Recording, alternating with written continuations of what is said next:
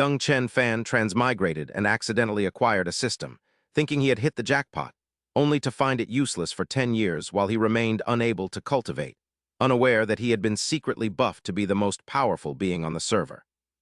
Whether it was music, chess, calligraphy, painting, or even debt collection, he mastered everything, and a few casual strokes of his pen could manifest the very will of the heavenly Tao. Simple painting of his could turn the world upside down, and today, while out hunting with his bow, Chen Fan spotted a person and an eagle engaged in a fierce battle in the sky. Seeing a beautiful woman in distress, he immediately drew his bow and shot at the black eagle, which looked down on him as one of the 4 great guardians of the 100 Beast sect. The eagle thought a mere mortal was no threat, but before it could even screech, it was killed by his arrow, after which Chen Fan rescued the girl and brought her home to recover. An hour later, the girl woke up. She was Yi Jingyu, the sect master of the Jade Sword sect, and she found Chen Fan's soft bed so delightful that she rolled around in comfort. She soon realized the room was extraordinary, as every item was engraved with Tao patterns, and the calligraphy and paintings on the walls radiated spiritual energy that granted her instant enlightenment. In the blink of an eye, she advanced from the mid-stage spirit martial realm to the peak spirit martial realm, realizing with terror that her savior was a peerless expert. When Chen Fan returned to check on her, Yi Jingyu kept addressing him as a senior and an expert while thanking him profusely. She gazed at him with the admiration of a fangirl meeting her idol, leaving him baffled and thinking that while she was beautiful, her mind seemed tragically unstable. Yi Jingyu suddenly knelt to ask to be his disciple, making him think that as a martial artist wanting to learn from a mortal, she truly had mental issues. Fearing she might kill him if she lost her mind, Chen Fan decided to turn her away by confessing that he was just a mortal who could not accept disciples. These words left Yi Jingyu deeply disappointed, yet she wondered why such a senior would claim to be a mere mortal until a realization struck her. She concluded that the senior was posing as a mortal to experience the mundane world, having long ago seen through the red dust as a true peerless expert. Even the way he sat and grilled meat exuded the aura of a sage educating all living beings, though his drooling from hunger looked remarkably realistic for an expert. Meanwhile, at the Jade Sword sect, a horrific battle had occurred, and sect master Yi Jingheng roared in rage at the elders who had betrayed the sect for the enemy. Standing before him were the 3rd and 7th elders, who mocked the old man for being stuck at the peak of the spirit martial realm for 30 years. They claimed there was no point in following him since he couldn't break through, and the Jade Sword sect was destined to be destroyed by the 100 Beast sect. Yi Jingheng trembled with fury, calling them shameless for ambushing him, but Qin Wu, the young sect master of the 100 Beast sect, suddenly interrupted him. With an arrogant expression, Qin Wu told him that only those who recognize the trend of the times are heroes, and offered him an elder position if he surrendered. His arrogant words only fueled Yi Jingheng's anger, and he declared that the 100 Beast sect was not worthy of his surrender. Qin Wu smiled triumphantly and ordered his death, but just then, a swift figure appeared in the sky to confront the shameless traitors, Yang Tai and Li Teixin.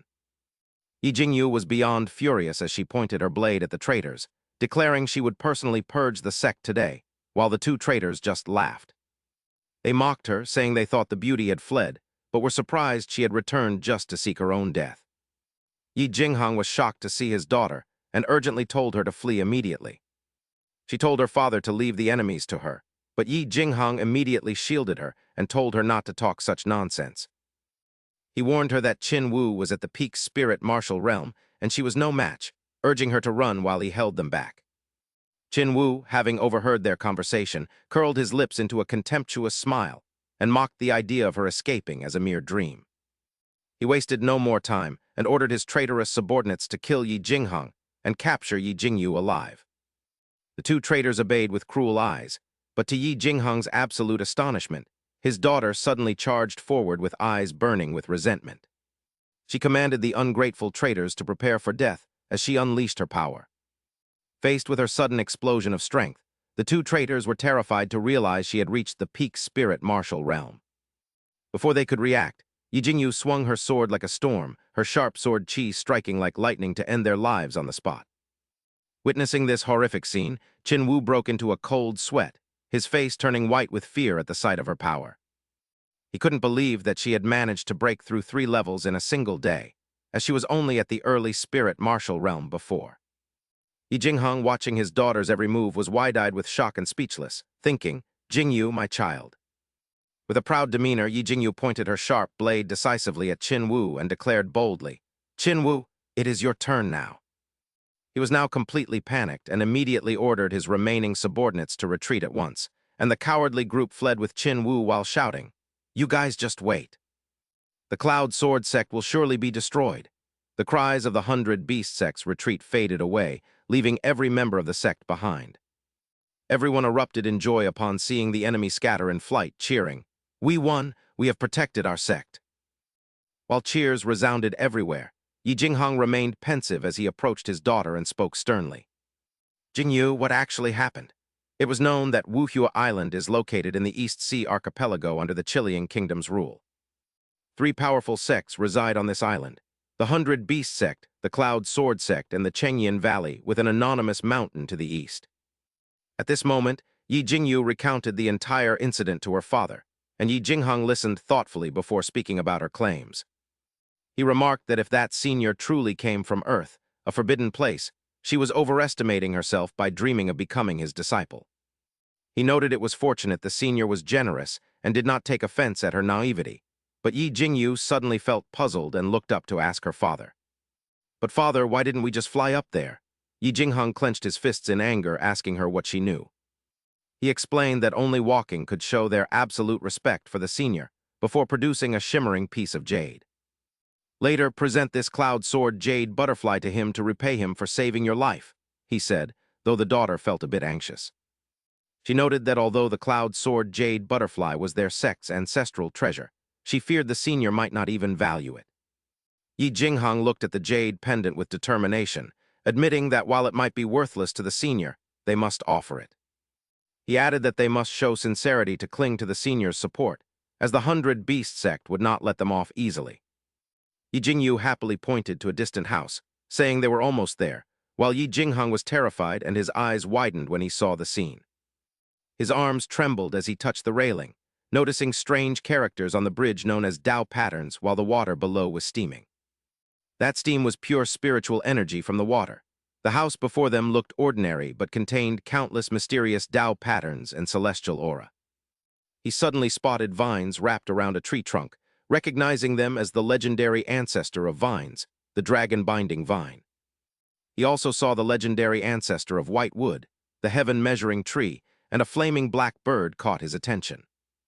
It was the legendary ancient beast, the solar golden crow, and the bird's eyes suddenly glowed with a terrifying intensity. Yi Jinghong felt an overwhelming pressure and instinctively collapsed to the ground when his eyes met the bird's, prompting Yi Jingyu to ask if he was all right. She wondered if a powerhouse from Earth was truly that terrifying, while Chen Fan was leisurely picking his teeth and muttering about a carefree life in the mortal world. Suddenly, a knock sounded at the door, surprising Chen Fan, who wondered who would visit his place before calling out, I'm coming, I'm coming. After opening the door, he was surprised to see the 2 guests, as Yi Jingyu greeted him with a radiant smile. Young Master Chen, I'm so sorry.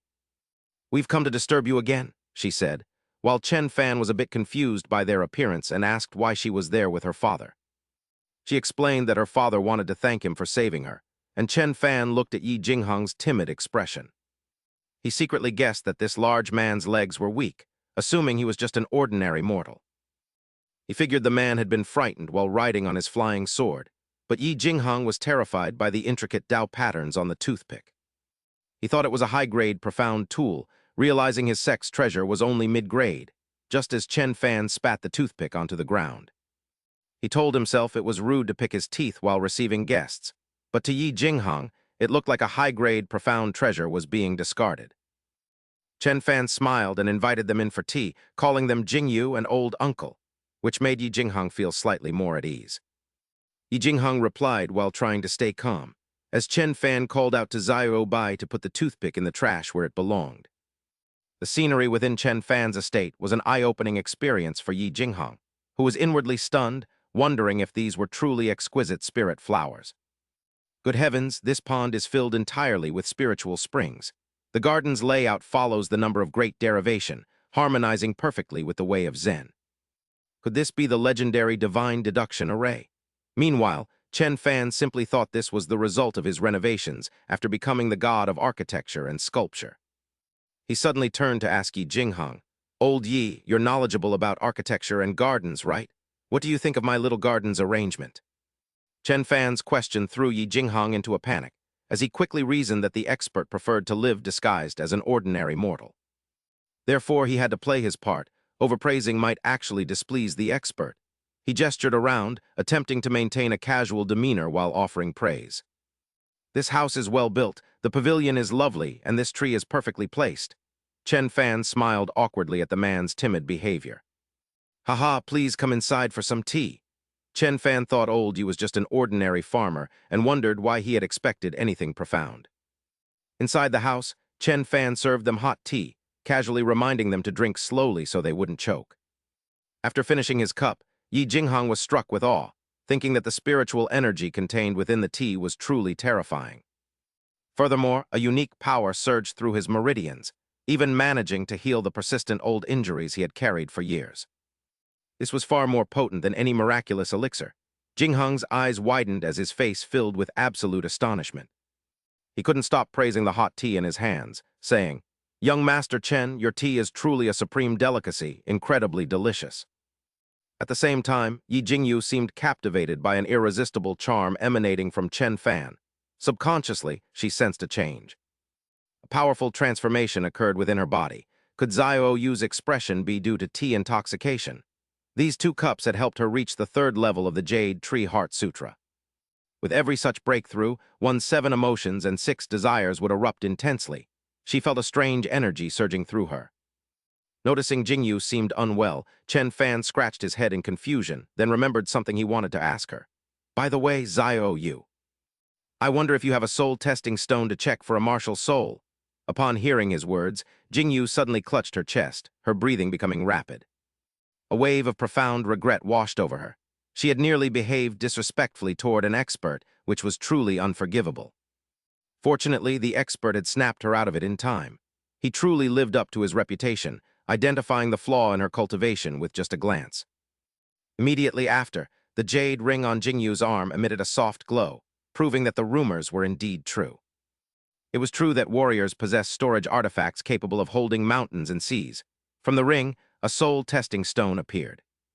Jingyu gently set it down and said, "Young Master Chen, just place your right hand on the palm print on the stone."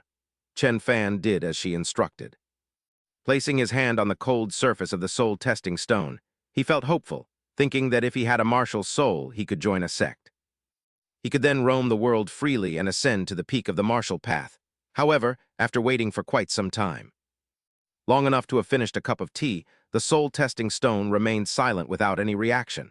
Chen Fan turned his gaze toward Jingyu. Filled with doubt, he asked, "The stone hasn't reacted at all. Does this mean I don't have a martial soul?" Jingyu was also stunned.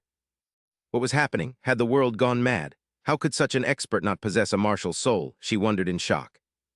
In deep disappointment, Chen Fan sighed heavily and walked away, muttering that it was no wonder the system had abandoned him since he was just a failure.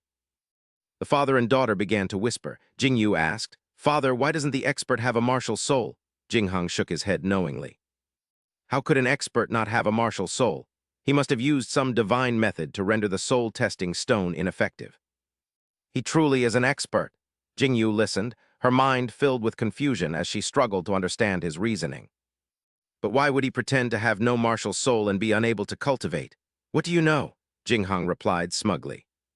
Looking like a prophet who had uncovered a great mystery, he said, "An expert becomes immortal to experience the sour, sweet, bitter, and spicy flavors of life." "And for a mortal, what is the most painful thing?" "What is it?" Jingyu asked eagerly, suddenly realizing the answer, having no martial soul.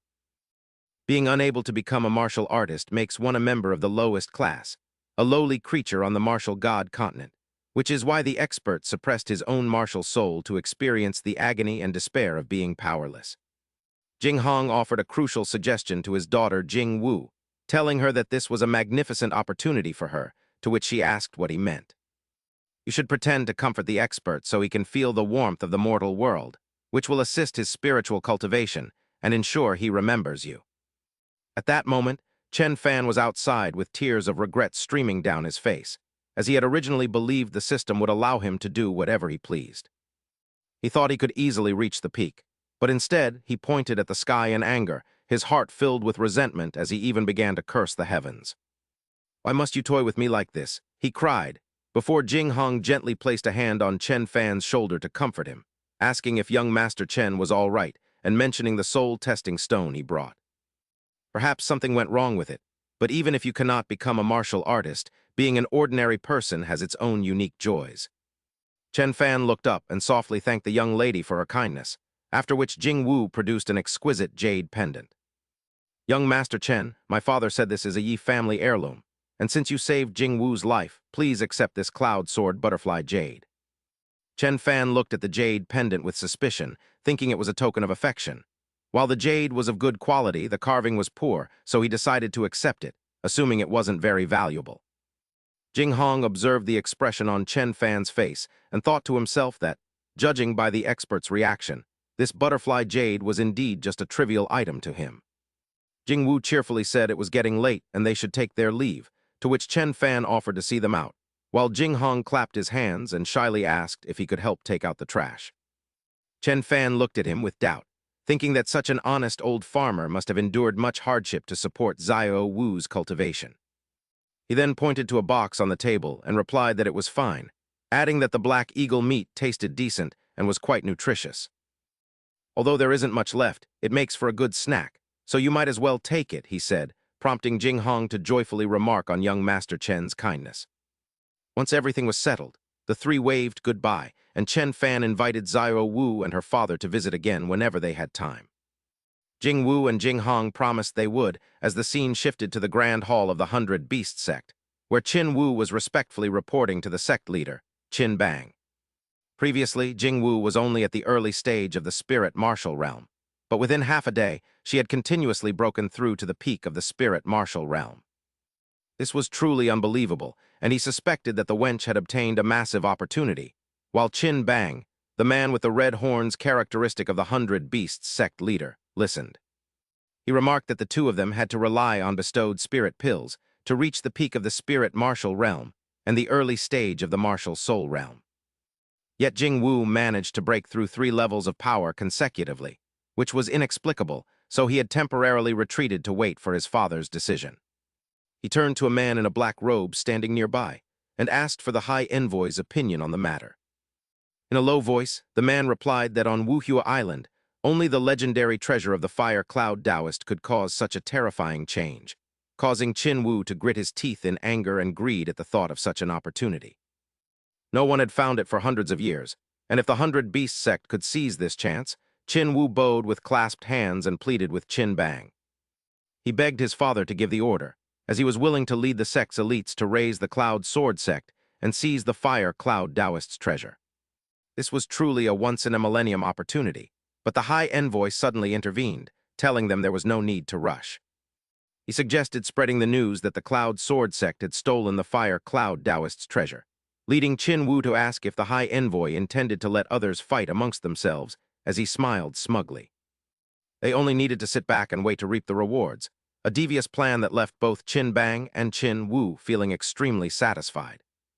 Soon after, their loud, conspiratorial laughter echoed outside the 100 Beasts sect hall, while Jing Wu and Jing Hong were on their way back. Jing Wu excitedly told her father she was ready and asked him to open the trash bag they had taken from Chen Fan's house, which Jing Hong did with a solemn expression. He believed high-grade profound tools were inside, and as soon as the bag was opened, a blinding light and a powerful aura suddenly burst forth. The two recoiled in shock at the intense aura, amazed that the expert's trash bag was filled with low-grade profound tools, proving he was truly a powerhouse from Earth. Jing Hong then pulled a used toothpick that Chen Fan had discarded from the bag, and both were stunned to see a strange light shimmering on the tiny object. They realized that if this toothpick were used with full force, it could likely level an entire mountain range, proving how terrifying the expert's treasures truly were. Jing Hong looked at the small pieces of eagle meat in the box and thought to himself that he had originally planned to return to the sect and wash up. After offering incense in worship, they slowly savored the food bestowed by the expert, but it was truly too alluring to resist. "There isn't much meat left, so why don't you eat first, father?" Jing Yu said generously as Yi Jinghang began gnawing on a hawk bone. Only a tiny scrap of meat remained, yet a single bite moved him to tears of shock. It was packed with dense spiritual energy and an incredible flavor. Unable to restrain himself, he devoured every remaining scrap in the box, causing his body to explode with power and his clothes to tear apart. "Is this the power of the soul martial realm?" he exclaimed in shock as Jing Yu watched her father break through, realizing he had finally surpassed the peak spirit martial stage where he had been stuck for 30 years.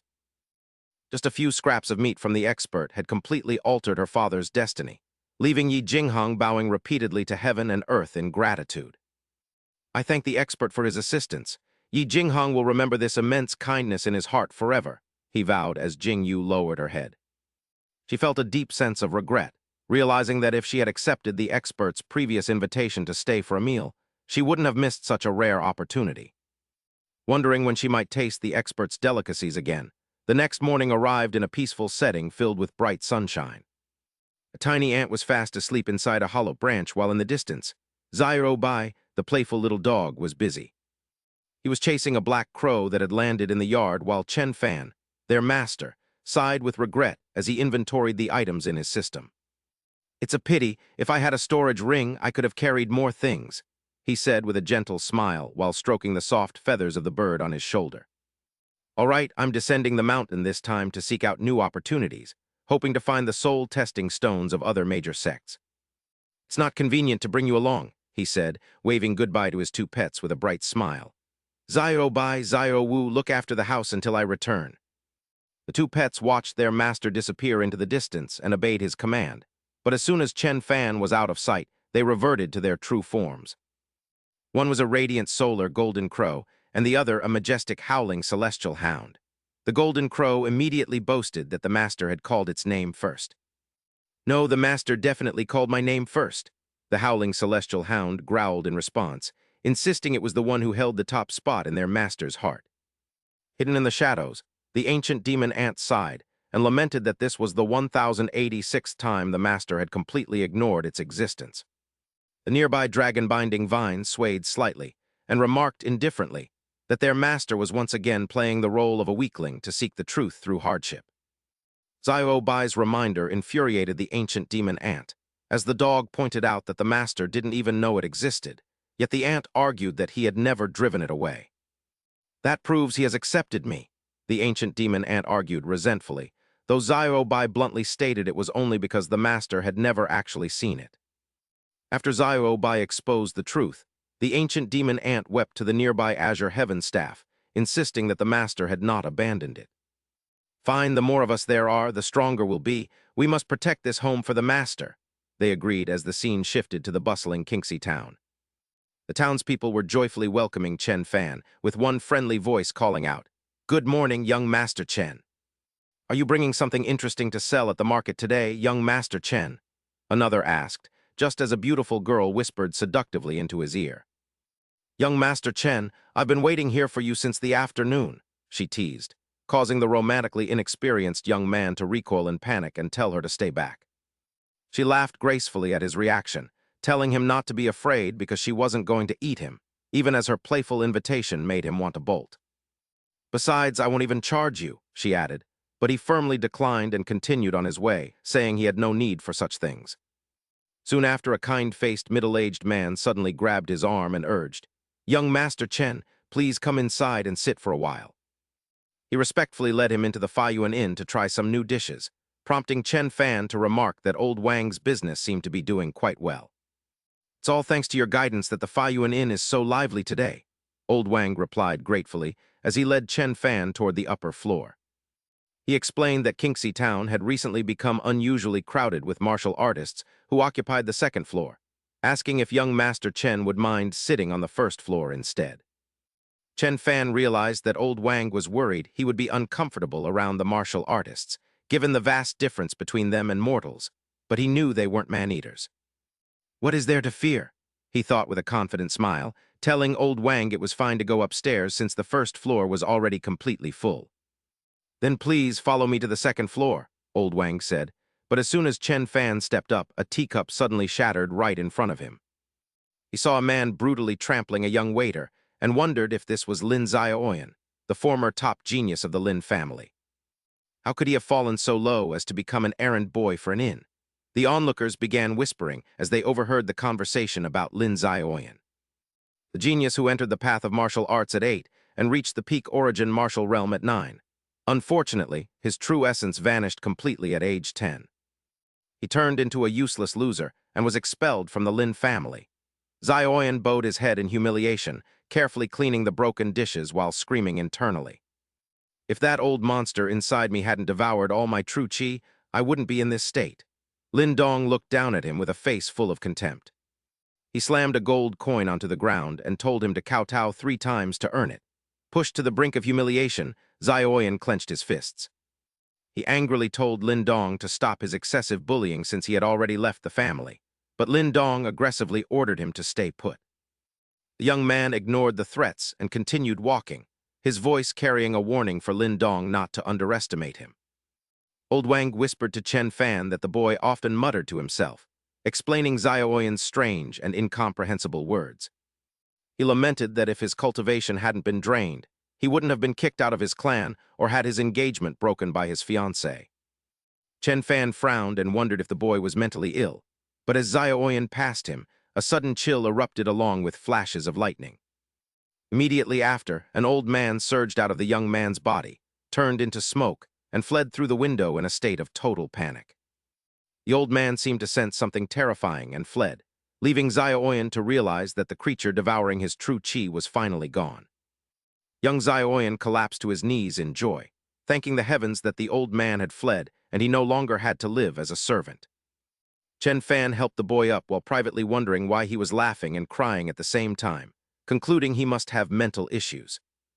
Xyoan believed that the old man had been scared away by this big brother, who must have seen his plight and decided to help him. He nodded repeatedly to Chen Fan's surprise and thanked the senior for saving him, though Chen Fan insisted he was just helping him stand up. Chen Fan replied in confusion as Xyoan, covered in tears, gripped his hand tightly while Chen Fan urged him to get up quickly. Xyoan wondered why the senior had no martial aura, while Lin Dong mocked them both as trash for kneeling to a commoner. Lin Dong claimed Xyoan had disgraced the Lin family, causing Xyoan's rage to flare as he told Lin Dong that insulting him was one thing. He questioned how Lin Dong could insult others, but Lin Dong just laughed and mocked them both for being useless together. Chen Fan patted Xyoan's shoulder to comfort him, but the young man was shocked to feel a surge of immense power flowing into his body from that touch.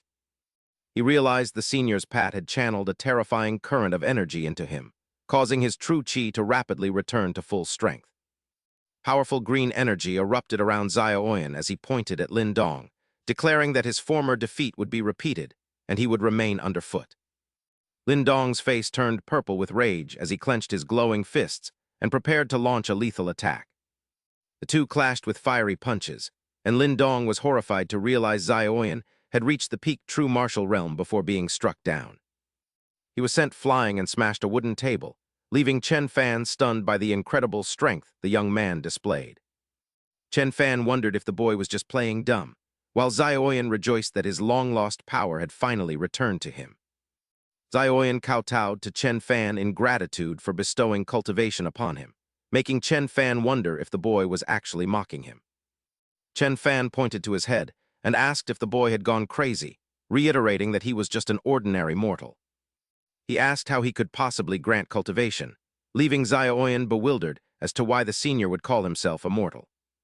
He wondered if the senior was just pretending to be a mortal while traveling the world, and decided not to expose his true identity. Old Wang ignored the drama and served Chen Fan the latest dishes from Faiyuan Inn, while Xyoan vowed to never forget the senior's kindness. Lin Xyoan promised to find and repay him once he achieved success, as he currently had nothing to offer in return. With a cold glint in his eyes, the young man stood up and left with firm steps, determined to reclaim everything he had lost from the Lin family. During a modest lunch, he sat across from Old Wang, chatting while they enjoyed the hot food. "Young Master Chen, I see you are carrying that bundle. Are you perhaps planning to travel far? I want to find a martial arts sect to join as a disciple, hoping to refine and develop myself." Hearing this, Old Wang's face brightened instantly as he said cheerfully, With young Master Chen's profound knowledge and exceptional talent, the famous martial sects will surely compete to recruit you. He smiled faintly, placing a piece of savory meat into his bowl. Yet his mind drifted to a private thought. I simply lack a martial soul. Could it be that Xiao Wu's soul-testing stone was actually broken before? Leading to a skewed result. Just then, old Wang seemed to recall something important, his face lighting up with excitement. Ah, that's right. I heard that Shengyin Valley, one of the great sects, is currently conducting martial soul testing in nearby Kinxy town.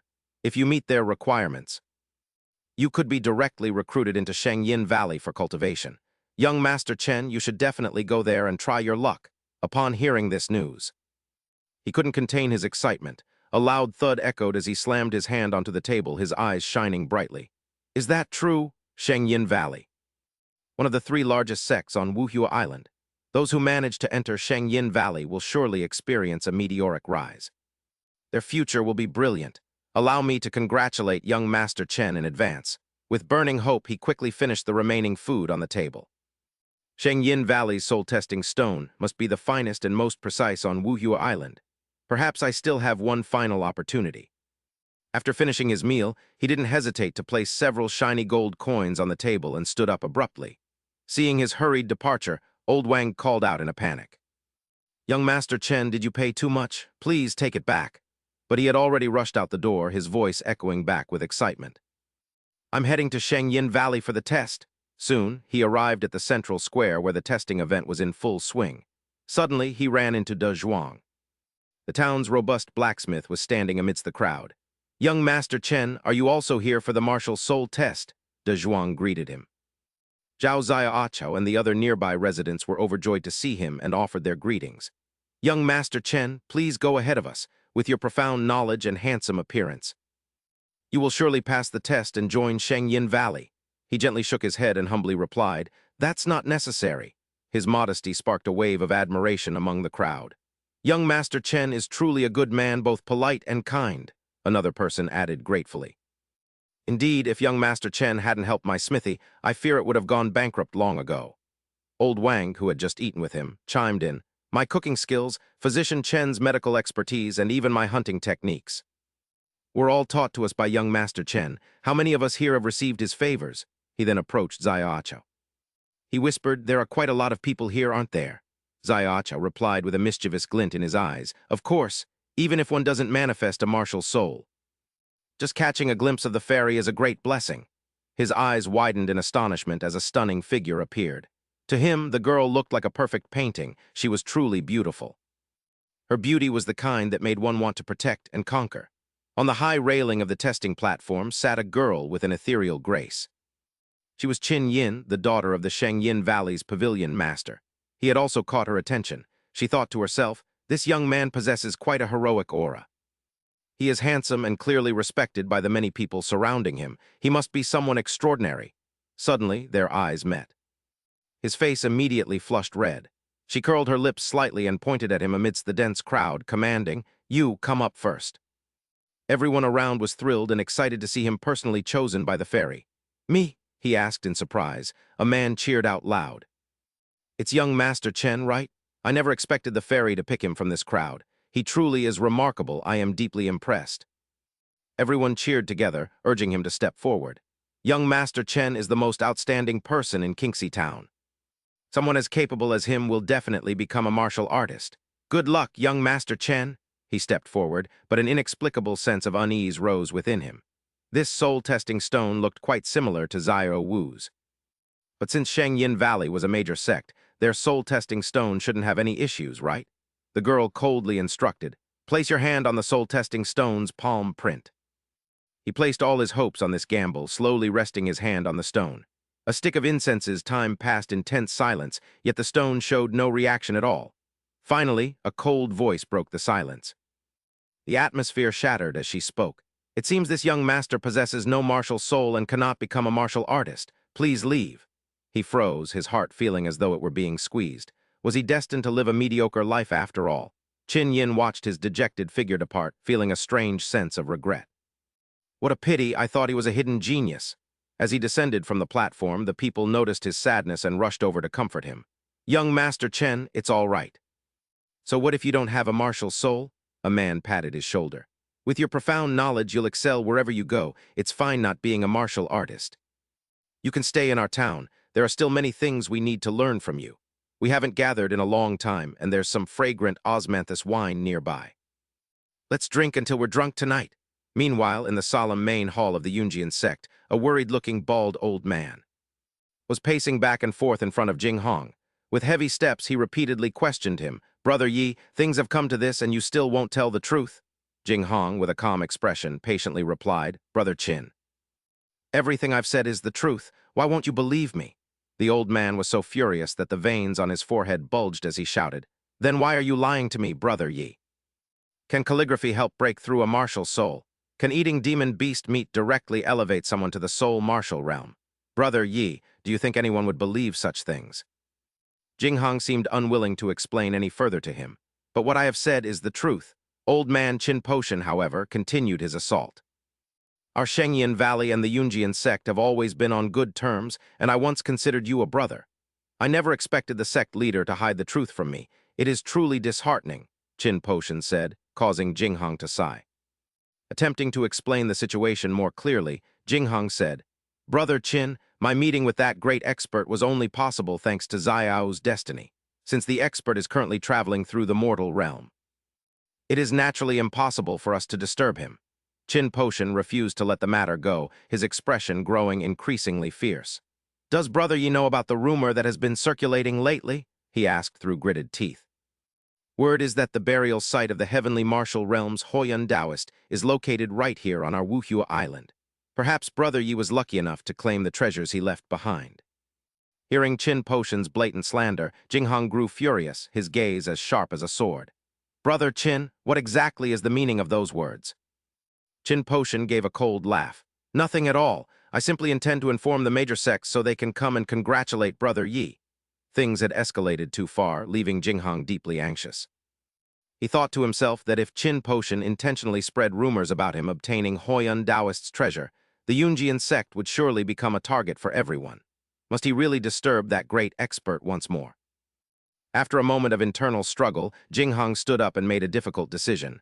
I truly thank you. You want to meet the expert, don't you? Fine, I will take you there. However, you must absolutely refrain from mentioning cultivation or anything related to the martial path in his presence. Qin Potion curled his lip, his eyes filled with doubt. Very well, that is no problem. I, on the other hand, want to see just how much longer you can keep up this charade, old man. Jing Hong's face darkened as he turned to head inside. Wait for me to call Xiao to come along. With her there, I hope the expert will not take offense at this intrusion. Qin Potion smiled triumphantly. In that case, let us pick up Yinner as we pass through Kinxy town. It would be quite amusing to see Brother Yi lose face in front of the younger generation. Soon, the four of them, Jing Hong, Xiao, Qin Potion, and Qin Yin, set off. Riding on flying swords, they made their way toward Chen Fan's residence. Along the way, Qin Yin felt a sense of unease and doubt. She turned to ask her father, Father, is what Uncle Yi said really true? It sounds quite hard to believe. Qin Potion maintained his look of disdain. It is nothing but a lie. Just watch how I expose him. As they neared the area of the house, Jing Hong and Xiao descended to the ground. Jing Hong reminded Qin Potion, we are close to the expert's dwelling. We should walk the rest of the way to show our respect. But Qin Potion ignored the warning and scoffed at his daughter. Is there any need for that, Yinner? We shall continue flying. Seeing them refuse to listen, Jing Hong shouted in a rage, Qin Potion, how dare you? Beside him, Xiao was also struck with panic. Father, what should we do? Jing Hong immediately urged her forward to give chase. If we offend the expert, we are both as good as dead. At that moment, the father and daughter pair landed softly, yet with an imposing aura right before the gate of the young man's simple cottage. His gaze swept over the surroundings, a contemptuous smirk appearing on his lips. This desolate place where even birds refuse to land is supposed to be the seclusion spot of a powerhouse. Do ye Jing Hong and Xiao truly take me for a 3-year-old child who is so easily deceived? With an arrogant gesture, he thrust his hand forward. Instantly, the surrounding air vibrated violently as dark purple lightning exploded and coiled together, forming a terrifying surge of electrical energy aimed directly at the peaceful house. I would like to see just how formidable this mysterious expert's strength truly is. Stop right now! As the warning rang out, a clap of thunder tore through the atmosphere. From above, several bolts of deep blue lightning suddenly struck down like dragon whips, aiming straight for his position. What? How is this possible? He cried out in utter shock, unable to believe his eyes, even though the two juniors beside him tried their best to assist. The power of that lightning was too overwhelming. He was unable to resist and was violently slammed into the ground, landing face first in a pathetic heap. Immediately, a massive, pitch-black silhouette radiating a heaven-shaking murderous aura appeared, blocking the path to the house.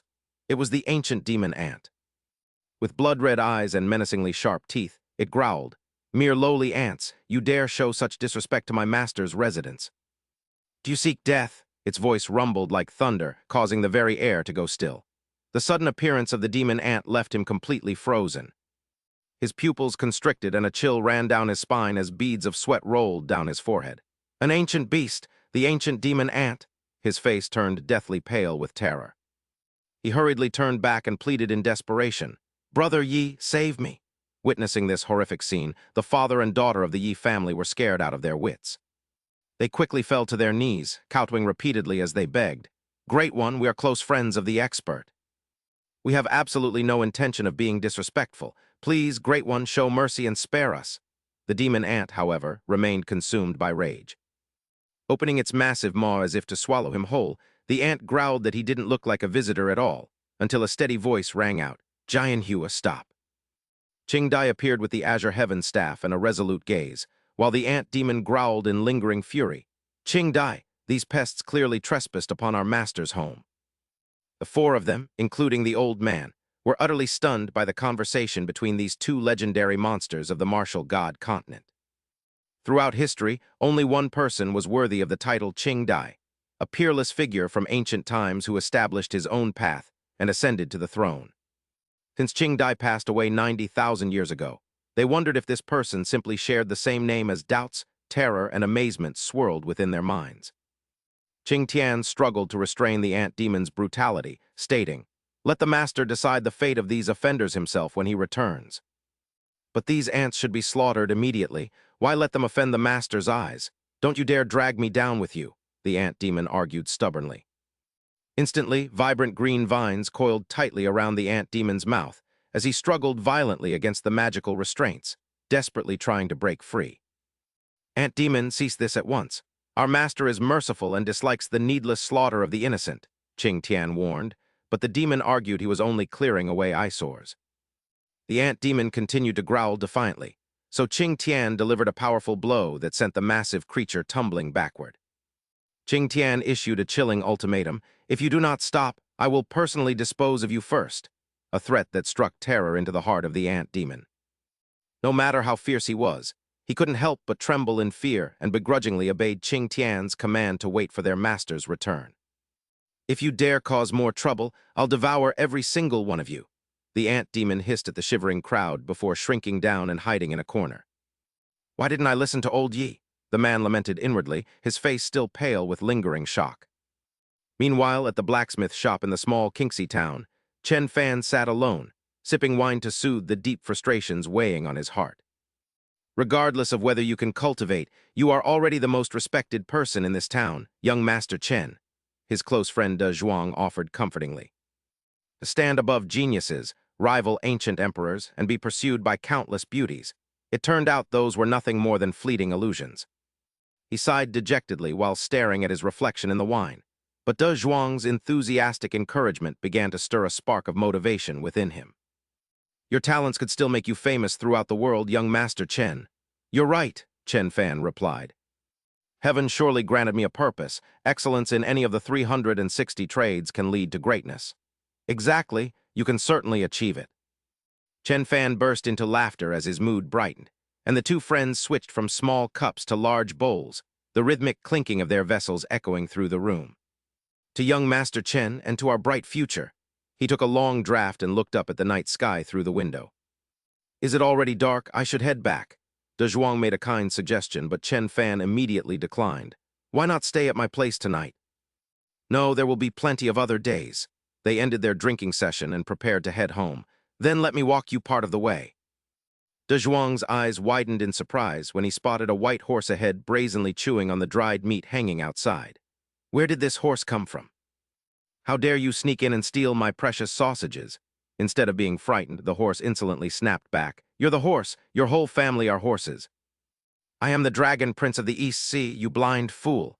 Seeing the two of them quarreling over a piece of meat, Chen Fan pulled a leather whip from his belt. Chen Fan shouted, "Spit it out, you beast, or I'll beat you to death." To which the horse replied, "An ant dares call me livestock. My backside is itching, so let me taste your whip." The horse, claiming to be a dragon prince, continued its stubborn provocation, so Chen Fan lashed the whip directly across its rump. With a sharp crack, the horse collapsed in pain, whimpering with tearful eyes. "How can a mortal hurt me so badly? This horse is quite pathetic with pain," Chen Fan remarked.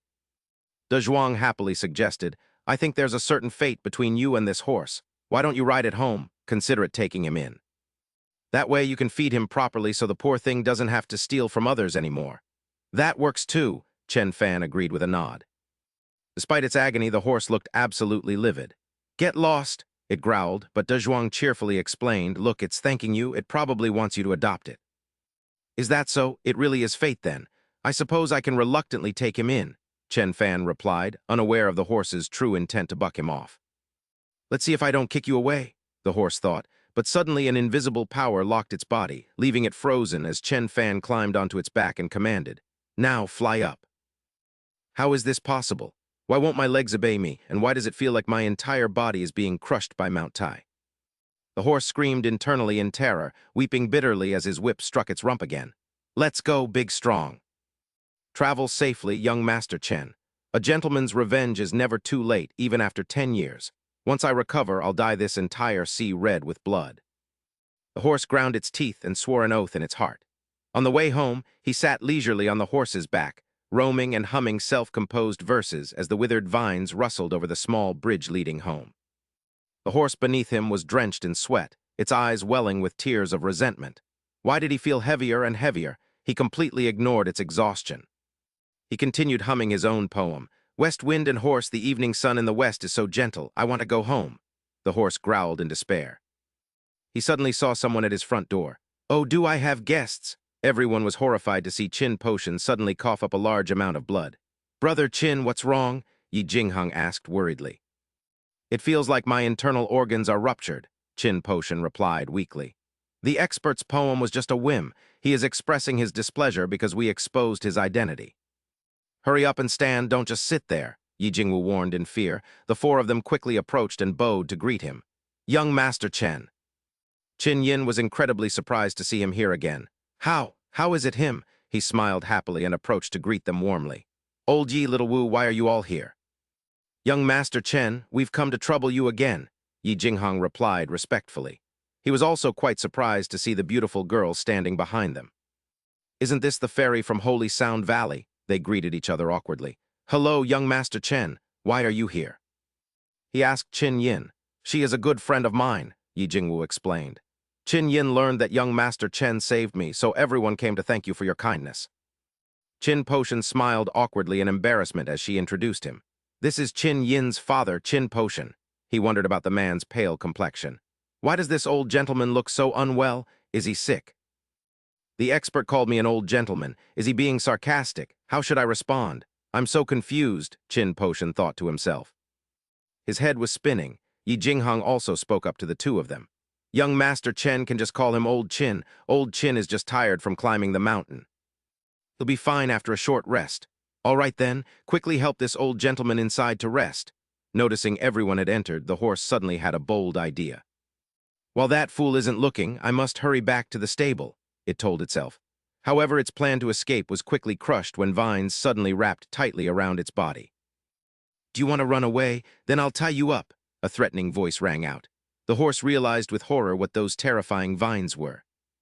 "Dragon-binding vines?" it exclaimed in shock.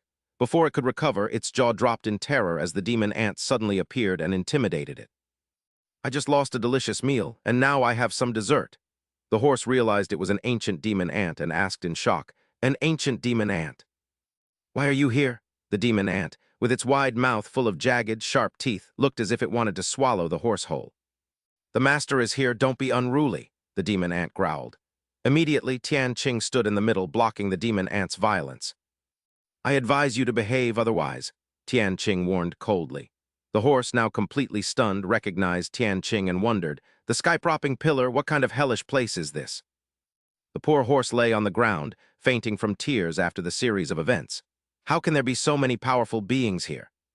"Forget it, I'll just lie down and rest, I'm exhausted," it sighed deeply. Inside the room, Qin Potion watched the Qin father and daughter drink tea and cursed them in his heart. The expert brewed the tea himself, yet they drank so crudely. "It's truly disrespectful to the expert." Qin Yin, sitting nearby, was a bit panicked and hurriedly reminded her father, "Father, drink it quickly." He obeyed and took a sip. Surprisingly, in his eyes, the teacup seemed to emit a mystical light. "My injuries have healed. Has the expert forgiven me?" he exclaimed in shock and emotion. Qin Yin felt a flutter in her heart as she glanced at the young man. On one hand, he causes injury, and on the other, he heals. The expert's methods are truly terrifying. He might be the strongest person I've ever met. The young man suddenly stood up, wanting to host them further. "Please sit down, I'll go cook something. You can leave after eating." Upon hearing the invitation, the Yi father and daughter immediately began to salivate. "The Black Eagle protector of the 100 Beasts sect," they noted to themselves. However, the Qin father and daughter did the opposite, rushing to stop him. "If the expert cooks personally, won't it shorten our lifespans?" Old Qin said worriedly, "There's no need. Visiting unannounced is already embarrassing enough. How could we continue to trouble you?" Qin Yin added. "That's right, young Master Chen. It was already a great honor for you to brew tea for us." The young man smiled cheerfully and turned to ask Old Yi's opinion. "All right then, Old Yi, what about you and little Wu?" Old Yi quickly replied, "Young Master Chen, Old Qin is right. It's getting late." "Definitely next time," Yi Jingwu lamented in her heart. "Is it possible I can't even refuse? Old Qin has ruined me." She smiled, though her eyes were still watery. They replied that they did not dare trouble young Master Chen again, but in her heart, she was frustrated and yearned to stay. She pleaded internally for him to insist, promising she would nod eagerly, and when the young man happily agreed, both families felt a mix of emotions. "All right, you must stay for dinner next time," he said, leaving Old Yi and Po Tian wondering when that next time might actually come. Meanwhile, the Qin father and daughter wondered if the expert truly wanted them to return, realizing they needed to be more tactful in the future. The young man suddenly stopped, remembering that since Old Yi had given him a jade pendant, he ought to return the favor with a gift. He then turned to them and said, "Old Yi, wait a moment, I have something for you," before producing a hoe to give to the old man. "Old Yi, I made this hoe myself. Perhaps you can find a use for it," he said, while Jing Hong stared in shock at the strange glow emanating from the tool. As the young man casually handed it over, Jing Hong gasped in amazement, realizing this item far surpassed even the finest profound weapon. "Are you truly giving this to me?" he asked, unable to believe his eyes, while the Qin father and daughter watched the scene in utter disbelief. They marveled at Old Yi's incredible luck as Jing Hong took the hoe with trembling hands, so overwhelmed with joy that he was on the verge of tears. "It is just a small token of my appreciation. Please take it," the young man smiled, while Old Yi emotionally thanked young Master Chen, expressing how much he loved the gift. The young man wondered why a simple hoe moved the old man so much, and decided he should help Old Yi more in the future as he waved them goodbye. "Farewell, young Master Chen, we will certainly visit again," Old Yi promised, and Jing Wu also called out his goodbyes. Po Tian stared longingly at the hoe in Old Yi's hands and pleaded, "Brother Yi, please, just let me touch the tool the expert gave you for a moment." "I promise I won't steal it," Po Tian begged, but Old Yi flatly refused, accusing him of having the audacity to try and take credit for his own fortune. It was a rare chance to share a meal with the expert, yet they had dared to decline. They knew that if they had stayed to eat, our cultivation would surely have reached the next level, Qin Yin added, while Old Yi argued that he didn't dare presume upon the expert's generosity.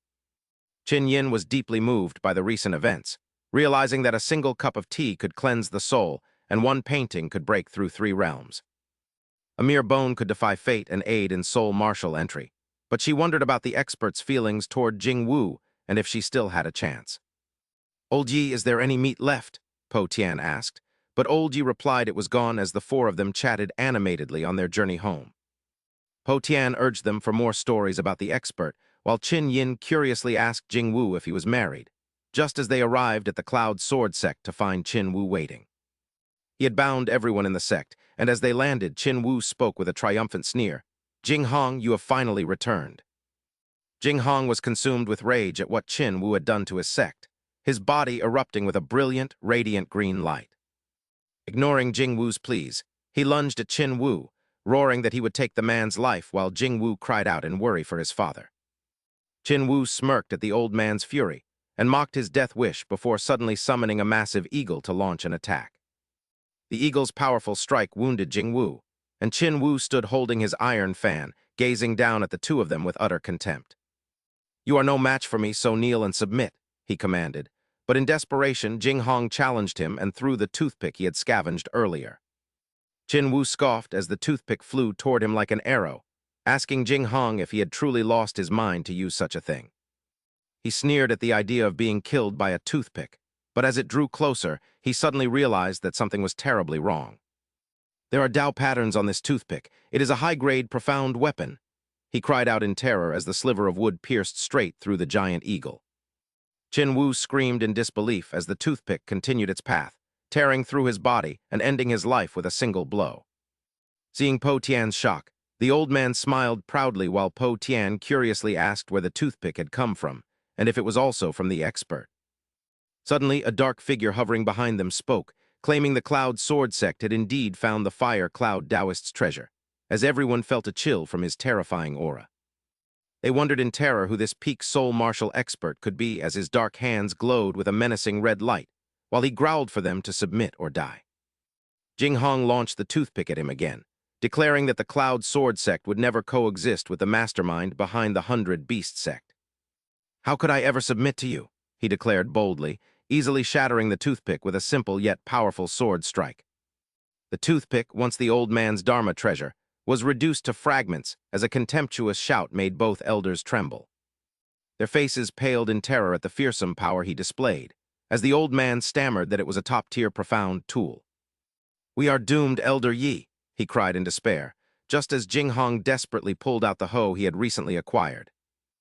Gritting his teeth in determination, he watched as a cold blade of sword chi surged toward him with murderous intent as the enemy roared for him to die. Jing Hong felt a mysterious force from the hoe drain his spiritual power like a bottomless pit, panicking as it sucked him dry and forcing him to call for aid. "Elder Qin, my spiritual power is insufficient. Help me quickly," he shouted, and in that critical moment, everyone present rushed to assist without hesitation. They poured all their remaining spiritual power into the seemingly useless farming hoe, causing an unexpected resonance within the blade. It not only parried the fatal sword chi, but also left the enemy stunned, as he had never witnessed such a bizarre phenomenon in his entire life. "What on earth is this hoe?" he exclaimed in shock as the tool suddenly expanded after absorbing enough spiritual power. It transformed into a massive object radiating brilliant light, revealing itself to be a high-grade Dharma treasure of the top-tier profound rank. Seizing the opportunity, Jing Hong roared at his opponent to be struck down as the enemy retreated in terror, his face pale before the giant blade. With earth-shattering momentum, the hoe outpaced him and split him in two instantly, leaving everyone to collapse in exhaustion from their drained spiritual power. Fortunately, the expert's Dharma treasure saved them, shrinking back down and flying obediently into Jing Hong's hand once its task was finished. Still in shock, he stared wide-eyed at the hoe, cradling and kissing it like a priceless treasure more precious than a golden egg. It seems the expert had planned this all along, he realized, as another asked in confusion while Jing Hong looked up with newfound enlightenment. "The expert gave us the toothpick, and then this Dharma tool to resolve the crisis, which must surely carry a profound hidden meaning." "A hidden meaning," he mused, raising the hoe high as he gazed into the distance and reached a bold conclusion. He suggested the expert was implying they used the hoe to save all living beings, a wild theory that intrigued everyone as they imagined the world as a grand chessboard. "All living beings are merely chess pieces in a massive game, and I am fortunate enough to have become a piece moved by the expert's hand." Another eagerly asked if they could also become the expert's chess pieces, while Po Tian clung to his leg, weeping and begging to join them. Jing Hong folded his arms and shook his head solemnly, asking if they truly believed it was easy to serve as the expert's chess piece. "You are currently unqualified," he said, looking at them with expectation, "but there is no need for you to feel discouraged just yet. At the very least, you are active candidates. If you keep striving through this probationary stage, you will eventually succeed. You will soon become the progressive youth of the martial god continent, inspiring the two women to vow they would catch up to the expert's footsteps. They cheered in joy, determined to join the continent's progressive youth and serve the expert, starting their mission to save the world at the 100-Hand Sect. They fought for the expert, and by the next morning the horse was grumbling incessantly as he placed the familiar saddle upon its back. "I am the crown prince of the East Sea Dragon clan, yet you treat me like a lowly beast," it thought, preparing to kick him as he attached the plow. However, it cowered in fear upon seeing the menacing expressions of the other divine artifacts, pleading with them not to be so tense. It quickly feigned innocence to ease the tension, claiming it was merely stretching its legs after standing for too long. Chen Fan scolded the horse for its lack of cooperation, reminding it that he was giving it a choice in how it was being raised. "Do you want to plow the fields or be steamed for dinner?" The poor horse could only accept its fate and work the soil for him. It let out a soft whimper. It felt utterly humiliated that a dragon, meant for a life of luxury, was now reduced to tilling the earth. "The vast ocean is my home. I just want to go back to my mother." Suddenly, it sensed a strange surge of energy coming from behind. The ancient runes etched into the plow caught its attention. The horse jumped up in sheer excitement. The divine scripts on this land were actually healing its wounds. As its strength began to recover, it suddenly started plowing like a maniac. He was surprised, wondering if the horse was in heat. Its sensitive reactions were far too obvious. He marveled, thinking this beast must have been an ox in its previous life. The horse was in a state of euphoria. It fiercely retorted in its mind that an ox couldn't possibly compare to its plowing skills. However, he continued to criticize the animal. Could it be that plowing is its favorite activity? It's just a bit too thin to be used as a mount, which is a pity. Hearing this, it immediately flexed its bulging muscles. "No, I can do it. Don't let my thin frame fool you. My bones are packed with meat." But deep down, its pride was wounded by the insults to its physique. "I want to eat and get fat, even if I have to endure eating these wild weeds. I'm staying here to farm. It's actually quite easy to maintain. I should find a chance to thank De Zhuang for giving me such a useful workhorse." Beads of nervous sweat rolled down its face after it took a bite of the weeds. Those ordinary-looking blades of grass felt transcendent, nearly forcing it back into its dragon form. "This flavor is 10 times better than jade nectar. This is immortal grass." Just then, Xiao Bai approached and barked to get his attention. "Woof woof, do we have guests?" Hearing the call, he prepared to leave but didn't forget to instruct the horse. "Work hard, horse. I'll reward you with some fresh green grass tonight." Green grass, the horse was moved to tears, its nose running after hearing that promise. "I will plow this field. I'll show this expert that no dragon in the world is a better farmer than me. No, I am a beast of burden. I declare myself a plowing beast." Xiao Wu flew by and saw the horse's behavior. The horse was cherishing the grass like a treasure, which was quite confusing. "These are all mine. No one can have them. Is this horse sick?" The 4 of them arrived to see young Master Chen Fan again. "We've come for a casual visit. We hope we aren't disturbing you." He replied calmly that he had nothing special to do today besides farming, so it was no trouble. The Yi father and daughter began to overthink his words. The expert's mention of farming must mean he's saving the world and all living beings. I knew I guessed correctly. The Qin father and daughter felt the same way, nodding in unison. The expert is right. I must become his pawn. I will also toil for the expert. Do you 4 have some business with me? Jing Hong quickly replied that the Ho young Master Chen Fan gave them had extraordinary effects. "We've come specifically to thank you for your great kindness." He scratched his head with a joyful smile, saying it was just a Ho and there was no need for such formality. Old Yi and his daughter are certainly well-mannered. An image of an intimate moment with Jing Wu flashed through his mind. If only that could happen, I'd be so happy. Jing Wu held a small rabbit in her arms and asked gently if the young master liked the rabbit they had happened to catch. "Miss Yi, I like it very much."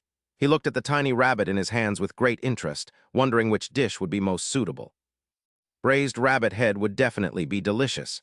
He stroked the rabbit, but his mind was filled with 2 completely different thoughts. "I was just thinking about buying some small animals to raise, so thank you for the gift." He spoke nonchalantly to old Yi. He set the rabbit on the ground, thinking it would taste better once it was fattened up. Its soft fur could even be used to make warm gloves. Witnessing his blunt actions, the Yi father and daughter showed conflicting expressions. Old Yi gave a forced smile, but his eyes held a deeper meaning, thinking young Master Chen Fan was quite the joker. "This rabbit is very gentle and won't run away. Or is the expert hinting at whether it will betray him once it grows up?" Meanwhile, the rabbit ignored their conversation and looked up at him with delight as he rubbed its head. An irreverent thought flashed through its mind. Even though I'm just an ordinary animal, don't you dare touch my head so casually. Even so, the sensation was actually quite pleasant. Suddenly, another small creature appeared. It was Xiao Bai, drooling uncontrollably. It shrank back in terror, sensing a delicious aroma. Don't you come any closer. In an instant, a mysterious vine rose from nowhere. It wrapped tightly around the rabbit. Be careful now. Good heavens, what on earth is this? A strange, pale face appeared on the tree trunk, terrifying Xiao Bai even more. Why is it so ugly? Is it smelling me? The other divine artifacts in the garden were already used to such oddities and immediately surrounded the newcomer. This grasshopper is huge. Another rival for favor has appeared. Overwhelmed by so many divine occurrences, Xiao Bai was so terrified that he collapsed to the ground, wailing piteously. Who am I? Where am I? I didn't provoke any of them. Chen Fan led everyone to the small kitchen in the back garden, since they had traveled all this way. Why not stay for dinner? The two beautiful girls immediately stepped forward to offer their help to young Master Chen, saying they could help him wash the ingredients. However, to his surprise, all four of them, including the Yi father and daughter and the two girls, quickly rushed into the kitchen to start working on different tasks. Then I shall chop the vegetables. Let me light the fire. Qin Potion could not help but be horrified when he saw the ancient Tao patterns. Engraved on his ordinary kitchen knife, he hurriedly warned Old Qin. Old Qin, this vegetable knife looks quite sharp. You should be careful. Those Tao patterns were clinging to this peerless divine weapon. Then, he was surprised again when he saw Old Yi take out a lighter. It was a lighter, one click and there was fire. However, something felt wrong, as lighters shouldn't exist in this era. The two old men couldn't contain their panic when the flame erupted from the lighter. This flame was the legendary Samadhi true fire of the burning heaven sea, seeing them act like children playing with fire. He could only think to himself that although warriors on the divine martial continent possessed extraordinary power, Earth's technology would always remain an inexplicable miracle. The two girls looked into the wash basin. Seeing the unusually clear water and feeling the dense spiritual energy rising, they couldn't help but exclaim that this stream was 1,000 times purer than the holy spring. A single sip of this endless water was equal to a month of hard cultivation. With expressions of extreme enjoyment, the two immersed themselves in the cool spiritual energy rising from the water. The spiritual energy was so dense, sweet, and refreshing. The water seemed to transport the two beauties to a fairyland, filling their bodies with a sense of euphoria. He coughed lightly, interrupting their moment of bliss. I'm sorry for troubling everyone. The two girls were startled and thought in a panic. Oh no, were we caught? Surely the expert won't be angry. He gently rubbed his head, feeling a bit overwhelmed by what was happening in the kitchen. Indeed, the people of the divine martial continent really knew how to enjoy themselves. Let me pour you two some tea. A moment later, he began to showcase his divine cooking skills for them. The aroma from the frying pan wafted into every corner of the kitchen. The two beauties were stunned to see that the Tao seemed to exist even within the scent of the food. Heavens, this is a phenomenon of heaven and earth. Young Master Chen, is this the great Tao itself stir-frying the food? All four of them, with ecstatic expressions, enjoyed the fragrant aroma of the dish. It smelled so wonderful that just one sniff felt like enough for a lifetime. After a while, the dishes were cooked and beautifully arranged on the table. Everyone, please try my cooking and see how it is. The four of them salivated at the sight of the delicious food. He had just picked up his chopsticks, preparing to invite everyone to eat. You don't need to. Before he could finish, they had already swept the table clean and even leveled up significantly. This sight left him feeling defeated. He had to put down his bowl and chopsticks. Where is the courtesy? Qin Yin had finished an entire carp, leaving only the bones, and then gave him a thumbs up. Young Master Chen's food is truly beyond reproach. He smiled happily upon hearing the sincere praise. They must be poor if they find these simple vegetarian dishes so delicious. Should I make a bit more for you?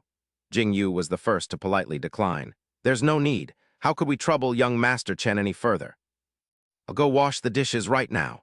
Let's wash them together, the other girl agreed. He thought to himself that warriors indeed do not easily accept favors from others. By late afternoon, the two beauties had washed all the dishes in the house until they sparkled. Young Master Chen, please stay your steps. Don't see us out. We've troubled young Master Chen too much today. Old Qin was still staring at the vegetable knife on the cutting board, his eyes unwilling to look away. Old Qin, what are you doing? Seeing how much he craved the knife, he spoke up. If old Chin truly likes this vegetable knife that much, I'll give it to you as a gift. Hearing this, he immediately grabbed the knife and rushed toward him with an excited expression, startling him. I am truly so moved. I Chin Potion will never forget this great kindness. Don't be so excited, let's talk slowly. He then searched through his pockets, looking for something to give in return, since Xiao Yu had given him a rabbit today. He felt he should give her a gift in return, but then he took out 2 handkerchiefs and gave them to both beauties. Here, these 2 handkerchiefs are for you. Seeing the exquisite patterns embroidered on them, the 2 girls were overjoyed. It was said that mortals gave hand-embroidered handkerchiefs to show their sincerity. Then young Master Chen's handkerchief must be his personal item. The 2 girls seemed to share the same thought. The expert was trying to express his feelings. Perhaps I should be more proactive. The expert might like me.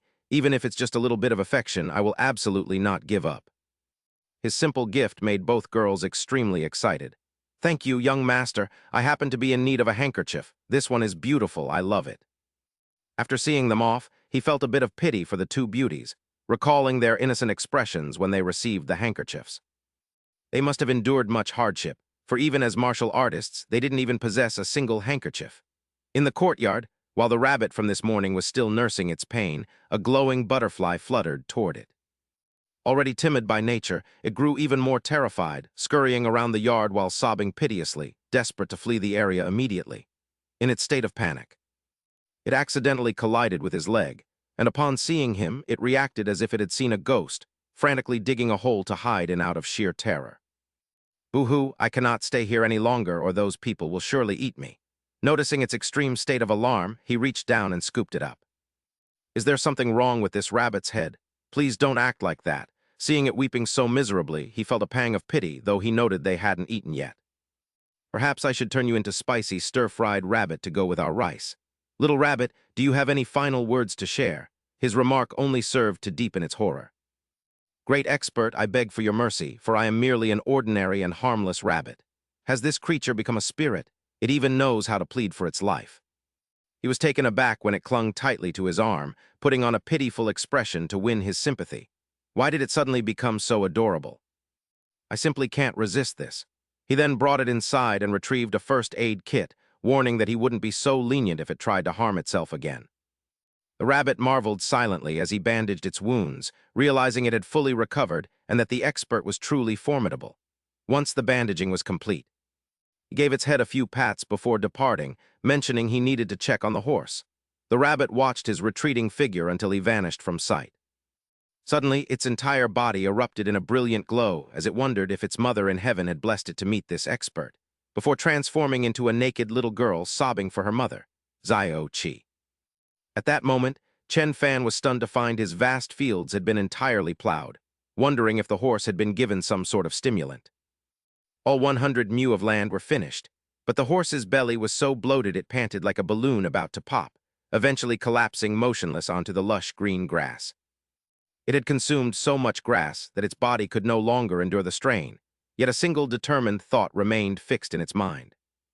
I must prove to the great expert that I am capable of more than just plowing. I can also eat enough to grow strong and worthy of being his mount. That is my true purpose. Its master, Chen Fan, was struck with panic at the sight and rushed over, his eyes wide with concern for the poor creature. As it tried to chew one last tuft of weed, he scolded it for wanting to eat itself to death and ordered Xiao Bai to fetch his medicine box before pouring a thick green liquid into its mouth. Despite the pungent medicinal odor filling the air, Chen Fan confidently urged it to drink the laxative he had prepared, promising it would restore its health. Nearby, Xiao Bai cast a sidelong glance at the horse. He cursed the beast in his heart, thinking it was merely a creature meant for labor that was foolishly dreaming of becoming a mount and bringing misery upon itself. The laxative soon took effect, causing the horse to groan in agony as tears and snot poured down its face while it wailed in protest. Sudden and horrific display of fireworks erupted as it expelled piles of manure as colorful as a rainbow, releasing an unbearable and overwhelming stench. Once the ordeal ended, the wretched horse slumped to the ground unconscious, lying flat and panting in a state of utter exhaustion. Its eyes were still clouded with confusion as to why it couldn't serve as its master's mount, while Xiao Bai approached with a cold, murderous expression. He moved slowly toward the horse, his voice raspy and full of threats, warning that it had crossed the line and that the butcher's knife would be next. He told it to remember its place from now on, to which the pained horse innocently asked what Xiao Bai's own status was. Upon hearing the question, Xiao Bai puffed out his chest with immense pride and confidence, declaring that he was, of course, the master's cherished pet dog. The following day at the Cloud Sword Sect, two beautiful women gazed at the item in their hands with eyes full of admiration and wonder. They expressed a deep longing to possess such a thing themselves. Meanwhile, Lao Qin, his bald head gleaming, was intently studying his reflection in a sharp kitchen knife before turning excitedly to Lao Yi. He asked if he was finally worthy of using the kitchen knife the great expert had bestowed upon him. Lao Yi stroked his silver beard and replied with scholarly gravity. Since the expert wishes to cultivate the world's fields, then all natural growth is but the harvest of heaven and earth. His gift of the knife is surely a sign that you should become the reaper who severs all to forge a new era. Jing Wu, Lao Yi's daughter, examined the intricate patterns on her gifted handkerchief and asked her father about the significance of the expert's gesture. With a mysterious and confident air, Lao Yi deduced that the sunset embroidered on the silk was an allusion to the fire cloud Taoist, suggesting the expert wanted them to seek out that man's legacy. He believed they were meant to seize the treasures left behind, though his explanation left Jing Wu feeling somewhat apprehensive about the expert's true intentions.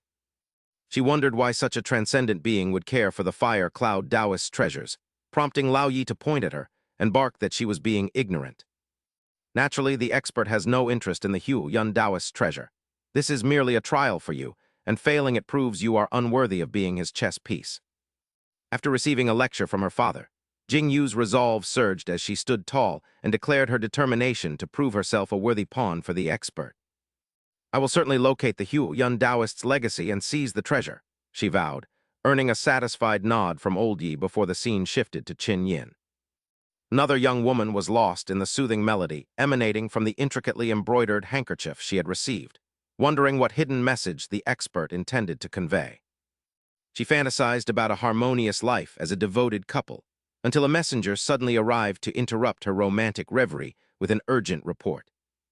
Sect Master, the third princess will arrive at Wuhua Island in 3 days and demands your personal presence, the messenger said, but Old Yi, now fearless, dismissively waved him away. Tell her I have no time, he stated, and as the messenger hurried off, the two young women nearby expressed their shock at his blunt refusal to such a powerful figure. Is it truly wise to decline her like this? One girl asked anxiously, noting that the princess was the queen's highly favored daughter. We ought to show her some respect, they suggested, but Old Yi glanced at them with disdain, lecturing them for their lack of backbone and ambition. Brandishing his peasant's hoe as if it were a divine artifact, he declared that as the expert's loyal pawns, they now represented his very prestige. Forget a princess. Even if the emperor himself arrived, he would lack the status to demand our welcome, he proclaimed, challenging anyone who felt dissatisfied. Smugly holding their toys, Old Yi swung his hoe slightly and told them to consult his tool first, while Old Qin chimed in with his own support. He raised his carving knife as well, causing the two young women to exchange looks of utter helplessness and exasperation at the sight of the two old men. Witnessing the excessive arrogance of the two elders, the girls could only sigh inwardly, wondering why they were being so melodramatic.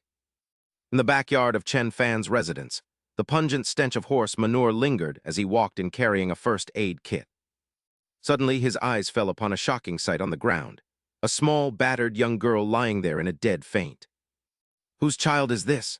He exclaimed in shock and pity, quickly lifting the poor girl and carrying her inside to provide medical care. Who could be so heartless? He wondered sadly, his tears of compassion falling onto the girl's frail arm and causing her to stir from her slumber. Within the mind of the young girl, Xiao Qi, a thought emerged. Was this expert truly grieving for her? She then recalled the instructions given by Xiao Bai. The master disguises himself as a mortal to experience human emotions. You must play the part of an abused girl so he can feel true sorrow, she remembered. If the master is pleased, he might even take you in as family, Xiao Bai had said, so Xiao Qi continued to feign unconsciousness while she calculated her next move. She realized that an expert of his caliber surely saw through her act and was merely using her presence to further cultivate his own Tao heart. His own performance had reached such a transcendent level that she felt foolish for even dreaming of offering him comfort. She was still far too inexperienced.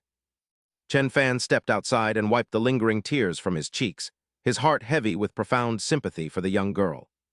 It has been so long since I cried like this. Seeing her reminds me of my sister back on Earth, he mused, just as Zio Chi opened her eyes after he left. Sitting up, the young girl wondered about his mumbled words, staring toward the door and questioning if the expert truly had a sister on Earth. Wondering where Earth could be, she watched as Chen Fan washed his face before bed, only to be startled by her weak voice asking if he was the one who saved her. He was slightly taken aback to see her slowly approaching him, and as Zio Chi softly thanked him, Chen Fan reached out to gently pat her head.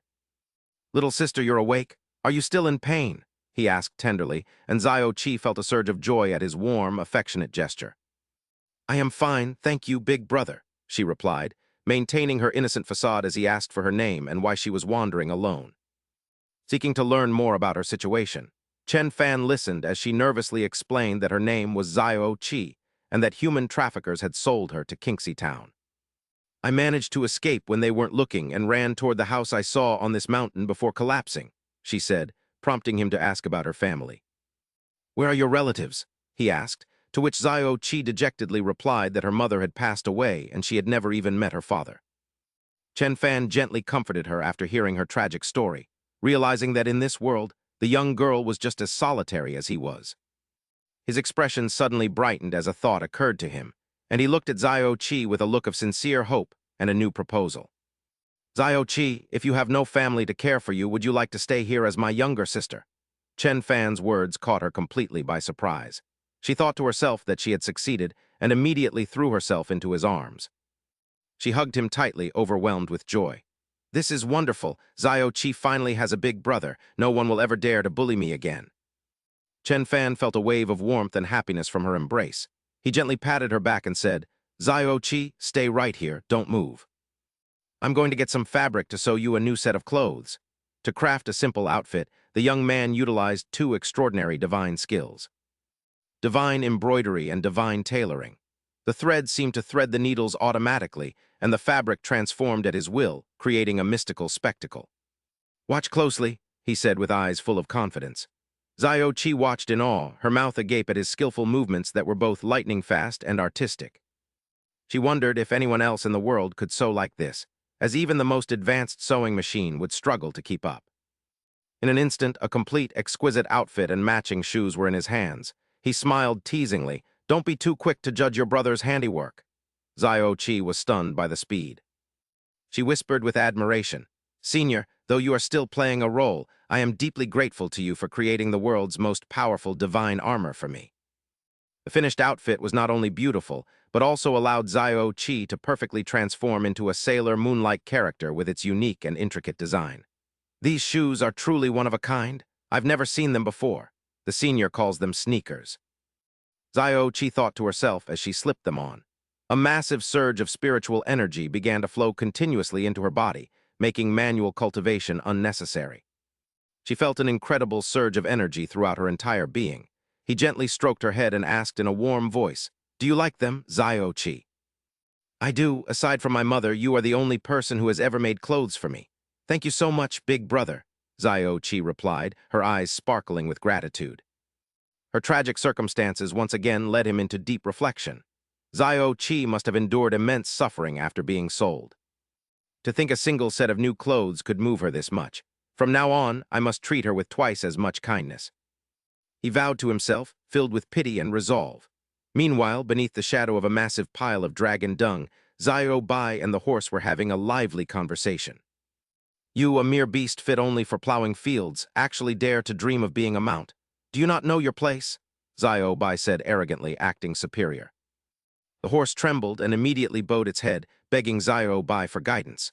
Zio Bai's body emitted a faint, threatening green glow of pride. "Listen well," it declared.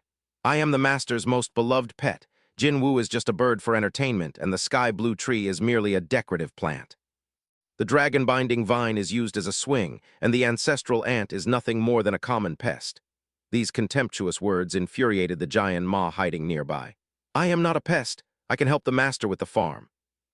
It growled in protest. Seeing the giant Ma appear, Zio Bai sneered with an even more mocking tone. "You're just a tiny little ant. How could you possibly help the master with the farm?" Suddenly, a brilliant idea struck the giant maw. Without hesitation, it hoisted the massive pile of dragon dung and dashed off. Dragon dung is the best fertilizer, once I till this land. It will surely ascend to a new realm. Witnessing this unexpected move, Xiao Bai was stunned and thought, the master pretends to be immortal. But he has his eye on this land. I cannot let the ancestral ant take all the credit. Immediately, it grabbed another pile of dragon dung to compete and see who could farm more productively.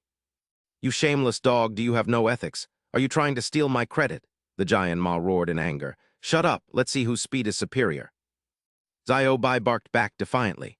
The poor horse suddenly felt a wave of extreme terror as it sensed something unusual. Without any mercy, Xiao Wu threw a large pile of straw filled with manure onto its head. Just eat all of this manure. You don't need to worry about anything else. Curse you, the horse groaned, cursing in frustration. At that moment, he and Xiao Qi arrived and were stunned to see Xiao Bai and Xiao Wu tormenting the white horse. Woof woof, you eat first, Xiao Bai barked. Quack quack, so what? Xiao Wu replied defiantly. I want to be fertilizer too, the poor horse groaned as its head was buried in straw and dung. He couldn't help but speak up. He spoke up to remind the animals to stop their abuse. Xiao Bai, Xiao Wu, do not bully the horse. Is that a horse? It looks like a donkey. He spoke while stroking the horse's head to comfort it. The two beasts, their mouths covered in filth, immediately ran toward him in joy. Seeing them approach in such a messy state, he kicked them both away. Why is there dung all over your mouths? He cried out in disgust. Ha, serves you right. The horse couldn't help but laugh internally at the sight, relishing the instant karma. The horse then turned its attention to Xiao Qi. It thought to itself, why is there another useless rabbit here? Unaware of the horse's thoughts, Xiao Qi proudly replied, I am eating the delicacies personally cooked by the senior. Damn it, great old one, please let me follow you. Hearing this, the horse's attitude shifted 180 degrees as it hurriedly pleaded. He was incredibly surprised to see the entire field had been artistically covered in horse manure. Xiao Bai, was using horse manure as fertilizer your idea? He asked, filled with both surprise and suspicion. The demon ant, having its credit blatantly stolen, was furious and emitted indignant clicking sounds that translated to, You are full of it. Spreading the manure was my idea. I am the greatest contributor. The demon ant suddenly rushed toward him, causing both him and Xiao Qi to panic. A giant ant. He cried out. Seeing his reaction, the demon ant immediately became terrified, raising its front limbs high in surrender, fearing he was about to trample it. Why? It trembled. Xiao Qi, witnessing his seemingly ruthless actions and misunderstanding that he was about to crush the demon ant, was paralyzed with fear. She suddenly recalled a terrifying vision where he might do the same to her, thinking a cute rabbit like her would make the most delicious spicy dish. She shuddered at the thought. Seeing Xiao Qi huddled on the ground sobbing, he stopped and gently stroked her head to comfort her. Xiao Qi, what is the matter? Still terrified, Xiao Qi told herself, Brother, I cannot say I am afraid of this master, or he will surely think I am exposing his true identity. She quickly thought of an excuse to save the demon ant. It looks like this ant is lost. It is so pitiful. Its father must be searching for it anxiously. Hearing her innocent and compassionate words, he could not help but think that Xiao Qi was likely missing her own family. It seems I must help her catch those human traffickers and punish them appropriately, he thought, reaching out to gently caress Xiao Qi's cheek. Soothing the girl's frightened spirit, he said, Do not cry any more, Xiao Qi. From now on, this is your home and you are part of my family. Touched by his sincere comfort, she moved to hug his arm tightly.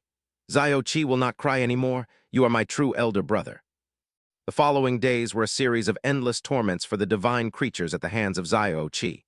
Brother, I am afraid of the dog, she whined, and he immediately consoled her.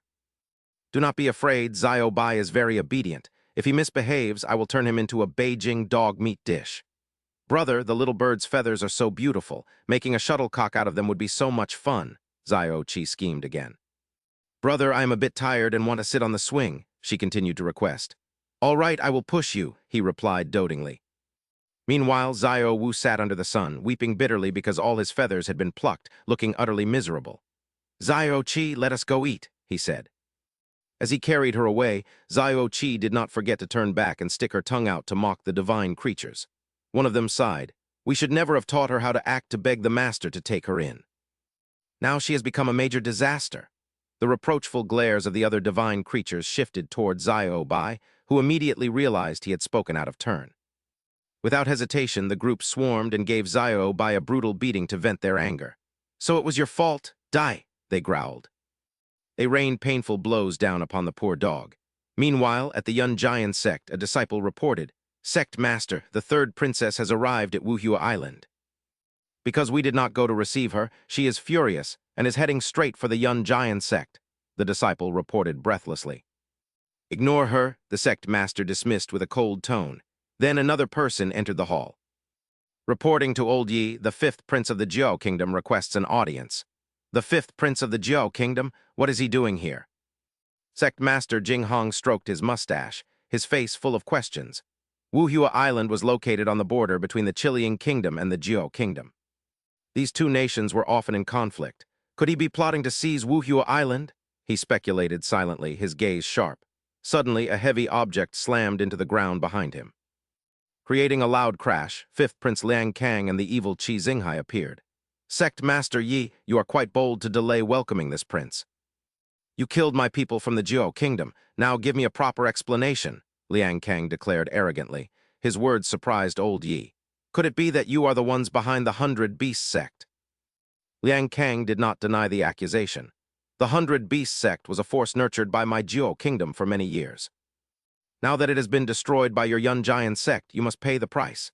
Qi Xinghai stepped forward, aggressively looking to challenge Old Yi. "Fifth Prince, please leave this old fool to me. Then I shall rely on you, mister," Liang Kang replied with full confidence. Qi Xinghai's entire body immediately radiated a powerful and threatening murderous aura. He was truly worthy of being one of the 10 great experts of the Jiao kingdom. "The renowned evil demon of the East Sea Islands, Qi Xinghai." A cry of shock erupted from the Unmatched sect.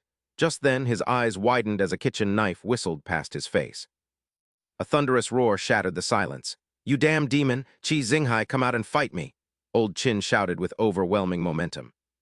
Charging forward like a tempest, he delivered a powerful kick to Qi Xinghai's face that echoed loudly, wielding a kitchen knife capable of shattering 10,000 worlds.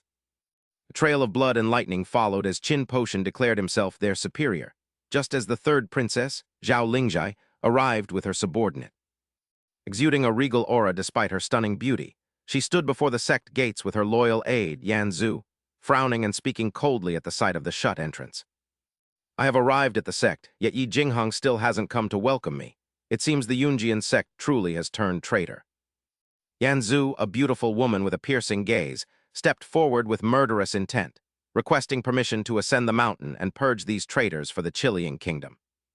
"These disrespectful wretches do not deserve to live," she said, just as a heavy object suddenly crashed onto the ground before them with a massive thud. Reacting quickly, Yanzu pulled Zhao Lingjai back as they both stared down in shock at the blood-soaked, motionless body of Qi Xinghai. An ordinary kitchen knife was buried deep in his chest, emitting a faint, mystical glow that caused Zhao Lingjai to whisper in disbelief. Her eyes betrayed her shock at the dense Dao patterns and the terrifyingly spiritual aura, while Yan Zhu stared wide-eyed at the intensifying radiance. "Is this a spirit weapon?" they wondered, stunned that such a mundane kitchen knife could radiate such overwhelming spiritual energy. Shortly after, two elderly men with decent bearings appeared, and Old Yi greeted them with a joyful expression and cupped hands. "Well, if it isn't the third princess and Senior Yan," Old Qin remarked smugly, showing off a bit as he asked if they had been frightened. Zhao Lingjai sighed in disappointment upon seeing their treasures, a hoe and a kitchen knife, doubting that such items could ever be considered proper weapons. Old Yi cupped his hands and respectfully explained that if they had come seeking the Fire Cloud Taoist's treasure, they were bound to be disappointed. Zhao Lingjai maintained her cold expression and demanded an explanation, prompting the two old men to demonstrate their treasures and explain further. "We didn't actually obtain the Fire Cloud Taoist's treasure. Instead, we encountered a hidden expert who bestowed these weapons upon us." Upon hearing the words bestowed by an expert, Princess Zhao Lingjai's eyes lit up with excitement and shock at such a massive stroke of fortune. Unable to hide her intrigue, she whispered to herself before immediately bowing deeply and respectfully toward Old Yi. "Sect leader Yi, I beg you to introduce me to this expert. I will surely repay this great favor," she pleaded. The next day, in the bustling market of Kinxy town, the old man's soul, which was actually the alchemy emperor, drifted invisibly through the crowd, lamenting that he had encountered a hidden expert in such a mundane mortal town. If I hadn't fled quickly, my soul would have been extinguished, the alchemy emperor thought, noticing a young child with a runny nose eating candied haws. Knowing his time was limited, he realized he had to find a suitable body to possess while the expert was away. He wouldn't survive 3 days in this soul state, but suddenly, a faint yellow mist carrying powerful vitality rose from nearby. This caught the alchemy emperor's attention, and he flew over to find the mist emanating from De Zhuang, a mortal diligently sharpening a knife. Just a mortal, yet his bloodline is so potent, the alchemy emperor smiled smugly, having found a promising new host. Once I possess him, I will finally have a foundation to rely on. He rushed forward in excitement, shouting, "Ha, he's the one!" But just as he prepared to strike, Chen Fan strolled over carrying 2 jars of wine, causing the alchemy emperor to nearly lose his soul in sheer terror. Why is he here? The invisible pressure from Chen Fan forced the alchemy emperor to veer away instantly, while Chen Fan smiled and asked De Zhuang for help with the 2 jars. De Zhuang replied with deep respect, "Young Master Chen, you are far too kind. Just say the word, your business is my business."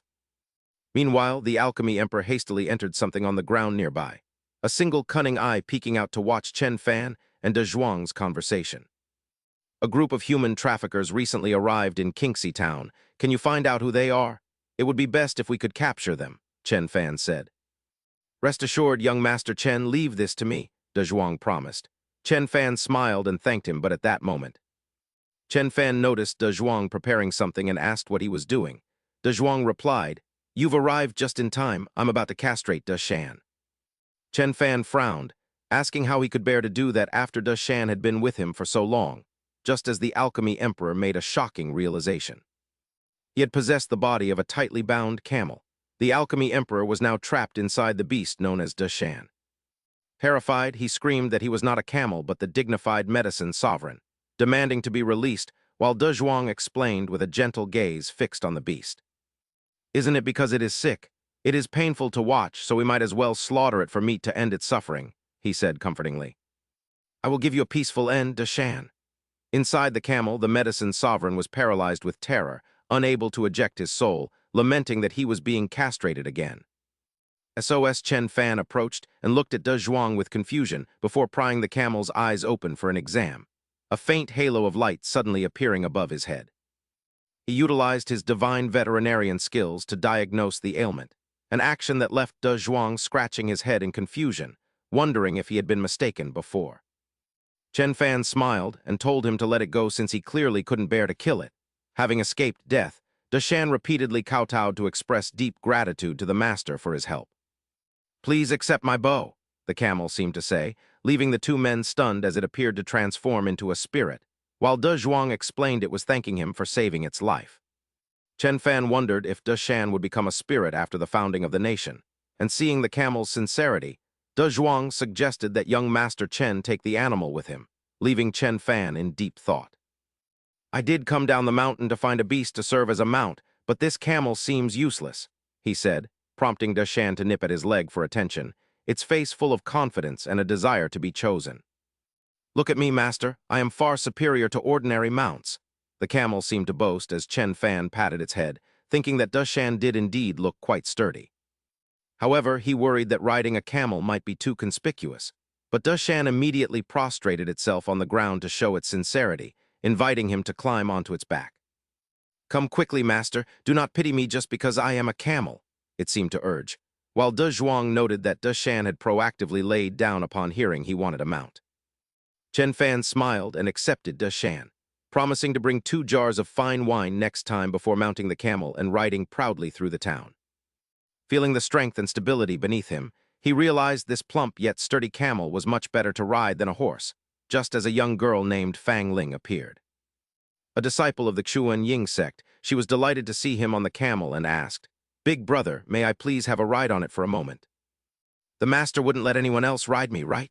De Shan worried. But Chen Fan found the girl adorable and agreed, making Fang Ling cheer with joy while the camel felt slighted. De Shan, possessing the soul of the medicine sovereign, grew anxious, wondering why the master would let her ride and fearing he might be abandoned, just as someone else arrived. A red-haired girl named Liu Xian approached them with a look of disdain, remarking that there was nothing special about a mount belonging to a mere mortal. She claimed their sect had thousands of superior mounts to choose from, and while her arrogance made Chen Fan curse inwardly, Fang Ling happily hugged De Shan. "Senior sister, the sect's mounts are powerful, but they aren't as interesting as this camel," she said, while Liu Zian tossed a small green jade piece to Chen Fan. "Indeed, riding a camel is the most fun, so I will buy it," she declared. But Chen Fan looked at the worn jade with dissatisfaction, wondering what kind of old junk it was. It wasn't even as good as the jade Old Yi had given him, and he scoffed at the idea of buying De Shan with such trash, but her gaze turned cold and threatening when he hesitated. Chen Fan could only smile and accept the unfair trade, telling himself it was fine and that the camel was quite suitable for the little girl. He accepted his fate, knowing that in this world where power is king, he had to endure and avoid conflict, as the two girls flew away taking De Shan with them. Watching De Shan disappear into the distance, Chen Fan couldn't help but regret losing his newly acquired mount as the scene shifted to a majestic landscape. Towering mountains suddenly emitted brilliant pillars of light that pierced the sky and exploded like colorful fireworks, a mysterious spectacle that left the Yi father and daughter stunned.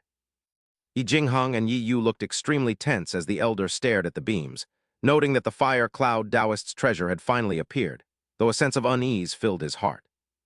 Sensing impending doom, he feared a world-shaking bloodbath was inevitable as every cultivator on the island targeted the treasure, while Yi Yu clutched her handkerchief in visible anxiety.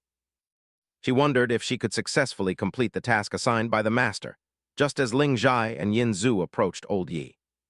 Ling Zhai respectfully offered her assistance, hoping that sect leader Yi would put in a good word for her when they met the master. Old Yi looked at Ling Zhai and sternly warned the third princess that this journey would be fraught with danger, and she should reconsider her limits. However, Ling Zhai only smiled, thinking Yi Jingheng was being overly cautious since the fire cloud Taoist's treasure would be easy to claim with the master's backing. Suddenly, an incredibly powerful surge of energy struck, causing Ling Zhai to cough up blood as she cried out in shock at her own carelessness. The group was horrified to see a massive dark shadow gliding near the pillars of light, realizing that even their combined strength could not wound this individual. Old Yi looked up and wiped the blood from his lip, suppressing his pain to ask for the senior's name and why such a powerful figure would fight them for this minor treasure. An old man with snow-white hair and beard and a majestic aura blocked the path, coldly declaring his name was Huang Zhao of the Xyoan Yun sect, and that Huo Yun had stolen their heavenly wing cloud fabric treasure. "I have come specifically to reclaim that item today, so leave now to avoid a pointless death," he said, causing the two beautiful women to grow tense upon hearing his words. They whispered that he was a renowned master from the central region of the divine martial continent known for his cruelty, while Old Yi overheard their conversation. He frowned with indignation, questioning the importance of the central region, and though Old Yi bowed respectfully, his voice remained firm as he addressed Huang Zhao. "We are here on the orders of a great master to collect the treasure left by the Taoist Huo Yun and cannot leave, for that master possesses unfathomable power, so please show mercy. If the master becomes enraged, I fear even you will not escape this disaster." Yet Huang Zhao remained cold and unmoved by the warning, demanding to know who this master was. "Where is he, and if he has the courage, call him out so I may see him," he challenged, while Old Yi tried to remain calm and continued his warning. "A minor treasure is not worth the master's personal attention, yet his divine methods are vast, and this matter was beneath his concern," words that caused Huang Zhao a moment of alarm. He glared around for any hidden traps Old Yi might have mentioned, but seeing nothing, he assumed he was being mocked and clenched his fists as his rage boiled over. "Do you dare use such childish tricks on me?" he shouted, and without another word, he unleashed a massive palm strike directly at the group. "Charge together," Old Yi yelled as everyone channeled their spiritual energy into the farming tools to try and block the incoming attack. However, Huang Zhao's strength was too immense, as his single strike shattered the two treasures and sent all 6 people flying back with grievous injuries. Meanwhile, Ziyan and Fang Ling approached the battlefield and suddenly halted, sensing a familiar surge of spiritual energy. "It is the master's energy, so the battle must have begun. Let us go see quickly," they said, while De Shan followed behind them with tears in his eyes. "Why did the master abandon me? Am I not worthy of being his mount?" De Shan wondered before hearing the faint, desperate voices of Old Yi and Old Qin asking if they had been forsaken. "Indeed, we failed the task the master assigned, so I fear we have become nothing more than discarded pawns." Hearing this, Deshan immediately approached them and asked if the master they mentioned was named Chen, leaving Zai Yan and Fang Ling stunned that a camel could speak. Jingwu struggled to stand and confirmed it was indeed young Master Chen, asking who the creature was while Huang Zhao watched from above. Hearing the conversation below, he mocked them for playing games at such a time, while Fang Ling happily waved and called out to her master. Upon realizing their relationship, Deshan showed a mysterious smile and muttered that he finally understood the situation. Suddenly, a burst of power erupted from Deshan's body, throwing Fang Ling backward as he let out a deafening roar. His body glowed with brilliant green light as his eyes turned red, and a massive phantom appeared, unleashing earth-shaking power that left everyone in shock and terror. Jingwu panicked, fearing death was near and wondering if the master had sent this creature to eliminate them for their failure, thinking it was the end. Deshan soared into the air to Jingwu's amazement, as the soul of old Huang, who was inhabiting Deshan, also flew toward the enemy. In his soul form, old Huang questioned how a mere martial ancestor dared to be disrespectful to the master, causing Huang Zhao to gasp in shock at the sight of a martial emperor. The two forces clashed violently, creating a powerful shockwave that leveled the surroundings before a massive explosion occurred. As the smoke cleared, Deshan's figure emerged with rolling power while Huang Zhao clutched his chest and collapsed, realizing the master they spoke of truly existed. Everyone felt a wave of relief at being saved, realizing the master had sent reinforcements and had not abandoned them. Indeed, we are not discarded pawns, Ling Zhai said while looking at the defeated Huang Zhao with tension, glad she had understood the situation in time. Otherwise, our situation would be even worse than his, Zai Yan thought, feeling terrified as she remembered her encounter with Chen Fan. Could that mortal man really be a hidden master, she wondered, while Fang Ling broke away and ran toward her master as the others shouted for her to stop. The girl rushed forward to protect her master from Deshan's attack, crying out for him with her arms wide open. She wept and begged the big goat to spare her master, while Deshan stood still, feeling extremely annoyed at being hindered by the child. Then a sudden thought struck Deshan, wondering if the master had given him to her because he favored this little girl. Both Huang Zhao and Fang Ling were stunned when Deshan's hoof stopped right before them, but suddenly Deshan's stomach growled and old Huang inside him coughed up blood. This is bad. This beastly body cannot unleash my full power as a martial emperor. Deshan somersaulted backward and stomped the ground, triggering a massive explosion. Fang Ling watched with a confused expression at its strange behavior, while inside, old Huang panicked, realizing he was no match for his opponent this time. To Deshan's surprise, Huang Zhao and the young girl kowtowed, thanking the senior for sparing their lives. Deshan spat in contempt and told them to get lost. Oldie clasped his hands and bowed humbly before Deshan, thanking the senior for saving his life and asking how he should address him. Deshan replied that he was the mount of a great expert and asked why they were there. They explained they were completing a trial to retrieve Taoist Hu Yun's treasure. Upon hearing the answer, Deshan departed on his own, leaving behind a final instruction to quickly take the treasure back to the expert. He warned them to leave before the enemy could react, or they would be trapped. Zai Yan and Fang Ling then approached to help Huang Zhao up. With a pale and bitter face, Huang Zhao shook his head, amazed that a martial emperor-level expert like himself had been reduced to a mere mount. He wondered how profound this expert truly was before asking Fang Ling how she had managed to ride that senior in the first place. Young Fang Ling recounted everything in detail with sparkling eyes. After nearly 2 hours of her enthusiastic storytelling, Huang Zhao's face darkened with rage. He pointed his finger directly at Zai Yan and scolded her harshly, calling her a disgrace for daring to steal an expert's mount. He lamented that her reckless actions might destroy the 1,000-year legacy of the Xyoan Yun sect, screaming in despair that they were all doomed. Meanwhile, deep in the forest, Chen Fan sneezed loudly while walking. He leaned tiredly against an ancient tree, thinking that while the Shen Wu continent was great, it was also harsh.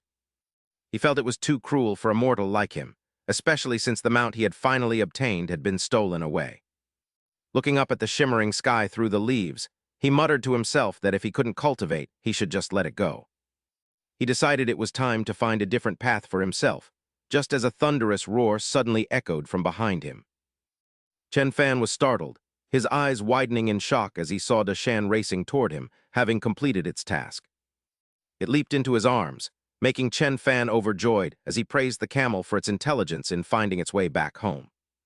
While he was celebrating, a voice called out to young Master Chen. The trio from the Xyoan sect approached with regret, but Chen Fan panicked when he saw Zai Yan. He felt a surge of alarm, wondering if that woman had returned to settle the score, especially since he had already thrown away that old jade piece. Fearing the worst, he pushed Deshan away and stammered an explanation, nervously insisting that the beast had returned on its own and he hadn't stolen it. Trembling, Huang Zhao stepped forward to introduce himself as the master of his disgraceful disciple, to young Master Chen. He explained he had brought her there to beg for forgiveness, secretly terrified that the expert's emphasis on the word stolen meant he still held a grudge. His words left Chen Fan completely baffled, wondering what on earth they were trying to achieve. He then noticed Jing Wu's group approaching, and seeing Jing Wu's bright smile, a different thought occurred to him. He realized Xiao Wu must have taught that arrogant woman and her master a lesson on his behalf. Suddenly, Fang Ling grabbed his arm and pleaded for forgiveness. This sudden move terrified Huang Zhao and Zai Yan, who feared for Fang Ling's life, as they now viewed Chen Fan as a terrifying demon. Seeing them trembling, Chen Fan gently said that since Deshan had returned, the past was forgotten, though he couldn't return the old jade piece he had discarded. Relieved and moved, they nodded repeatedly and thanked young Master Chen, who simply waved them away and told them to leave. He approached Jing Wu's group to greet them, asking if the two newcomers were their friends, to which Jing Wu smiled in response. She confirmed they were, hoping the expert wouldn't mind their sudden visit, as Zhao Lingjai and Yin Zhu shyly introduced themselves. Zhao Lingjai asked to be called Xiao Zhai, while Yin Zhu asked to be called Xiao Zhu, as Chen Fan quietly observed the two beauties. He noted their expensive attire, contrasting them with old Yi, who seemed to come from a much humbler background. Thinking it must be hard for old Yi to help Xiao Wu cultivate, he invited the two ladies to his home, treating them as friends since they had come. He invited Miss Zhao and Auntie Zhu for a meal, leaving Yin Zhu blushing and wondering if she really looked that old. As the two beauties entered his home, their expressions were filled with immense shock, mirroring old Yi's reaction during his first visit as they wondered if this was a celestial palace. Xiao Qi was playing on a swing in the garden and was overjoyed to see him return, exclaiming happily that her big brother was finally back. Jing Yu was momentarily stunned when she realized the girl's identity, wondering if she was the psychic jade rabbit they had gifted the expert, now transformed into a human. He picked the girl up and rubbed her head affectionately, asking if Xiao Qi had been good today, to which she chirped yes while climbing onto his back. Witnessing this, Jing Yu felt a hint of envy at their close sibling-like bond. Realizing she should show the girl more respect in the future, Jing Yu watched as Chen Fan turned to everyone with a smile and invited them to take a seat first. He announced that he would personally prepare a delicious meal for everyone today, then cast a subtle glance toward Jing Yu to convey a silent message. This was his way of thanking Xiao Yu for stepping up on his behalf, and as she met his gaze shyly, she believed the expert acknowledged her success and accepted her as a piece in his grand design. She then presented a sack emitting a faint spiritual aura, but she felt conflicted and unsure of how to properly describe it as a treasure for the expert. To avoid revealing his secret disguise as a mortal, Chen Fan happily accepted the sack from Xiao Yu, remarking that she was far too polite for always bringing him gifts whenever she visited. Relieved to have found a plausible excuse, she explained it was a return gift for the handkerchiefs he gave her, leaving Chen Fan looking at her with a mix of surprise and bashfulness. He was surprised she would bring a return gift for just 2 handkerchiefs, and the two of them shared a long gaze beneath the azure sky divine tree. The atmosphere suddenly turned romantic as he wondered if she had feelings for him, feeling as though their love was beginning to blossom and move toward the next stage. However, Xiao Qi was displeased by their lingering eye contact and interrupted the moment, urging her big brother to hurry up and open the sack to see what was inside. Looking awkward and flustered, he opened the sack and was stunned to find a stack of plastic bags that looked exactly like the ones from Earth. He wondered how plastic could exist here, while she was confused by the term, noting that Huang Kao said they were made from jade silkworm wings and wondering if plastic was just another name for it. Chen Fan suddenly had an unusual idea to use this treasure for farming and asked her if she could provide him with more of these materials. Thinking they would be perfect for building greenhouses to grow out-of-season vegetables never seen on the martial god continent, he envisioned building an agricultural empire in this world. A thought suddenly occurred to him, and he turned to the 2 elderly men, Old Yi and Old Qin, mentioning that he might need their assistance with something. The two old men replied in unison for him to speak his mind, feeling overjoyed as they watched Chen Fan stroke his chin, certain that the Fire Cloud Taoist's treasure contained exactly what the expert desired. Marveling at how the expert's plan was proceeding without a single flaw, they waited as he took a moment to think before finally giving them his instructions. He asked if they could help him recruit about 200 reliable people within a month, emphasizing that payment was not an issue as long as they were trustworthy. The two old men exchanged surprised but ecstatic looks, believing the expert was finally initiating his grand plan to cultivate the entire world. They vowed to excel in forming this vanguard force, and urged him to rest easy while entrusting them with such a significant responsibility. With their firm and confident assurance, he smiled and nodded his thanks, then let his gaze drift toward Yi Jingyu. He told himself that since his professional plans were now well organized, it was perhaps time for his romantic life to finally begin as well. He then made a private request to the young lady, asking Xiao Yu to accompany him somewhere for a moment, and the two of them departed without hesitation. They left behind a courtyard full of people with complex emotions, including Ling Zhai and Yin Zhu, who stood there watching their figures disappear. Meanwhile, Qin Yin stood silently in the back, her face clouded with sadness and regret at being completely ignored by him as they headed inside. He carefully produced a small box emitting a faint, warm spiritual energy and placed it in Xiao Yu's hands as a gift, his eyes filled with joy as he watched her open it. His heart raced as he thought this was the perfect way to express his feelings, hoping that Xiao Yu might offer some sign of reciprocation this time. He felt certain she liked him, while Jing Yu was internally cheering that the expert had finally given her a treasure, though the box only contained a small, ordinary-looking green jade pendant. Jing Yu examined the jade pendant closely, noting the lack of complex Dao patterns or any indication that it contained its own internal world. Disappointed that this gift seemed so mundane compared to the expert's previous treasures, she looked confused, prompting him to rub his nose and shyly ask if she liked it. Jing Yu quickly suppressed her doubts and replied that she loved it, insisting that she cherished anything gifted to her by young Master Chen. Despite her confusion over the gift, she tried to find a deeper meaning, convinced that such an ordinary jade pendant must hold some special significance from the expert. Could the expert be reminding me to maintain a peaceful heart and not lose myself to immediate greed? He scratched his head, looking even more bashful as he revealed, "This is a jade pendant I carved by hand. It contains my aspirations for the martial path. It is also the most precious gift I can offer at this moment." Looking at the jade pendant in her hand, Yi Jingyu fell deep into thought once more. Aspirations for the martial path. The expert must want me to cultivate even more diligently. With my current level, am I finally worthy of being a useful pawn in his hands?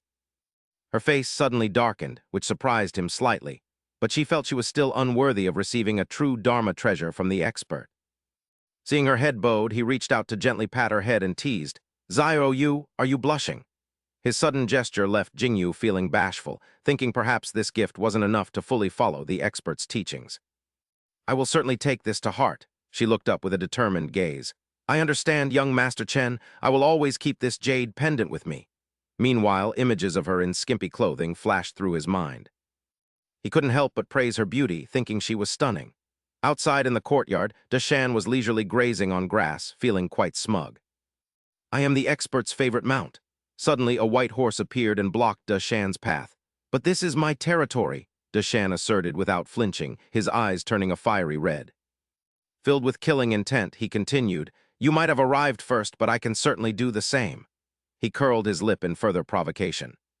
"But you can never become the master's mount. Therefore, I don't need to say more about your standing with him, do I?" Deshan flashed a smug grin, thinking that while he respected Xiao Bai and Xiao Qi and would flatter those from Shanking Heaven, this white horse was different. Under pressure, one must yield. Hearing Deshan's threatening words, the white horse had no choice but to give in, quickly bringing out a bundle of fresh grass. "Big brother, I failed to recognize your greatness earlier. Please accept this grass as a gift." Deshan chuckled heartily. "Then I won't be modest." He told himself that as the master's mount, he needed to build good relationships. But as soon as he took a bite, Deshan realized something was wrong. Why does your grass smell so foul?" The white horse was also confused by the stench. "That's impossible. Xiao Bai and Xiao Wu just brought this over." Deshan was horrified. Had he really eaten someone else's grass? he immediately spat it out, complaining that the blade of grass had fouled his mouth. It was late at night before everyone finally returned home after a long day. One of them spoke up. "I will take charge of establishing a military leader for the Chilean kingdom on behalf of the expert. As for the matters in the Jiao kingdom, please leave them to old Qin." Regarding Yinzu and the third princess, Yinzu stepped forward and pleaded, "Young Master Chen, if you don't mind. I am willing to stay here to cut grass or even tend to your livestock." He thought for a moment before replying, "While I provide meals, I cannot offer a high salary." "Are you sure you still want to stay, Aunt Zhu?" Yinzu felt relieved upon hearing this. "As long as you don't find me too slow, young Master Chen, it is fine." Ling Zhai refused to be left behind and hurriedly pleaded, "I'm very good at watering plants. Please include me too." He scratched his head. With a cheerful expression, he accepted their request. "Very well then, you two can keep each other company. Just go home, pack your things, and come back to start work." With his approval, Old Yi could only let them be. "Then you two shall stay here and handle these chores as the expert has arranged." This junior takes his leave. Immediately, 4 streaks of brilliant light soared into the sky and vanished into the night. "Xiaoyu, do you realize the first mistake you made today?" Old Yi asked his daughter sternly. "What was it?" Yi Jingyu asked in shock. Listening to her father, she heard, "You thought completing the expert's task and then showing your affection was acceptable, but that was your biggest mistake. As a mere pawn, harboring feelings for him is your second error." His blunt reminders left her deeply saddened, her heart feeling as if it were being crushed. "Xiaoyu, you must understand that you are not worthy of loving the expert. Even I can see this, so how could the expert not know?" Jingyu silently wiped away the sorrowful tears streaming down her cheeks. She finally understood why the expert hadn't given her a treasure, but only an ordinary jade pendant. He wanted to wake her from her delusions. Suddenly, Old Yi was startled to see that Huang Zhao was still there. He hadn't departed at all, but instead fell to his knees, much to the shock of the father and daughter. When asked why he remained, he explained that the master had ordered him to stay away. "Thus, I have been kneeling here at the mountain's base to reflect on my transgressions," Huang Zhao replied with reverence. Old Yi began to sweat profusely from the sheer pressure. Glancing at the man, he noted that he was quite sensible. Since the master spared his life, it seemed his sincere self-reflection had been recognized. "It seems you still possess some utility," he remarked. Huang Zhao clasped his hands in excitement, realizing that despite his offense, the master's mercy meant he was being recruited, and he vowed to follow any command. Old Yi then assigned him a mission, introducing his daughter, Yi Jingyu, and explaining that the master was searching for the cicada-wing cloud stone. "That is the ultimate treasure of your profound cloud sect. You are to assist her throughout this journey," he commanded, prompting Huang Zhao to bow his head low in obedience. "I shall devote my entire being to assisting Miss Yi," he pledged. At that moment inside the house, Chen Fan held a calligraphy brush before Xiao Qi, deep in contemplation. "Having recruited so many people in such a short time, the expenses will surely be high, but fortunately my artwork can still be sold for a significant sum." Xiao Qi gazed at him in stunned silence, marveling at how a single stroke could manifest the Wenk star, wondering if the master was indeed that deity descended to the mortal realm. As he gripped the brush, a faint spiritual energy radiated outward, explaining that calligraphy consists of 3 distinct realms. With a few simple strokes, he transported Xiao Qi into a realm of ink and parchment. The first is basic mastery, involving the proper grip and constant practice. Through diligent effort, anyone can produce steady, soulful characters. Xiao Qi felt as though she could reach out and touch the rolling hills. Majestic rivers flowed from his calligraphic strokes, and the master's grand vision caused a surge of passionate energy to boil within her. She yearned to stand atop a high peak, surveying the vast landscape and striking down her foes. The second realm is that of innate comprehension. One must grasp the profound truths of calligraphy and forge a unique personal style to achieve true greatness on this artistic path. Xiao Qi closed her eyes tightly, immersing herself in the sensation as she learned to ignore superficial beauty and focus on the core essence without losing her way. The third is the unity of heaven and man. To reach the state where the artist and brush become one, the alignment of time, place, and harmony is essential. Even the most legendary grandmasters might only achieve this state once or twice in their lives. Xiao Qi stared at the finished calligraphy with wide, astonished eyes, realizing the words described the master himself. He had once wandered through breathtaking landscapes, yet now he lived as a mortal to experience the mundane world and temper his spiritual state. After setting the brush aside, Chen Fan examined the characters on the paper and let out a soft sigh, lamenting that the work had not yet reached the perfection he desired. Xiao Qi then spoke up in her clear, innocent voice. "Big brother, your writing is so beautiful, how can you still be unsatisfied?" she asked. In response, he let out a weary breath, criticizing himself for his many perceived flaws. He gazed out at the vast night sky with a pensive look, reflecting that no matter how refined his skills were, the fact that he wrote for money prevented him from feeling truly at peace. Yet warm and intimate thoughts of Jingyu filled his mind. He imagined that once he had wealth, he could not only build a grand legacy but also travel the world with her. As he looked at the beautiful scenery and the solitary moon, a wave of melancholy brought tears to his eyes, for 3 days had passed without a single reciprocal gift from Xiao Yu. Could I be overthinking our relationship? He wondered, but then his eyes widened in horror and his face turned pale as he discovered an impossibly large pile of dung in his yard. It sat right in the center of his courtyard. How could Grenade be so productive? 100 acres of fields had already been fertilized, leaving the azure dragon collapsed on the ground in exhaustion.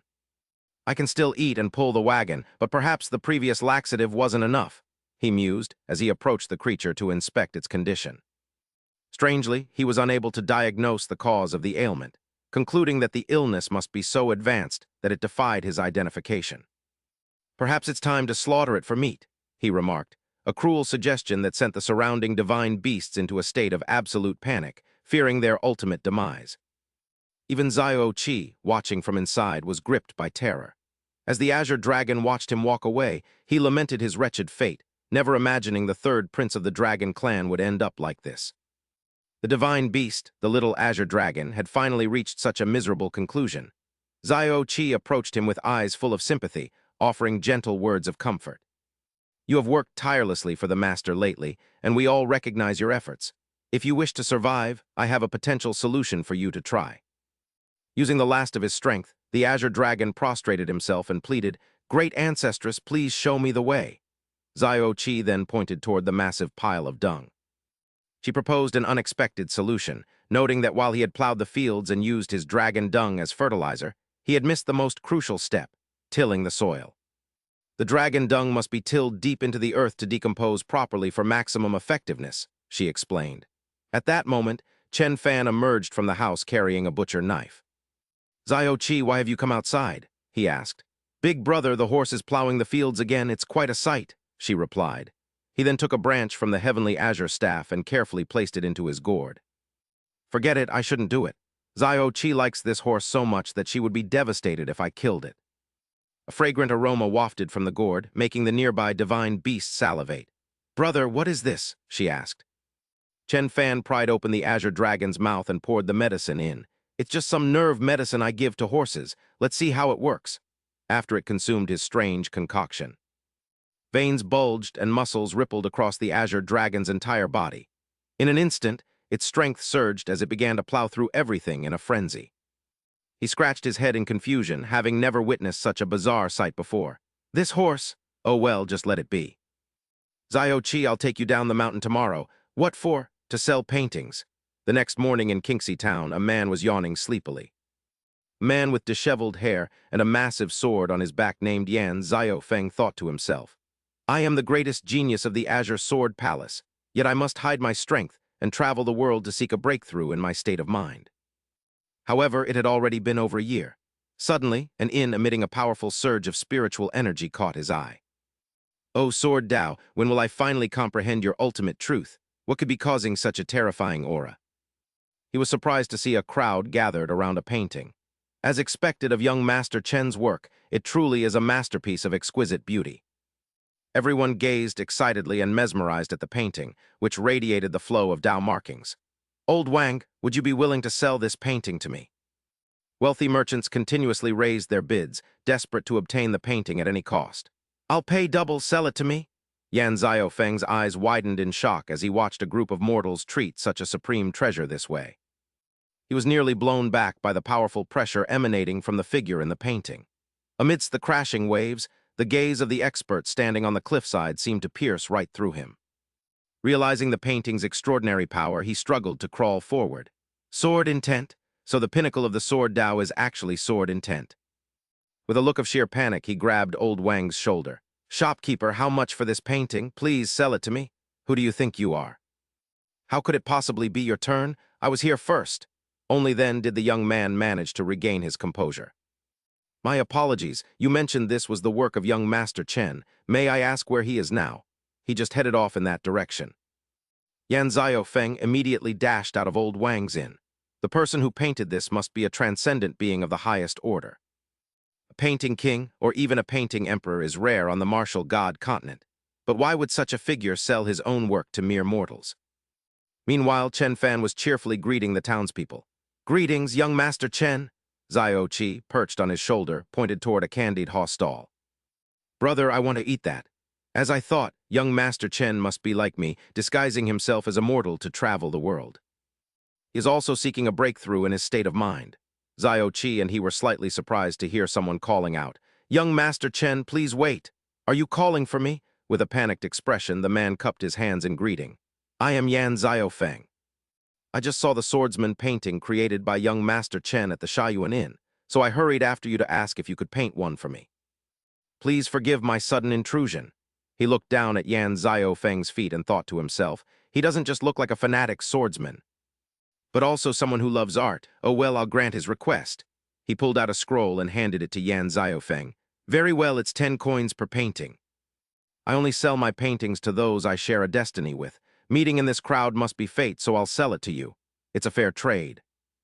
The two exchanged the money and the scroll. My deepest thanks, young Master Chen. Xiao Qi stared intently at the young man who was now lost in admiration of the painting. Her face showed clear disdain. You fool, have you truly grasped the profound meaning the master intended? Xiaofeng looked back with a confused expression. He only saw the image of a solitary little chick in the painting.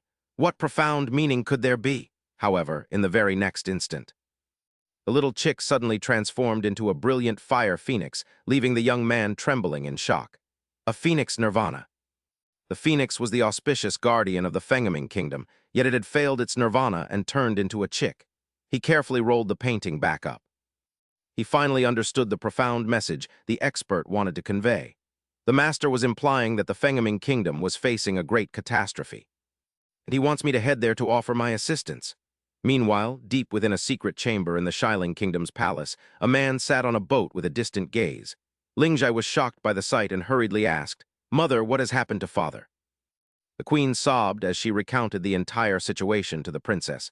Your father was insidiously plotted against by the Fengaming Kingdom. The Fengaming Kingdom.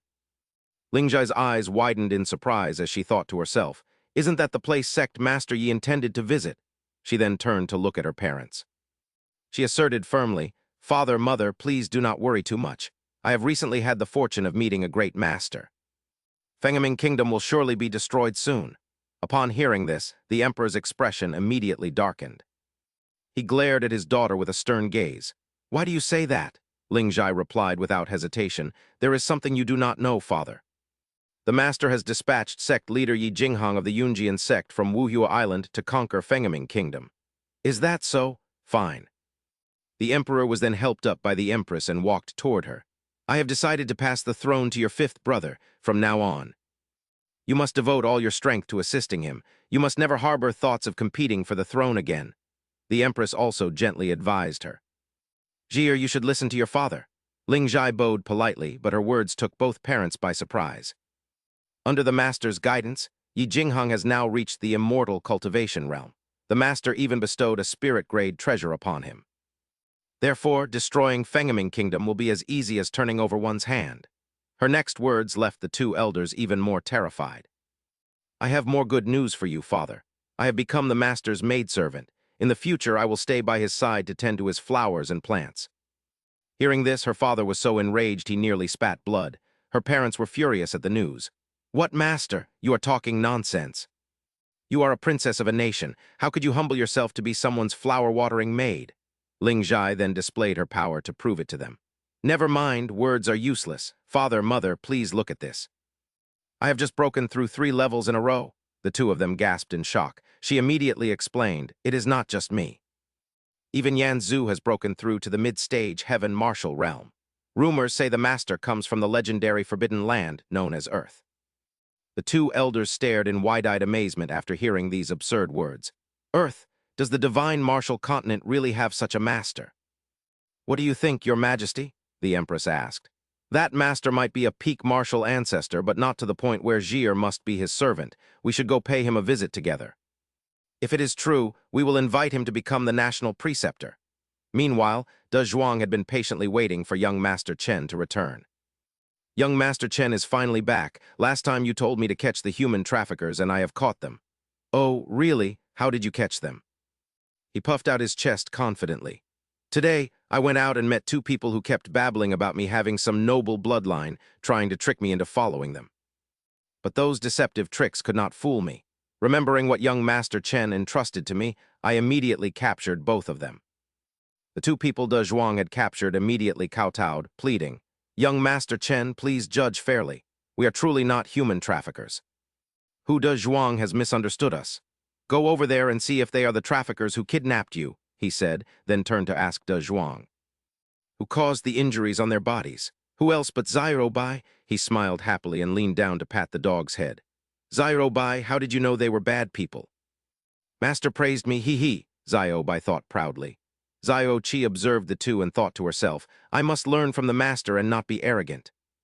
I must treat everyone with sincerity. The two captives also discovered the girl's special identity, a spirit jade rabbit. Then Zio Chi shook her head to their surprise. "Brother, they didn't kidnap me. I don't even know them." These words left young Master Chen and Zio Bai in a state of panic. "Good grief, we really caught the wrong people. I bit the wrong people." The old man with parted hair suddenly made a suggestion and turned to ask, "Young Master Chen, are the traffickers you seek related to this little sister?" "Correct. Zio Chi was brought to Kinxy town by traffickers." He was overjoyed, placing his hand on his chest as he replied, "Young Master Chen, I know who those traffickers are. I can bring them here." Young Master Chen helped the two of them up. "I have misunderstood you both and even caused you injuries, yet you are still willing to help me. Come, please enter the house. I will bandage your wounds." A long while later, the two of them cupped their hands to bid farewell to young Master Chen. "Young Master Chen, there is no need to see us out. Once we find those traffickers, we will return to find you. Then I shall trouble you both." They left, still feeling bewildered by the recent events. "Seventh uncle, do you really know the traffickers?" the young man asked. "That girl is a spirit jade rabbit. I fear the kidnappers the young master mentioned are linked to the jade rabbit secret from years ago. We will talk after we return. The old clan leader will know more." But the blue-haired youth still felt confused. "Our mission is to bring Hu De Zhuang back. Even though young Master Chen is powerful, you do not need to try so hard to please him, uncle." The man with the parted hair was furious, pointing at him and shouting, "Are you an idiot? Hu De Zhuang was originally a useless person without a martial soul. He was banished from the clan, yet such a failure managed to awaken the purest saint-monkey battle bloodline. If he were still in the family, who could possibly rival him?" Along the way, an exciting thought occurred to the two of them. "I have questioned Hu De Zhuang many times, and he always claimed that young Master Chen was the one who helped him. It is clear that young Master Chen assisted him in awakening this bloodline. If we use this opportunity to gain his favor and be put to use by him, wouldn't we also be able to awaken our own bloodlines?" Meanwhile, young Master Chen approached Zio Chi carrying several wooden planks. "Zio Chi doesn't want to be a useless child. I will help you wash the clothes so you can rest, big brother." Seeing how sensible she was, he affectionately patted her head and praised her. "It would be wonderful if I had a washing machine." He then turned to Zio Bai and said, "I am going to build a beautiful doghouse for you." Zio Chi remained stunned by his words, thinking that the expert was assigning her a task to find this washing machine. Immediately after, young Master Chen utilized his divine carpenter skill to quickly construct a lovely wooden home for Zio Bai. Jian Mo and Zio Wu watched with envy, wondering why their master was building a house for the dog while ignoring them. One of the divine artifacts grumbled with a jealous tone, "Exactly, hasn't Zio Bai been out of favor for a long time now?" Another whisper arose, expressing the doubts of the surrounding spiritual beings. With a slight smirk, a triumphant smile appeared on the dog's face. He leisurely replied, "It is because I finally found my true purpose today. Now Zio Chi and I share the same status. Therefore, I must find another way to attract the master's special attention. Today, I bit those two mischievous monkeys. This confirms that my role from now on will be the house's watchdog, and in this new position, I will naturally be greatly favored." Hearing those words, The other divine beings felt a flash of anxiety, realizing that their master's intentions were deep and difficult to fathom. "We truly need to think this through," a pensive voice said. "Besides farming and fertilizing, what else can I do to prove my worth? Zio Long is right, we must make meaningful contributions. We must offer truly significant service even when the master does not go out," another voice added, and they all agreed in unison. Determined to find new roles, they watched as the doghouse was soon finished. Upon entering, Zio Bai felt a surge of powerful energy envelop him. "This doghouse is incredibly comfortable. I don't even need to try to cultivate. Spiritual energy just flows in. I can break through my realm just by sleeping." He cried out in joy. Seeing the little dog rolling around contentedly in its new home, Chen Fan smiled happily, noting how much Zio Bai loved the house. He spoke softly with a satisfied look. Zio Bai's sharp ears suddenly perked up as he sensed something unusual approaching Chen Fan's home, just as Ling Zhai's group arrived. "Young Master Chen, Yan Zhu, and I have arrived," Ling Zhai called out with a radiant face. Immediately, Zio Bai locked his gaze onto Ling Zhai's parents. In an instant, he lunged forward, transforming into a massive divine hound to attack them. Both guests were utterly terrified to see the dog's true form. "A lesser celestial divine hound," the father stammered in shock, his body trembling. To Chen Fan's surprise, Zio Bai bit the father's shoulder deeply. "Zio Bai, you even bite people we know. Are you trying to rebel? Are you all right, sir?" "I am fine. My father's body is quite strong. It is just a minor bite." The incident left Chen Fan feeling a bit embarrassed. "That is good then. Please, everyone, come inside so we can discuss things further." Zio Bai cheered inwardly, realizing his master didn't blame him. It seemed being a watchdog was indeed what his master expected of him. "Next time I must be even more ferocious." Just then, a powerful surge of spiritual energy from the doghouse caught the attention of Ling Zhai's father.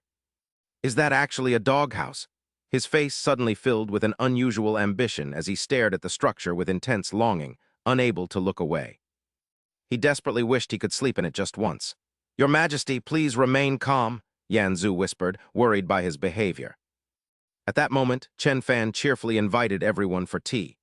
"Yan Zhu, Zio Zhai, if there are no objections, I will speak plainly about my plan," he said to the two beautiful women.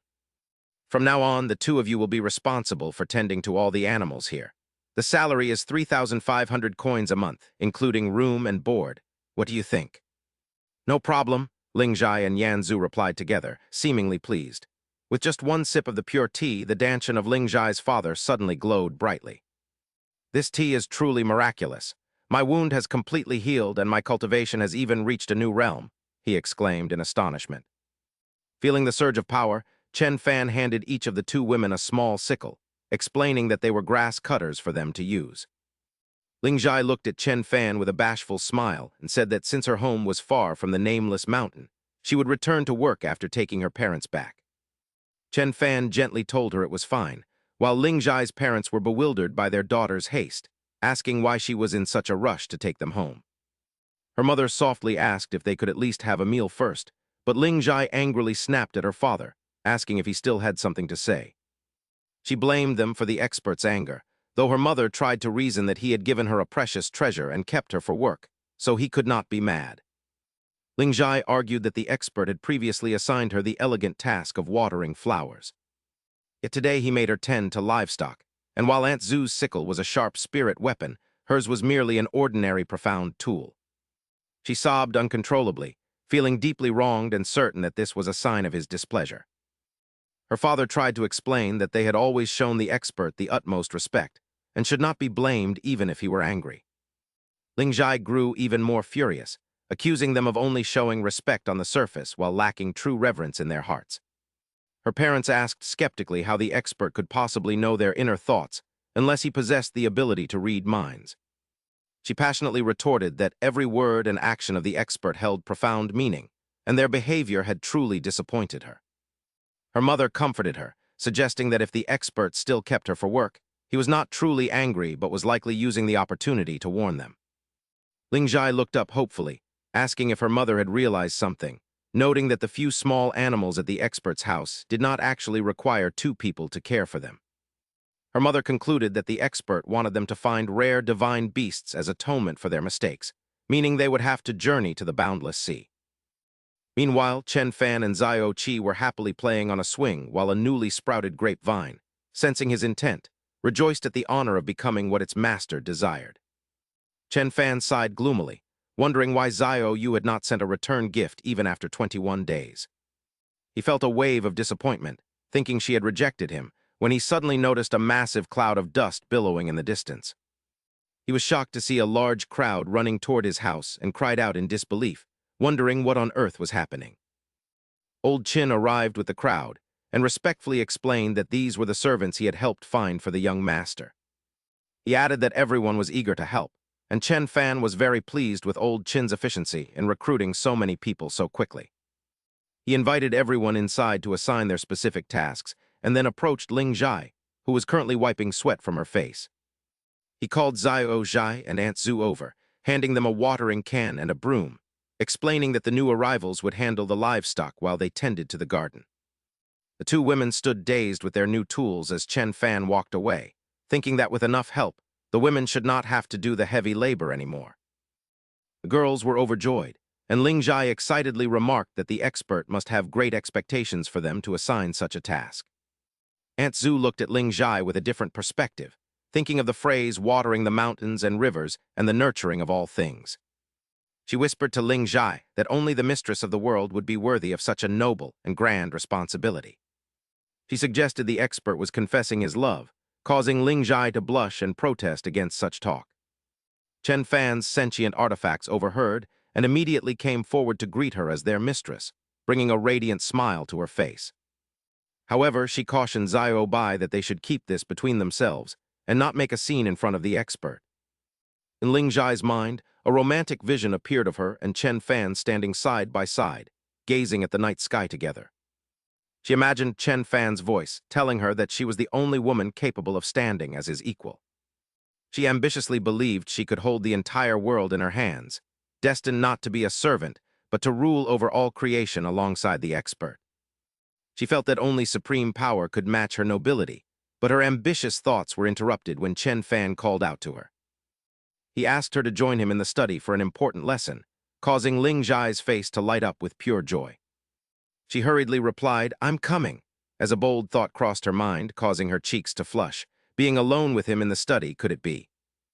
This was moving quite fast. She followed behind him, her mind racing with calculations. This master's power was unfathomable, and he would surely rule the world one day, if she seized this chance today. She would become the mistress of the house, standing above all others. With that resolve, Zhao Lingjai even took the initiative to close the study door behind her. She locked it carefully. The atmosphere in the small room suddenly grew tense and awkward. Attempting to break the silence, she asked, "Young Master Chen, if there is something on your mind, please speak freely." He hadn't expected Zhao Lingjai to be so conservative. He only wanted to ask a few questions, yet she seemed so embarrassed. Scratching his head awkwardly, he asked, "Xiao Zhai, if someone loved you and gave you a gift to express their feelings, how would you respond?" Zhao Lingjai thought to herself, "So direct, the master truly does like me, there's no doubt about it." Meanwhile, he was thinking that since they were both girls, she would surely understand Xiao Wu's feelings. Unable to contain her excitement, Zhao Lingjai hurriedly answered his question, I am willing." He was completely stunned, wondering what she meant. Realizing she had misunderstood and answered too quickly, Zhao Lingjai tried to hide her embarrassment. Adjusting her demeanor to appear more graceful, she softly replied, "What I meant was, if I had no feelings for that person, I would not accept his gift. However, if I truly liked him, I would take the initiative to give a gift in return." Hearing this, he stroked his chin in thought. Xiao Zhai really understood a woman's heart. Asking her was a wise choice. Meanwhile, Zhao Lingjai, still blushing, was lost in entirely different thoughts. Before the master officially says he likes me, I must maintain a dignified and elegant attitude. Still looking confused, he scratched his cheek and continued to press. Then what if someone receives a gift but hasn't given one back yet? What could be the reason? Zhao Lingjai replied thoughtfully, "Perhaps they are busy with other matters, or maybe the giver is so special that the recipient cannot bear to refuse outright and is looking for a way to handle it quietly later." Hearing this, he looked up at the ceiling, wondering to himself, "So which situation is Xiao Wu in?" Suddenly, Zhao Lingjai was struck by a realization and covered her mouth in shock. "Wait," she told herself, "the master gave me a kettle. Could that have been his way of expressing his love? If so, he's reminding me that if I feel the same, I must return the favor immediately. 3 days later, on a steep cliff, an old woman stood in awe as she suddenly saw a brilliant, shimmering circle of light within his estate. He exclaimed in terror, "The five-element spirit gathering array!" Lao Qin, standing right beside him, shook his head and remarked, "What a waste of breath. Do you think our master is like an ordinary architect who just throws things together?" Just then, he leisurely walked over to the two of them. "Lao Qin," he said, "the people you recruited are very efficient. In just 3 days, they've finished renovating the dormitory and the dining hall." Seeing him approach with Lingzhai, Lao Qin bowed respectfully and said, "When working for young Master Chen, how could they dare not give their all?" He laughed and waved it off, saying he was joking. Looking around at the structures he had built, he sighed with admiration. "It would be perfect if we could build a basketball court here. Everyone could play ball in their free time. We could even hold a few friendly matches." The description of a basketball court was completely beyond Lao Qin's understanding. He asked in confusion, "Young Master Chen, what exactly is this basketball court you speak of?" It was then he realized he was out of sync, speaking of things beyond this world's knowledge. He explained, "A basketball court is a place for playing basketball. But there's no point in talking about it. We don't even have a basketball." Standing behind him, Zhao Lingjai couldn't help but wonder, "What is a basketball?" He cheerfully described its shape. "A basketball is about this big, made of leather, and can be inflated. It's elastic and can bounce." A spark of recognition flashed in Zhao Lingjai's mind. She felt like she had seen such a description somewhere before. An idea suddenly occurred to her, making her very excited. She quickly turned to him and asked for permission. "Young Master Chen, I would like to request a few days off to go home." He agreed without hesitation. "Of course. It's not easy for a girl like you to work away from home. When you go, ride Dashan. His pace is very fast and will make your journey much easier."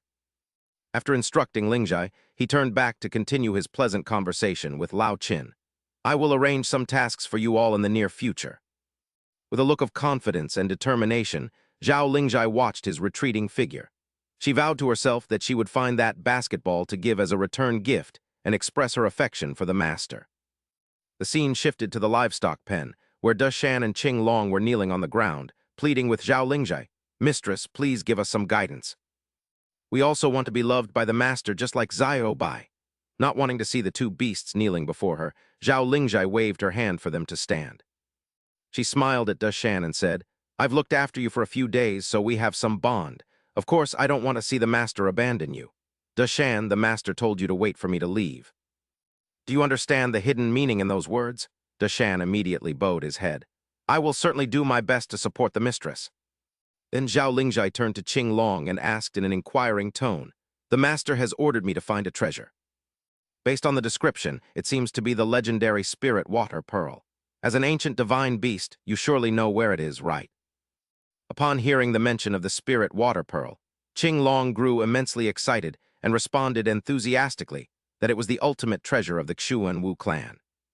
"Our dragon clan has been tirelessly searching for this treasure for nearly 1,000 years, and now we have confirmed it is in the Xiling Kingdom. I was severely injured and fortunate enough to meet the master during my journey to find that water spirit pearl." Upon hearing this precious information, Zhao Lingjai could not hide her joy as she gently stroked Qing Long's head. "In that case, tell me the specific details about the water spirit pearl," she said. Qing Long replied, "Our dragon clan has long been deeply influenced by the water spirit pearl. To help the mistress visualize it better, I will manifest an image for you." After saying that, Qing Long slightly opened his mouth and blew out a bubble made from his saliva. Zhao Lingjai was incredibly surprised to see a clear and vivid image of the water spirit pearl appearing inside that bubble. She gasped in shock. "It's that again." Without any hesitation, Zhao Lingjai immediately climbed onto Dashan's back and urged him to leave quickly. Before disappearing from sight, she turned back and said to Qing Long, "Xiao Long, you have performed a great service. Once everything is over, I will certainly not treat you poorly." At that very moment, a completely different scene was unfolding. Olji stood tall, pointing down at the imperial city of the Fengaming Kingdom. Shouting insults, he declared that this world would eventually belong to the master, and ordered the people of the Fengaming Kingdom to surrender immediately. With a look of pure rage, he continued to scream. Suddenly, thick, deathly black smoke began to billow from the houses below the imperial city, creating a gruesome sight. From within the black smoke, a contemptuous voice rang out, "What kind of master is that? I've never heard of him." Old Yi was undaunted and replied sharply, "Our master comes from the forbidden palace of earth. You are too ignorant to have ever heard of him." However, this strange phenomenon still made Old Yi feel tense. He thought to himself, what is this black mist? Why does it carry such a heavy demonic aura? Suddenly, the churning black mist converged, forming a terrifying vortex right in front of him, and a disdainful voice spoke. "How dare you act so arrogantly here with only a measly spirit weapon? The master you speak of is nothing more than a novice." Being blatantly insulted by the black mist, Old Yi flew into a great rage. He roared, "How dare you be disrespectful to the master? You are truly seeking death." He immediately swung the hoe in his hand and struck directly at the black mist. However, Old Yi was shocked to see the black mist suddenly swirl violently and turn into a fierce whirlwind. He was then struck ruthlessly by it and sent flying backward as blood sprayed from his mouth under the terrifying force. The whirlwind slammed him hard down into the imperial city below. The churning black mist gradually condensed into a bizarre face, and its voice rang out.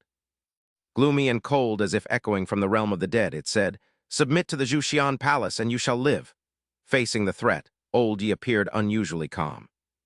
He lay still on the ground, his eyes showing no trace of fear, and a mysterious smile even played on his lips despite never having heard the name Xyoan Palace. He replied composedly, "Your presence was already part of that master's chess game, if I am not your match. Someone will naturally come to the rescue." Enraged by his attitude, the face in the mist roared. The black smoke immediately transformed into a giant demonic hand filled with deathly energy. It struck down aggressively. "Ignorant old man, then die?" Just as the demonic hand was about to hit, a deep voice suddenly echoed through the silence, carrying the weary tone of the martial world. "A lonely shadow on the cold river, an old friend of the martial world." As the voice faded, a flash of sword light like a bolt of lightning tore through the night. The long sword on the newcomer's back unsheathed itself, soaring into the air to slash sharply through the mist. The eerie face let out a mournful cry and vanished into smoke as the mysterious figure finally appeared in the dim light. It was none other than Yan Xiaofeng. Old Yi was stunned, cold sweat breaking out on his neck. That sword strike was truly supernatural and incredibly powerful. But his shock soon turned to realization. He looked directly at Xiaofeng and said suggestively, "So, you are also one of young Master Chen's people. Why keep acting so mysterious?" Yan Xiaofeng landed, his sword returning to its scabbard on his back as he looked coldly at Old Yi. "I just saved your life. Instead of thanking me, you question me with that tone." "No thanks needed," Old Yi said, standing up and dusting off his clothes. "I am a chess piece sent to the Fengming Kingdom by the Master. Your timely arrival isn't at young Master Chen's arrangement." "Ha ha ha, Master, what Master?" The scattered black mist gathered once more, this time forming a man with sharp fangs. "He doesn't even know who you are." His laughter was cut short as a cold blade pressed against his throat. Yan Xiaofeng frowned upon hearing the name young Master Chen. A familiar confusion rose within him. "You mean young Master Chen of Kinxy Town?" Old Yi stroked his silver beard and nodded smugly. "It seems I've correctly guessed the Master's deep intentions." Hearing this, a light flickered in Yan Xiaofeng's eyes. He waved his hand, and a powerful sword intent began to spread. "So that's how it is. That painting didn't just inform me of the Fengming Kingdom's crisis. It was a guide for me to join this senior in saving the country." As he spoke, countless phantom flying swords appeared from the void, surrounding the demon. "If you dare kill me, the Xyoan Palace will never forgive you." "Wait for our wrath," the demon screamed in despair. In response, the sound of whistling wind filled the air as the flying swords lunged forward in unison. They pierced through his body, turning him into ashes. Yan Xiaofeng withdrew his sword intent, his expression remaining ice-cold. At that moment, from within the imperial city, crowd rushed out led by the king of the Fengming Kingdom, who bowed to Old Yi and pledged their loyalty and gratitude for their lives. Yi Jingheng laughed at their foresight and proudly introduced himself to Xiaofeng as the vanguard serving under young Master Chen. Yan Xiaofeng bowed respectfully, stating he was sent by the master to assist, and greeted Senior Yi before they entered the capital. Xiaofeng noted that the recent attackers were from the Immortal Slaying Hall, whose cruel and demonic methods signaled that the world was falling into chaos. Yi Jingheng chuckled, confident that no demonic sect mattered with the master in charge, and they soon returned to the construction site. Upon returning to the site, another elder named Old Qin hurried over and asked Yi Jingheng if the person with him was a new recruit. Recognizing his friend's aura, Yi Jingheng asked in surprise if Old Qin had also reached the peak, and Old Qin pulled him aside. He whispered solemnly that the master was displeased with their efficiency, and as they walked the site, he noted the master's impatience over Jing Wu's absence and their stalled mission. Meanwhile, a deathly silence filled the dream illusion forest, where withered branches were draped in silver silk and white cocoons. Inside a cocoon, Lin Xyoan felt his mind fading into darkness and despaired, wondering if he would die there despite young Master Chen's grace. Suddenly, the plain wooden sword at his waist vibrated and released a warm spiritual energy that cleared the fog from his mind. Lin Xyoan remembered the child who gave him the sword and realized that such a strange gift from a stranger must have had a hidden purpose. A realization struck him, and empowered by the spiritual energy, he used the wooden sword to slash through the cocoon and escape. He understood then that the child's gift was the master's brilliant arrangement and felt a sense of relief at the master's foresight. Just then, Jing Wu and Huang Kao arrived, with Jing Wu excitedly noting that gathering all these heavenly wing mists would please the master. Huang Kao was relieved that the heavenly wing mists protected them from the jade silkworms, but they suddenly noticed a strange object glowing on a branch. A massive seven-colored jade silkworm spoke in a fierce human voice, threatening the humans for trespassing into its tribe's sacred grounds. Jing Wu was shocked to see the mutated lineage, and Huang Kao urgently suggested they retreat as they were surrounded by lethal silk. Huang Kao's warning came as razor-sharp silk threads lunged at the protective sphere of heavenly wing mists they were using for protection. Strangely, the heavenly wing mists remained unresponsive to the fierce attacks, leaving them confused and worried about their next move despite the protection. Jing Wu helplessly suggested they observe for now, but a fine silk thread suddenly bypassed their defenses and struck. The thread wounded Huang Kao, and before she could react, more silk wrapped around her and bound her tightly. The mutated silkworm mocked their reliance on the tribe's relic and commanded the other silkworms to move in on the girl, declaring she was next. Despair filled Huang Kao as she feared failing the master's mission, weeping at the thought of her impending death at such a critical moment.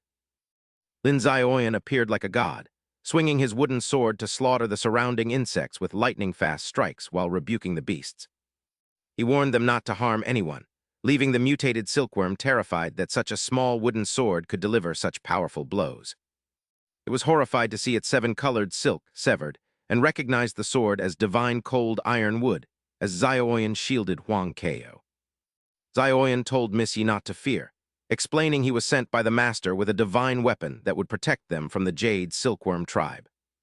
She clutched the pendant he had given her and felt comforted, realizing the master had not abandoned her. Her fear vanished as the mutated silkworm surrendered and bowed low, apologizing for its blindness in offending the master. After it begged for mercy for its kin, Jing Wu reassured the creature that they only sought the heavenly wing mists and would not harm its people. Another old man appeared in the forest and stared at the wooden sword, marveling that such a small object could be the natural nemesis of the seven-colored jade silkworm. He suddenly snatched the wooden sword from Xyoan's hand with blinding speed, leaving them stunned as Xyoan roared in a fit of rage. They were both incensed by the blatant theft of the master's treasure, which had been a divine gift bestowed upon them. Jing Wu warned that the master would not forgive him, for they were his agents, and the consequences of sabotaging his plans would be dire. Huang Kao spoke with a trembling voice full of dread, while the old man lewdly stroked his wooden sword with a devious look, mocking them for always mentioning some expert. He demanded to know who this expert truly was, only to be told the man was a peerless powerhouse from Earth, a name the old man dismissed with total indifference. Wearing a sneer of disdain, he swung his sword and unleashed sharp arcs of sword chi toward the pair, declaring that he wanted to see something for himself. He wanted to see if that expert would appear to save them as he killed them, but in that critical moment, Jing Wu selflessly pushed the young man away from the lethal strike. She became the target and took the full brunt of that devastating power, her body recoiling violently as fresh blood escaped the corner of her mouth. Instead of stopping, he continued his arrogant taunts, remarking that she had some respectable skill for surviving one of his strikes without losing her life. He challenged her to survive his second blow, but as Jing Wu's blood stained the jade pendant around her neck, the object began to change. The seemingly ordinary item suddenly emitted a strange light as if a soul were awakening, while Jing Wu silently apologized to the expert for failing his expectations. Just then, a blinding green light erupted from the jade pendant, causing Jing Wu's eyes to widen in absolute shock. She felt a warm energy spread through her body, and her fatal wounds vanished instantly before the jade pulled her into an illusory world where time and space were blurred. It felt like a celestial paradise, and upon realizing she was in a mysterious and chaotic space, Jing Wu could not help but cry out in bewilderment. She asked where she was as she saw 9 circles inscribed with strange ancient characters floating before her. At their center was a familiar figure sitting in meditation upon a pure white lotus, whom she recognized with surprise as young Master Chen. Chen Fan looked at her with a calm face that held an indescribable coldness and asked if she was willing to acknowledge him. Without a moment of hesitation, Jing Wu gave a firm reply of consent, prompting him to gently tell her to approach him. He slowly extended a finger toward Jing Wu and placed his index finger upon her forehead, a gesture of trust and favor that filled her with deep admiration. Immediately, Jing Wu's entire body underwent a startling transformation that she could barely contain within her heart. She transformed into a radiant and ethereal figure resembling a goddess from the heavens, a sight that caused her attacker and the young man to collapse in terror. They gasped in panic at the terrifying pressure, unable to even breathe as they wondered if the 9 heavens' mysterious lady had descended to earth. The old man, who had been so arrogant just moments ago, turned pale with the realization that he had provoked a massive disaster. Knowing he was doomed, he watched as Jing Wu turned her icy gaze toward him and spoke with a voice full of majesty. She declared that she would take his life as atonement, and an invisible force instantly crushed the old man, obliterating his soul in a heartbeat. The mutated silkworm trembled in fear at the bloody scene and quickly bowed, begging for mercy and offering its submission for the survival of its race. Jing Wu maintained her cold expression, but spoke with a hint of a reminder as she told Zio AI to stand up. She told him that they were both just pawns in young Master Chen's plan and did not need to kneel, prompting the silkworm to kowtow in gratitude to the saintess. The creature identified itself as part of the Jade Silkworm clan and pledged its loyalty, leading Jing Wu to order it to hand over all the heavenly wing clouds it had collected. She then gathered all the shimmering 7-colored silk into a magical sack, feeling deeply satisfied with the incredible transformation she had never dreamed of. She recalled how she once thought the expert gave her a common jade out of dislike, never realizing her own realm was simply too low to see its extraordinary power. The mutated silkworm reported that all the heavenly wing clouds were secured, and seeing Jing Wu about to leave, it spoke up quickly. It begged for permission to accompany her to meet the expert and serve him, to which Jing Wu gave a brief glance and a nod of approval. She told it to follow as the young man and the silkworm took to the skies to return home, while Jing Wu wondered if young Master Chen would be pleased. At that same moment in another place, Chen Fan suddenly let out a powerful sneeze as if someone were mentioning his name. While rubbing his nose, he was suddenly startled to discover something quite surprising happening right in front of him. The dragon-binding cucumber on the ancient tree had finally begun to bloom and bear fruit, causing him to cry out in joy that it had flowered at last.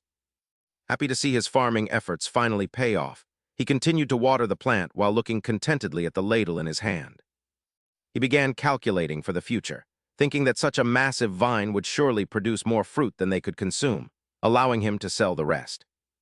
It would be a fine source of income, and after being watered by him, the dragon-binding vine seemed immensely pleased and satisfied, thinking to itself. It realized the expert truly expected it to become a vine heavy with fruit, and while Chen Fan was admiring it, Old Yi approached. Old Yi marveled as he walked, noting how a sudden spring breeze had made thousands of trees burst into a magnificent display of blossoms. Young Master Chen, the fields are plowed, but no one knows how to go about repairing that large shed you mentioned. Chen Fan pointed at the ancient tree and replied that there was no rush for the shed, asking for men to build a trellis so the vine could grow properly without affecting its future yield. After watching the two of them depart, Zhang Tianqian suddenly had an epiphany, its gaze turning bright and resolute. "Haha, I understand now," it cheered inwardly, swaying as it prepared to act, realizing the expert expected it to bear fruit like a pear tree. The following day, Chen Fan happily brought some wooden planks to the ancient tree, noting the fine weather and the fact that the tree had already bloomed. However, he was puzzled to see Zhang Tianqian blossoming, wondering how a tree that looked like a willow could produce pear flowers. Hearing this, Zhang Tianqian was struck with terror, fearing it had completely misinterpreted the expert's profound intentions. It quickly spotted Xiao Qi playing on a swing nearby and cried out for help. "Great-grandmother, please save me." But Xiao Qi offered a reminder. "I am your junior, so calling me that is quite awkward. I was ignorant before, but you must not address me that way again," she said before running to Chen Fan and pointing at Tianqian. She explained that it wasn't a normal pear tree but a golden pear tree, which surprised Chen Fan, and the girl's intervention saved the day. Tianqian felt immensely relieved to hear that its fruit would be like gold and delicious, and Chen Fan finally understood the situation. Nearby, the sword demon was relentlessly massaging Xiao Bai's face, while grumbling that a soft-hearted master would only starve if the disciple was taught poorly. "Who told you to be so weak and let her try to curry favor with the master?" the sword demon said, its sudden appearance startling Xiao Bai. "Oh, did you get your face slapped? Do you need my help?" Mocked by the sword demon, a furious Xiao Bai transformed, and the two divine beasts began a head-butting contest. Chen Fan watched the workers, noting that the men Old Yi had recruited were all diligent and possessed a great work ethic. He approached the working Xiao Feng and asked, "Young Master Yan, you could clearly make a living through painting, so why have you come here to work for me?" Xiao Feng replied that times were tough, and since Uncle Yi was hiring, he decided to follow along, prompting Chen Fan to offer a suggestion. "If young Master Yan enjoys painting, perhaps you could help me organize my artworks later," he said, thinking it best to let the man utilize his natural talents. "That sounds good," he decided, before leading Xiao Feng to his study to show him the paintings he had produced. "You are free to sell them if you wish. These pieces have been dried in the sun, so please just sort them into categories." Xiao Feng stared at the calligraphy on the wall with deep longing, moved by the words, "10 years to sharpen a sword, its frost-white blade never tested. Today I show it to you. Is there any injustice in the world?" Xiao Feng felt as though he were part of every brushstroke, imagining himself as a swordsmith cleaning a sharp blade in a frigid pond. He frowned as he visualized the process, realizing that sharpening rather than forging represented the ultimate state of unity between man and sword. Afterward, Xiao Feng clasped his hands to say goodbye, telling young Master Chen that he suddenly remembered an urgent matter he had to attend to. "Please let me finish it before I return," he requested, and Chen Fan smiled, telling him to go ahead as Xiao Feng left with tears of realization. He understood that young Master Chen was using the art to guide him, showing him that a top swordsman cannot simply train in isolation on a nameless mountain. One had to travel the world to temper themselves and experience the complexities of life, while elsewhere, first Prince Zhao Tai sat coldly on the throne. "Zhao Lingjia, you conspired with Zhao Song to harm the late emperor. He is in the dungeon awaiting execution, so you should surrender now," he declared as a guard asked if they should be expelled. Lingjia stood in the center of the hall, her eyes burning with fury at the sight of the usurper, as her voice echoed through the majestic space. "How does a prince of such lowly birth like you dare to rebel and seize the throne? Who gave you the audacity to commit such a crime?" At that moment, the imposing great general of the state, Li Tianjin, entered the hall with a cold smirk as his gaze swept over Lingjia.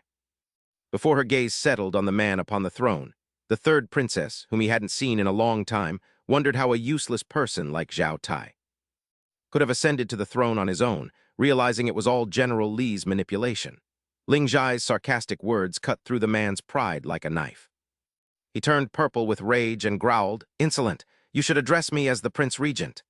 He then stood up and bowed respectfully to another man, Jin Yi, leading him toward the throne. In that instant, Lingzhai saw through the entire sinister plot. She sighed softly, her eyes filled with utter contempt. "No wonder you ignored court affairs for years to support a waste. It turns out you are the one who truly covets the throne and wants to be emperor." Her face remained ice-cold as she spoke. "Since everyone is gathered, it is time to settle this." Jinyi stood by the throne, completely unfazed by Lingzhai's direct threat. He curled his lip in disdain, asking if she could do it alone. Lingzhai said nothing but flicked her finger, and a brilliant golden aura erupted, filling the room. The terrifying pressure made Jin Yi and the usurper turn pale and tremble in fear. How is this possible? You are actually a martial sect expert." Under that overwhelming pressure, all the court officials who were witnessing the scene could not resist and fell to their knees one by one. Outside the hall, anxious whispers broke out as people wondered what was happening inside. "This is terrifying. I'm just a worker. I don't want to be involved." Soon after, the hall doors slowly opened to reveal the scene within. The officials outside recognized the shift in power and immediately knelt before Lin Xyoan, shouting in unison for the third princess to ascend as the new empress. Lin Xyoan stepped out with a cold, majestic expression, having already dealt with all the traitors inside. She then issued her orders clearly. Before leaving, the emperor decreed that the throne be given to the fifth prince, Zhao Song. Release him immediately and choose an auspicious day for his coronation. She then issued another vital instruction to the officials. From this day forward, the entire Xiling kingdom must submit to the master of the nameless mountain. The officials looked at each other in confusion, wondering about the fifth prince's ascension and who this mysterious master from the nameless mountain was. Despite their many questions, no one dared to disobey. They bowed and accepted the command. In her heart, Lin Xyoan thought that being an empress wasn't enough. She believed that only becoming the woman of that great master and ruling the world would be worthy. She then went to a secret area of the palace with Discipleship. At an ancient altar, she took out a shimmering gem. It turned out the water spirit pearl had always been enshrined by the Xiling kingdom in this very place. I have seen it a few times, but I never realized it was the legendary water spirit pearl. She gently tossed the gem onto the ground. After checking its elasticity and energy, she found it matched the master's description perfectly. Discipleship, standing beside her, gave a soft reminder. Bringing this water spirit pearl as a return gift will surely please the master. Then, he will announce your status as his lady to the world. You will no longer have to hide your identity. Lin Xyoan nodded in agreement, saying he was right and that they should return quickly. Meanwhile, elsewhere, Chen Fan was still lost in his longing, wondering when Xiao Wu would finally return to him. Suddenly, nearby workers looked up in shock, exclaiming that she looked like a fairy or a goddess descending from the 9 heavens. Jing Wu appeared in a lovely pink dress, walking as light as a cloud. "Young Master Chen, Xiao Wu has arrived late." He gazed at her ethereal beauty. Chen Fan's face flushed. "Xiao Wu." His eyes widened as he suddenly noticed something that made his heart skip a beat. The jade pendant he had given her was not around her neck. Seeing she wasn't wearing it, he sighed softly, his heart heavy with thought. He thought Xiao Wu was truly kind and didn't want to reject him cruelly to his face, so not wearing the jade was her silent way of saying no. Unaware of his feelings, Jing Wu took out a small cloth bag. "Young Master Chen, here is the resin I found. Is it enough?"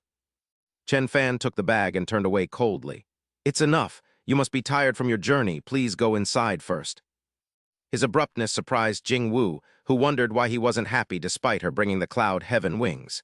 In the living room, Yin Zhu poured tea for her. Seeing that he let Yin Zhu serve the tea instead of doing it himself, she grew panicked and covered her mouth, wondering if she had upset him. Chen Fan entered the room with a sorrowful expression. "Xiao Wu, I'm sorry for making you wait." He hesitated, thinking that if she didn't like him, it would be best to clarify everything. He pulled out a pouch of money before Jing Wu's shocked eyes. "This is the payment for the resin. I'm not sure of the market value, so let me know if it's not enough." "I don't need it," Jing Yu hurriedly declined. His detached actions pained her, as she wondered why young Master Chen was paying her for a task he had assigned her. She worried he hated her and wanted to draw a line between them, but Chen Fan placed the pouch in her hand, insisting on keeping business separate. Realizing he shouldn't have pried and made Xiao Yu uncomfortable, he turned and walked away, leaving Jing Yu standing alone. "I have to go cook now." Jing Yu panicked at young Master Chen's words, feeling he was being cold and wondering if he truly didn't want to see her. As one left and the other stayed, they both harbored their own sorrows despite going their separate ways. He decided not to force the matter. At the foot of the nameless mountain, Olji nodded with a look of realization after hearing everything, claiming he understood the expert's intent. He explained that the expert had granted her a massive opportunity with the jade pendant, but their low cultivation levels had prevented them from seeing it. It was natural for young Master Chen to be upset after they missed the chance to finish the task, but hearing this, Jing Yu's face brightened with renewed hope. "You mean I can still return to the young master's side, father?" Olji folded his arms and smiled confidently, telling her to return with Qin Yin first. He told them to reflect on the deep meaning of the handkerchief together, promising she could return once he gained enlightenment, and the two beauties obeyed. Upon their return, Qin Yin sadly told Jing Yu how much she envied her, lamenting that she was too slow to grasp the profound meaning within the handkerchief. Feeling as though the expert had already discarded them, The two sisters sighed over their bitter fate until Jing Yu suddenly cried out in shock. "Oh no, I think I dropped the seven-colored silk jade on the nameless mountain." Meanwhile, Chen Fan sat alone on a cliff, chewing on a blade of grass. He fell into deep thought about his meeting with Jing Yu, noting how noble Xiao Yu looked today, and assuming she must be highly valued by her sect. Spitting out the grass, he told himself that since Xiao Yu had such a bright future ahead, he couldn't afford to stay depressed any longer. He walked away, unaware the precious seven-colored silk jade lay right there, vowing that even without cultivation, he would become the world's wealthiest mortal. At that moment, a majestic white dragon soared above the nameless mountain. It was Ao Bei, the fourth princess of the dragon clan, who cried out, "Found it!" She cheered upon spotting her third brother, the azure dragon, being teased and tormented by Xiao Wu and Xiao Bai near a small stream. Seeing this, Ao Bei was furious that her noble brother, a divine azure dragon, was being treated so disrespectfully by such lowly creatures. However, she was also terrified after recognizing the true forms of Xiao Wu and Xiao Bai, wondering why they were disguised as ordinary animals in the mortal realm. Suddenly, Ao Bei sensed a powerful surge of spiritual energy all around her, and she was shocked to find that even the laborers plowing the fields radiated such power. Even the road workers were masters, with the weakest among them at the peak of the martial soul realm, which was equal to her own cultivation. Ao Bei immediately hid in a dense thicket, knowing she couldn't save her brother yet, but her dragon clan garment could at least conceal her presence. It would allow her to gather information, and she vowed that anyone bullying her brother would pay, just as two figures appeared leading a massive bull down the road. Her eyes widened in surprise as she recognized the bull as the young master of the Azure Kui clan, who had been forced into his original beast form. He was being forcibly dragged along by the Zhao couple, and as they struggled with the bull's nose ring, Ling Zhai hurried toward them. She called out to her parents, but they scolded her for being bold enough to ride the expert's mount without permission, though Ling Zhai quickly tried to calm them. With a confident look, she told them not to worry because the expert had given her permission, which immediately brought a look of satisfaction to the Zhao's faces. Overjoyed, they asked if the expert truly favored Jir that much, mentioning how they had traveled a great distance without complaint. They had crossed the endless sea to capture this Azure Kui, feeling that all three of them had truly given their all for the expert's sake. Hearing this, Deshan smiled smugly as if about to reveal a shocking secret regarding the expert's feelings for their young mistress. He suggested that favoring was an understatement, and upon hearing this, the Zhaos were ecstatic and immediately grabbed their daughter's hands. They asked hopefully if the expert had feelings for her, and although she was a bit shy, Ling Zhai nodded in confirmation. She added that while he hadn't officially confessed, what Deshan said was true, leaving her father stunned and filled with joy as he began to ask questions. "Does this mean that as long as we present this basketball as a return gift to the expert, he will announce to the world that I am the mistress?" Ling Zhai affirmed with absolute certainty, "Exactly," after Kui Yao overheard the entire conversation of the Zhao family. It could only shake its head in disdain, muttering to itself that they were a family of lunatics who found deep meaning in every casual remark. "I actually want to see what that peerless powerhouse from Earth looks like." However, upon arrival, Yu was suddenly struck with terror at the sight of a complex formation. It screamed inwardly, wondering how the legendary five-element spirit-gathering grand array could be here, just as Chen Fan stepped out to greet everyone, frowning at Ling Zhai before turning to her parents. He thought it made no sense for her to ride a mount while her parents walked behind, then greeted the couple as Ling Zhai prepared to say hello. But he seemed to ignore the girl even as she softly announced her return, keeping his gaze fixed on Mr. and Mrs. Zhao. He asked why they had come and brought a bull along, causing Mr. Zhao to nervously stroke the animal with a flustered expression as he replied. Explaining they came to thank him for his kindness toward Xiao Zhai with the bull as a small token, Chen Fan invited the couple inside while completely ignoring Ling Zhai. He told them to go inside for tea and leave the bull in the courtyard for someone to collect later, leaving Ling Zhai standing there feeling confused and slighted. Ling Zhai wondered why the expert was so cold to her, while Ao Bei watched from afar, musing that Chen Fan must be a peerless powerhouse hiding his true strength given their reverence. Realizing her own realm was too low to see through his cultivation, she immediately departed with a newfound sense of determination. She decided to seek the elder's help to rescue her third brother, while inside the house, Chen Fan slowly prepared tea to serve his two guests. Old Zhao sat across from him looking bashful and hesitant to speak, a tension that Chen Fan keenly observed in the couple's expressions. Noticing how they glanced at Ling Zhai, he gently encouraged them to speak, privately suspecting that there was some sort of conflict within their family.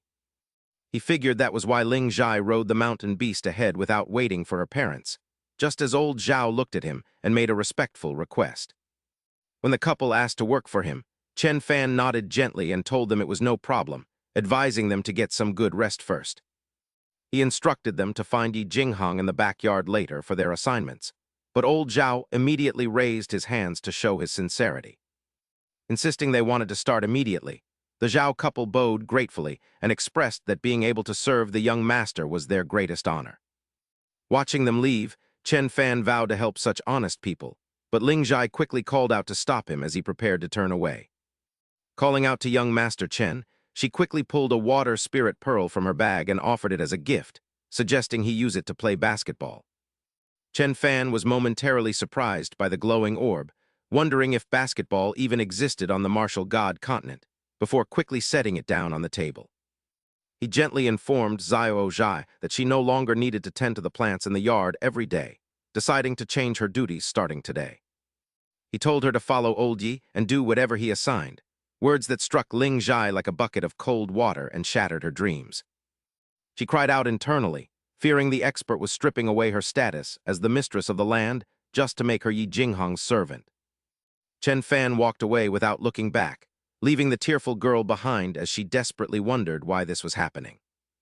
He called back that it was no longer convenient for her and Aunt Zhu to stay in the courtyard, so she should move in with her parents instead. He left in high spirits, feeling he had done a good deed by reuniting the family so they could resolve any lingering conflicts together. While he praised his own cleverness, Ling Zhai sobbed in her mother's arms as Mrs. Zhao anxiously asked Old Yi why the expert had suddenly changed his mind about making her the mistress. Wondering how things could change so fast, Old Yi sighed and solemnly explained that they were merely pawns in the expert's grand design. He noted that poor performance was a sign of disrespect toward the expert, which explained her removal from the courtyard while Ling Zhai continued to sob. She spoke up through her grievances, arguing that only a mistress should have the right to water the mountains and nurture all living things. Old Yi sighed wearily, telling her she was simply the first person in line to help the expert build his empire and nothing more. He told her she had completely misread the expert's intentions, prompting Ling Zhai to wipe her eyes and calm down slightly despite her lingering redness. She asked why he sought her opinion on a love token then, to which Xiao Qi explained that the expert simply wanted to experience every aspect of mortal life, including marriage. Xiao Qi clarified he only asked for her input for the experience, not out of affection, a sentiment that Old Yi firmly agreed with. He added that the watering can was just a tool for her job rather than a token of love, noting that no one uses such a thing to propose, which finally eased Ling Zhai's heartache. A harsh reality became clear. Was it all just my own wishful thinking? In the dormitory hallway, Xiao Qi and Old Yi were conversing. "Little ancestor, I have something to ask you," Old Yi began. Xiao Qi shook her head with a faint smile. "Uncle Yi should just keep calling me Xiao Qi. From now on, Uncle Yi and I are the same. We are both true followers of the expert." Old Yi agreed with her words. "All right then." "Xiao Qi, do you think the expert is like a mortal wanting to marry and have children, if he truly has such intentions?" "He would have surely given us a hint," Xiao Qi replied, her eyes shimmering with thought. "We should just wait for the right opportunity." The two of them walked outside together. Yet many unanswered questions remained in their minds. They wondered what kind of girl the expert liked. Would she be a human or a demon? Old Yi felt a bit anxious, wondering if Xiao Yu's feelings for the expert stood any chance. The next day, Chen Fan went to the garden himself, dug a hole, and gave everyone detailed instructions on how to plant seeds. First, dig up the soil, then carefully spread the seeds, and finally cover them with earth and water them. Everyone cheered and applauded his guidance. "Planting like this will surely result in a higher germination rate, as expected of young Master Chen. Thank you for your guidance." Afterward, everyone followed his method and was stunned. It felt as if spiritual energy was about to overflow. "Hurry, water them immediately." Watching everyone engrossed in the farm work, Chen Fan's face glowed with satisfaction as he thought to himself. They truly lived up to being the talents selected by Old Yi. Everyone was diligent and enthusiastic. These were the days after he had just earned the title of Divine Farmer. The tons of seeds rewarded by the system were planted in the blink of an eye. Old Yi was also busy tilling the soil, which made Chen Fan feel even more pleased. Old Yi was truly an exemplary steward for this courtyard, handling every matter, large or small, with complete devotion. Their entire family consisted of kind-hearted people. It was just a pity that he and Xiao Yu were ultimately not meant to be. The hoe he had given Old Yi before was now very old. Perhaps he should find time to forge a new one for him. Chen Fan's eyes swept over the lush green fields on the mountain. He sighed softly, noting that the cultivable area on this mountain was limited. If he truly wanted to become wealthy, he might need to expand into some side businesses. However, he wasn't sure what would be both profitable and suitable. While lost in thought, he suddenly saw Xiao Qi playing alone by the ancient tree. He walked over, leaned down, and asked, "What are you playing with, Xiao Qi?" The girl looked up, her sparkling eyes pointing to her palm. "Big brother, there's a very cute little insect here." Chen Fan picked up the small bug that Jing Yu had brought back earlier. It was a silkworm with a strange appearance. "Another silkworm." "Xiao Qi, do you know where it came from?" "I don't know. It was already here when I found it." He looked at the silkworm lying obediently in his palm. Chen Fan felt a bit curious and frowned slightly, wondering if it could spin silk. Meanwhile, the mutated silkworm in his hand was thinking to itself, "This expert doesn't have the slightest aura of a martial artist, so why do I feel such a terrifying pressure? This hand feels like it has become massive, enveloping me. This invisible pressure makes it impossible for me to move even an inch, if the expert doesn't let go. I'm afraid I will never be able to escape." The invisible pressure from Chen Fan's hand made the mutated silkworm feel dizzy. Instinctively, it began to spit out some shimmering silk. "Big brother, look, it's spinning silk!" Xiao Qi cried out in delight, pointing at the 7 colored threads. Chen Fan was surprised and overjoyed to see the glittering, colorful silk. He touched them gently, feeling their smoothness. The quality of this silk was truly excellent. If it could be woven into clothing, it would surely be incredibly comfortable to wear. The mutated silkworm was panicking in his palm and grew even more shocked by Chen Fan's actions. It thought, "My 7-colored silk is one of the strongest and most durable treasures in this world. Yet the expert can pull it out so easily with just 2 fingers. This is too terrifying." Chen Fan turned to call Old Qin, who was working nearby. "Old Qin." Old Qin immediately replied respectfully, "Young Master Chen, what is the matter?" Chen Fan held out the silkworm, his eyes full of interest. "Have you ever seen this kind of silkworm before?" "I intend to raise them on a large scale."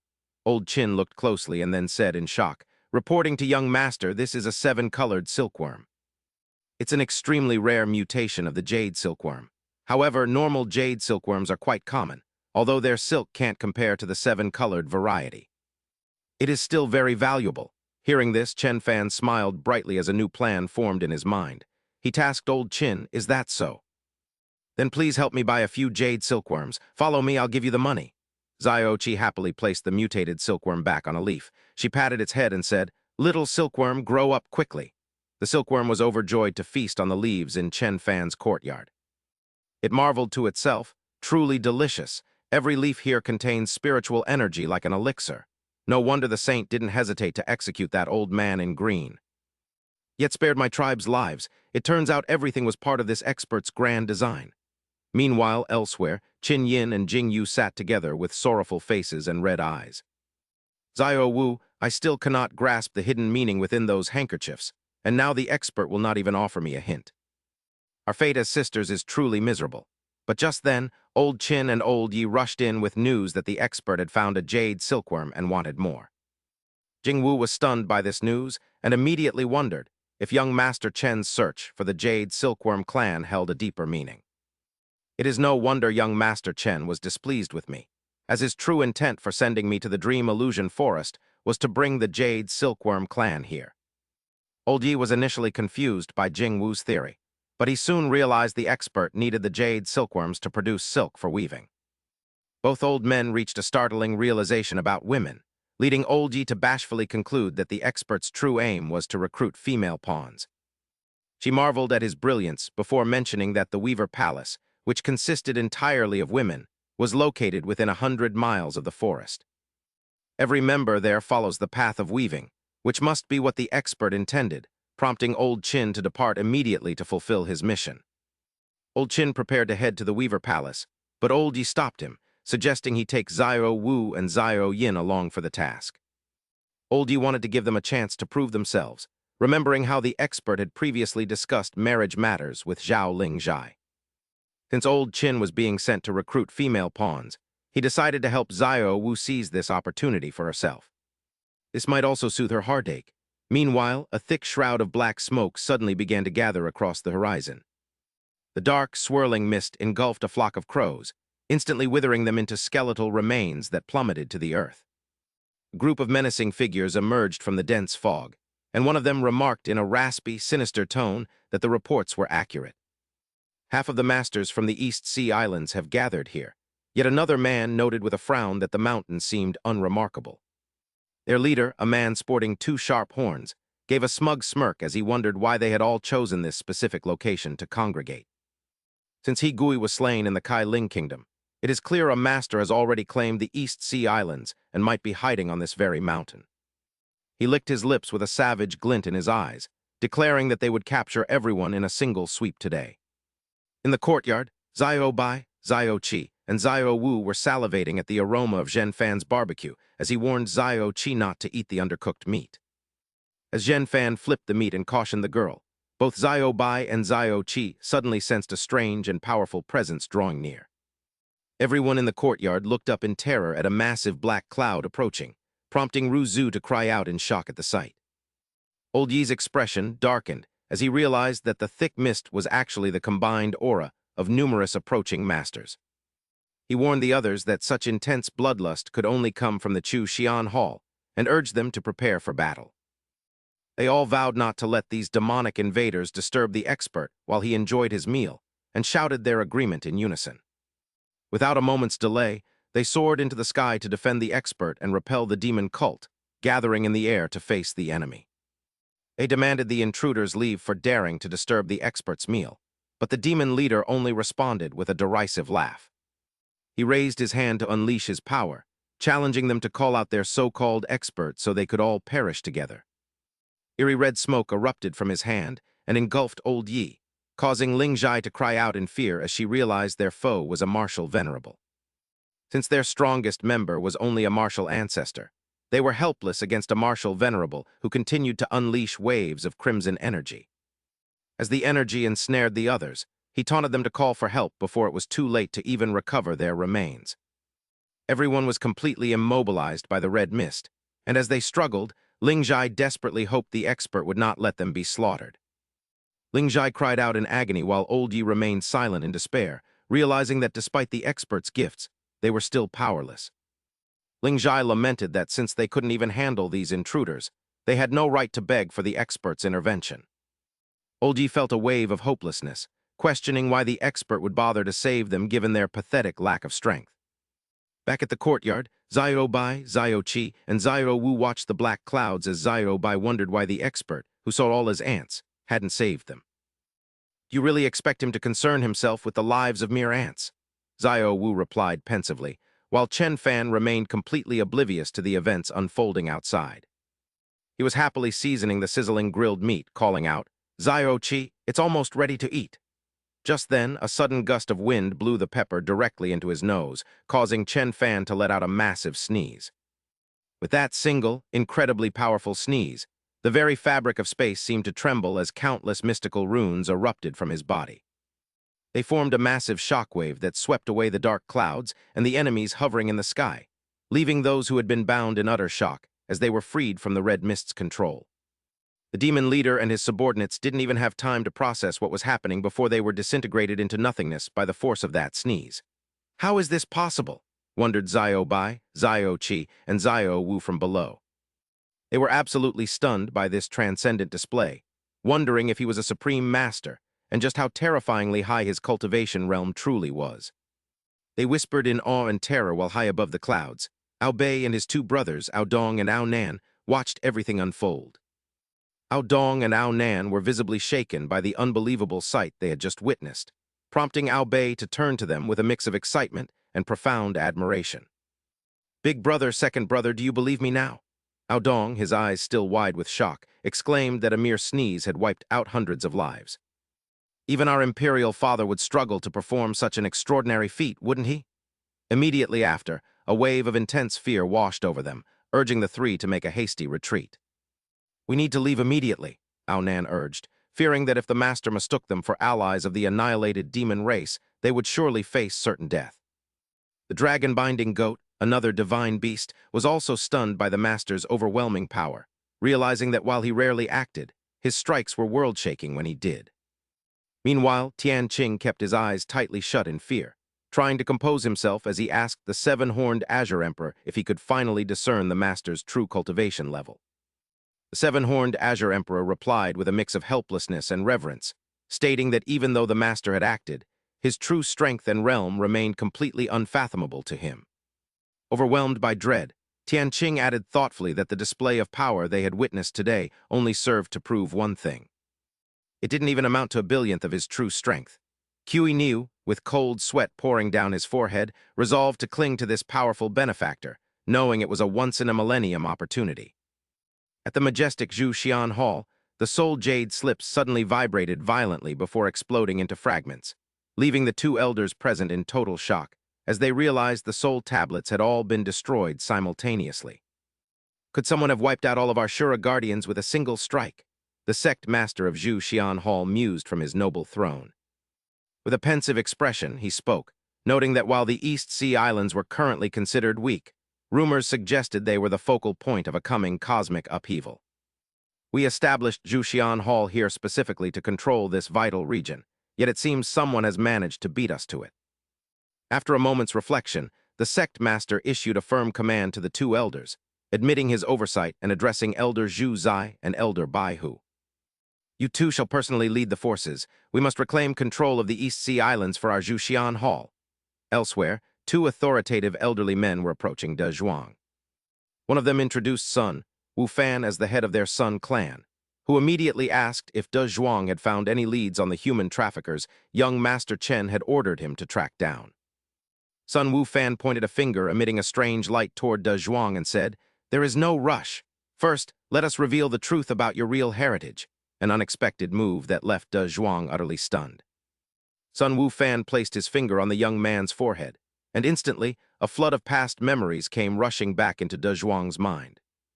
He was shocked to realize that he had once been abandoned and left to drift down a river because he lacked a martial soul. As Sun Wu Fan continued, "There was a child on that river. I fused your bloodline and bestowed a martial soul upon you. Now you must believe that we aren't deceiving you, right?" De Zhuang was suddenly taken aback as his body began to transform. He took on the majestic form of Sun Wukong, exclaiming in disbelief, "So I actually belong to the Battle Saint Ape clan." After returning to his normal state, De Zhuang asked, "So Xiao Qi is a psychic jade rabbit, and what about the traffickers young Master Chen mentioned?" Sun Wu Fan explained that the matter was certainly linked to the psychic jade rabbit clan, recounting how they were descendants of the ancient seven-colored jade rabbit, divided into male and female lineages.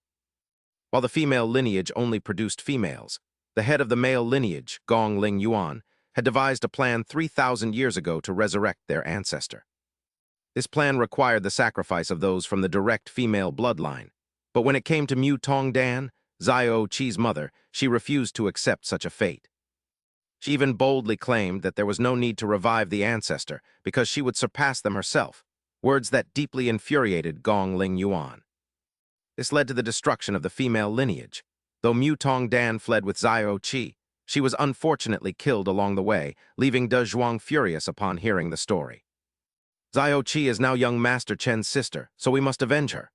However, Sun Wu Fan cautioned him that the psychic jade rabbits were among the strongest beasts in the eastern region and could not be taken lightly. De Zhuang insisted they consult young Master Chen first, so the three of them immediately headed to his guest room, where De Zhuang reported that they had successfully located the human trafficker. "Their influence is vast and widespread, but if we can identify their specific traits, we will be able to capture them all at once." Upon hearing this, Chen Fan gently stroked Xiao Qi's head to comfort her and asked her not to cry, urging her to try and remember the appearance of the trafficker. Xiao Qi looked up with tearful eyes but a firm voice, saying she remembered an ugly and cruel old man named Gong Lin Xyoan. She revealed that he was the one who murdered her mother, causing Chen Fan's expression to darken with rage as he realized the truth behind her mother's death. Realizing she was killed by a trafficker, His gaze sharpened as he turned to ask Sun Wufan if they had located the man named Gong Lin Xyoan.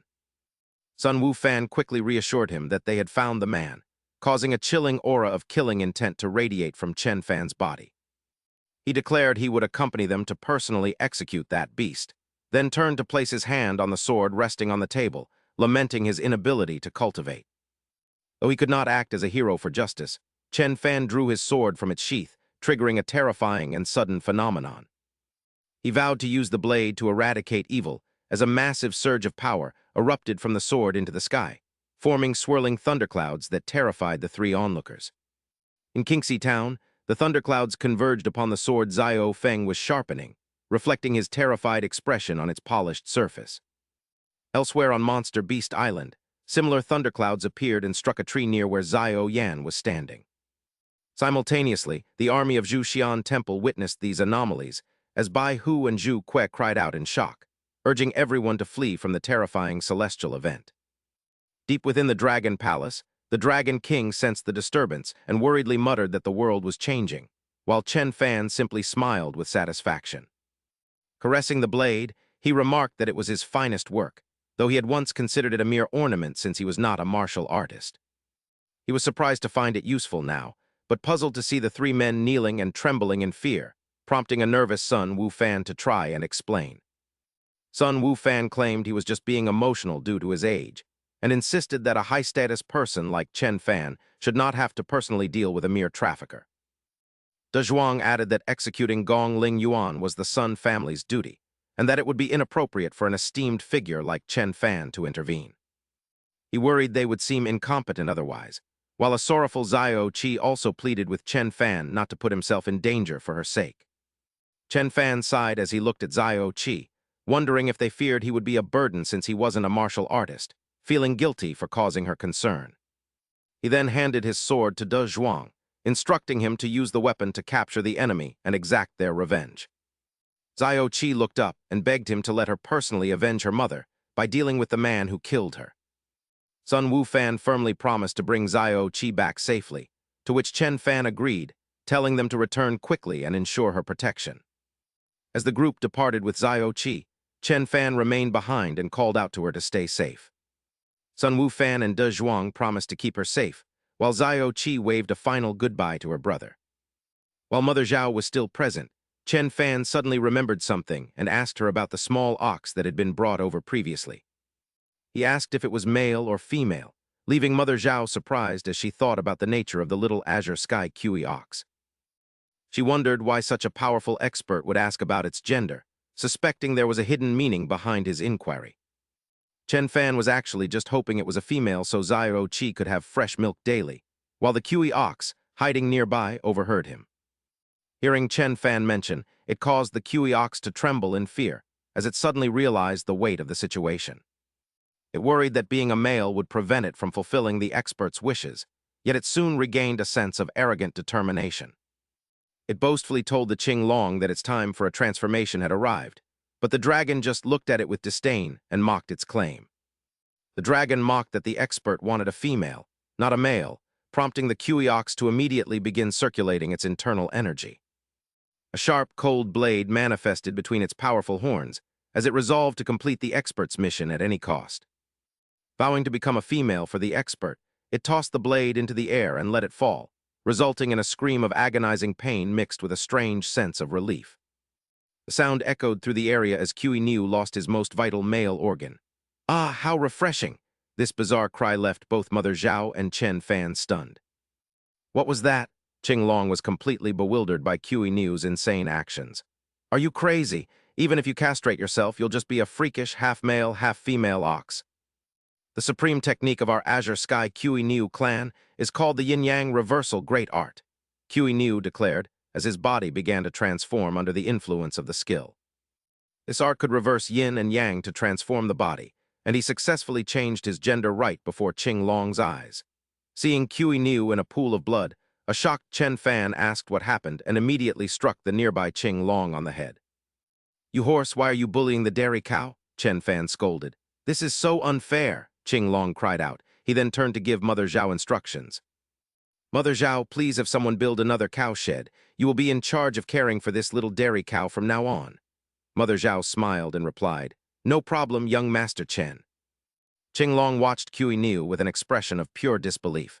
Could an azure sky Kui Niu really give up everything to become a female cow? As Kui Niu walked away, he didn't forget to look back at Qinglong with a smug expression. Little dragon, oh little dragon, so what if you're a divine beast? Your status is still lower than this prince's. Wait, I mean lower than this princess. Hearing this, Qinglong collapsed to his knees and kowtowed repeatedly. Auntie, I was blind, you truly are the greatest. At that moment, Chen Fan and Old Yi were sitting and chatting under the lush green grapevine, with plump clusters of grapes hanging overhead. The 7-colored jade silkworms produced an incredible amount of silk every day. Seeing the shimmering cocoons on the table gave him many ideas. Old Yi, gather some of the idle workers. We can begin constructing the garment factory and the silkworm rearing base. Afterward, he gazed at the clusters of grapes above with a distant look in his eyes. There's also the winery and the racetrack. Perhaps it's time to start construction on those as well. Old Yi respectfully replied, Understood, young Master Chen. Their conversation left the nearby Qinglong utterly stunned. Wait, did the master just mention a racetrack? Thinking the dragon clan was being recruited, Qinglong reverted to his majestic divine dragon form and soared into the sky with pure joy. The expert has finally assigned me a task? Ha ha ha! His roar echoed through the heavens, signaling a promising future. Meanwhile, Yi Jingyu's group had arrived before the majestic main gates of the Zhunu Palace. The young mistress of Zhunu Palace, Chen Gani, flew out with 2 female subordinates to greet them. May I ask what brings you here? Yi Jingyu clasped her hands together. She bowed respectfully and introduced herself. I am Yi Jingyu. I have a matter to discuss with your palace master. Chen Gani nodded gently. Please follow me. Internally, she was shocked that she couldn't see through this person's cultivation at all. In the formal guest hall, Yi Jingyu exuded an arrogant yet free-spirited aura like an immortal, making the air feel heavy. The 2 women standing beside Gani whispered to each other. She is unfathomable. Even our master cannot discern her cultivation level. Why would such a powerful expert come to our Zhunu Palace? I fear she comes with ill intent. Palace Master Mai Tiangsu then appeared, looking elegant and noble. She stepped forward to welcome them. I wonder what Missy has to teach us. Seeing her arrive, Yi Jingyu stood up and spoke directly. I heard that Zhunu Palace seeks the Tao through weaving. You excel in the art of exquisite gold thread weaving, using the laws of heaven and earth as thread and the mortal body as the loom. It is truly impressive. Mai Tiangsu replied humbly, Missy flatters us, we wouldn't dare claim such skill. Please tell us how we can help. Jingyu answered firmly, Then I won't beat around the bush. We are here on behalf of a hidden expert from Earth to recruit weaving pawns. We have come on behalf of a hidden expert from Earth to recruit weaving pawns. You will likely find the term pawn quite offensive. However, becoming the expert's pawn may be the greatest fortune of your lives. Gani was furious upon hearing this, her eyes flashing with disdain. Absurd. Our Zhunu Palace has a 1,000-year heritage and our own path. We have no need for such fortune. Gani, do not be rude, Mai Tiangsu hastily intervened. Yi Jingyu stared directly at them with eyes as sharp as swords, creating an invisible pressure. Palace Master, what do you think? Mai Tiangsu felt tense under the girl's oppressive gaze.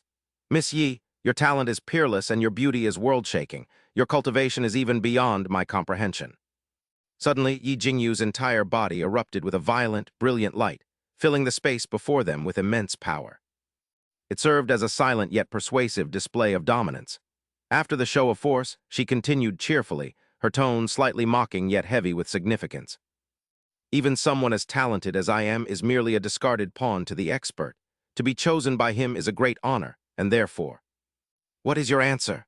Under Jingyu's immense pressure and meaningful words, the 2 of them knelt down in terror. We willingly submit to the expert and are ready to give our all for him.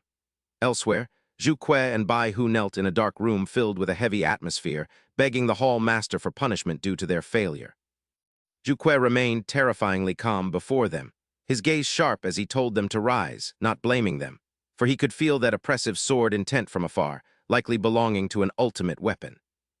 Bai Hu was shocked by those words, his voice trembling as he asked what they should do about an ultimate weapon, just as Zhu Kui stood up with an imposing stature.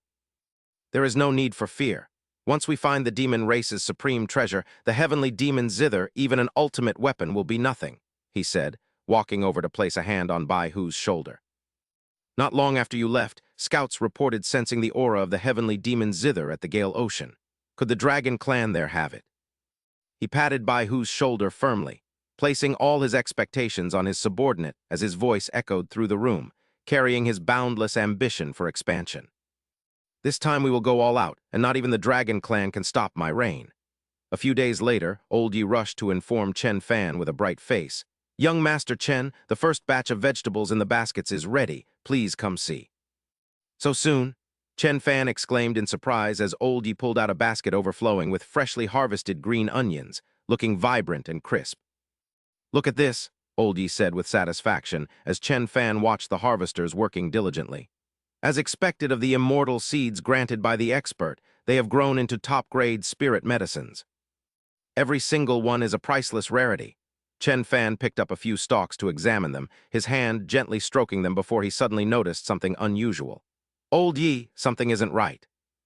The seeds rewarded by the system were far superior to those on Earth, so logically, these small green onions should have been much smoother and more refined. Hearing this, Old Yi grew tense and hurriedly asked what was wrong, promising to have the workers make improvements immediately if young Master Chen would point it out. Come to my field, and I will show you the details. Chen Fan then led everyone to the vegetable garden that he had personally planted and nurtured. Old Yi and the others were stunned by the vegetables Chen Fan had grown. They were not only lush, but also emitted a rich spiritual aura with every leaf plump and vibrant. Medicine kings, every single one is a medicine king. Chen Fan leaned down and patiently taught them detailed farming techniques, explaining that the soil must be properly fertilized before sowing, and once they sprout, they need additional compost and careful watering only when the soil is dry. Vegetables grown this way will be plump, fresh, and filled with abundant spiritual energy. So that's how it's done, truly impressive, everyone remarked in admiration. He then stood up and asked, Old Yi, by the way, is the weaving workshop finished today? Yes, young Master Chen, Old Yi replied excitedly. Let me accompany you to see if anything else needs to be arranged. In that moment, Chen Fan was completely stunned by the sight before him. Have I accidentally wandered into the kingdom of women? He wondered as he looked inside the workshop. A large number of women were busy working, all of whom were from the Weaver Palace. Without hesitation, he immediately pulled Old Chin aside. Lowering his voice, he whispered, Old Chin, who exactly are these people? They are the weavers I helped recruit for you, young master, he replied. Weavers? Chen Fan repeated in surprise.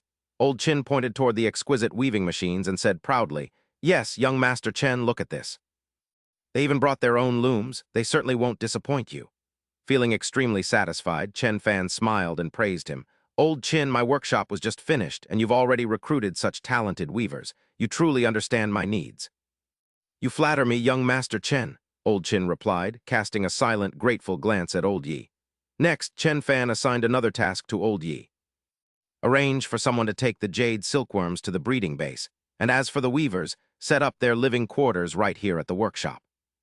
Everything was in order, leaving him deeply satisfied. With you and Old Chin here, I truly feel like I have too much free time. All right, let's go have breakfast, he said before turning to leave, while Jinya looked on with a bewildered expression. Using voice transmission, she asked Tianzu, Master, are these things really medicine kings? Tianzu replied with a hint of shock. Our sect's greatest treasure is only a 7th-grade spirit medicine at best. Yet he can casually produce so many medicine kings. A moment later, Tianzu noticed Old Yi holding a hoe that emitted a strange light. Old Yi, is that hoe of yours an emperor-grade weapon? Old Yi nodded in confirmation. Yes, this is a new tool the expert personally forged for me. Old Chin stroked his chin, lost in thought. In that case, could the expert be a martial emperor? Old Yi immediately dismissed the idea. The expert forged an emperor-grade weapon from an ordinary piece of iron. Do you really think he's just a martial emperor? I saw it with my own eyes. Hearing this, Old Chin sighed and lamented. Xiao Yu performed a great service by recruiting the weavers this time, yet she doesn't dare to face the expert. I've tried to speak up for her a few times, but whenever I mention it, the expert's expression turns sour. I can only hope Xiao Yu won't fall behind. And will work harder to earn back the expert's favor. As night fell over a deserted village, only the silhouettes of Qin Yin and Jing Yu could be seen strolling along. Qin Yin asked with a thoughtful gaze, what exactly is this musical note? Is it a musical score or a special instrument? Suddenly, the two of them discover Yan Xiaofeng diligently sharpening his sword. Who is this strange person, and why is he sharpening a sword at midnight? Jing Yu recognizes him and wonders why he is here, as he is Yan Xiaofeng, the man she mentioned who helped her father conquer the Fengaming kingdom. They continue to talk as they see Yan Xiaofeng with his eyes tightly shut, wondering if his spiritual sense is so poor that he hasn't noticed them. But Jing Yu explains that he is currently meditating. Because he has blocked his 5 senses, it suggests that sharpening the sword might be a form of trial arranged for him by young Master Chen. Suddenly, the handkerchief in Qin Yin's hand floats up and emits a soft glow, a phenomenon that Xiaofeng immediately notices as well. The light from the handkerchief reflects an image of Chen Fan playing the zither, and seeing his reflection makes Jing Yu feel incredibly happy. In the study, Chen Fan is engrossed in playing the zither with a hint of melancholy, thinking about how old Yi seemed to want to set him up with Xiao Yu today. But he has no idea that Xiao Yu has already rejected him, and while lost in the music, he accidentally breaks a zither string during a heartbreaking melody. Where in the world can one find a soulmate? Qin Yin coughs up blood upon hearing that sorrowful tune, prompting Jing Yu to ask anxiously what is wrong. Looking at the bloodstain on the handkerchief, she suddenly realizes that since her name is Qin Yin and musical notes are appearing on the cloth, the expert must want her to find a zither. Xiaofeng opens the door and is surprised to find them, asking who they are, to which Jing Yu introduces herself and Qin Yin, explaining that her friend is injured. She asks if they can borrow his room to rest for a moment, and the young man agrees to lead them inside, saying that it is perfectly fine. Realizing she is Senior Yi's daughter, and having heard their conversation, Xiaofeng asks if the expert wants Miss Qin Yin to go find a zither. Jing Yu confirms this, but expresses her confusion, as she does not know what kind of zither the expert is actually looking for. The young man strokes his chin in deep thought, reasoning that for an expert with such extraordinary power, only the legendary heavenly demon zither would be worthy of him. Jing Yu asks where it is, and Xiaofeng explains that the heavenly demon zither is a supreme treasure of the demon race that was unfortunately lost in a battle during the late primordial era. Recently, remnants of the demon race have appeared in large numbers at the stormy sea, suggesting they are searching for it, which provides them with a valuable clue. Jing Yu summons a giant lotus, grateful that young Master Chen gave them guidance, as she and Xiao Yin would never have known about the heavenly demon zither otherwise, before pulling Qin Yin away. She tells Xiao Yin they should go so she can heal her on the way, and Xiaofeng quickly asks them to wait so he can join them. And so the 3 of them fly together on the giant lotus toward the stormy sea in the night, while at the stormy sea itself. A massive army is ready for battle, shouting for the seizure of the heavenly demon zither to revive the demon race as dark clouds cover the sky. Countless demon soldiers are positioned above, while a group quickly dives into the sea and discovers a brilliantly glowing object at the bottom.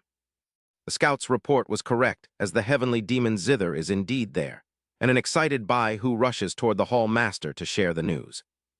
He proclaims that the demon race has hope for a revival, but as they approach, the heavenly demon zither emits blinding bolts of lightning that blast Bai Hu away. He is severely injured by the sudden attack, leading them to realize that as an emperor-grade weapon, the zither will not easily accept a master. The hall master looks directly at the instrument and commands with authority that he will take action personally, while the others assist by setting up a formation. They must subdue the heavenly demon zither, just as Chen Fan wakes up and walks into the kitchen to find old Qin chopping meat. He asks in surprise why old Qin is making breakfast for him instead of going to the dining hall, and old Qin explains that he wanted to personally cook a meal since the young master has been so busy. Secretly, old Qin thinks about how old Yi called the expert generous, yet he has been back for days without receiving any mention of a reward. Wondering if he forgot, he decides to take the initiative, while Chen Fan notices that the knife old Qin is using has a chip in its blade. He asks old Qin why he is using such a dull knife and hands him a much sharper meat cleaver, telling him to use that one instead. Old Qin is shocked and amazed by the new knife and thanks young Master Chen just as old Zhao approaches them. Old Zhao announces he has brought the dumpling wrappers and notices Chen Fan is awake, who then happily asks his uncle to follow him because he has something to ask. Old Zhao agrees and follows him outside for a private chat, where Chen Fan asks if he has any knowledge regarding the horse market. When asked about the horse market, old Zhao replies firmly that he knows it very well, which Chen Fan finds to be great news. In that case, please help me purchase some horses, perhaps around 700 or 800, Buy some carriages as well while you're at it. How much will it cost? Old Zhao was stunned by the massive number of horses. 700 or 800. How much would that many horses even cost? 20 million. Not 10 million or 8 million. He confusedly counted on his fingers to calculate. Perhaps 600 or maybe 500 gold coins. Hearing the estimate, Chen Fan stroked his chin in thought. 5 million is quite a sum, but the produce will hit the market soon, so I should make it back quickly. He then led old Zhao to the tool room and said, "That works then. Go find old Yi and pick 100 assistants, then come see me tomorrow morning for the money. Take this rope too. It should be sturdy enough to secure the horses during the trip." Old Zhao was surprised to see the rope on the table. A rope. From that ordinary-looking cord, the image of a ferocious golden dragon suddenly manifested. "What is this?" Chen Fan asked, puzzled by the man's terrified expression. "Uncle Zhao, what's wrong?" "It's nothing, young Master Chen is just very thoughtful." He stared at the rope, realizing it was crafted from the bark of the dragon-binding vine. With this divine artifact, wouldn't the dragon clan be at his mercy? Chen Fan cheerfully added, "I'll be troubling you then, Uncle Zhao. Stay and have breakfast with us. Then I shall impose on you," old Zhao replied. Afterward, Chen Fan returned to the kitchen to see old Qin. "I'll make some dumplings for you. Just help me boil a pot of water." Old Qin obeyed immediately, not forgetting to tuck the new knife into his waistband. Chen Fan found it slightly amusing that old Qin already treated it as his own. Did he just pocket it? Oh well, it's just a vegetable knife. I'll make another one later. Amidst a mix of joy and anxiety, Aozai finally returned to the Dragon Palace. Upon entering, his gaze swept across the hall, seeing the ancestor, his father emperor, and his second uncle all present. Beside them stood the majestic mystic heaven divine dragon staff. A flash of unease crossed Aozai's mind as he called out, "Ancestor, father emperor, second uncle. Why is the mystic heaven divine dragon staff being used to guard this place? Has something major happened?" However, seeing his loved ones safe, an irrepressible joy surged within him. "This is wonderful. No one is hurt." He hurriedly knelt before the ancestor and bowed respectfully. "Your child, Aozai, greets the ancestor." "Rise, it is good that you are safe, third child." The ancestor waved his hand with a hint of relief.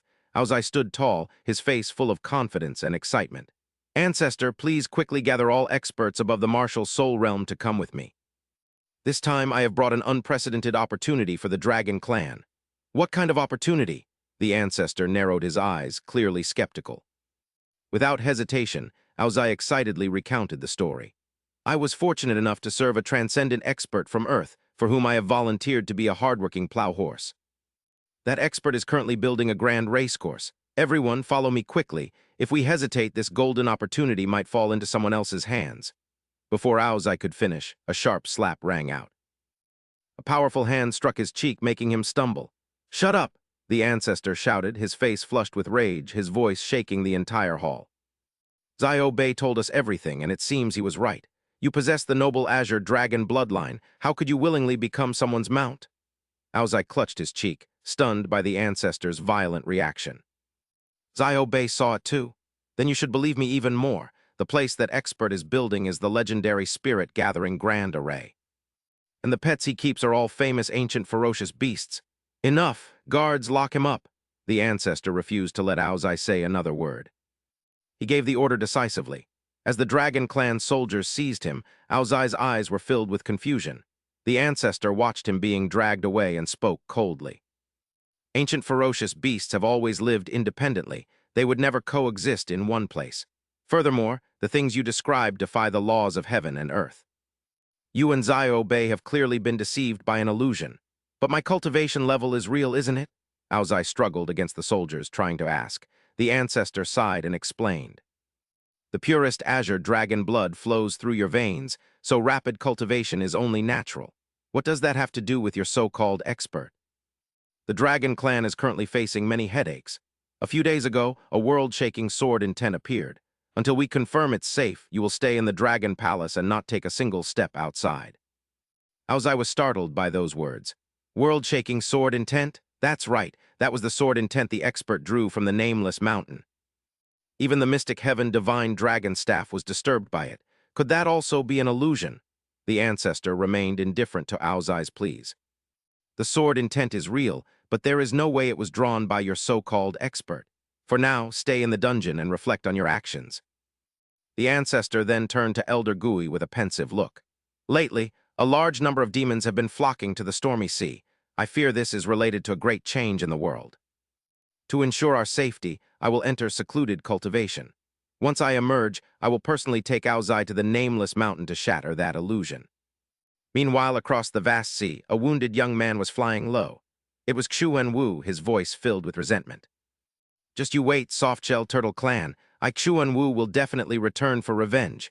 Suddenly, old Zhao flew past him with an air of indifference. He halted in the middle of the sea and let out an arrogant laugh. Listen well, all members of the dragon clan. Come out immediately to receive me. If you delay, you will bear the consequences yourselves. Instantly, a ferocious dragon with fiery eyes emerged from the depths of the ocean. A mere human martial ancestor dares to act so insolently in our dragon clan's sacred land. Old Zhao did not hesitate for a second. He hurled a rope toward the dragon. As expected of the dragon clan, even a mere gatekeeper was at the peak of the martial ancestor realm, yet the dragon failed to react in time. The rope tightened, suddenly binding its massive body. It was stunned and unable to move, for this treasure was specifically designed to suppress the dragon clan. If you are not convinced, feel free to try me. The other dragons hiding beneath the waves were shocked by the sight. Just then, the dragon clan ancestor tore through the sea's surface. He appeared with an imposing aura to stop old Zhao's actions. Stop! Who exactly are you? Old Zhao gripped the rope, a smug expression on his face. Did Aozai not tell you? The great master requires a large number of horses, which is why he chose your dragon clan. The ancestor flew into a rage. His figure lunged forward recklessly. I originally intended to go to the nameless mountain to teach that brat a lesson, but since you foolishly walked into my trap. I will capture you first. He transformed into a colossal water dragon and charged at old Zhao. Afterward, I will hunt down the one backing you at the nameless mountain. Old Zhao angrily pointed at the ancestor. The great master anticipated everything and already bestowed upon me a Dharma treasure specifically meant to suppress the dragon clan. Surrender now? The rope in old Zhao's hand lashed out, easily shattering the ancestor's water dragon head. The two faced off, prepared for a ruthless battle. Only then did the ancestor recognize the treasure in old Zhao's hand. So it is the dragon binding vine. No wonder you dare to be so arrogant. But did that calculating master behind you foresee this? Behind the ancestor, a massive staff accompanied by violent currents slowly rose from the deep sea. Our dragon clan is guarded by an imperial weapon. The ancestor slowly condensed a massive water sphere in his palm. Human, you will pay a heavy price. He immediately hurled it at old Zhao. Elsewhere, during the first basketball game, Chen Fan had just scored a spectacular point. Gan Yi, who was cheering enthusiastically, was suddenly struck by a thought. This basketball court is truly a masterpiece of the great master. It contains a profound aura of the great Tao. Winning or losing here leads to cultivation breakthroughs or the cleansing of distractions. Even cheerleaders like us receive many rewards when our team wins. As the second match began, Chen Fan caught the ball again, preparing for his next attack. Meanwhile, Jingwu's group arrived at the stormy sea. Zhao Feng and Qin Yin grew tense upon seeing pitch-black clouds covering the sky, carrying the gloomy aura of demonic energy. This is the remnant of the demon race. Their leader has already obtained the heavenly demon zither. We are one step too late. Jingwu was slightly surprised, but still cautioned the other two. The power of an imperial weapon cannot be underestimated. Zhu Yin, young Master Yan, both of you stay back. Let me test my strength first. She did not hesitate. Peering right before the demon hall master, she said, "Leave the heavenly demon zither, and I might spare your life." The demon hall master sneered. "You actually dare to covet the heavenly demon zither? You truly have a death wish." He channeled his power, using the zither to unleash destructive purple energy. "Today, I shall sacrifice you to the zither." Jingwu was startled to see the surrounding space warping and strange anomalies appearing. As expected of an imperial weapon, it can even crack space. But for young Master Chen, I absolutely cannot retreat. Suddenly, the demonic energy around her began to dissipate. Is the heavenly demon zither afraid of young Master Chen's aura? Immediately. Jingwu created complex Tao patterns, forming mystical circles around herself. The Hall Master was utterly shocked by the power she displayed. Even more surprisingly, the heavenly demon zither flew toward Jingwu on its own, leaving everyone stunned. What? The heavenly demon zither is bowing to her. Jingwu whispered, "Rise, your choice is wise." With the heavenly demon zither in hand, she instantly unleashed dazzling purple lightning. The entire demon race stood frozen, bewildered by her actions. The Imperial weapon submitted of its own accord? Is she an Imperial realm expert? Immediately after, they were all struck by the lightning, leaving no survivors. After that attack, the demon race was completely wiped out. Miss Jing, are you actually an Imperial realm powerhouse? I am not in the Imperial realm. I am merely the inheritor of young Master Chen's will, carrying his aura.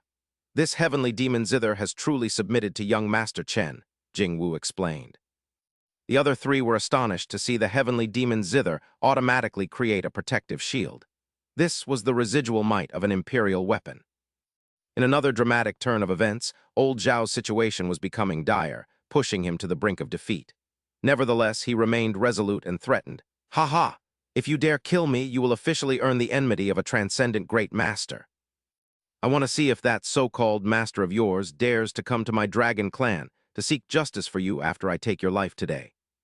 He challenged arrogantly. Right at that moment, Jing Wu appeared swiftly to protect old Zhao, responding in a cold and confident tone. "I suspect your dragon clan isn't even qualified to have young Master Chen deal with you personally," she said, turning to Lady Yi while casting a freezing gaze at the old man.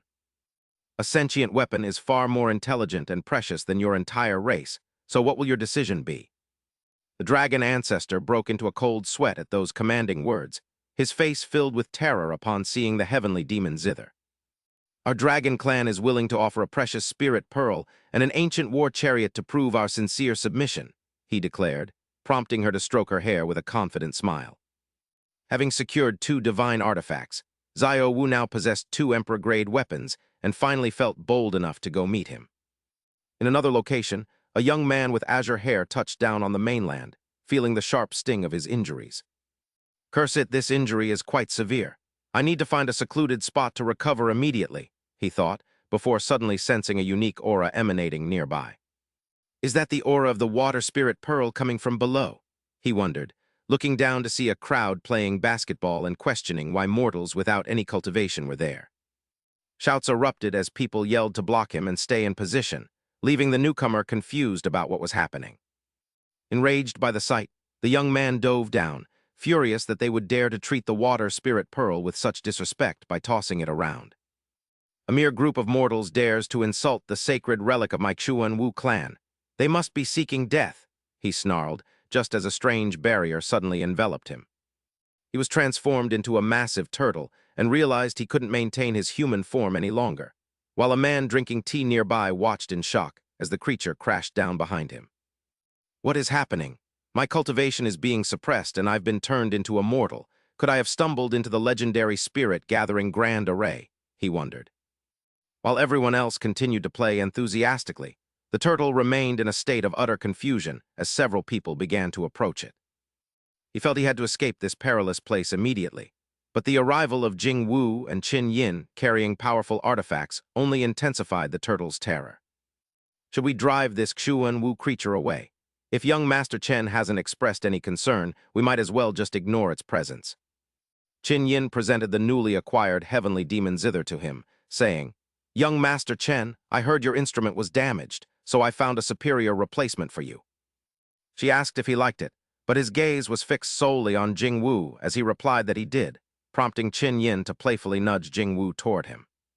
"If there is nothing else, I shall take my leave. Be careful," Qin Yin said, while Jing Wu hurriedly offered him another water spirit pearl, which he accepted with a word of thanks. Both women felt a sense of relief, thinking that since the water spirit pearl was a supreme treasure of the dragon clan, young Master Chen might finally forgive them. He mused to himself that despite only mentioning it briefly to old Yi, Xiao Wu had already gifted him a basketball, suggesting she might actually have feelings for him. "She's likely just introverted and struggles to express herself," he thought, before noticing the massive turtle lying weakly on the ground and wondering where it came from, while the creature desperately tried to crawl away to safety.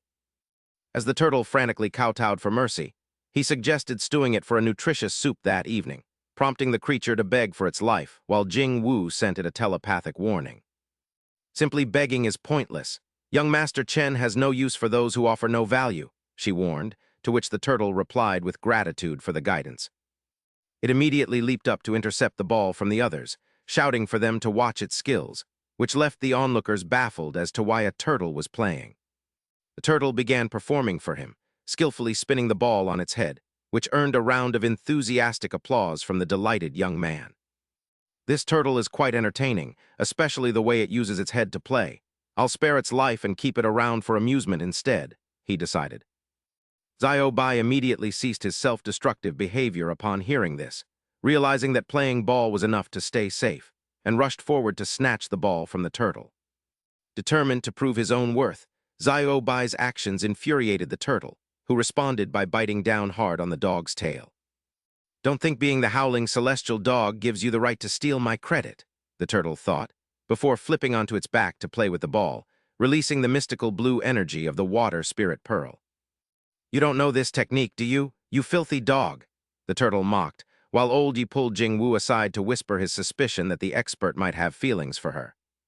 "You shouldn't even think such things. Didn't you teach me that yourself?" she asked, but he countered by pointing out that the expert had granted her the greatest fortune among them all.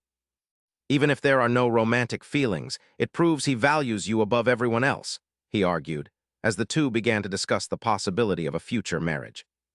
"Since the expert is living as a mortal, he will inevitably seek to marry and have children. Are you suggesting that I should try to win him over, father?" she asked.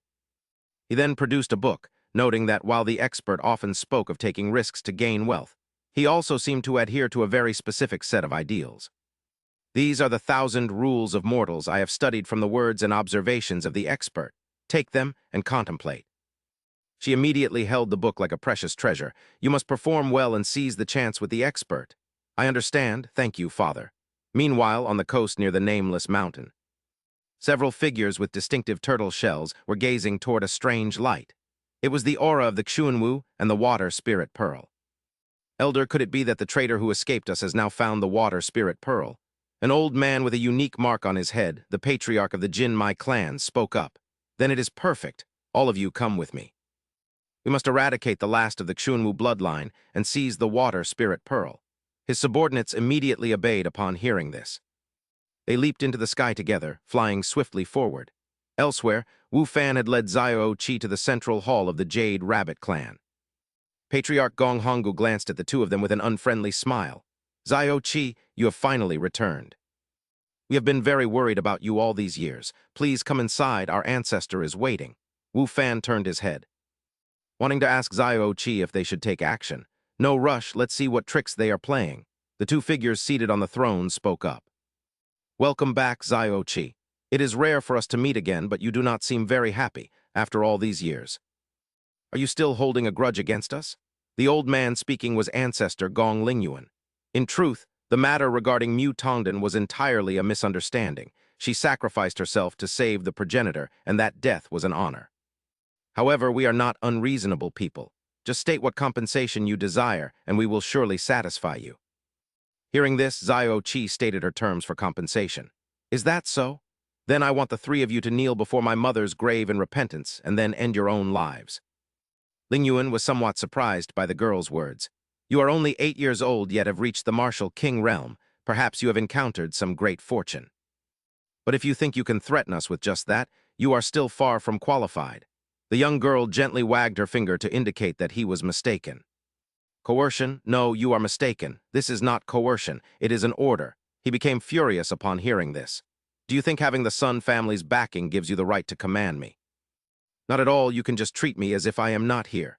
Wu Fan nonchalantly took out a plate of peanuts and offered some to Honggu, asking if he wanted any. "Remember to clear the small table when the fighting starts. Chi has a precious sword bestowed by the expert, so why would I need to step in?"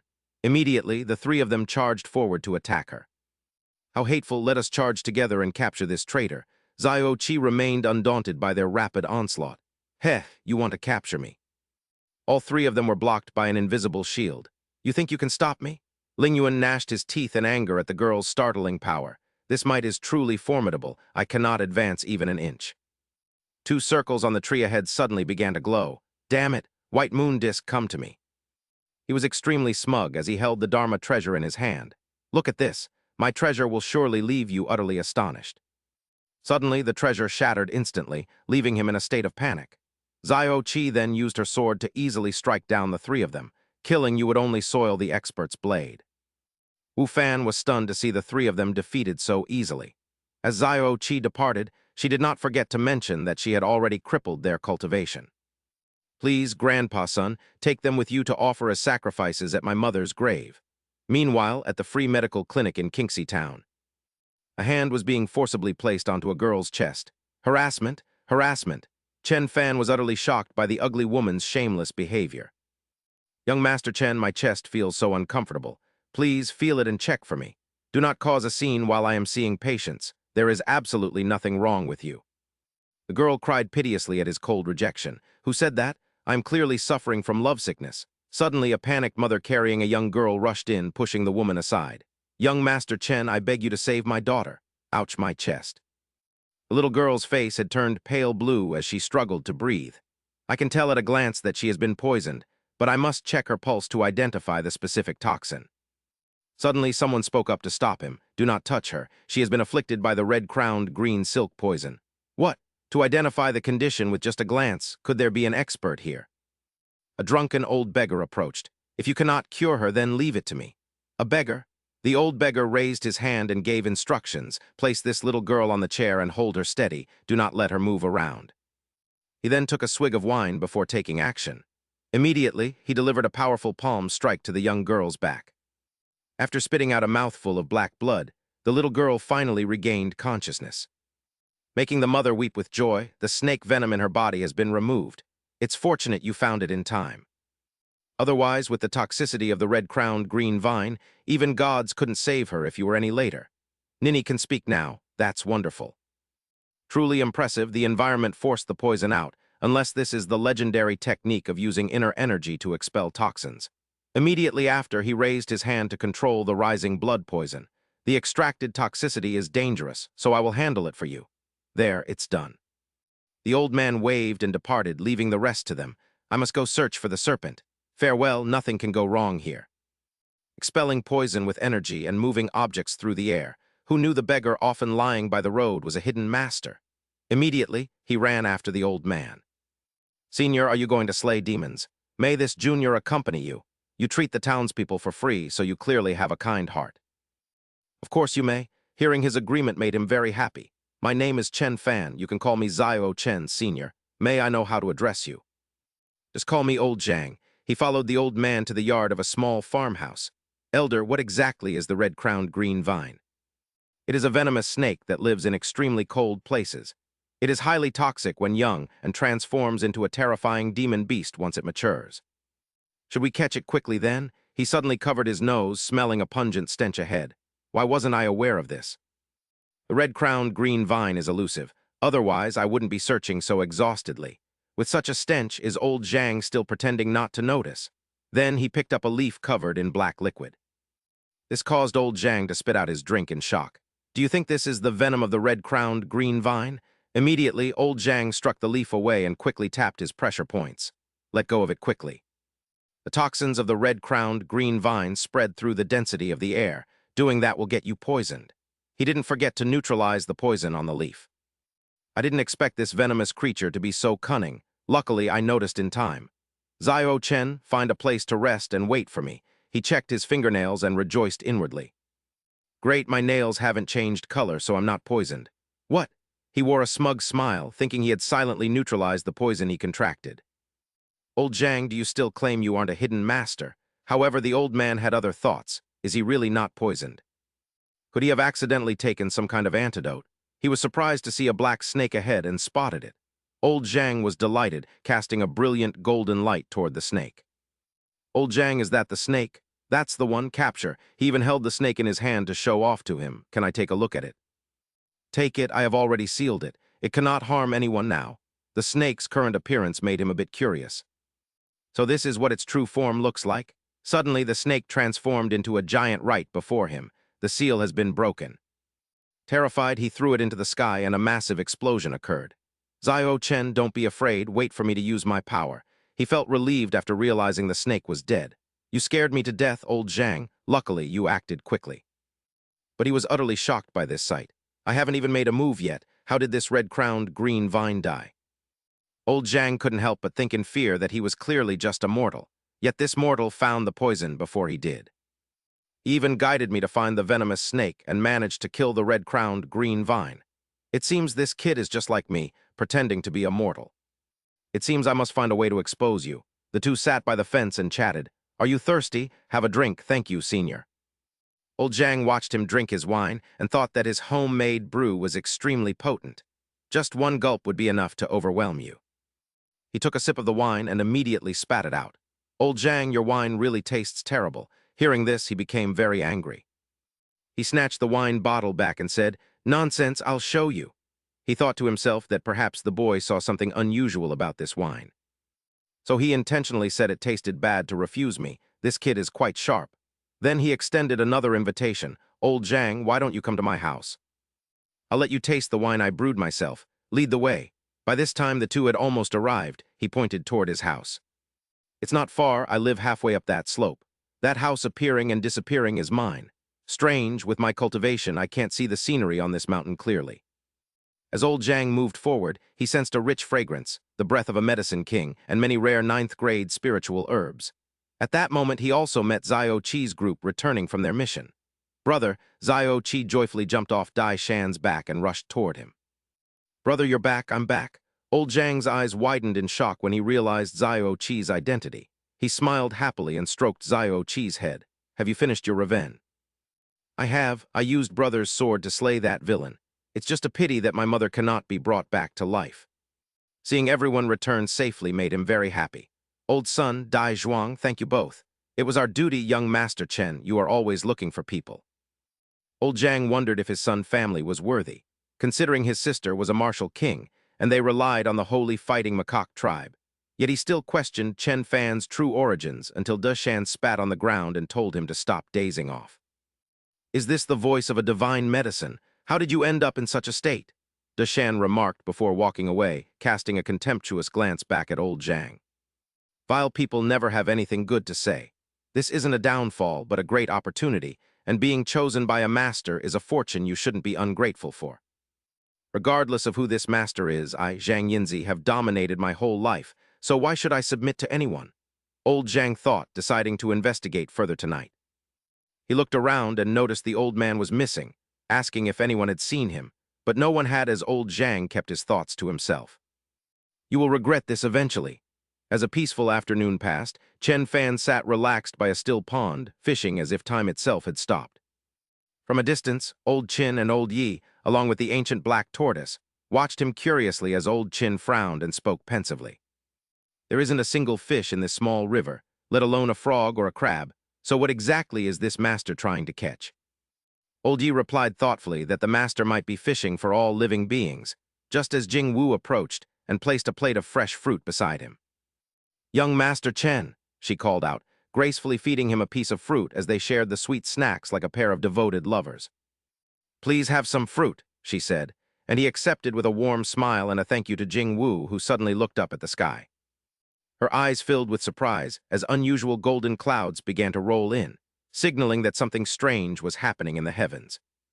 The two old men in the distance noticed it immediately, and with a tense expression, old Qin remarked on the thick demonic energy, realizing they had finally caught up. When asked if he knew who they were, the ancient black tortoise trembled in terror as he recognized the approaching enemies. They were the elites of the golden softshell turtle tribe coming for the water spirit pearl and the 8 desolations, prompting old Qin to angrily draw his sharp vegetable knife for battle. With a hardened face, he cursed their audacity to target the master's home and vowed to cut them to pieces for their suicidal arrogance. However, Jing Wu remained calmly by Chen Fan's side, ignoring the chaos around them with a sense of absolute confidence in him. Believing everything would be fine with young Master Chen there, a blinding light suddenly shot from his fishing rod into the golden clouds, horrifying the golden softshell turtle patriarch as his entire elite army was forced back into their original forms. They turned into tiny turtles and fell one by one into the small river, while Chen Fan looked surprised, noting that the fish finally seemed to be biting. He was still puzzled, remembering that the river was supposed to be devoid of life, as Jing Wu calmly urged him on. Young Master Chen, hurry and pull up the rod to see what you've caught, she said, and without hesitation, he yanked it up to reveal an astonishing sight. A long string of large turtles was hooked on the line, prompting him to exclaim at the catch while Jing Wu smiled, and used her mystical powers. She swept the turtles into her sleeve before placing them in the wicker basket Chen Fan provided, who then remarked that there were enough to make a good stew. He planned for everyone to enjoy the nourishing meal that night, while the black tortoise watched in tears, overwhelmed by both fear and gratitude. Thanking the master for avenging him, the black tortoise looked on as Jingwu's face glowed with satisfaction, determined to make her feelings clear to young Master Chen that night. Chen Fan had a similar idea, planning a romantic candlelit dinner to take the next step with Jingwu, but when night fell, he found only 2 bottles of soda left in his cabinet. These 2 bottles of Coca-Cola were the last of his system rewards, and hoping Jingwu would like them, he brought one out to share during dinner. "Jingwu, you must be thirsty after a busy day," he said, as she curiously examined the bubbling black liquid, shivering at the thought that it looked like poison. Despite her slight fear, she reassured herself that young Master Chen would never harm her and quickly drained the glass. Suddenly, a sharp pain surged through her body, making her feel as though her 8 extraordinary meridians were being torn apart and broken. Chen Fan hurriedly and awkwardly explained that it was called Coca-Cola, a drink from Earth that shouldn't be gulped down so quickly. Jingwu was stunned to realize her internal injuries had healed instantly, replaced by a massive surge of power flowing through her meridians. "My wounds are gone and such immense power is filling my veins. Is my constitution actually evolving into a divine body?" she wondered. Suddenly, she let out a loud burp, creating an awkward silence that Chen Fan broke with a forced laugh before changing the subject. "By the way, Jingwu, is it all right for you to be away from your sect for so long? If you have business to attend to, you can leave any time," he said, but she remained silent, misinterpreting his kindness. "Young Master Chen, are you trying to drive me away?" He quickly corrected her. "Of course not. I simply don't want to hinder your future prospects." The girl burst into tears and tightly grasped his hands, sobbing, "Young Master Chen, I love you. I want to stay on Nameless Mountain." "Please don't send me away, all right?" Chen Fan wiped the tears from her beautiful face, still feeling a bit bewildered. "But Xiao Wu, you are a martial artist while I am just a mortal." She replied firmly, "I love the person you are. Whether you are a mortal or an immortal, it is only you that I love." Seeing her resolve, he couldn't restrain himself and pulled her into his arms. "I love you too. I've liked you since the very first moment we met, young Master Chen." Meanwhile, old Zhang was rummaging for something in the yard when he saw the two approaching hand in hand. "Should we announce our relationship to everyone?" Jingwu leaned her head on his shoulder and replied, "Whatever you say goes, young master." Old Zhang was startled when he sensed an extraordinary aura emanating from her. Her presence was superior. Could she be the hidden master of Nameless Mountain? Chen Fan held her close and hummed some verses he had composed. "Last night the stars filled the sky. Last night the wind rose by the west tower." Suddenly, right before old Zhang's eyes, the magnificent white houses described in the poem suddenly materialized. He was in utter terror as he witnessed this supernatural phenomenon. How could a mere couple of verses suddenly summon a cluster of tall buildings? The next line he recited conjured 2 brilliant fire phoenixes that charged at old Zhang. "My body lacks the splendid wings of a soaring phoenix." Old Zhang panicked, wondering if the poetry was meant to kill him, as majestic deities suddenly appeared to launch a relentless assault. Sitting apart, sharing warm spring wine and joy under the red candlelight. He couldn't help but cry out, "What is this?" Next, a troop of warhorses galloped toward him. He heard the drums echoing toward Yuegyuan, riding to the orchid terrace like drifting tumbleweeds. After being struck by the horses, old Zhang finally realized the hidden truth. Chen Fan was the hidden master, and he had been truly blind to the reality before him. The two were still embracing when they were shocked to see him fall headfirst to the ground. "Good grief, old Zhang!" Chen Fan rushed over to help him up, asking, "What happened to you? Who injured you like this?" The old man angrily brushed his hand away and tried to run, shouting, "Get away from me!" Left with no choice, Chen Fan knocked old Zhang unconscious. "Forgive me, old Zhang, but I must save you first." He scanned the surroundings, thinking that since old Zhang was a reclusive master, how could he have been wounded so severely? Since he collapsed in his own yard, could an enemy be nearby? Fortunately, Xiao Wu was there to guard them. Otherwise, everyone on Nameless Mountain would be in danger. He quickly brewed a bowl of tonic and placed it on the table for old Zhang, noting that as a martial artist, his self-healing ability was indeed impressive. Old Zhang woke up from his stupor, looking around in confusion, wondering where he was and if he had died. Chen Fan said gently, "This is my home. Old Zhang, you're still alive. What on earth happened?" The old man was terrified upon seeing him. He thought to himself, why subject me to such worldly suffering? Why heal me? He must have some other ulterior motive. I must escape his clutches immediately. As soon as Chen Fan lightly touched his leg to check it, old Zhang's bones let out a shattering crunch. Old Zhang, wake up! I'm Chen Fan, do you remember me? He then continued to shake old Zhang, saying, don't be afraid, you can stay here in peace. My girlfriend is a martial artist. She will help you deal with your enemies. Old Zhang began foaming at the mouth and fainted again, much to Chen Fan's alarm. Holy cow! You demon, old Zhang, don't scare me like this. What's wrong with you? The old men watching from outside grew tense at the sight. How cruel, this is the fate of those who provoke a master, unable to live, yet unable to die. Inside, the dialogue continued. Even if I've wronged you, please don't hold it against a lowly person like me. Just let me go. Old Zhang, stop acting up and drink your medicine. I'm begging you on my knees, I'll even confess my sins. If you won't cooperate, then I'll have to. Chen Fan, you devil. I beg you to show some humanity. This dramatic exchange was overheard by Jing Wu and the divine beasts. How many times has it been now? The 13th time.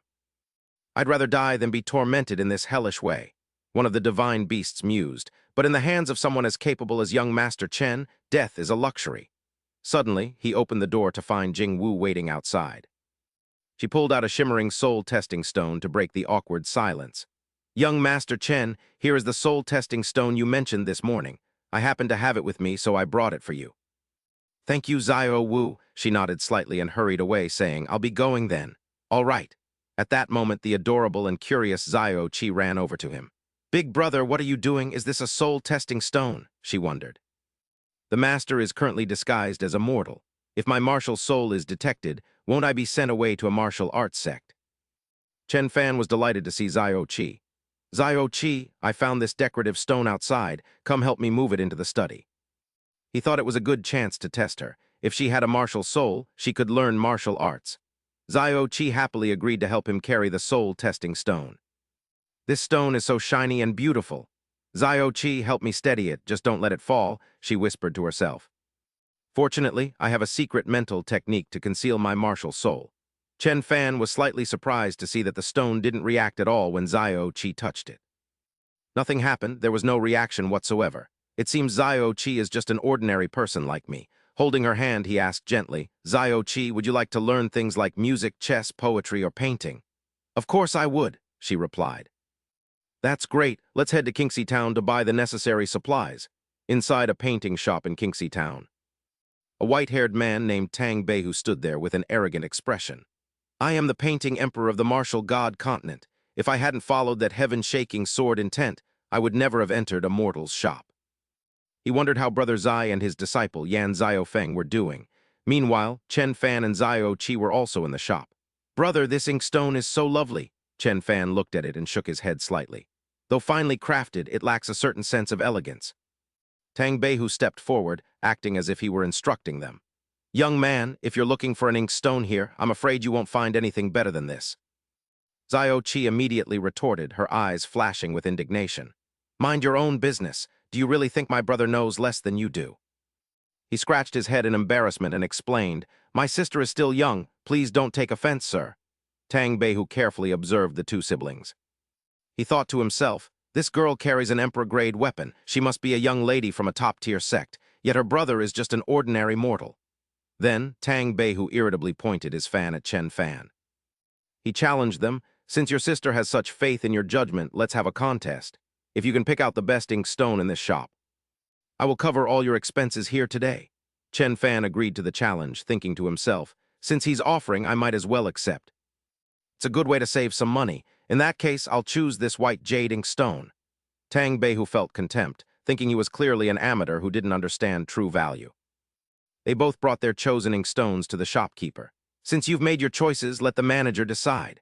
After a quick look, the old shopkeeper declared, both of you have excellent taste, but the one chosen by young Master Chen is a level higher. Tang Beihu was furious upon hearing the result. Then tell me, where exactly is mine lacking? The shopkeeper calmly explained, there are 7 main steps to evaluating an inkstone. The first step is examining the material. Although young Master Chen's is white jade, its quality, craftsmanship, and inscriptions are no less than yours, sir. Therefore, you win this step. The second is the feel. The white jade is smooth and fine while the stone is rough. Young Master Chen wins this one. The third is weight. You win this step. The fourth is the sound of the ink stone, which young Master Chen wins. The fifth is washing the ink, where you win again. The sixth is the scent. The odors of an ink stone inevitably blend, which affects the ink's quality. You may smell it yourself. The shopkeeper handed Tang Beihu a piece of scented paper. The seventh is language. Ink stones also possess life. One can hear them speak to determine their value. Hearing this, Tang Beihu grew incensed and crushed the scented paper in his hand. These ordinary ink stones are inanimate objects. How could they possibly speak? My ink stone is a king-grade weapon with a spirit that can talk. A mere mortal thinks he can intimidate me with this. Seeing his disbelief, the shopkeeper brought the ink stone closer and signaled for him to listen. Please listen, sir. Immediately, Tang Beihu heard wondrous sounds emanating from the ink stone. Ink meeting the stone sounded like flowing water, yet on the white jade it was silent. This convincing detail made Tang Beihu clasp his hands and bow in admiration. I didn't realize the manager was hiding such talent. I was truly blind. The shopkeeper smiled and replied, I'm not hiding anything. These 7 steps of evaluation all came from young Master Chen. Your defeat today is well-deserved. Everyone here knows of young Master Chen's prowess.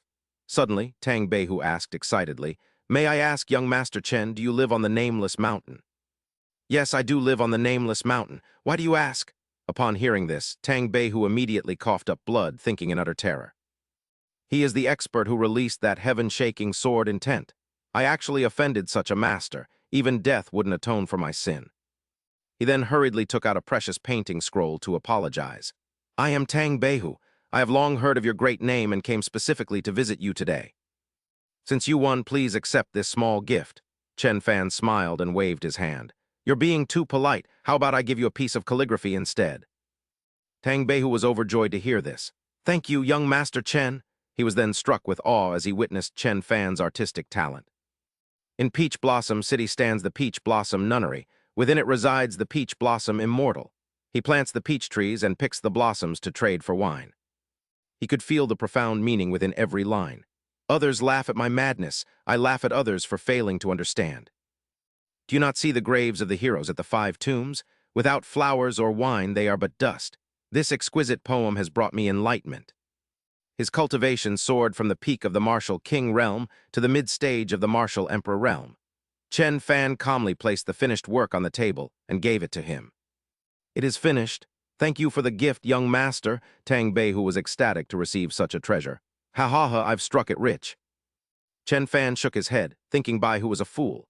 Later, Baihu burst into Yan Xiaofeng's home, looking smugly at Zixing and Yan Xiaofeng. Zixing, Xiaofeng, why haven't you come to welcome me? His dramatic entrance left them both completely bewildered. Brother Bai, what is this? Has he lost his mind? Yan Xiaofeng asked his master. Master, has Senior Bai gone crazy, or has he been possessed? They immediately lunged forward to attack Baihu. You shameless thief, what have you done to my brother? He struck out with a palm strike, pushing them back. I think you two are the ones who are sick. Can't you even recognize me anymore? Zixing was stunned. A mid-stage martial emperor, you were only at the martial king realm when we arrived at Kinxy town. Baihu smugly produced a scroll. Open your eyes and look closely. This is Master Chen's calligraphy. You've met Master Chen? The scroll radiated light and cherry blossoms before them. That's right, Master Chen gave this calligraphy to me personally. Zixing and Xiaofeng turned solemn and began to speculate. Senior Bai, an expert giving you such a treasure must have a hidden meaning.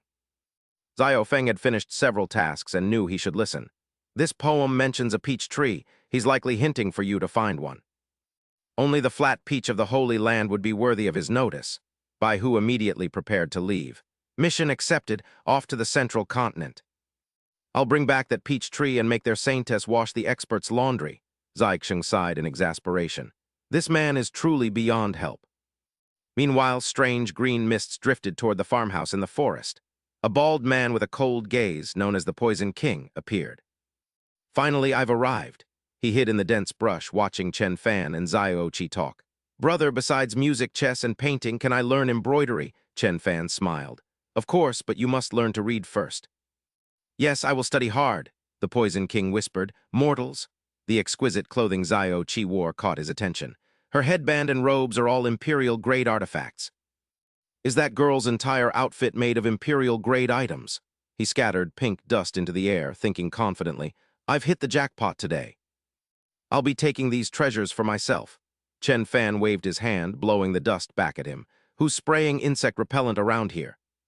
Are they crazy? The Poison King was hit by his own toxin and transformed into a frog wearing glasses. This is bad. I've been hit by soul-devouring powder and can't maintain my human form. The frog tried to flee but was easily caught by Deshan. The Poison King thought in terror, that man is no mortal. He's a peerless expert, just like that madman from years ago. Chen Fan saw Deshan returning with the frog. Don't hit it. Good grief, Deshan, where did you find a four-eyed frog like this? The frog croaked back angrily. You're the frog, your whole family are frogs. I am the green-eyed toad. Zio Chi gave a murderous smile that terrified the toad. Brother, I want to eat frog, let's fry it in butter. Chen Fan patted her head. All right, all right. At that moment, Zhang Yinzi was stealthily trying to escape Chen Fan's house. While that devil Chen Fan is away, I must flee this cursed place. Jing Yu suddenly appeared, blocking his path. Master Chen hasn't returned. Are you leaving without saying goodbye? Blocked, he shouted in anger. You're on Chen Fan's side. Do you intend to keep me here just to continue torturing me? Torturing you. She released a gentle light that enveloped him. You should feel honored. Zhang Yinzi stood frozen as he felt a world-shaking change within his body. My body has ascended into a divine physique. Jing Yu's expression remained cold as she questioned him. You trespassed on Nameless Mountain, yet Master Chen was willing to help you break through. Instead of being grateful, you've been nothing but insolent. If you wish to leave, tell Master Chen yourself. His heart was filled with self-reproach and regret. So the torture was breaking my meridians and bones just to reshape them, while he wept over his misunderstanding. Chen Fan returned. I've cultivated for years, yet I never realized there was a way to rebuild by destroying first. I am truly ashamed. Jing Yu. We're back. He turned to ask the old man about his condition. Have you recovered? Zhang Yinzi bowed deeply with a completely different attitude. I was foolish before. Please forgive me, Master Chen. May I stay here and work for you? Sure, you can take charge of the winery. Having a hidden expert like you helping is a great stroke of luck. With his permission, the old man wanted to start immediately. I'll get to work now. Don't rush, the winery isn't finished yet. Besides, we're short-staffed. Does the expert want me to recruit more followers? Don't worry, Master Chen, leave the recruitment to me. I'm relieved to hear that.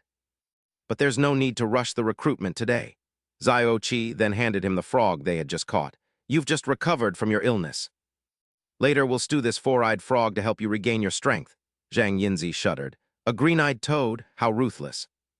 He used telepathy to speak with the trembling, venomous creature in his hand. It has been a long time, little one. The creature shivered and replied through its divine sense. That madman, his cultivation is even more profound than the other one. It turns out he is the true master. Jing Yu felt a bit puzzled as she inspected the goods. Young Master Chen, it seems you haven't bought any insect repellent yet. Mentioning that makes me angry. On my way back, someone scattered repellent all over me. Hearing their conversation, the venomous creature immediately leaped toward him, filled with hope. Great Master, you need insect repellent, right? I have as much as you could possibly want. It then sprayed shimmering pink powder behind Jing Yu. Fair lady, please try my exclusive fragrant powder, the illusionary male powder. This gesture pleased Jing Yu greatly. We happen to be short on insect repellent. Should we keep it? Chen Fan smiled and replied, Sure, I will leave that up to you. His face flushed as he noticed her charm. By the way, Zio Yu, I have a favor to ask. He stepped closer, making them both feel a bit bashful. Wasn't old Zhang being hunted a few days ago? I saw many unfamiliar faces in town today, so I wanted to see if you could help him. But do not force yourself. Remember that you are the most important person. She felt shy at his caring request. I understand. I will go down the mountain to check. She thought to herself, her heart warming. Am I really the most important? Meanwhile, at the foot of Wuming Mountain. A majestic old man led a group from his sect forward. Elder, that peerless sword chi originated from Wuming Mountain outside of town. Very well, let's head up the mountain immediately. At that moment, two others noticed them flying up. The people from the sword sect are heading toward the source of the sword chi. The two women immediately gave chase. Senior sister, I've looked into it. Only a mortal named Chen Fan lives on Wuming Mountain. We must hurry and not let them seize the opportunity. We have to bring that divine sword back to our sect. Many other sects were also flying toward Wuming Mountain, all sharing the same goal, to claim the divine sword. Jingyu was riding a pure white lotus platform toward the foot of Wuming Mountain. Shortly after, she encountered the group from before. "This is the place." "Indeed." The two were startled when she spoke up. "How impudent of you to speak so boldly in this sacred sanctuary."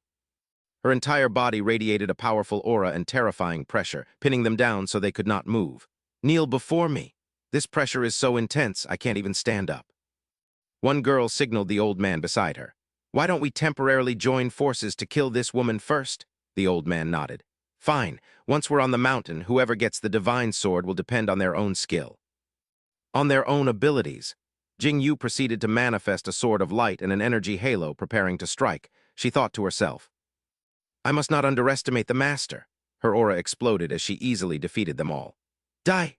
Meanwhile, Chen Fan was diligently carving a large stone that emitted a mystical blue light, accompanied by sounds filled with profound Tao rhymes. Jingyu returned and stood quietly behind him. She thought with deep admiration, as expected of young Master Chen. Even while performing manual labor, the sounds he makes contain the essence of the Tao. Suddenly, she was startled as a magnificent vision appeared in her mind. She was transported before a massive, majestic, and ancient gate. "Is this the gateway to the Saint Realm? Only 1 in 100 million can enter the Saint Realm. I never expected to have such a fortuitous opportunity." Overjoyed, she reached out to touch the gate. "If I can just push this open, I can." Suddenly, Chen Fan called her name, pulling her back to reality. "Xiao Yu, are you all right? How are things over there?" "Young Master Chen, you were right. Those people at the foot of the mountain were indeed Zhang Yinxi's enemies. I've driven them all away." The two chatted happily while holding hands. "It's good that it's settled. What are you carving, young Master Chen? Follow me, and you'll find out soon enough." Jingyu smiled softly, wishing young Master Chen would say a bit more. Sunset descended upon the mountain island, dyeing the entire sky crimson. Chen Fan was holding a formal ceremony. Holding a bamboo tube, his voice rang out with enthusiasm before everyone. "My dear colleagues, first of all, thank you all for coming. I've called you here today to make an announcement. Recently, I've evaluated everyone's personalities and strengths to assign specific roles to each of you. Old Yi, you are the farm manager. Old Jin, the transport captain. Clan leader Sun, the market minister. De Zhuang, the financial director, Yimei. The textile factory manager, Yizu, the logistics minister." De Zhuang was a bit confused about his new title. "Young Master Chen. May I ask what exactly is a financial director?" Chen Fan patiently explained. "This is how we title positions back on Earth. A financial director manages the accounts. From now on, you will oversee all income and expenses." Oldie thought joyfully, "The master has given us titles from Earth. Does this mean he sees us as his own people?" Chen Fan suddenly took Jingyu's hand and pulled her close to his side. "Furthermore, there is a very important matter," he announced to the crowd, his eyes sparkling with anticipation. "I have made a momentous decision. We will officially establish our own unique brand. Xiao Wu and I will perform the opening ceremony for this brand together." As the cloth covering the ancient stone tablet was slowly pulled back, a majestic sight appeared. The 4 divine beasts, including a radiant phoenix. A valiant white tiger, a powerful azure dragon, and a steadfast black tortoise appeared lifelike. These images of the divine beasts seemed to soar majestically, encircling the peaks of Wuming Mountain. "From this moment forward," he continued, pointing toward the stone monument, "our farm shall be named Earth Village, and Earth Village will be our exclusive brand." He smiled slightly and explained, "Hee, not bad, right? Our corporate culture is one of relentless effort. We will strive even harder to create great miracles." In the solemn atmosphere, everyone in Earth Village turned their gaze toward the stone tablet.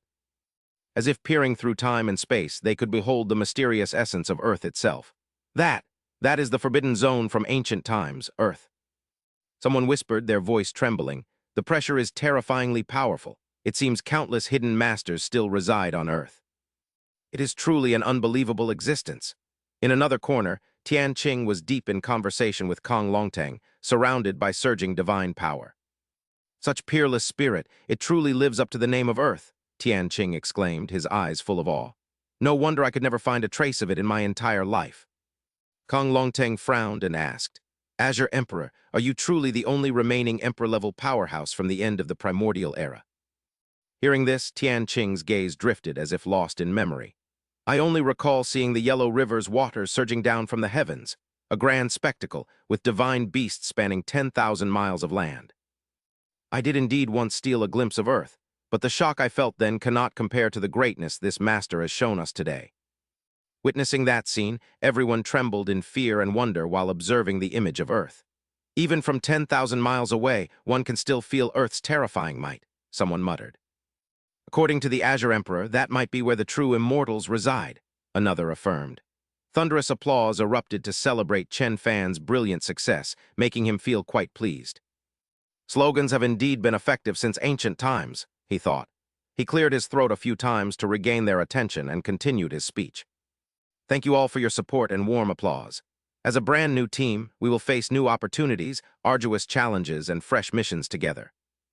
Currently, we have 2 specific goals to achieve in the near future. He then turned to instruct Lao Jin and Lao Sun with a serious expression. First, the issue of manpower. Our numbers are still insufficient for our growth. Lao Jin, go down the mountain quickly to recruit talent and build a strong logistics team. Patriarch Sun, our agricultural output is currently very impressive. I need you to find a large restaurant chain to discuss a long-term partnership. No problem, Lao Jin and Lao Sun replied in unison, their voices firm and confident. Chen Fan cheered loudly to encourage everyone. Let us all do our absolute best. We must make our brand stronger and reach further, allowing Earth Village to flourish. Cheers echoed through the forest. Creating a heroic symphony, the shouts of "Grow Stronger" were relentless. Elsewhere in a magnificent palace, a formally dressed girl was presenting a wooden box. Reporting to your majesty, her voice trembled, all spies sent to Kinxy town have been killed. Not a single one survived. This is the final document they managed to send back. A woman's fair, slender hand hurriedly grabbed the document from the box. Even the best spies couldn't retreat safely. Just how powerful is that person, she thought, filled with shock. In a luxurious room, a beautiful woman in splendid attire lay on her side, slowly reading the report. According to the report, that peerless sword Qi originated from Wuming Mountain. And on Wuming Mountain, according to the gathered information, only a single mortal man lives there. This beautiful woman was Empress Jiang Ayahan. Her eyes flashed with interest. Chen Fan, this man, you have successfully caught my attention. Meanwhile, at another palace. Suddenly, a massive explosion shook the roof. Lao Jin stood tall on the palace roof, arrogantly commanding those below, "Old Emperor. Your grandfather has arrived. Come out and greet me." A soldier below immediately stepped forward and shouted angrily, "How arrogant! How dare you insult the Holy King? Do you seek death?" In Lao Jin's hand was a gleaming cleaver. This treasure gave him immense confidence. Just a mere early-stage martial emperor, he thought disdainfully. He immediately dove down, landing right in front of the soldiers. Then don't embarrass yourselves here. A top-tier emperor-grade weapon? A guard recognized the treasure, his voice full of shock. Lao Jin's entire body emitted brilliant light, his face brimming with confidence. I have traveled to all the major sects to recruit people. They all said that experts above the martial king realm have already been recruited into your palace. It was frustrating that he hadn't recruited a single person yet. As he grumbled in anger, old Jin suddenly sensed someone approaching from behind. In an instant, he was surrounded by a swarm of imperial guards. He wondered how the man had managed to recruit so many martial emperor-level experts. Terrified, he thought to himself, do you really believe an imperial weapon gives you the right to do as you please within the great Yan dynasty? A guard questioned him coldly, fueling old Jin's rage. As he prepared to strike, he scoffed that these men were nowhere near enough to capture him. They were completely insufficient, yet after the time it takes for an incense stick to burn, old Jin lay battered on the ground, gasping for air. This wasn't how things were supposed to go. How could they be this powerful? Ouyang Hengfeng, the emperor of Great Yan, approached with a look of pure disdain. You dare to barge in here without even knowing the true strength of our Great Yan dynasty. Your stupidity is truly remarkable, Ouyang Hengfeng barked, demanding to know who had sent him. Speak now. If you tell the truth, I might spare your life. Even in this dire situation, old Jin refused to back down. You want to know who sent me? I'm afraid the answer would scare you to death. Old Emperor, I advise you to release me and apologize immediately. Otherwise, you're a dead man. As Ouyang Hengfeng's face turned purple with rage, a familiar figure suddenly appeared. Very well, if death is what you seek. Then I shall grant your wish. Ouyang Hengfeng growled at his guards, ordering them to take the man away and treat him well. Wait, a voice rang out, cutting him off. To everyone's surprise, the furious Ouyang Hengfeng immediately turned respectful upon seeing old Zhang. Senior Zhang, he said with a bow. "This man trespassed into the palace and spoke insolently. I ask for your judgment." Old Jin and old Zhang suddenly recognized each other, leaving the emperor stunned. "Zhang Yinzi, what are you doing here?" old Jin asked in surprise. "Old Jin, how did you end up in such a pathetic state? What happened?" Old Zhang was equally shocked, while Ouyang Hengfeng wondered if they were acquaintances. Ouyang Hengfeng muttered in disbelief before rushing over to awkwardly appease old Jin. "I knew it. I wondered how this old emperor suddenly recruited so many experts. It turns out you got to him first. This is truly a case of friendly fire." "He, senior, please forgive my offense. I will immediately summon the finest imperial physician to tend to your wounds." Old Jin angrily brushed off the emperor's concern. "Don't touch me. I'm fine now. It was all just a misunderstanding." "I had no idea you were a friend of Senior Zhang. Had I known, I wouldn't have dared to treat you this way," the emperor said, turning back to old Zhang. His tone shifted completely. "It seems you've completed the task assigned by the great expert. Congratulations. Old Jin, do you need any assistance?" Old Jin hurried away, leaving the two men in a daze. "That won't be necessary. I can handle it myself, since old Zhang has already secured Great Yan. Then I must head to the neighboring Great Yi dynasty immediately and bring back some experts," he thought with burning resolve, some time later. Inside the dark dungeons of the Great Yi dynasty, old Jin found himself battered once again, this time held under heavy guard.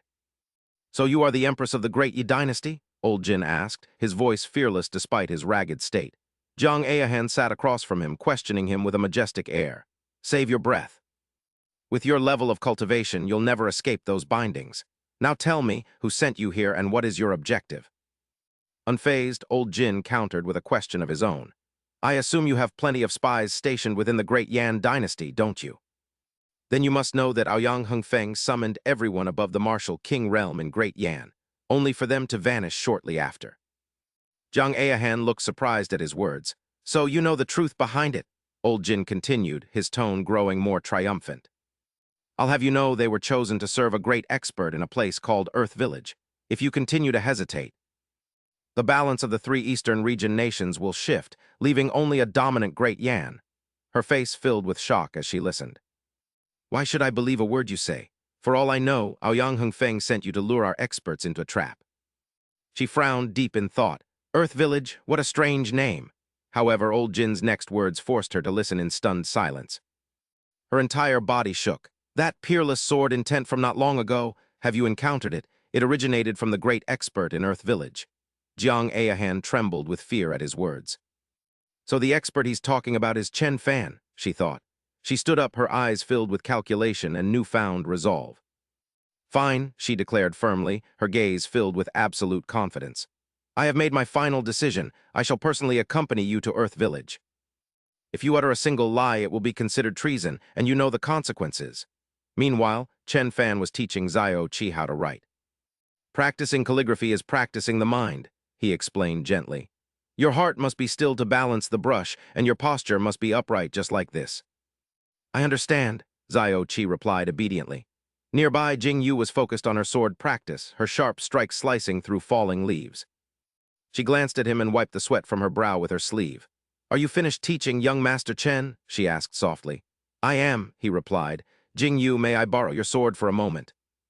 Without hesitation, Jing Yu handed him her weapon. "Of course you may." He thought that observing a warrior's melee weapon might provide some inspiration. "It might benefit my forging skills," Chen Fan mused as he took the sword. Watching him examine it, Jing Yu thought that after inheriting his will, she no longer truly needed a blade.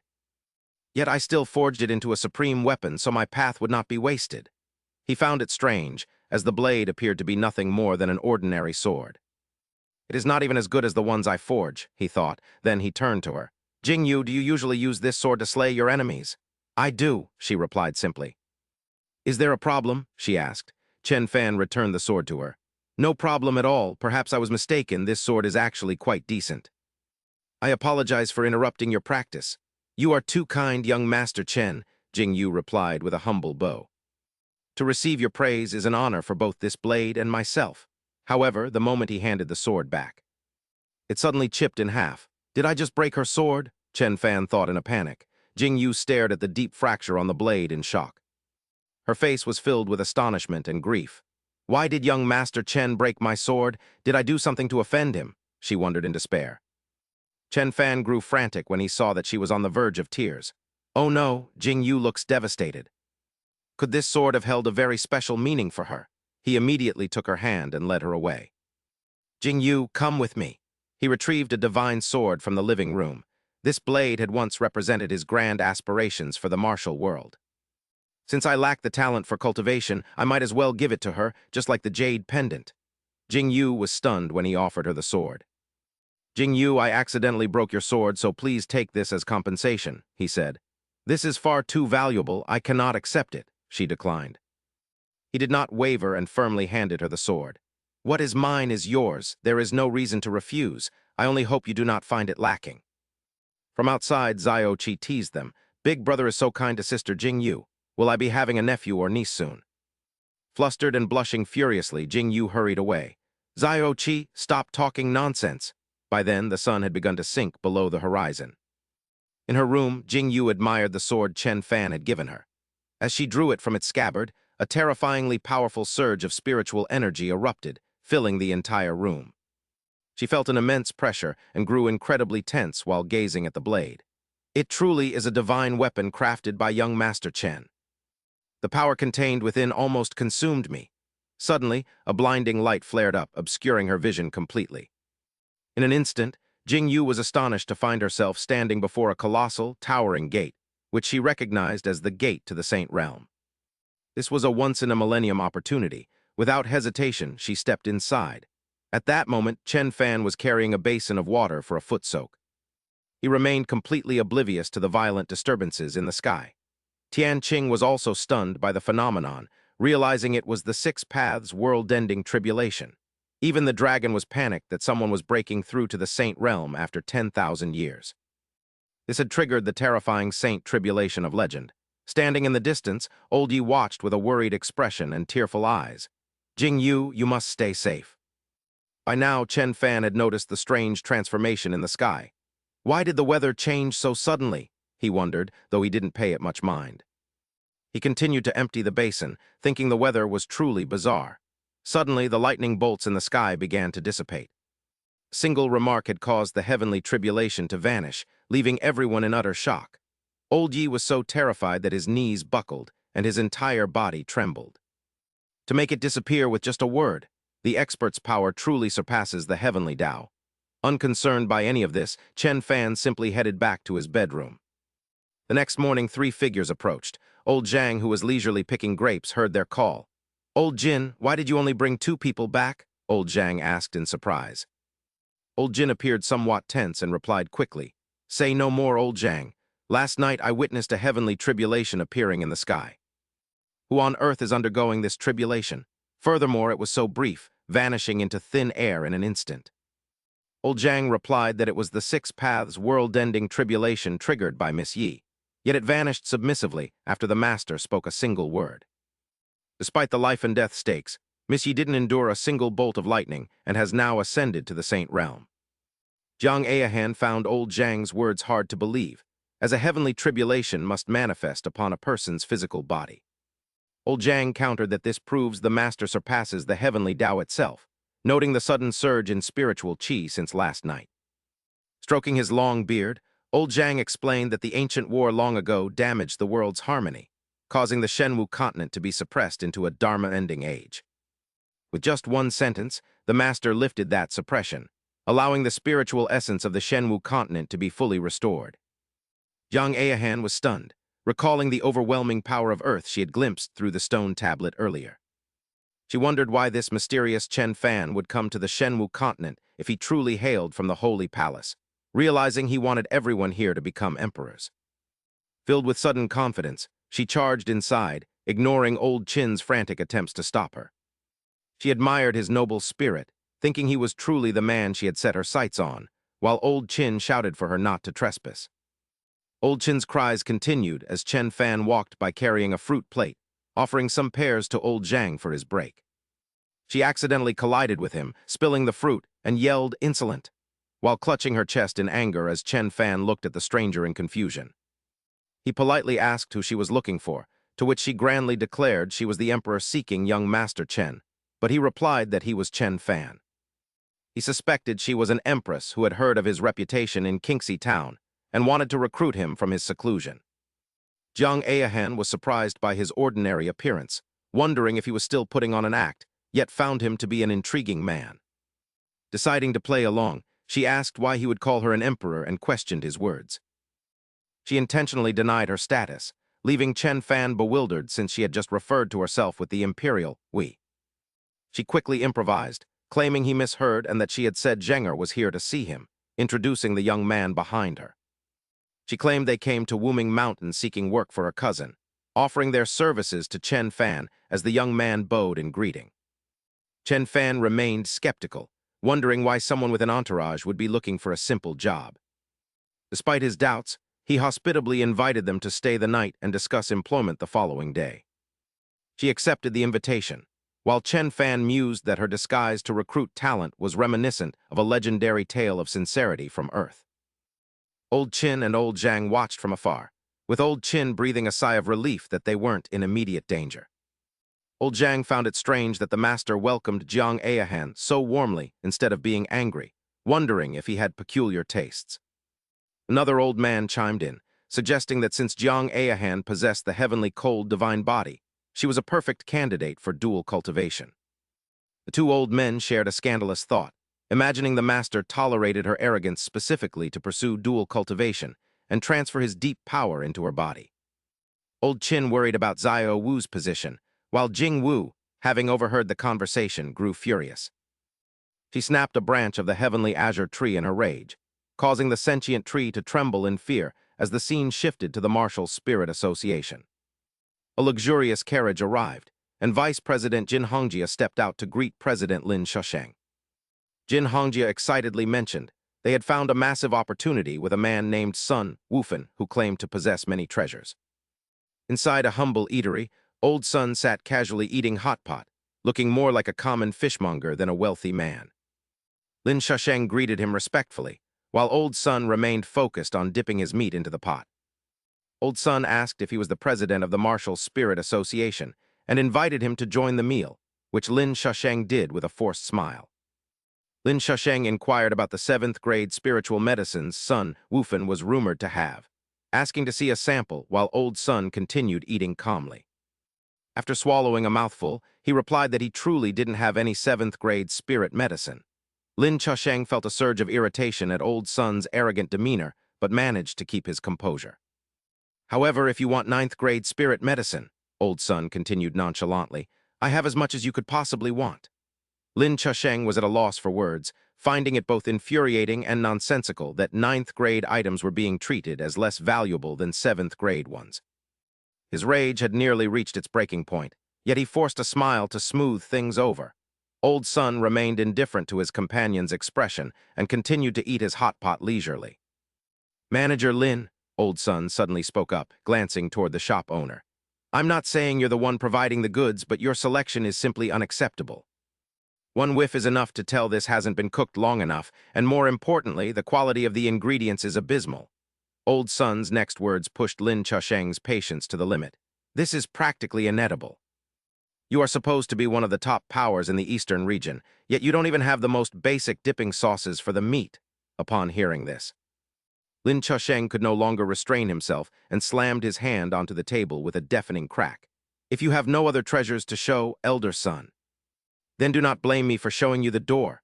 Old Sun curled his lip and replied calmly, Fine then, I suppose I should just use the seasonings I brought myself. With that, Old Sun opened one of the 3 small jars containing his so-called seasoning.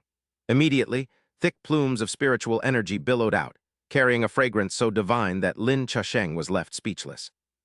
This is the scent of 9th grade spirit medicine. How can it be this potent? He wondered to himself, his eyes fixed on the sacred mist. Old Sun looked quite smug as he witnessed Lin Xyoan's reaction and began to boast.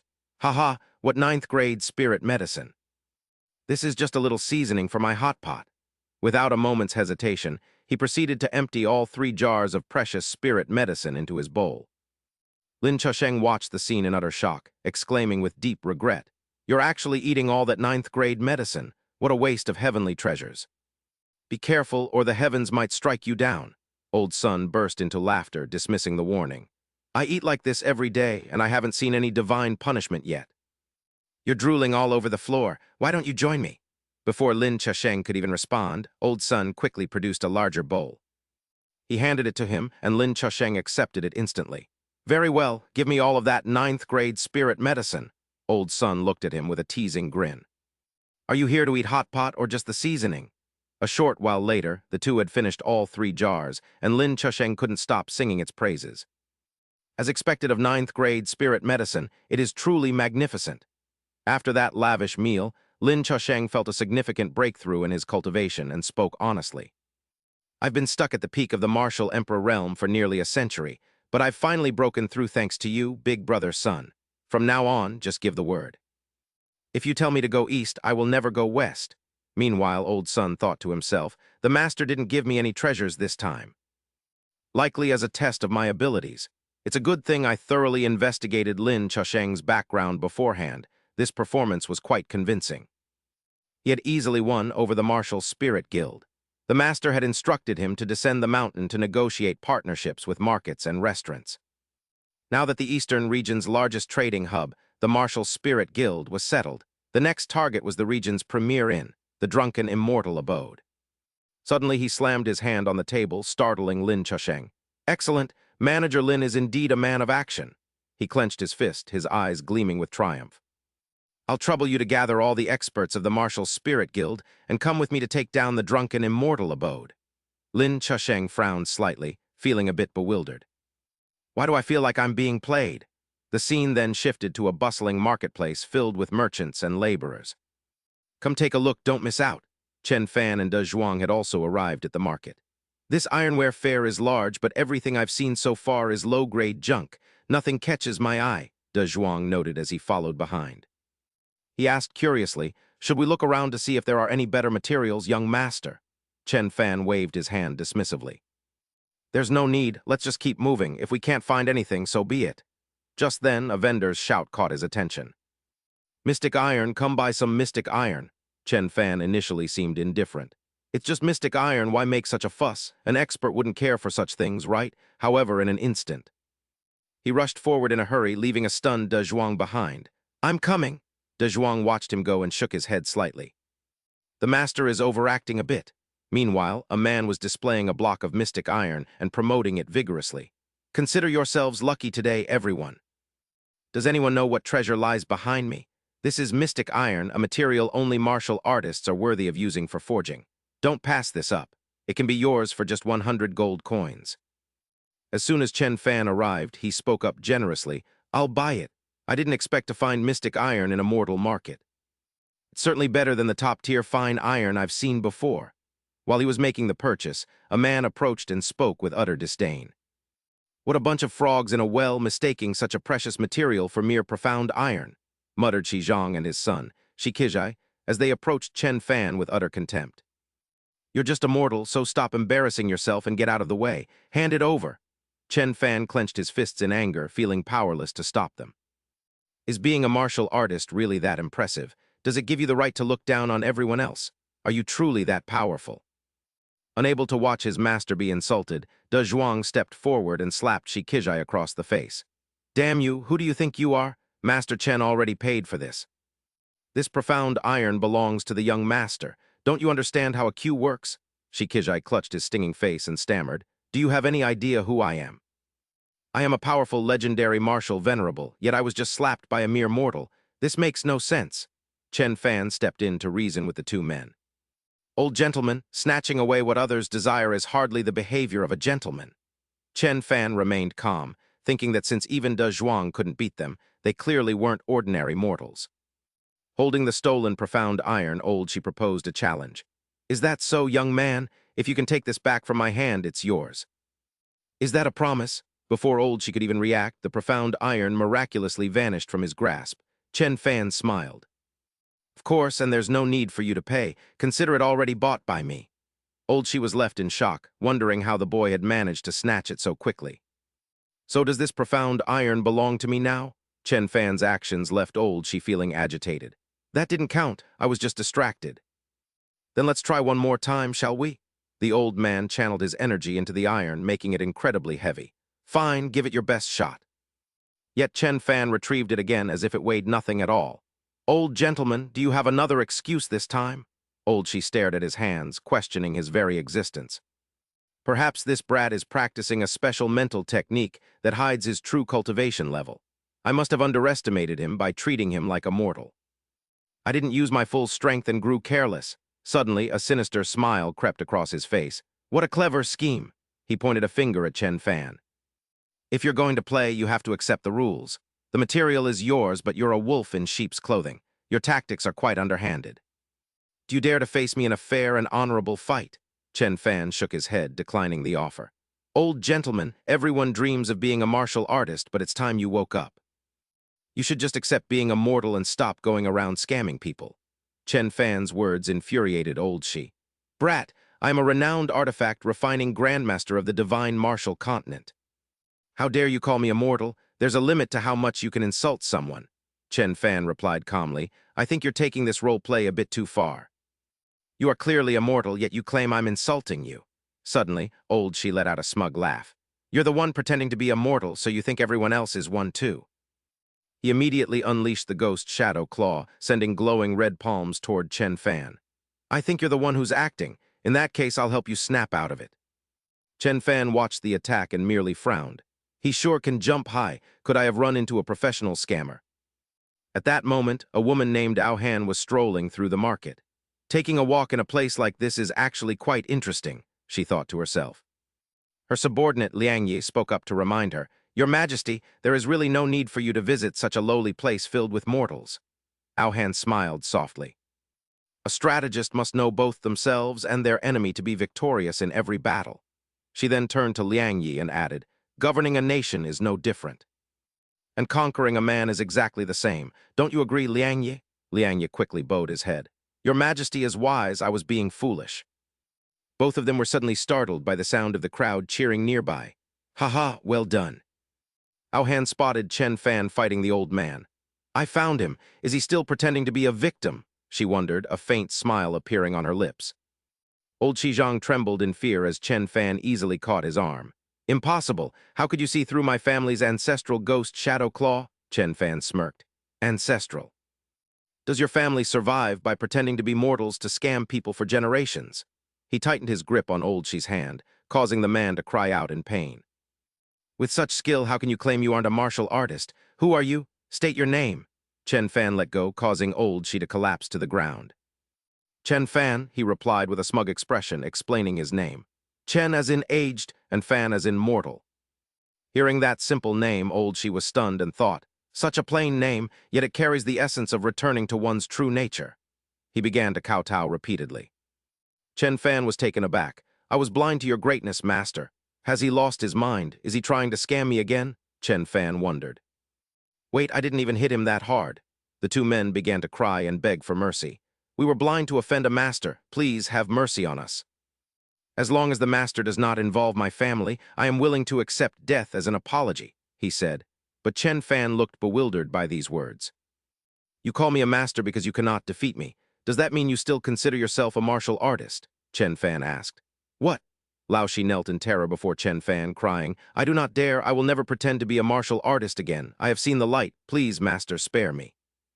Chen Fan immediately delivered another slap to his face, speaking up as he saw the man standing there in a daze. I see you have not truly repented. Tell me, who am I? Chen Fan demanded, while Lao Shi's gaze toward him turned burning with rage after that slap. How detestable, he thought, as a flame of fury erupted throughout his entire body. Death with honor is better than living in shame. I don't care what kind of master you are, I'll stake my life against you. But he was suddenly taken aback when he saw the flames on his hand fading away. What? A single slap from him shattered every meridian in my limbs, yet I can't feel even a hint of pain.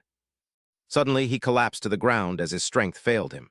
To think that he, a grandmaster, refiner, and a peak martial emperor, would be reduced to a state where he could neither live nor die.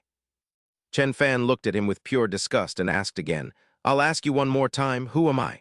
Old She feebly whispered, You are a hidden master. Chen Fan immediately slapped him upon hearing the answer. A hidden master? Well, now it's the turn of the meridians in your internal organs.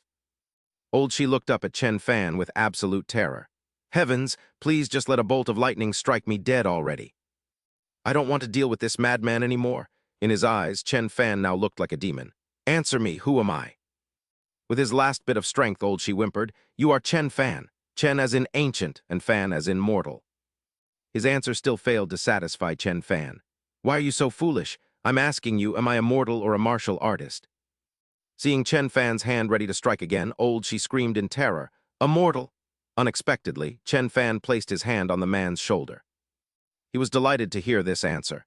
Exactly, I am a mortal. You can't even defeat an ordinary person like me. Tell me, are you a martial artist or a mortal? It's over. Does this master intend to play this role to the very end? Old she wept, resigned to his fate. It's fine, I just need to play along with him. I can't even beat a mortal, so I can't be a martial artist. I am a mortal too. Chen Fan grabbed Old She's arm, and a brilliant light along with mystical runes erupted from it. That's more like it. As long as you turn over a new leaf, even if you can't be a martial artist, being a practitioner is no problem. Old She was stunned to find his cultivation level had jumped by 2 ranks. Is he healing my injuries? My shattered meridians have all been restored. Not only that, but my cultivation has even broken through its bottleneck. His gaze toward Chen Fan became brighter than ever before. All right, I'll take this mystic iron and head out. You two should stop pretending to be martial artists just to deceive people. As expected of a master, he doesn't even care about such a supreme treasure. If I'm lucky enough to follow him, my cultivation realm will surely reach new heights, Old She thought to himself. The grandfather and grandson both clasped their hands in a deep bow. We thank young Master Chen for his guidance. I, Zhang, head of the Shi family, am willing to go through fire and water for you. Chen Fan began to doubt this world. It seemed the mental health issues on the Shenwu continent were quite severe. First, there was Zhang Yinzi, a renowned martial artist who insisted on being his servant. Now these two from the Shi family, clearly mortals, keep insisting they are martial artists. They were bewildered when Chen Fan gave them an okay sign. He agreed to help them as he happened to be looking for more workers. Old gentleman, you can come with me and see. If you find it suitable, you can stay and work for me. I'll take these 2 lunatics back with me. My medical research will surely reach a new level, Chen Fan thought with a hint of amusement. Thank you, young Master Chen. Ao Han, who had witnessed everything from the start, asked, Did you hear that clearly? If you want to work for young Master Chen, then be quick about it. Also, do not show off your martial arts. If you break the rules, don't blame me for turning against you, she sternly ordered Liang Yi. Liang Yi trembled after witnessing everything that had just happened. Your Majesty, what is wrong? Ao Han replied with a thin smile. Did you see that? Chen Fan's way of handling people is just like my way of ruling. Those who follow me live and those who oppose me die. Old Jin approached the 2 of them. All right, stop being so full of yourselves. You really have some nerve daring to secretly stalk the master like that. I was the one who brought you up this mountain. If you want to die, don't drag me down with you. Ao Han gave him a dismissive smile.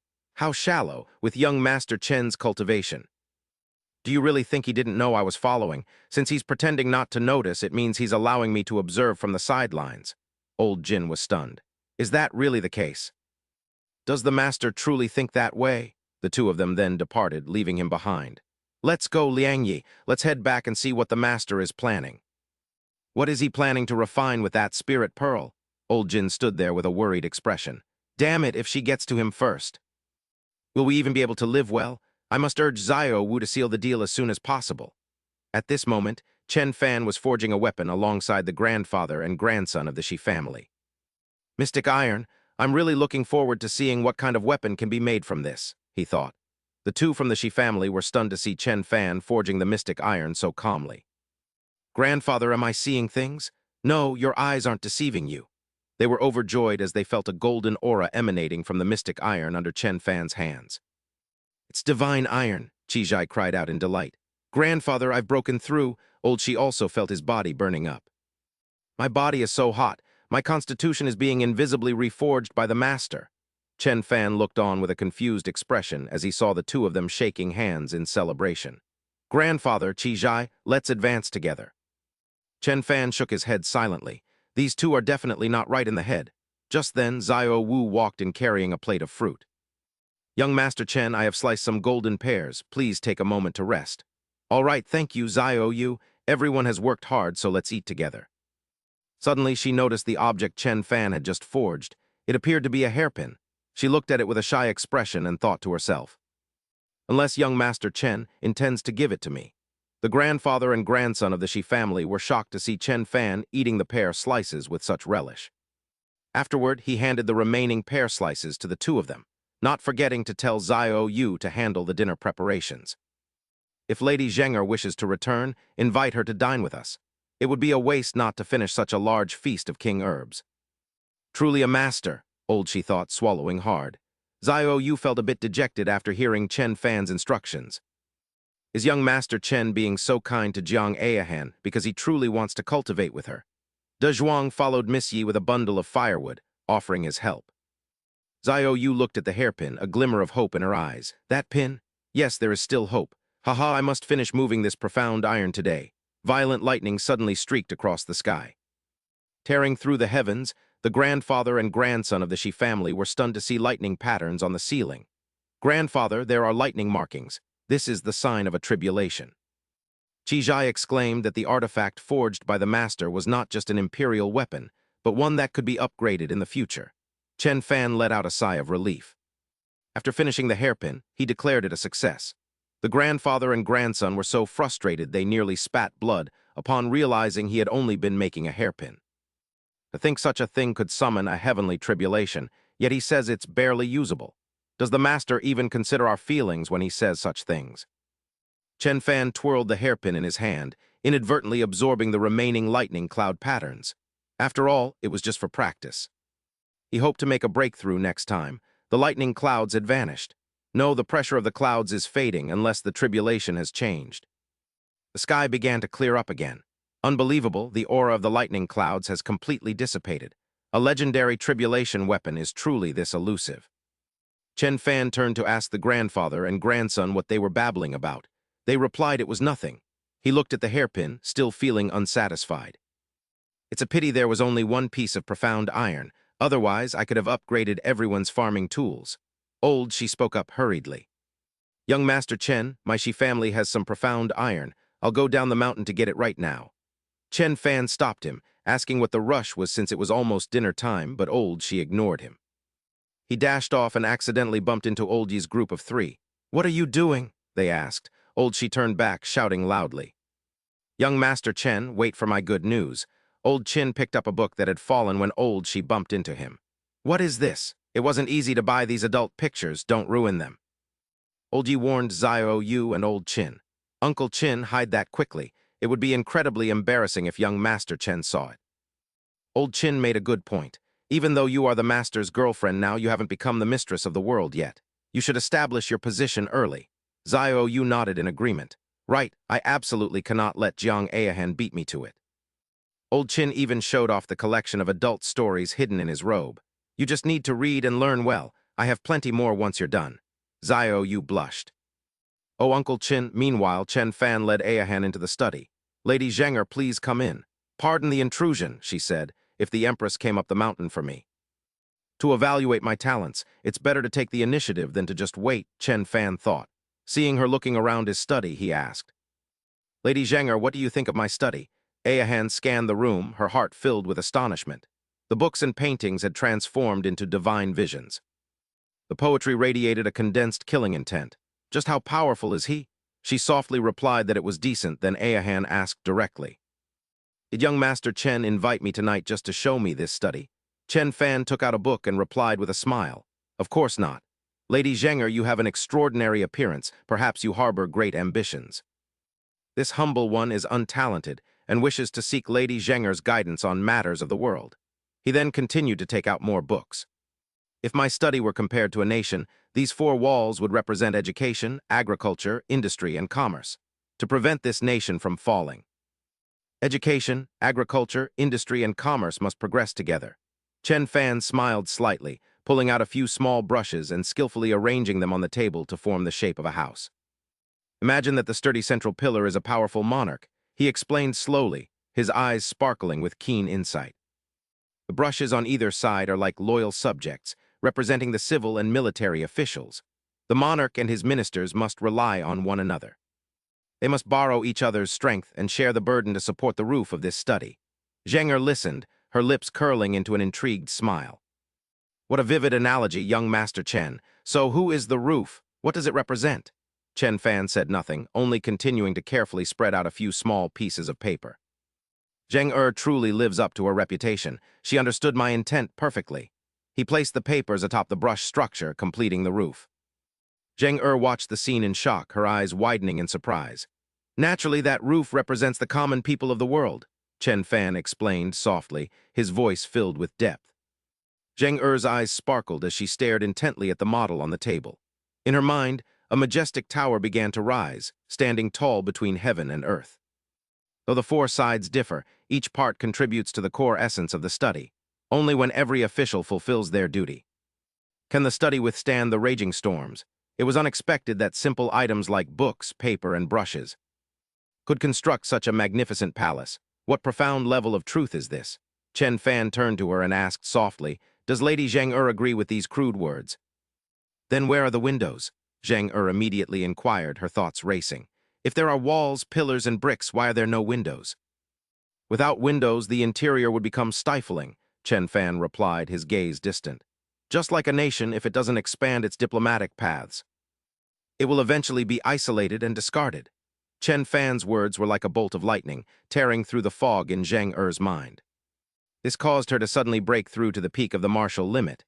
A powerful surge of spiritual energy coursed through her body. So that was it. I had completely misunderstood.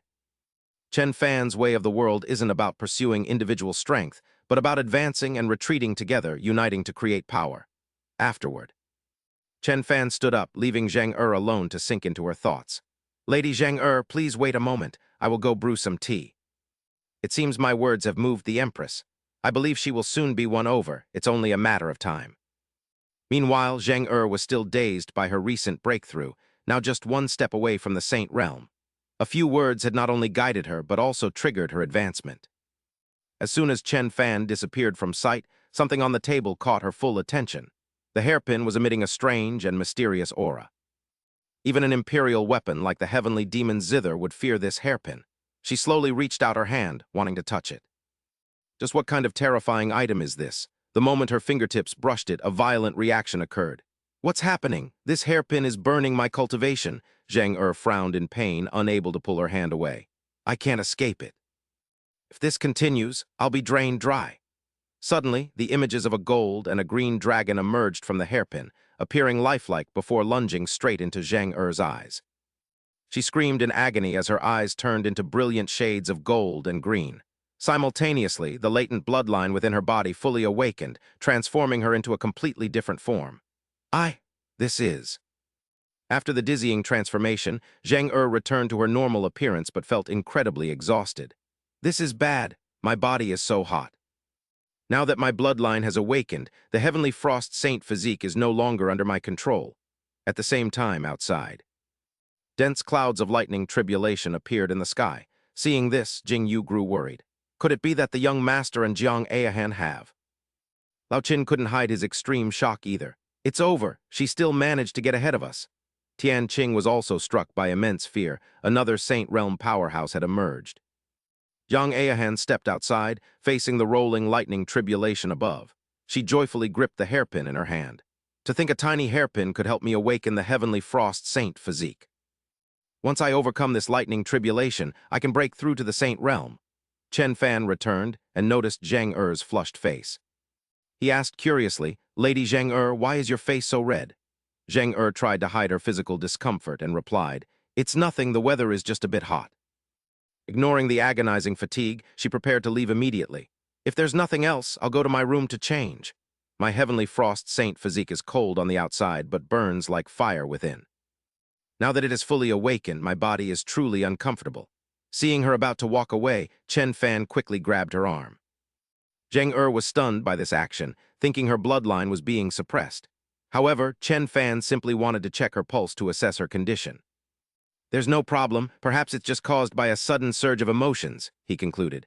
Zheng Er broke into a cold sweat, her heart racing with tension. The tribulation is about to descend. Why is he checking my pulse now? If I don't go face the tribulation soon, won't I be turned into ashes? She yanked her hand away and continued walking. "Thank you, young Master Chen. I shall take my leave now." Chen Fan stopped her again, refusing to let her go. "Lady Zheng Er, wait a moment." "Young Master Chen, what is it?" At that moment, a massive purple orb of lightning plummeted from the sky directly toward the two of them. The azure tribulation has arrived. There are only 10 breaths left. Zheng pressed her hand against his chest, intending to say something urgent. Listen to me. He simply reached out and gently touched the hairpin on her head. Zheng was astonished to realize that all signs of the lightning tribulation had vanished from the sky. The tribulation has severed its connection with me. Chen Fan gently stroked her head and said warmly, this hairpin is called the Ice-Fire Dragon Pin. It appears blue, but it turns gold when it meets its destined owner. Since it shares a destiny with Lady Zheng I shall gift it to you. Zheng expression turned shy as she lightly touched the hairpin. Thank you, young Master Chen, I like it very much. Precious items should belong to beautiful women, he replied. With a gentle gaze, he added, if you like it, then it is best that it belongs to you. Chen Fan glanced at her and bid a cheerful farewell. I'll head back to my room now. Good night, haha, he thought to himself. I managed to flirt with the Empress again, teasing her is quite fun. Zheng returned to her room in silence. Soon after, she threw open her door with a look of determination. So, the legendary Saint Realm is nothing more than this. The next morning, Chen Fan watched as everyone busily transported fresh pears. He thought to himself that even a single pear tree from their mountain provided more than enough for hundreds of people. If development continues like this, I might reach my small goal of earning 100 million while I'm still young. Kaian Yi and Tian Zhu brought 2 sets of brand new farming clothes he had sewn. Lao Qin, Lao Sun, come quickly and put on our new uniforms. This is the first time Earth Village is exporting products, so we must highlight the brand. The 2 old men put on their new clothes, looking full of confidence and vigor as Lao Qin worked several times harder, running with all his might. Lao Qin immediately ordered the transport convoy to depart. Chen Fan watched them leave and sighed softly as Ao Han walked up to his side. Young Master Chen, why are you sighing? I was thinking, he replied with a distant look. The nations of the martial god continent are at a standstill, making trade between them very difficult. However, our nameless mountain has so many products. I must find a way to open a smooth trade route with other countries. Ao Han spoke firmly. The grand trend of the world and the laws of development are predestined. The martial god continent has been divided for so long, it is truly time for unification. Chen Fan looked at her with surprise, thinking that his words from last night must have moved the Empress. Had she finally decided to ask him to leave the mountain and assist her? However, Ao Han then clasped her hands and bowed in farewell. Young Master Chen, I have troubled you these past few days, but I must descend the mountain now. I still have matters to attend to, so I shall bid you goodbye here. Chen Fan was stunned as he watched her leave. What on earth is happening? Wasn't she going to ask me to leave the mountain? His inner thoughts swirled around her, thinking there was no need to ask 3 times. I would follow you if you asked just once. Empress, please look back at me. Don't be so heartless, boo-hoo. On her way down the mountain, Ao Han unexpectedly ran into Jing Yu. The 2 rivals met with cold glares, their eyes filled with hostility as they stared each other down. Lady Zheng are you leaving Nameless Mountain? Jing Yu asked mockingly. Why didn't you say something so we could see you off? Do you not even want to say goodbye? She thought to herself that on Nameless Mountain, only this woman was not suppressed by the Great Formation. This proved that Chen Fan treated her differently. Ao Han remained confident as a health bar representing her power appeared above her head. Instead of fighting, it would be better to make her an ally. Lady Yi, I know you care about my relationship with Chen Fan. If you are cold because of that, don't you feel you're ignoring the bigger picture? A health bar also appeared above Jing Yu's head. Are you talking about me? Immediately, Ao Han attacked with an energy sphere, depleting half of Jing Yu's health. Exactly. Think about it. How could an outstanding man like Chen Fan have only one woman? It is truly unbecoming for you to be so jealous and cold. Jing Yu retaliated, but her attack was blocked. Then you shouldn't leave now. Young Master Chen intends to cultivate you as a dual cultivation partner. How can you heartlessly leave without a word? Your mind is always filled with nonsense, which is why I say you don't care about the bigger picture, Ao Han said bluntly. She launched a decisive attack to end the fight, her gaze resolute. Chen Fan and I are alike. We both care for the entire world. Only after I unify the land will I be worthy of being his partner. Jing Yu collapsed. Sobbing, she cried, Is my thinking really too simple? Suddenly, a hand on her shoulder startled her as Ao Han helped her up. She comforted her, Lady Yi, I actually understand your sincere feelings for Chen Fan, but to be his woman, one must ultimately care for the greater good. Instead of fighting, let us support him in building his legacy together, Lady Zheng. It seems I was indeed being too petty. Aohan looked smugly at the camera, as if she had just recruited a new ally. You are right, I was being too sentimental. Please go in peace, Lady Zheng. A few months later, after everything had been settled, many people gathered to listen to a man telling a story enthusiastically. Last time, we spoke of Empress Jiang Han personally leading her army to the three kingdoms of the eastern region. From there, she achieved an epic unification. The three great dynasties that ruled the eastern region for 10,000 years became history, giving way to a new empire. The Chen imperial dynasty was established during a golden era, and Chen Fan arrived with Jingwu to listen as she pondered to herself. She wondered why the young master cared so much about Jiang Aohan's path, as the storyteller urged the crowd to be patient before revealing the empress's first decree. Every corner of the Chen Empire was ordered to erect a stone statue for daily worship, yet it depicted a mysterious man named the Tangshan Great Emperor rather than the founder. The crowd was stunned, while Chen Fan felt a pang of regret and shed tears, thinking his name might have been in those legends had he joined her that day. Jing Wu took his hand to lead him away, suggesting they find something more cheerful to see since the story seemed to upset him. Chen Fan felt a sense of contentment, realizing that even without an empire, having a companion and a successful life was a simple, sufficient happiness. As they strolled through the bustling market, he sighed and admitted he wasn't upset by the story, but rather by how quickly the crops on the nameless mountain grew. While the grain and grapes could be turned into wine, he worried the fresh vegetables would simply rot in storage if they weren't sold soon. Jingwu smiled and reminded him that she possessed a storage ring, making the task of transporting the goods a trivial matter. Realizing he had overlooked such an obvious solution, Chen Fan joyfully lifted Jingwu into his arms and thanked her for the brilliant suggestion. Overwhelmed by his praise, she happily gave him a gentle kiss on the cheek as he wondered how he could ever repay her. Meanwhile, in the main hall of the Chen Empire, the urgent task of unifying the Shenwu continent remained despite the dynasty's successful founding. Ao Zhou was appointed as the great general of the south, tasked with leading the campaign to pacify the southern region. Qin Poshan was named the great general of the north, while Sun Wufan was appointed as the prime minister to help stabilize and govern the nation. After receiving his title, Qin Poshan questioned why they weren't launching a direct assault on the central state instead. Though the central state was the heart of the world, Jiang Aohan explained that conquering it required a long-term strategy despite its symbolic importance. Qin Poshan arrogantly argued that with a powerful expert backing them, they should strike the central state immediately while they had the momentum. Jiang Aohan slammed her hand on the table and stood up, her voice echoing through the hall as she called him a fool for his recklessness. She demanded to know what use they were if they relied on the expert for everything, asking if he had already forgotten the lessons of the past. Qin Poshan turned pale with fear as he recalled his previous defeats, realizing he was about to repeat the same mistakes he made in the eastern region. He bowed in apology, acknowledging that his desire for glory could trouble the expert and promising to handle his duties with more care. Satisfied, Jiang Aohan warned him to watch his words in the future, regardless of his high-ranking position within her court. She knew she had to keep them disciplined, for if she couldn't even manage her subordinates, she wouldn't be worthy of standing beside Chen Fan. Ao Zhou then stepped forward to offer a gift, proposing to present the 10,000 dragon carriage to honor her eternal merits. He explained that the Qinglong Great Emperor once used it to inspect the world, and invited her outside to see the magnificent treasure.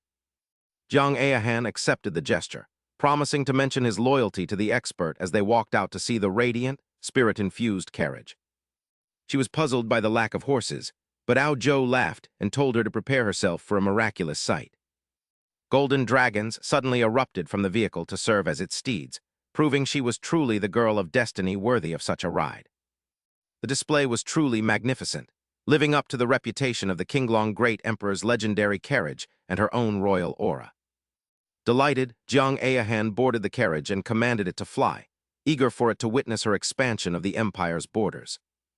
As they ascended, a massive spatial rift appeared, causing her to wonder if a Saint Realm expert had come to assassinate her. To her surprise, Jingwu stepped out of the portal alone, prompting Jiang Aohan to ask why she had come, and if Chen Fan had a new task. Jingwu looked anxious as she explained that she had come specifically to find her father's current whereabouts. Jiang Aohan informed her that Yi Jinghang had been appointed as a general to assist Ao Zhou, and was currently campaigning in the southern region. Relieved to have the information, Jingwu bowed in gratitude, though the Empress told her there was no need for such formality between them. Aohan smiled gently and said that since everyone served the expert and she was a few years older, Xiao Yu should simply call her sister from now on.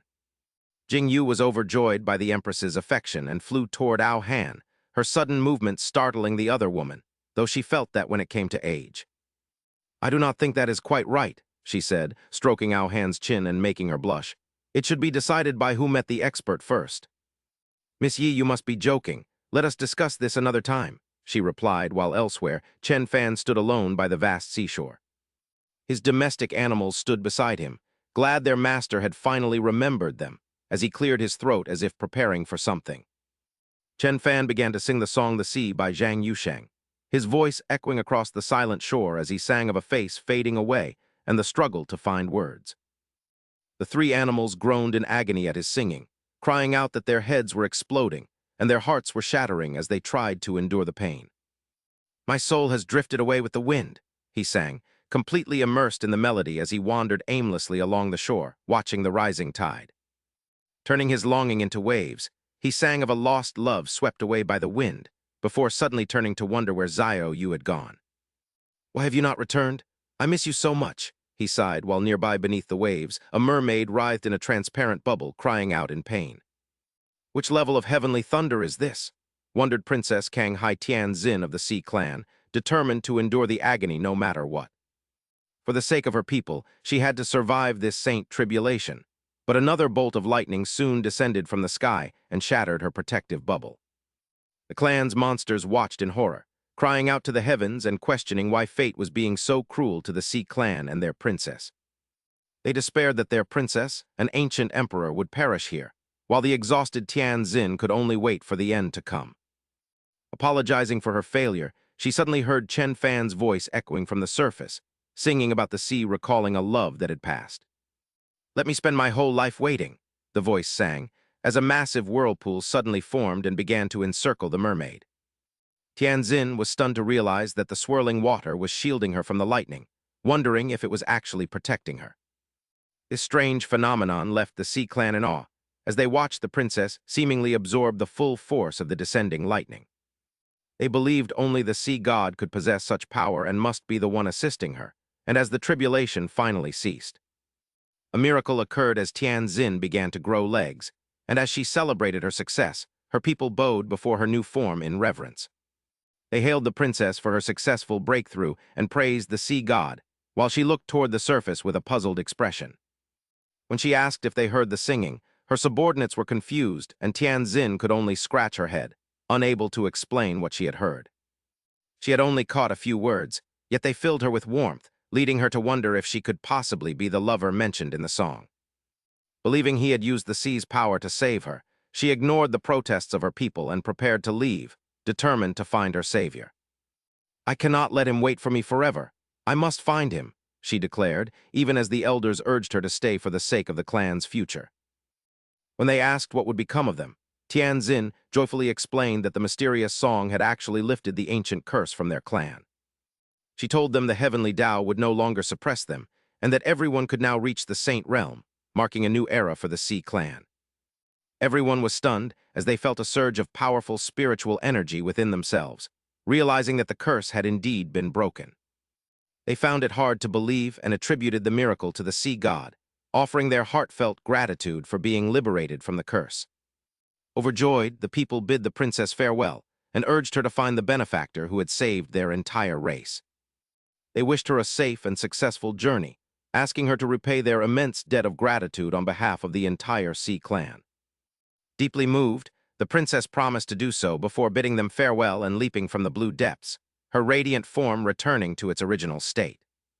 She glided gracefully across the water, her eyes searching for the one who had sung that beautiful melody, which seemed to originate from this very shore. She wondered what her savior might look like, her heart filled with anticipation, when something completely unexpected suddenly occurred.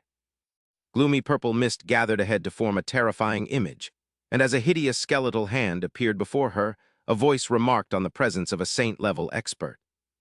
The princess warily asked who he was as a man with a strange appearance, suddenly materialized like a ghost. A deep, somber voice echoed, It seems the great upheaval of this world is an unprecedented event in history. The girl instantly realized his true identity and asked, "Are you from the demon race?" He sneered, "It seems you have a bit of an eye for things." Without another word, Moju, an elder of the demon race, used his terrifying skeletal hand to launch a relentless assault. "In the name of the Sea Race's master, I command you to immediately summon the Sea Race army to follow my orders." However, the princess did not show the slightest hint of fear in the face of that aggressive attack. "You've come at the perfect time. Your demon race has used a curse to enslave my people for thousands of years." She raised her hand high as a blinding light gathered in her palm. "Now, the time has come for you to pay the price." "What, you actually possess the legendary bright moon physique of the Sea Race?" His face filled with terror, and he scrambled to flee, desperate to avoid that brilliant radiance. "This is bad if I'm struck by this moonlight. Damn it, if you kill me, your entire Sea Race will." Before he could finish his sentence, the powerful moonlight struck him, turning him into stone. He then sank deep into the ocean floor, buried for eternity. The girl was overjoyed to have defeated her enemy. "You were at death's door, yet still spoke so boldly. Did you really think you could threaten me with the fate of the Sea Race?" "On the contrary, I was looking forward to seeing what you could actually do." However, something unexpected occurred as his skeletal hand suddenly reappeared. Right before her eyes, he mocked, "Do you think no one can stop you just because you've cultivated your physical body?" Caught off guard, she was grabbed by the throat from behind. The overwhelming force made it impossible for her to resist. "What?" With just one arm, he easily hoisted her into the air. "A pity you don't even recognize our demon race's corpse transformation demonic art. And you still thought you could kill me?" He then hurled her away, her body skimming across the surface of the sea. She felt an intense surge of tension. Raising two fingers, she began to channel her power. As expected of the demon race, always specializing in such heterodox paths, but even if you escaped once, you won't escape a second time. Between his palms, a gloomy purple light converged alongside strange black crows. "You are already severely wounded. What do you have left to fight me with?" The two immediately clashed in a violent struggle, triggering a massive explosion on the sea's surface. A series of earth-shattering blasts erupted in midair from their powerful exchanges. "Stop putting on such a show. Maintaining that corpse transformation demonic art is no small drain on you." "Fine then, let's just see who collapses first." Nevertheless, the princess was still no match for him.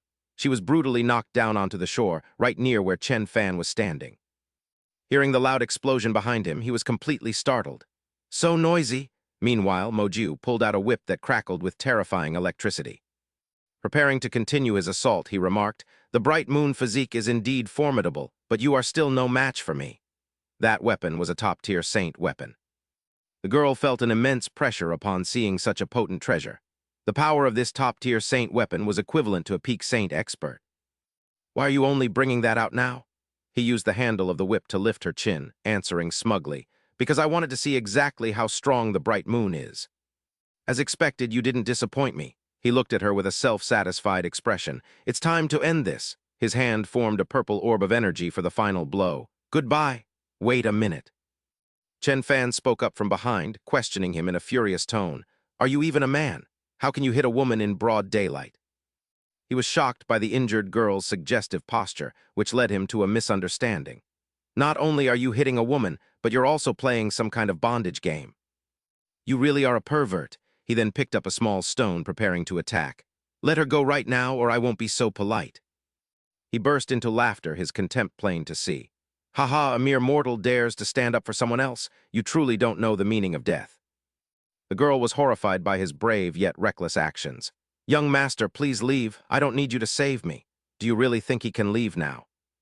Immediately, he unleashed a poisonous breath strike toward him. As a wave of malicious toxic air surged forward, he shouted, "Stay here and turn into a pile of white bones." "Stop, you've already captured me, so why are you still killing innocent people so indiscriminately?" He gloated, believing he had easily ended the man's life.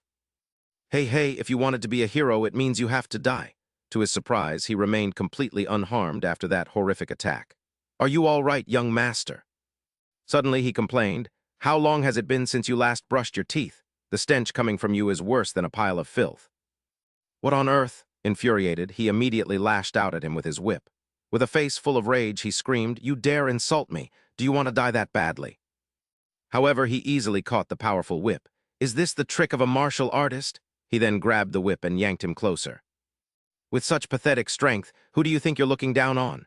Both the princess and Mo Jiu were utterly stunned by his extraordinary power. He caught a top-tier saint weapon with his bare hands. How is that possible? Terrified, he fell to his knees before him, pleading for mercy. This junior was blind. Please, senior, show some leniency. He sneered, remarking that he knew a martial artist's soul couldn't be that weak, and that he had simply encountered a show-off. The man's gaze toward him suddenly became sharp and calculating as he laughed, saying that killing him would not be so easy. He blew a thick cloud of sea sand at the two to obscure their vision, while she warned the young master to watch out for the sneak attack. Taking advantage of their distraction to flee, he flew off while a furious Chen Fan clutched a seashell and asked if she was all right. He cursed the man for disguising himself as a martial artist and using such despicable, immoral tricks, which had truly enraged him. He immediately hurled the seashell with incredible force, telling the man to take his blow as the simple attack carried terrifying power. Seeing the man lying dead on the ground, he remarked that such an evil person had finally been punished by the heavens. Tianzin collapsed weakly into his arms, and suspecting she was drugged, he used emergency medicine to revive her until she finally opened her eyes.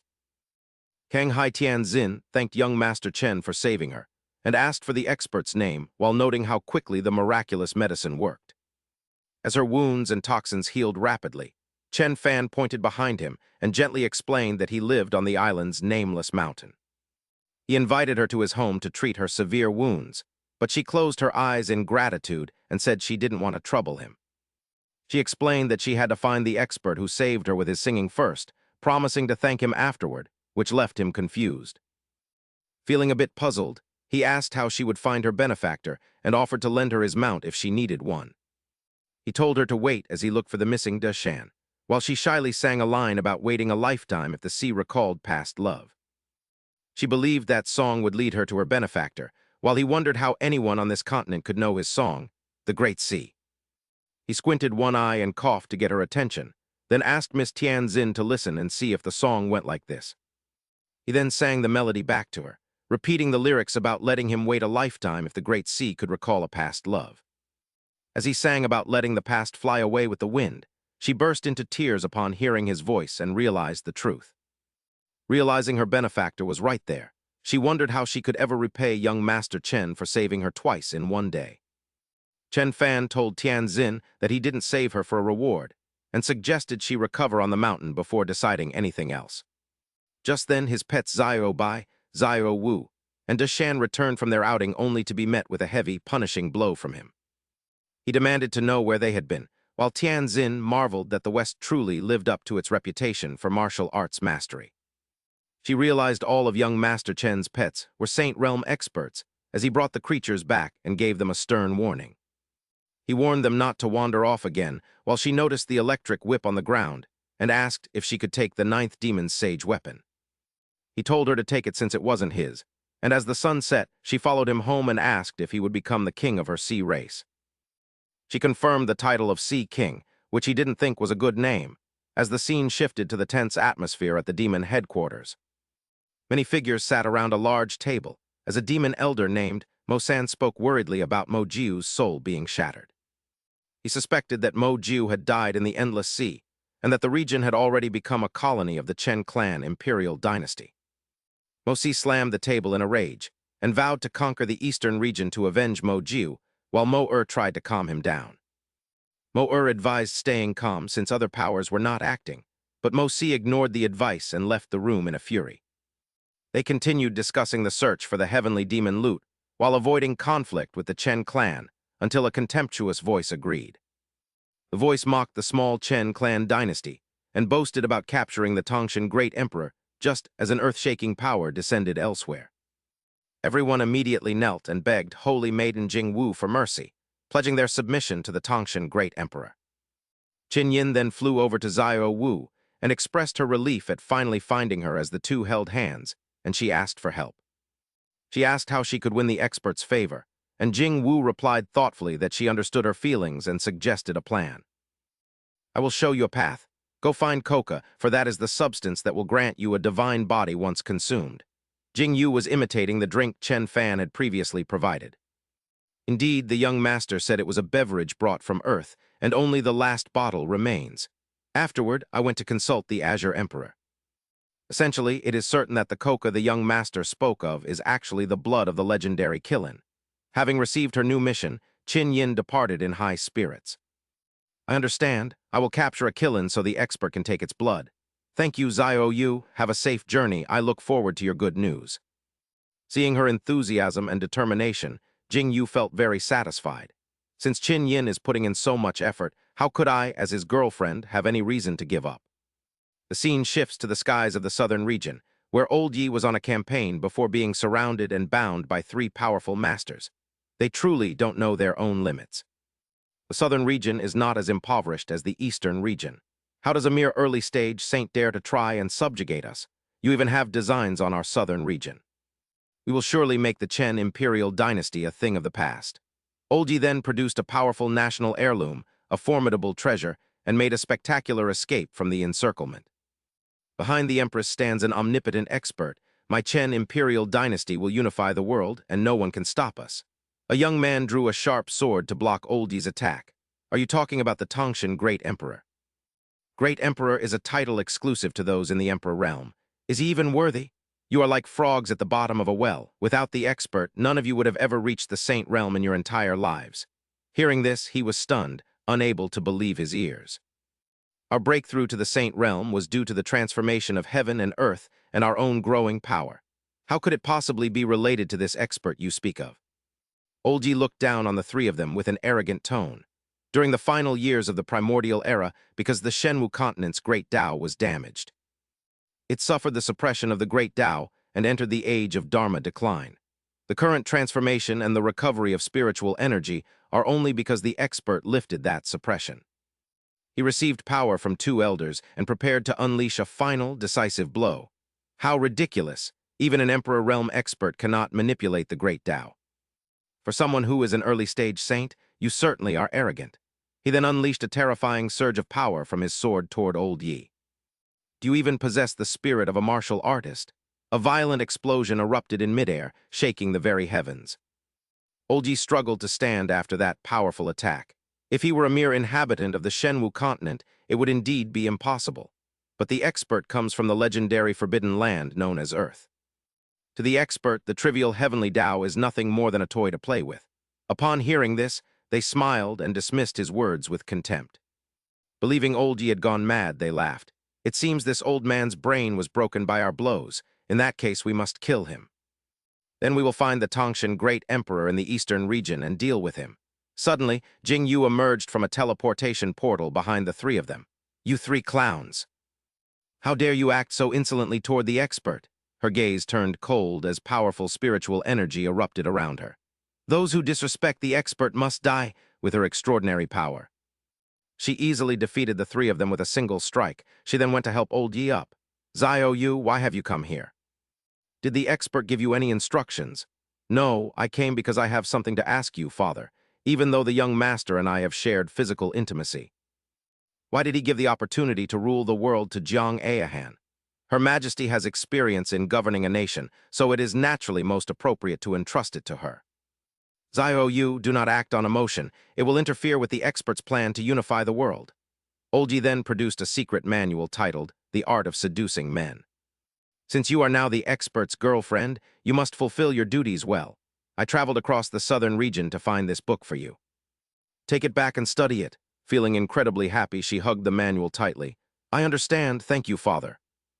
Old Yi frowned slightly as a strange sensation washed over him. Why does this feel so familiar? Elsewhere, Qin Yin and a Qilin were facing their own doppelgangers within the netherworld illusion realm. I see, the terror of this realm lies in its ability to perfectly replicate a person. What, fighting myself? Won't I just die of exhaustion? Qin Yin's doppelganger lunged to attack the Qilin. Die, demoness! Didn't you say we'd fight ourselves? Why is she attacking me? She leaped onto the Qilin and charged at her double. You fool, don't you know how to deal with yourself? Afterward, both sides clashed violently from the sky to the ground in a series of fierce exchanges.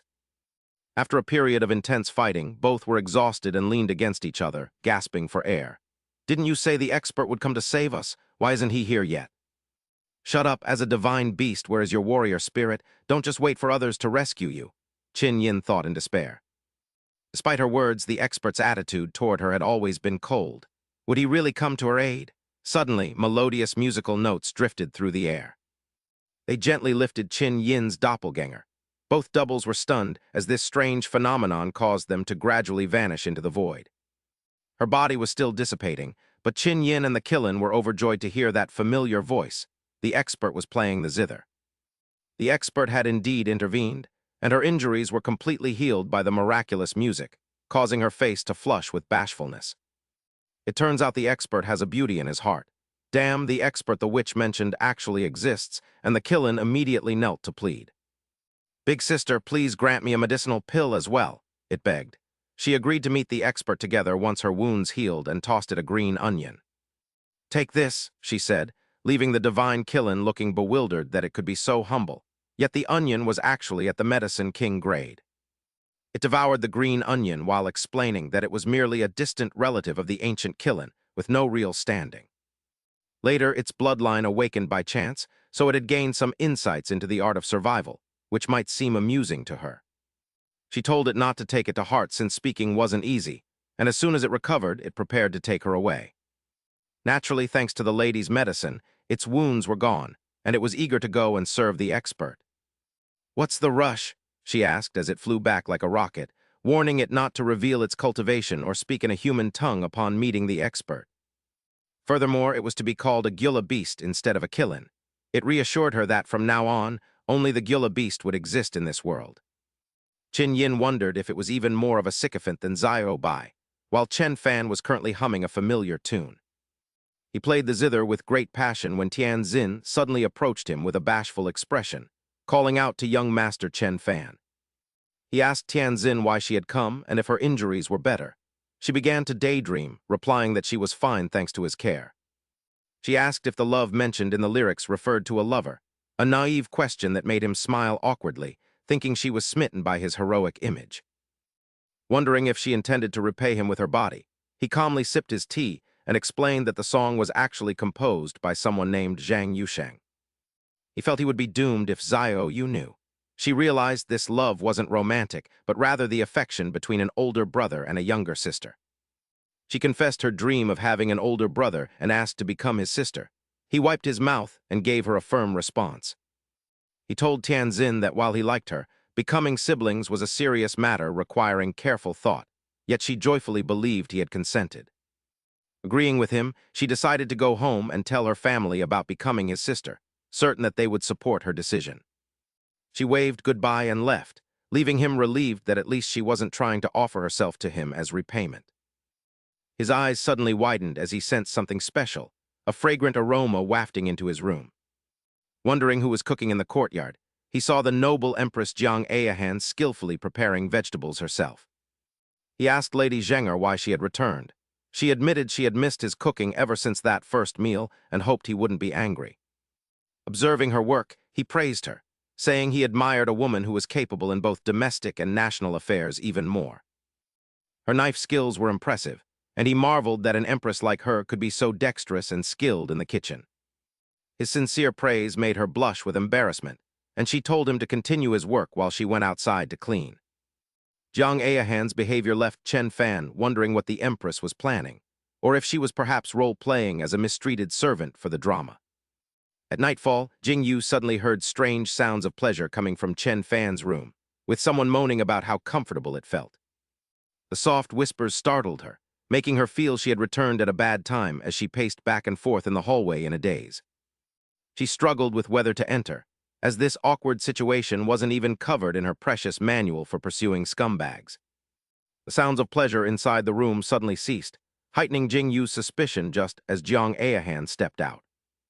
Her face beamed with an unusual sense of satisfaction, as if she had accomplished something great, and her surrounding aura seemed much stronger.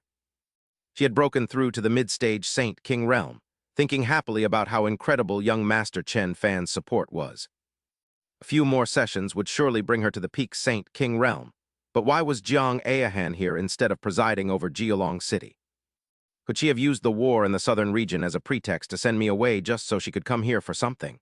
Inside the room, Chen Fan sat on the bed with his clothes slightly disheveled, looking completely relaxed and satisfied.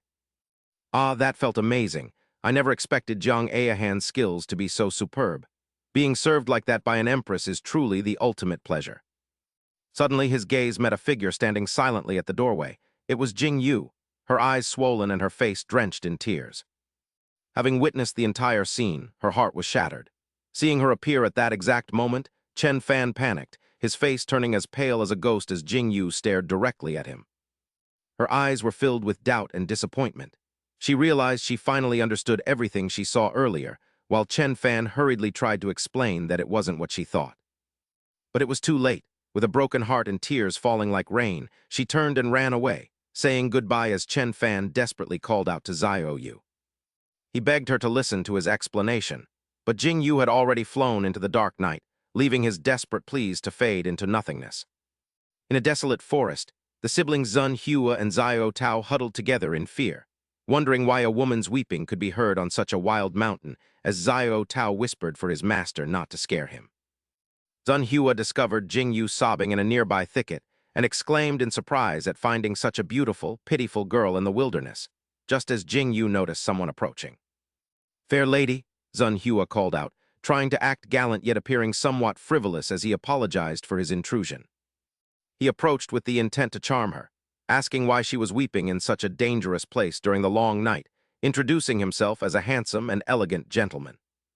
He claimed to be the noble Liu Zunhu of the Firmament Flying Dagger, offering to help if she had been wronged, promising he would not just stand by and watch. However, Jing Yu completely ignored his sweet talk and coldly replied that she didn't need his concern before trying to leave, but a frantic Zun Hua grabbed her hand and refused to let go. He boasted of being a Saint Realm expert and promised to punish anyone who dared to bully her, prompting an immediate warning from Jing Yu.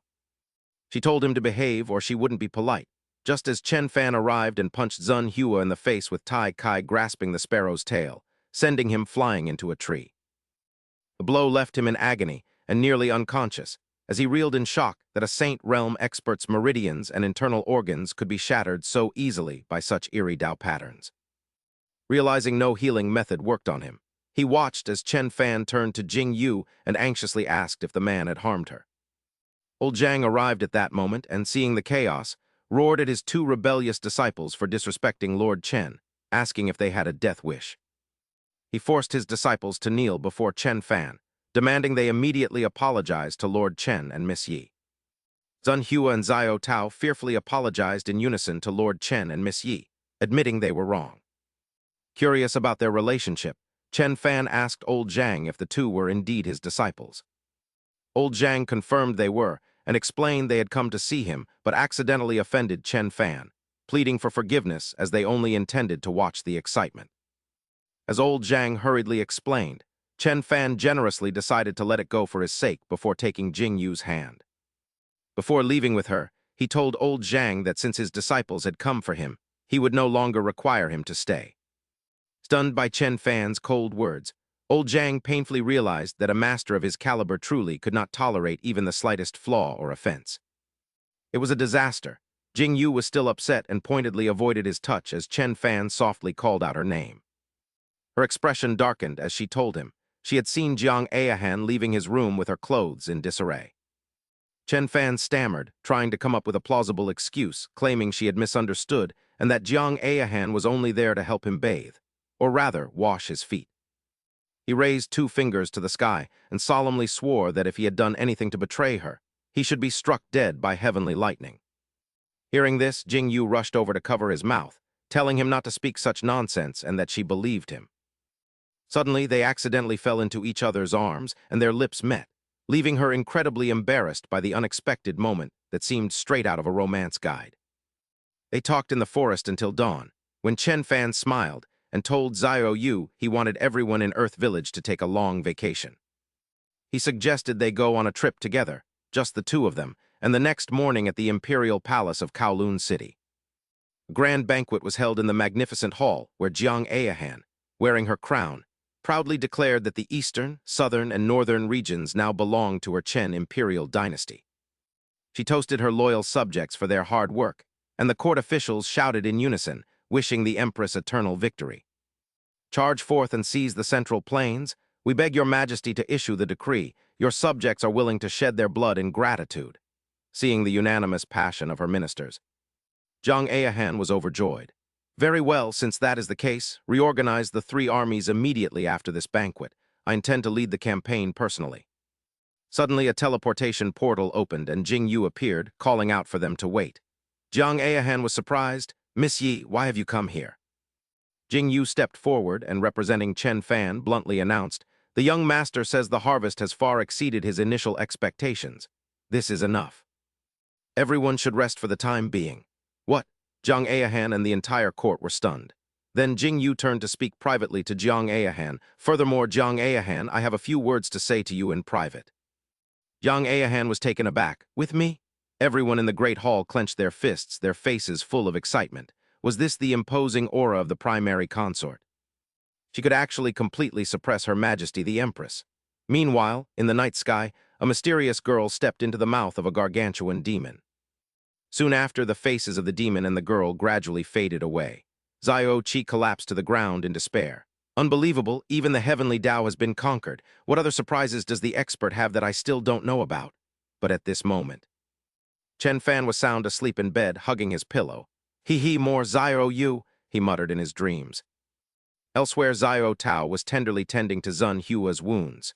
Young master, the compress is here. Do you feel any better? Zun Hua groaned in pain. I'd rather be killed than live the rest of my life as a mere mortal. Old Zhang stood nearby. He spoke up with a bitter tone. In the eyes of the expert, there is no room for ordinary dust. He intends to make you suffer a fate worse than death for the rest of your life, if you end up getting me kicked out of Earth Village later. That would be the ultimate misfortune. Hearing this, Xiao Tao felt very anxious. She pleaded, Master, you know the young master's character, don't you? Even though he is usually unrestrained, he is a very loyal person. He knows he was wrong now. Master, please forgive him and save him. Old Zhang ignored Xiao Tao's earnest pleas and continued drinking. You're still pleading for his forgiveness even now? Girl, you certainly are a loyal one yourself. Then old Zhang made a bold decision to take a gamble. In this world, only the power of an emperor-level expert can break the expert's Tao patterns. Let us head to Huang Yuan. At the same time, two beautiful women were conversing in a private, secluded room. Zhang Ayahan spoke, Miss Yi, please have a seat. It is just the two of us here. If there is something on your mind, speak plainly. Jing Yu did not beat around the bush. Then I shall be direct. Miss Jiang, do you realize you have committed a grave error? Jing Yu's expression became extremely serious as she revealed the truth. Young Master Chen is disguised as a mortal, yet you go around erecting stone statues everywhere. It's as if you're afraid people won't know he is a peerless powerhouse. Have you ever considered this carefully? Hearing this, Zhang Ayahan became somewhat agitated and argued loudly. I did this for the expert's own good, so that his merits and achievements could be praised for 1,000 generations. Jing Yu sharply retorted, foolish. If the young master truly craved fame and fortune, why would he have given this position to you? Furthermore, building stone statues goes against his wish to conceal his identity. She immediately stood up, determined to rectify her mistake. I will issue a decree to destroy all these stone statues at once. First building them, then tearing them down. How do you expect the world to perceive the young master now? Then a piece of calligraphy appeared before Zhang Ayahan. Jing Yu continued, this is what the young master wanted me to give to you. The way to make amends lies within this poem. Yesterday's currents have flowed away, past joys and sorrows vanished like smoke, shedding tears to mourn old dreams. Zhang Ayahan was overjoyed as she realized the profound meaning hidden within the painting and the poem. So that's how it is, I understand now. While Xiao Qi was sitting in deep contemplation, violent lightning tribulations suddenly began to appear in the sky. Has it finally arrived? She said calmly. She recalled what Chen Fan had taught her. It turned out that her slow progress in breaking through to the Saint Realm was because she hadn't truly cultivated her mind and character. Instantly, a terrifying lightning tribulation struck down from the heavens. For her now, Xiao Qi gently created a protective shield, easily blocking a bolt of lightning. A small sword is nothing more than this. Keep them coming. Surely these lightning bolts won't stop here. Could they really be dealt with so easily by me? These tribulations are all just small fry. The workers who witnessed Xiao Qi blocking the lightning were utterly shocked. They couldn't believe their eyes. She had reached the Saint Realm at only 8 years old. Truly admirable, someone exclaimed. The heavenly tribulation has lost face, being toyed with by Miss Xiao Qi. A massive demonic face appeared in the sky. It looked furious at its inability to hit the girl. Suddenly, a large, powerful script descended from the heavens, shattering Xiao Qi's protective shield. Seeing that the situation was dire, Tian Qing spoke up to warn them. This is bad. Heavenly might cannot be underestimated. I fear a catastrophe is about to befall the martial god continent. Massive fireballs erupted from the celestial demon's maw, raining down as Jingyu trembled before such catastrophic power. Curse it, I must give it my all. While Chen Fan slept soundly, tens of thousands of heavenly soldiers suddenly manifested and soared into the sky. The celestial host immediately intercepted the demon's assault, a bizarre phenomenon that left Tian Qing and Xiao Qi utterly stunned. Tian Qing exclaimed in awe, "This is no ordinary snoring, it is an ancient battle hymn of immense and divine majesty." The expert is openly challenging the heavenly Tao itself. By the next morning, Chen Fan appeared quite bashful, saying, "Xiao Yu, this is my first time. You have to be gentle with me." Jing Yu glanced at him with a playful smile and replied, "Don't worry, I won't go too fast. Then I shall begin our flight." The two ascended into the clouds atop a lotus pedestal. "So fast, damn, martial artists are truly incredible." "How is it? What does the young master think?" The old men below stood frozen, hearing their misleading exchange as Chen Fan shouted back excitedly. "It's too fast. Xiao Yu, hurry, hurry, I'm about to reach my limit." Old Yi's expression darkened as he watched them depart, lost in thought. "I should be happy that Xiao Yu and the expert are getting closer, but I really want to punch him." Old Chin patted his shoulder in comfort. "They're off on their honeymoon, so what should we do next?" Old Yi pondered. "The expert gave us a leave of absence. He actually wants us to focus on our cultivation and find inner peace to grasp the truths of martial arts." Hearing this, everyone cheered joyfully at their newfound freedom. "Before the expert returns, we shouldn't just stay cooped up in Earth Village. We must venture out to receive the best training." Meanwhile, the two continued to streak across the sky on their lotus pedestal. Chen Fan pointed toward the horizon. "Xiao Yu, look at that mountain. It's so tall. From this angle, the ocean looks like a human face." Jing Yu laughed heartily. "Haha, you're right, it's beautiful." Chen Fan turned to her and asked, "Xiao Yu, stop calling me young master, it feels strange. Why don't we use a more intimate name?" "Is that really all right?" Jing Yu asked happily before leaning in to give him a soft kiss on the cheek. "Then I'll call you Xiao Fan from now on." "That works," Chen Fan agreed joyfully. Their distraction nearly caused the lotus pedestal to plunge into the water. "So Xiao Fan, where are we headed next?" Jing Yu inquired. "How about we find a nice tavern to relax and enjoy ourselves?" Chen Fan replied, "Whoa, Xiao Yu, don't get too excited or we'll fall in." After searching for a bit, they arrived at the Wangai Tower.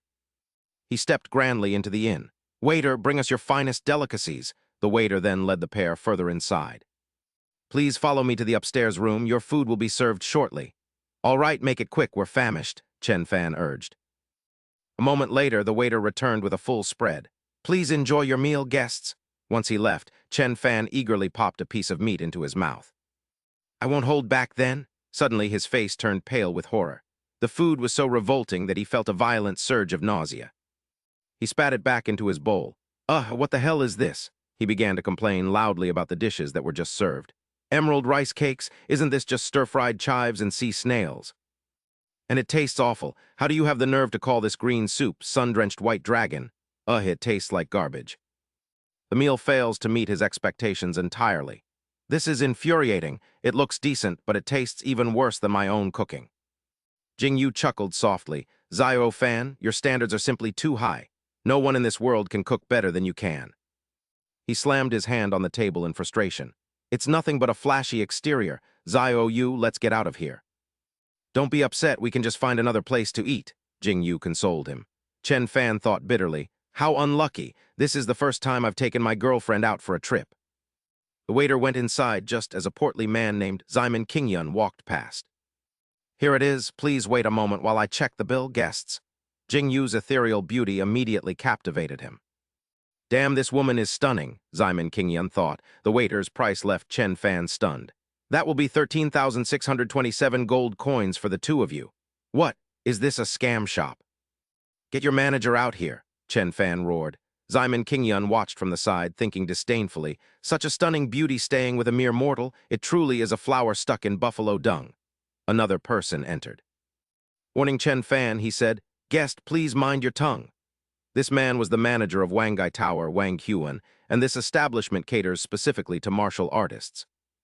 Are you really being this stingy over a single meal that costs only 20,000 taels? Chen Fan was shocked upon hearing this and whispered to Jing Yu, "What? Is this a restaurant that serves food specifically for martial artists?" Jing Yu giggled, saying that given their relationship, he shouldn't act so formal or tease her, leaving him feeling quite flustered. "I have to rely on you. Well, Zio Yu, I'm a bit short on cash lately. Could you?" Jing Yu confidently replied that it was no problem and to leave it to her, while Chen Fan felt embarrassed. It turns out the food is so high class that a mere mortal like me isn't worthy of enjoying it. Wang Hua stared at him with disdain, asking if he had gathered enough money. How could a commoner with no knowledge be worthy of critiquing the cuisine at our Wangai pavilion? Suddenly, two glittering gold bars were tossed right before his eyes as Jing Yu stepped forward to protect Chen Fan from being belittled, questioning what was wrong with being immortal. "Since we have paid the silver, we have every right to judge, especially since my boyfriend's cooking is many times better than yours. He certainly has the right to critique." Chen Fan felt a surge of joy, thinking to himself how wonderful it was that Zio Yu called him her boyfriend. Wang Hua trembled with rage at Jing Yu's words and actions, accusing them of coming to cause trouble before his subordinates rushed in with clubs, shouting that they clearly didn't know where they were to act so boldly. He ordered his men to seize the two country bumpkins, to which they complied, but then a fat man named Ximen Guangren outside offered a suggestion. "Wait, Manager Wang. Since they consider themselves so extraordinary, why not let them compete against the chefs of our Wangai pavilion? What do you think?" Wang Hua was delighted and readily agreed to Ximen Guangren's proposal, asking if they dared to accept the challenge since Guangren had suggested it. "If you lose, I will cut off all 10 of your fingers as an apology, and if you refuse, you'll soon find out who the real country bumpkin is." Infuriated by Jing Yu's defiance, he laughed smugly, saying that they were stubborn even in the face of death and would soon regret their arrogance. The obese Ximen Guangren stroked his chin, his beard twitching as he felt satisfied, thinking to himself that once the man lost, the fairy sister would surely be his. The two sides glared at each other with sparks flying as Wang Hua mockingly asked if they were prepared to lose. "You should be as well, for business thrives on harmony and peace," Jing Yu retorted, while a worried Chen Fan urged Zio Yu not to be angry and to call off the competition. Jing Yu leaned in and whispered into his ear, telling him not to be afraid and to go through with the duel, making him realize she had a plan to help him win. Ximen Guangren left smugly to change his clothes, intending to take the woman away immediately afterward. A short while later, simple fried egg sat there, releasing an incredible aroma that filled the entire room, leaving Wang Hua and his assistants completely stunned by the dish. "It smells divine, the scent penetrates to the very bone and strikes the soul. How could anyone achieve this?" He couldn't stop marveling at it. Despite his reluctance, he admitted they had been completely defeated, and they all bowed their heads in unison as Wang Hua spoke solemnly. "This master's culinary skills are extraordinary, and our Wangai pavilion is truly humbled and admits defeat. Remember that there is always someone better, and never look down on mortals again." After Chen Fan departed, everyone's attention turned to the plate of fried eggs on the table, and a fierce struggle immediately broke out over the precious food. "I am the manager, so no one is allowed to compete with me," Wang Hua shouted, but someone retorted that they didn't care about his position. "Get lost, the fried egg is mine." An assistant snapped back, but they all froze in shock when they saw the egg emitting a soft, gentle light. It was mystical, but Jing Yu, unwilling to let Chen Fan's food fall into their hands, used her power to explode the egg, questioning how trash like them could ever deserve to eat his cooking. The two of them left the group standing there in a daze, staring at the remains of the egg, as Jing Yu turned to ask Chen Fan where they should head next. "Perhaps we should find somewhere to eat. What on earth happened back there? Why did the egg suddenly explode?" Chen Fan wondered as Jing Yu gently took his arm. She replied naturally that it was quite a coincidence, and that she had also lost interest in staying there, while Chen Fan thought to himself that no matter how great his cooking was, it couldn't possibly surpass a martial artist's, so Zio Yu must have secretly helped him. What husband wouldn't want such a virtuous wife? However, both of them broke into a cold sweat when they saw the fat man striking a pose.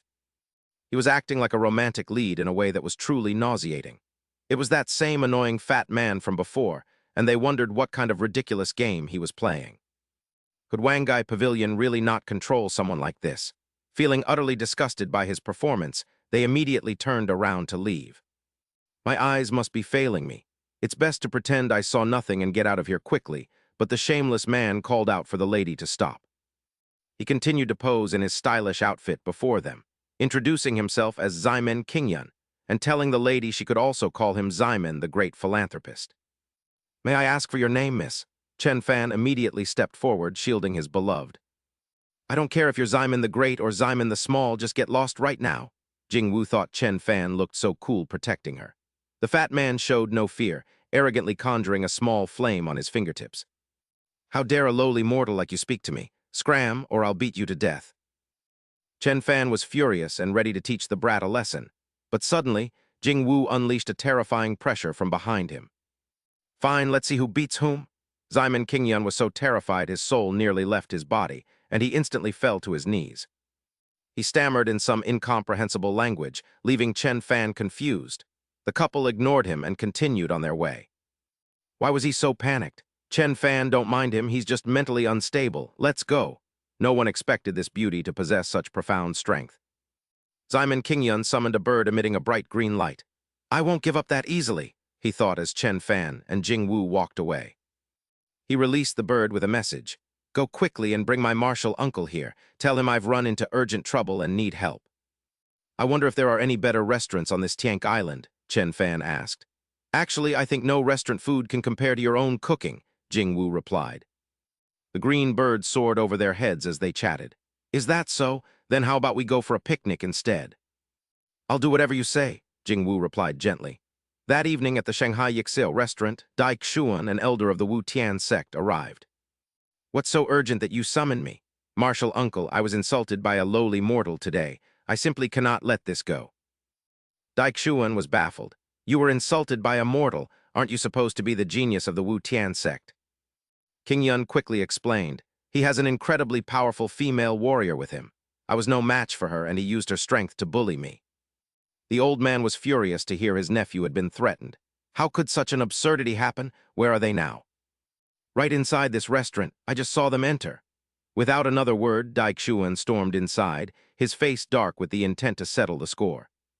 "How dare they insult the young sect master of our Wu Tian sect? Do they have a death wish? I'll kill that mortal myself. Then I'll capture that female warrior for interrogation." Suddenly, a waiter carrying a heavy bucket of water passed by. "Would you two like to rent a room?" "Hey you, tell me, how is it that even an elder with profound cultivation can't lift this bucket as easily as you?" "Hold on, what is this?" As soon as the lid was opened, an astonishingly powerful surge of spiritual energy erupted and spread everywhere. The two looked at each other, a devious plan forming. This dense spiritual energy is even more potent than the Wu Tian sect's spiritual spring. "Quiet, don't let this mortal realize the true value of this precious liquid." The waiter watched their strange behavior, feeling utterly confused.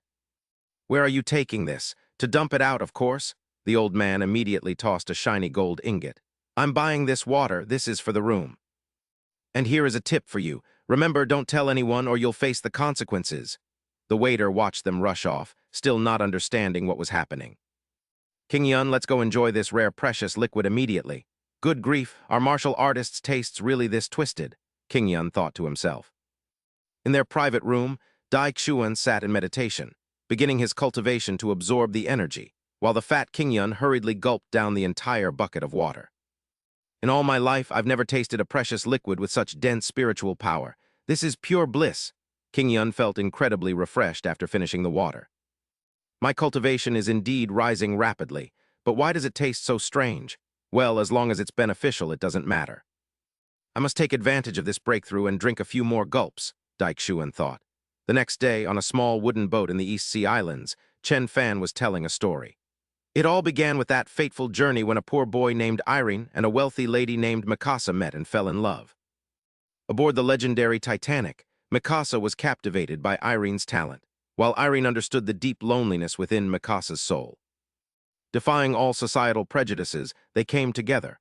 Unfortunately, the Titanic struck an iceberg hidden deep in the sea and began to sink. Irene gave the only chance of survival to Mikasa, while he himself was buried in the cold depths of the ocean. His figure slowly vanished into the seabed. This deeply in love couple ultimately met a tragic end of life and death. Chen Fan's story moved Jingwu so much that she couldn't help but burst into tears. That is the story of the Titanic. Well, isn't it incredibly tragic and heartbreaking? She threw herself into his arms, sobbing, I won't ever let you die. Even if I must die, I will never let you perish. Silly girl, it's just a story. Don't get so worked up. While the two were lost in their emotions, a blonde youth secretly observed them.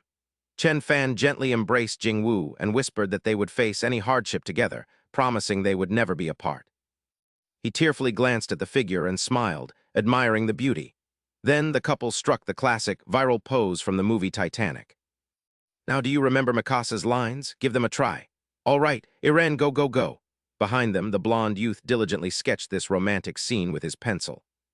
The pose was stunning, and the sketch was magnificent. The artist radiated a creative power as intense as a surging river flowing backward. It was an unstoppable force. Just then, three mysterious figures in black robes flew past. Their auras were terrifying. They wondered if the East Sea Islands truly held such masters. We came here for the heavenly demon zither, so we shouldn't cause unnecessary trouble. One of them, Old Eight, immediately flew down toward the ship. What if they are also searching for the heavenly demon zither? We must investigate to be sure. Be cautious and make sure to completely conceal your presence. I agree with Old Eight, another nodded. Suddenly, Jingwu sensed three powerful auras hiding beneath the waves. Were they Saint Realm experts, and three of them at once, from her palm? Dazzling golden beams suddenly shot out, piercing the sea and obliterating all three without a trace. I see, Chen Fan. You used the iceberg metaphor to warn me about these three assassins, reminding me to protect the Azure Dragon. Chen Fan was puzzled by her strange behavior. Jingwu, why are you pointing at the sea? Did you spot a big fish or something? Yes, Chen Fan, look over there. There's a large dark shadow. I wonder if it's a school of fish. The artist from before coughed a few times to get their attention. You two certainly have a romantic flair. Sharing the same boat is a sign of fate. I have personally sketched this portrait as a gift for you both. Chen Fan accepted the drawing without hesitation. Thank you. By the way, Jingwu, I'll also paint a portrait for you. Really? That's wonderful. The artist was furious, his eyes burning as he glared at Chen Fan. He thought to himself, how dare these two act so indifferent? I am a world-class genius of the way of painting, famous across the four seas. Even the royalty of the Chilean kingdom must wait on my whims for a single piece. Yet they treat me with such disdain. Chen Fan then asked Jingwu, did you bring the brushes and ink stones I bought last time? As she took them out, the artist was struck with terror. I have them all right here, Chen Fan. The artist was utterly shocked, realizing he couldn't even perceive the grade of those treasures. Jingwu was surprised to see strange black smoke rising as soon as Chen Fan began to paint. The dark mist gradually drifted toward her. The surrounding scenery transformed, making her realize that her consciousness and Chen Fan's had entered his painting. She saw her own reflection in the water near the edge of the boat. Gazing at flowers through mist and the moon in the water, seasons pass with mixed joys and sorrows. Her reflection began to return to the chaotic mortal world, where few can see clearly. Suddenly, a clone identical to her appeared and bowed before her. Who are you? Why do your appearance and aura match mine exactly? Reporting to Master, I am the clone that the great Master created for you. Jingwu was stunned. A clone? The figure before her began to fade away. Yes, I inherit all your abilities and will follow your commands. Should you encounter danger, I can take any fatal damage in your place to ensure your safety. The clone then condensed into a beam of light and entered her forehead. I shall withdraw for now, awaiting your orders at any time.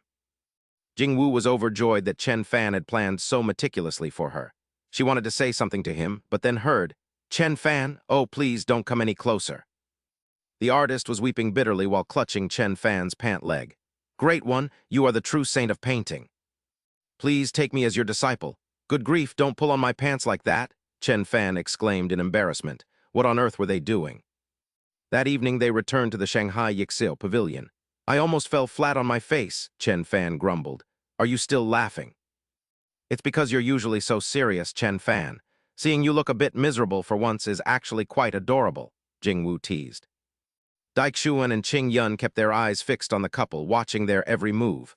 Martial uncle, it's them, Yun whispered. Don't worry, leave it to me, Xyoan replied confidently. In the living room, Jingwu was tenderly caring for Chen Fan. Jingwu, you can just let the servants handle this from now on, Chen Fan said. What are you saying? Of course I should do my best to take care of my boyfriend. Meanwhile, Xyoan and Yun were peeking through the cracks in the door. Can a mere mortal ant really enjoy himself like that? Are you jealous? Lin Xyoan was suddenly startled to see the bucket Chen Fan was soaking his feet in, emitting a dense spiritual energy. Wait, is that bucket filled with the same liquid we drank last night? Qing Yun's face turned pale with disgust, and he quickly covered his mouth.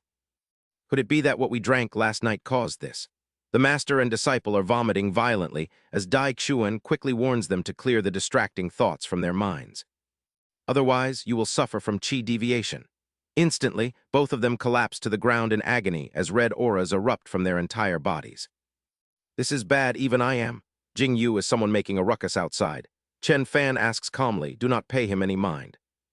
We should just continue washing our feet, Jing Yu replies, completely indifferent. At the demon clan's headquarters, Mo Yi is consumed by rage. He slams the table. How hateful. Old 6th, 7th, 8th, 9th, and the Zhu Xian Hall. Our grudge against the Chen clan imperial dynasty has become irreconcilable. Everyone around the round table seeks his counsel. Boss, what is your plan? A single word, kill. Mo Yi delivers the cold command.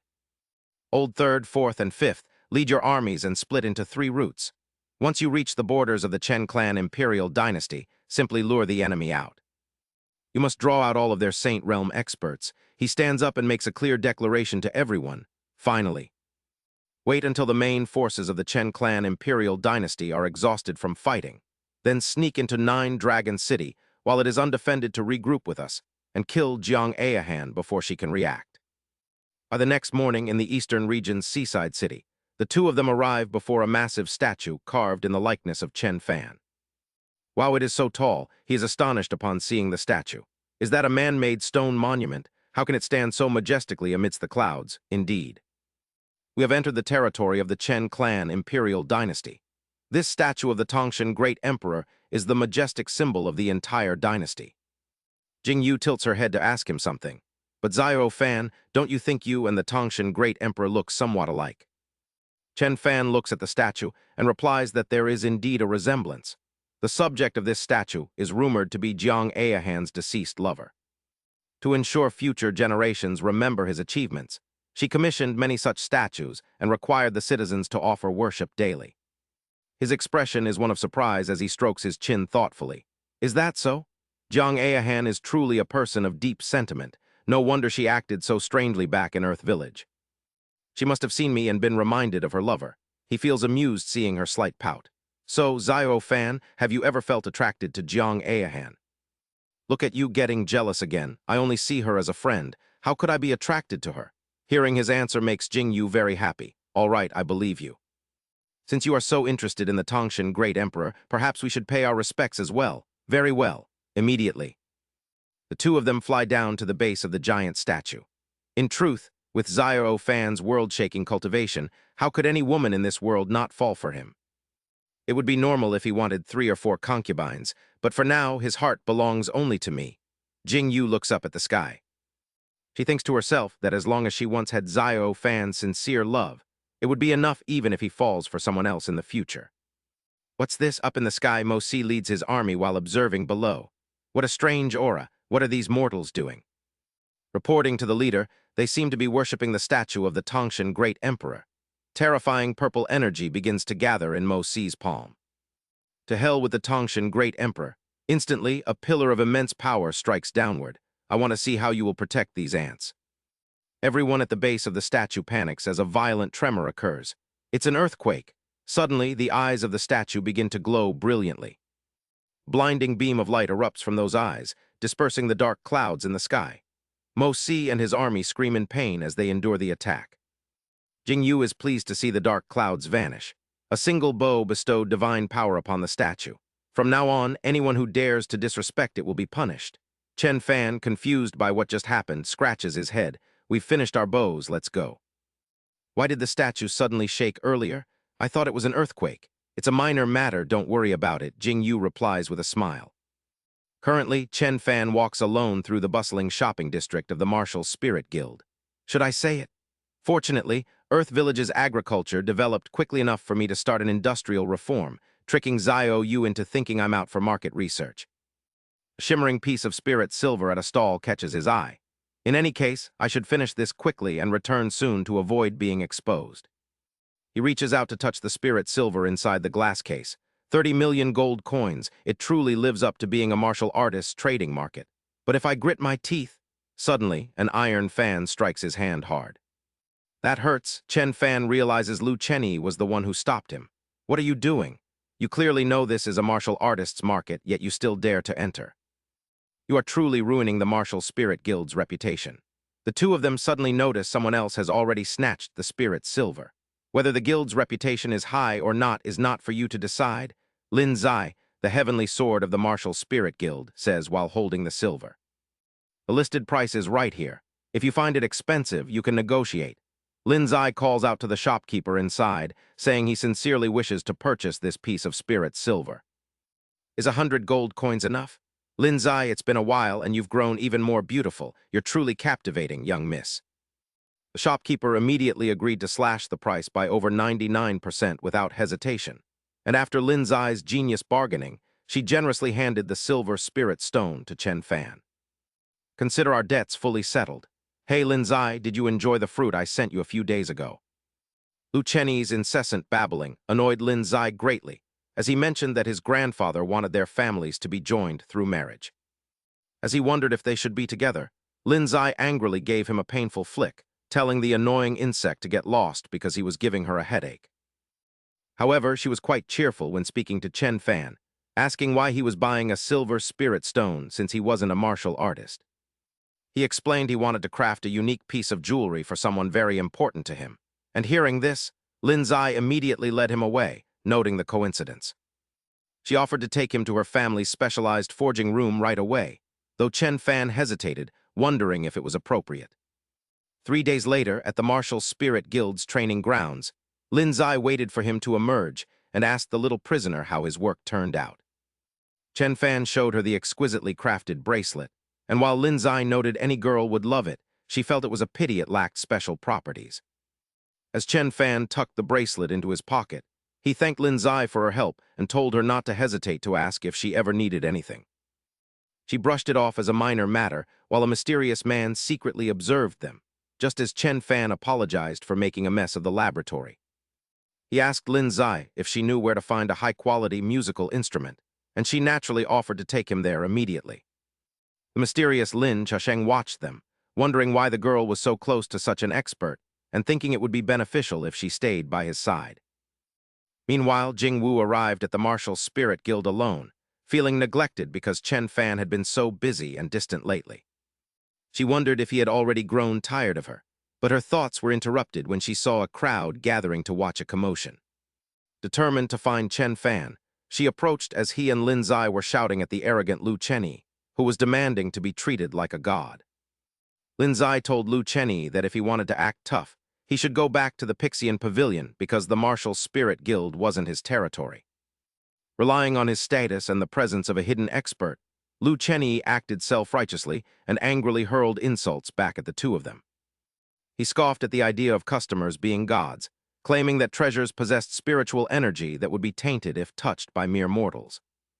Jingwu stepped forward and remarked that the items there hardly deserved to be called treasures, sighing as she saw Chen Fan fighting over a mediocre zither.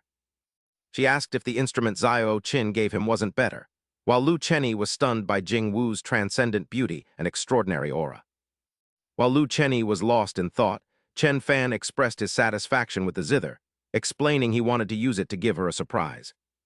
Chen Fan used the instrument to sing a song for her, wishing her a happy birthday as everyone around them, including Lu Chenyi, began to clap. He sang for her to bid farewell to all her worries and embrace joy, wishing his dear Jing Wu eternal happiness on her birthday. Chen Fan then presented her with the bracelet he had crafted, and a moved Jing Wu realized this was why he had been so busy lately. Lin Xyoan clapped for them, realizing Jing Wu was the important person Chen Fan had mentioned, which left Jing Wu wondering who the girl was. He introduced her as Lin Xyoan, and she cheerfully told Chen Fan that if he wanted to thank her for her help, he should take her along on their travels.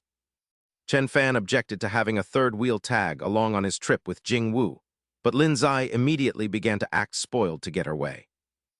Pointing at the furious Lu Chenyi, she pleaded with Chen Fan not to leave her to marry that fool, secretly glad to have an excuse to leave home. Lin Xyoan grabbed Jing Wu's hand and insisted on going with her, eventually forcing Chen Fan to relent and tell the young miss to stop making a scene. After Chen Fan gave in, the three went for a picnic in the forest, where Jingwu realized she had forgotten the salt and decided to go buy some. She told Chen Fan to start the fire while she was gone, unaware that a cold gaze was watching them from the grass, waiting for an opportunity. The observer realized that Jingwu's departure was the perfect moment to strike, as she manifested shimmering wings and soared away at high speed. The bracelet Zio Fan gave her has such remarkable properties. While the Void Divine Sword possesses spatial power, this true wind feather dance grants the world's greatest speed, making her feel incredibly joyful to receive such a gift. Could Zio Fan be using her for an experiment as he pursues the highest level of the Great Tao? Just the thought of it makes her feel a bit excited. Moving at the speed of light, she quickly managed to purchase the salt, realizing now was not the time for idle thoughts since everyone was waiting for her return. Meanwhile, the old ghost who had been hiding suddenly appeared and grabbed Lin Zai by the throat, taunting Lin Chu Sheng that if he couldn't kill him, he could at least kill his most beloved granddaughter. However, Chen Fan remained indifferent as the man threatened the girl, remarking that he had finally made his move and that they had long since realized he was stalking them, with Zio Wu leaving specifically to lure him out. Chen Fan kept his hands behind his back to conceal the rising fear in his heart, while the villain told him to stop bluffing if what he said was true. He noted that she had yet to step in to save them because, as Chen Fan confidently declared, he alone was sufficient to deal with him. Lin Zai felt extremely anxious watching his performance, while the old ghost contemptuously questioned what a mere mortal like him could possibly do. Lin Zai wondered if Zio Fan was putting on a show just to buy her some time, concluding that she had to cooperate with him. She decided to play along, leaving the old ghost startled by their words as Lin Zai angrily called him a fool, asking how she could possibly be with him if he were just a mortal. She questioned how he could be worthy of dating sister Zio Wu, while Chen Fan claimed he only appeared mortal because his cultivation realm was too high for the man to perceive before he plucked a nearby leaf. He told the lad that since he had always wanted to learn little Chen's flying dagger, he would demonstrate it today, as its true power could only be unleashed at such a critical moment. Holding a tiny leaf, he began to act like a transcendent master, explaining that the first realm of little Chen's flying dagger was having a blade in hand, but none in the heart. This meant holding a weapon without intent, but the villain told him to shut up, threatening to tear the woman apart if he took another step. His eyes flashed with a cold, icy murderous intent as he continued, stating that the second realm of little Chen's flying dagger was having a blade in both the hand and the heart. Doubt began to creep into the thug's mind, wondering if this man, who seemed to have no cultivation, was actually a hidden peak martial expert he couldn't detect. He stood tall, posing as if to throw a dagger in a silent challenge, and with eyes as sharp as blades, Chen Fan continued that the ultimate realm of little Chen's flying dagger was having no blade in hand, but one in the heart. He declared that even a fragile leaf in his hand could become a lethal weapon, warning the lad that he would only demonstrate this technique once. He told him to remember it clearly, and his commanding words caused the terrified thug to gradually loosen his grip on Lin Zai's throat. He retreated timidly with panic in his eyes as he began to tremble, and though the two faced each other in silence, their minds were racing. Both were struggling with chaotic emotions and extreme anxiety, with him wondering why Zio Wu hadn't returned yet, as he couldn't keep up the act much longer. Wondering if he would actually throw a blade at him, Lin Zai used her sharp intuition to suddenly spot an opening in her opponent's guard. Like a flash of lightning, she landed a heavy blow on his face just as a strange purple energy began swirling in the thug's palm, prompting her to scream for Zio Fan to run. Cursing the brats for daring to deceive him, he let out a furious roar and charged at them both with bloodshot eyes in a mad frenzy. He vowed to make them suffer a fate worse than death, but in the chaotic panic, Chen Fan accidentally threw a leaf that unexpectedly carried a terrifying force, piercing right through the man. He was certain he was dead, but nearby, old Zhang suddenly sensed an extraordinary power and a potent aura of the great Tao, wondering if a master was present. The man collapsed unconscious from just one strike, leading Lin Zai to cling to Chen Fan while trembling and sobbing about how terrified she had been. She called him a mean person for not telling her sooner that he was a hidden master, while Chen Fan gently patted her back to comfort her, saying everything was fine. He wondered why the man had suddenly collapsed, questioning if Zio Wu had acted in secret or if there was another hidden person nearby. Just then, old Zhang found the two of them and remarked on the coincidence of meeting young Master Chen in such a place. As they looked at old Zhang, the three of them stood in silence, though their minds were filled with vastly different thoughts. Old Zhang wondered if the master had visited the desolate abyss and forgiven Liu Xyoan, while Lin Xyoan questioned if old Zhang was the one responsible. She noted that while old Zhang seemed like an ordinary martial artist, being with him might prevent surprise attacks, even though his realm appeared higher than her grandfather's. Yet he was incredibly respectful to a mere mortal, proving he was a peerless master. He then remarked that their meeting was fate and invited them to join their dinner. He asked if the two would like to dine with them, while elsewhere, deep in a gloomy forest, a figure descended into an ancient tomb echoing with eerie sounds, dismissed as another fool who didn't know his limits. The ancient coffin's lid suddenly flew open upon seeing Xyoan lying unconscious at the bottom of the abyss, as an eerie voice echoed out. Do you dare covet my great heaven-seizing, sun-swallowing art? No matter who you are, only death awaits you. It seems my divination was indeed correct. A withered hand with shriveled skin like a living corpse slowly reached out from the coffin, sensing that the spiritual energy of the Shenwu continent had begun to recover. That hand clenched with immense power, for this was the perfect moment for me, the heaven-seizing great emperor, to awaken once more, when suddenly a gleaming hook plunged toward the bottom of the pit. In an instant, it hooked into Xyoan's body and pulled him upward. How is this possible? This fishing hook is plundering my spiritual energy, and I am powerless to resist it. Who on earth is its master? The figure inside the coffin could only resign himself to fate, slowly closing the lid in a state of extreme fury and shock. This emperor has slumbered for 100,000 years, yet such a powerful being now exists in this world. The Shenwu continent no longer belongs to those of the emperor realm. Chen Fan was utterly shocked when he accidentally hooked Liu Xyoan. Holy crap, what is this thing? Is it a person? Old Zhang panicked at the sight beneath the water. Old Zhang, come give me a hand. To think the Liu Xyoan everyone was searching for was at the bottom of this lake. He hurriedly applied the CPR techniques he had learned. Keeping his arms perpendicular, he pressed twice per second without lifting his hands from the chest. Even for a Saint Realm expert, the Tao patterns they could mobilize had certain limits. What realm is this little mortal actually in? This is wonderful. It seems the master has forgiven this brat. He began the next step of emergency artificial respiration just as Jing Yu returned and witnessed the scene before her. She crushed the salt jar in her hand, a radiant smile on her face, yet her entire body radiated a thick, murderous aura. Zio Fan, what are you doing? He was terrified to see her return. Zio Yu, it is not what you think. You must listen to my explanation. A long while later, Xyoan, who had just been revived, felt incredibly blissful and satisfied with the experience he had just undergone. I have truly encountered great fortune. The master personally bestowed immortal qi upon me. Suddenly, in the dense forest, countless lush green vines erupted from the ground, lashing out like lightning to attack the two. Do not just stand there, hurry and draw your weapon. Old Zhang failed to dodge in time and was instantly bound tight by the vines. Oh no, he suddenly discovered in horror that old Qin Yin and the gorilla had also been captured long ago. Old Zhang, what a coincidence, you are here too, even you all. Damn it, this banyan tree spirit possesses such bizarre techniques.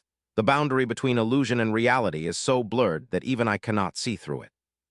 From the darkness, a massive figure gradually emerged, revealing the true form of the giant banyan tree spirit. It is only natural you cannot see through it. This yin-yang reversal realm is my domain, where I control 10,000 transformations of illusion and reality. You all should obediently become my nutrients, the tree spirit replied disdainfully, but then he was suddenly taken aback by what old Zhang said. What bold words! Defeat us first before you speak. Xyoan roared in anger, swinging his iron fan to decapitate the tree spirit. Strangely, even though his head fell, he could still let out a chilling laugh. Ha ha ha, a magnificent attack? Unfortunately. You only struck my double. Within my domain, it is impossible for you to defeat me. Is that so? Chen Fan's iron fan, which had already flown away, suddenly returned like a boomerang. It whistled through the air and struck the real tree spirit, who was attempting a sneak attack from behind. Then why were you hit by my attack? He stood in a proud, dignified posture after defeating the tree spirit. How is this possible? I obtained the true legacy of the heaven-seizing great emperor in the desolate abyss. This petty illusion of yours is nothing more than showing off before a master. Good grief, stop trying to look cool and hurry up and release us first. Lin Xyoan shouted. By then, everyone had been successfully rescued from the vines, though the four remained somewhat puzzled by their sudden reunion in such a dire situation. By the way, Uncle Zhang, why are you here? We came specifically to find you. The master asked me to deliver a message. They are currently waiting for you in Xixian City, old Zhang replied. Very well, I shall go find the master. As evening fell upon Xixian City, four young lords were posing stylishly amidst the enthusiastic cheers of a crowd of young women. Everyone, the four great young lords have arrived. Big brother, look at me. Lord Lu, I want to have your children. Chen Fan watched their attempts to impress the crowd with confusion. This is truly nauseating. Does he really think he is that handsome? He thought to himself. Not at all, not at all. Thank you for your passionate support, everyone. Shenya stepped onto the center of the stage and spoke confidently. Today is the Prodigy Banquet, a grand event held once a year. As the host, I have the right to challenge anyone present here. He suddenly glanced at Chen Fan standing behind him with a scrutinizing gaze. As for whom I shall challenge. A sudden sense of foreboding washed over Chen Fan as Shenya pointed directly at him, his tone full of defiance. I have decided. It is you, Chen Fan. Do you dare to compete with me? We shall have a musical duel. The loser must crawl from one bridge to the other while shouting, I am a piece of trash. Upon hearing this, Chen Fan immediately shook his head in flat refusal. Why should I accept such an absurd challenge from you? Instantly, Shenya's female fans transformed into fierce monsters, screaming threats at him. What? You dare refuse our big brother? Hell is empty and the devils are among us. You useless man, if you dare refuse, just wait and see the consequences. Ah, fine then. Under intense pressure, Chen Fan reluctantly accepted the challenge and stepped onto the stage with a zither as his two friends cheered him on. Zio Fan, don't be nervous, I believe in you, Lin Xyoan and Chen shouted, while old Zhang also encouraged him, to which he replied that he would definitely win. Chen Fan responded with a steady gaze, appearing remarkably confident for a mere mortal, while Shenya watched him hold the zither with a look of disdain.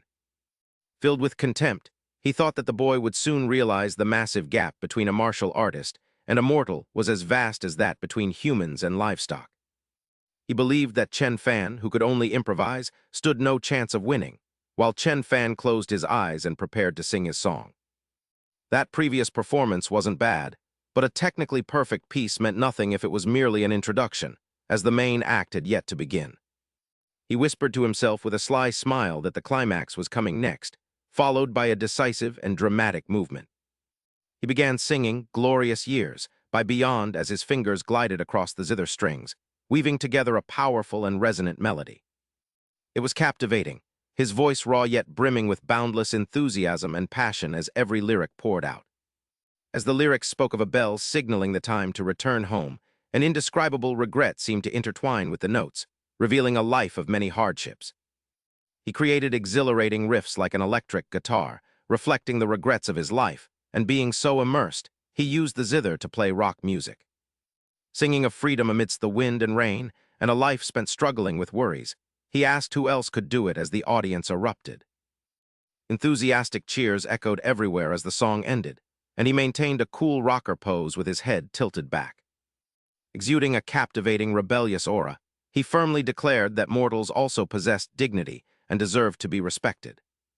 He stated that he accepted the challenge to prove that they, as lowly mortals, were not inferior to any martial artist. Beside him, Jingyu quickly covered her mouth with wide, startled eyes as a thought flashed through her mind about overthrowing the established social classes. She wondered if achieving equality between mortals and martial artists was Zio Fan's true ambition, even as a sense of regret mixed with the harsh reality. Unfortunately, the law of the jungle was a cruel natural rule, yet he stepped down from the stage to thunderous applause, appearing as a hero to many. The crowd cheered wildly, realizing he was the true young master, while one girl screamed at the top of her lungs that she only wanted to marry him. Big brother, look at me, they shouted as cries of well done, Zio Fan rang out, and though he felt proud, he suddenly noticed something strange at his feet. To his surprise, a Killin was enthusiastically licking his feet, causing him to startle and pull back, wondering what on earth it was. Seeing this, Qin Yin quickly stepped in to intervene, telling the Kola beast to stop what it was doing immediately. Qin Yin, he exclaimed in surprise, asking if she had also come to Zai Tian City, to which she replied that it was a coincidence and introduced the Kola beast. She hoped it hadn't frightened him, while the Killin's voice seemed to echo, greetings, senior in his mind as he curiously pointed toward them. When he asked why it was named the Cola Beast, Chin Yin explained with a slight blush that its blood was both sweet and sour and tasted delicious. Zio Yu said it was exactly like Coca-Cola, so Lin Zai, her eyes sparkling with excitement, pulled on his arm and begged to try some, making him hesitate. "Well, about that," he said before turning to ask Chin Yin if it was all right, and she nodded reassuringly, stating that Killins were born to provide blood. The following morning, the Killin, now affectionately known as the Cola Beast, treated everyone to its unique Coca-Cola-like blood. Chin Yin noticed young Master Chen's puzzled expression and asked how he felt about it, to which he admitted that it truly tasted like Coca-Cola. He noted that it was missing the essential Co too, causing Chin Yin to tilt her head in confusion at the unfamiliar term. When she asked what that was, he explained that CO2 was a very common gas that humans exhaled in large quantities every day. He added that Coca-Cola without carbonation wasn't bad and thanked her, then asked Zio Yin if she would mind if he modified the patterns on her instrument. She smiled and replied that since the heavenly demon zither had been given to him, it was his to do with as he pleased, and later that night. A harsh voice suddenly shattered the silent night, calling out for Chi-Er-gu, as a tall man with impressive horns on his head approached. The Killin was startled as the horned man declared with a mix of authority and despair that he was its patriarch. Memories flooded back to the Killin, recalling the days of abuse when he was young and weak, called a dog and named Chi-Er-kyu. "When I risked entering the forbidden grounds for an opportunity, you beat me within an inch of my life, and now you dare show your face." "What do you want?" The patriarch forced a smile, asking if he still held a grudge after all these years, and urging him to forget the past now that his divine bloodline had awakened to lead the Killin clan to glory. "This is your destiny." But the Killin merely snorted, indifferent to his grand words, declaring he had no interest in being a divine beast and would instead become the ancestor of the Coca-Cola beasts. He claimed his descendants would worship him for eternity, severed from the Killin clan, leaving the patriarch's face contorted with rage and shock. "How could you think this way? Have those humans brainwashed you? They even dared to put a leash on you. How loathsome. Who possesses the audacity to treat a divine Killin in such a manner? I will surely assist you. Stop wasting my time." "I am perfectly content being the pet of the expert," the Killin replied with sudden clarity before turning his back on the fuming patriarch. He immediately curled up to resume his slumber, unfazed by the man's fury, while the patriarch roared that he would kill the beast's master to show him who he truly belonged to. Meanwhile, Jingwu was cultivating in her room, while Chen Fan meticulously carved intricate patterns onto a zither in another corner, when she suddenly felt a surge of energy. "Excellent, my cultivation level can rise once more," she cheered, having just broken through to the Emperor realm. However, her joy was short-lived, as the tranquility was shattered by sudden thunder, leaving her wondering why lightning had appeared so abruptly. Outside, two massive pillars of lightning struck from the heavens, but were easily neutralized by an invisible shield, making the hiding Killin elder wonder if it was an Emperor tribulation. Witnessing this terrifying event, he marveled at a breakthrough to the Emperor realm without a tribulation, and wondered about the identity of Urkyu's master before deciding to remain hidden.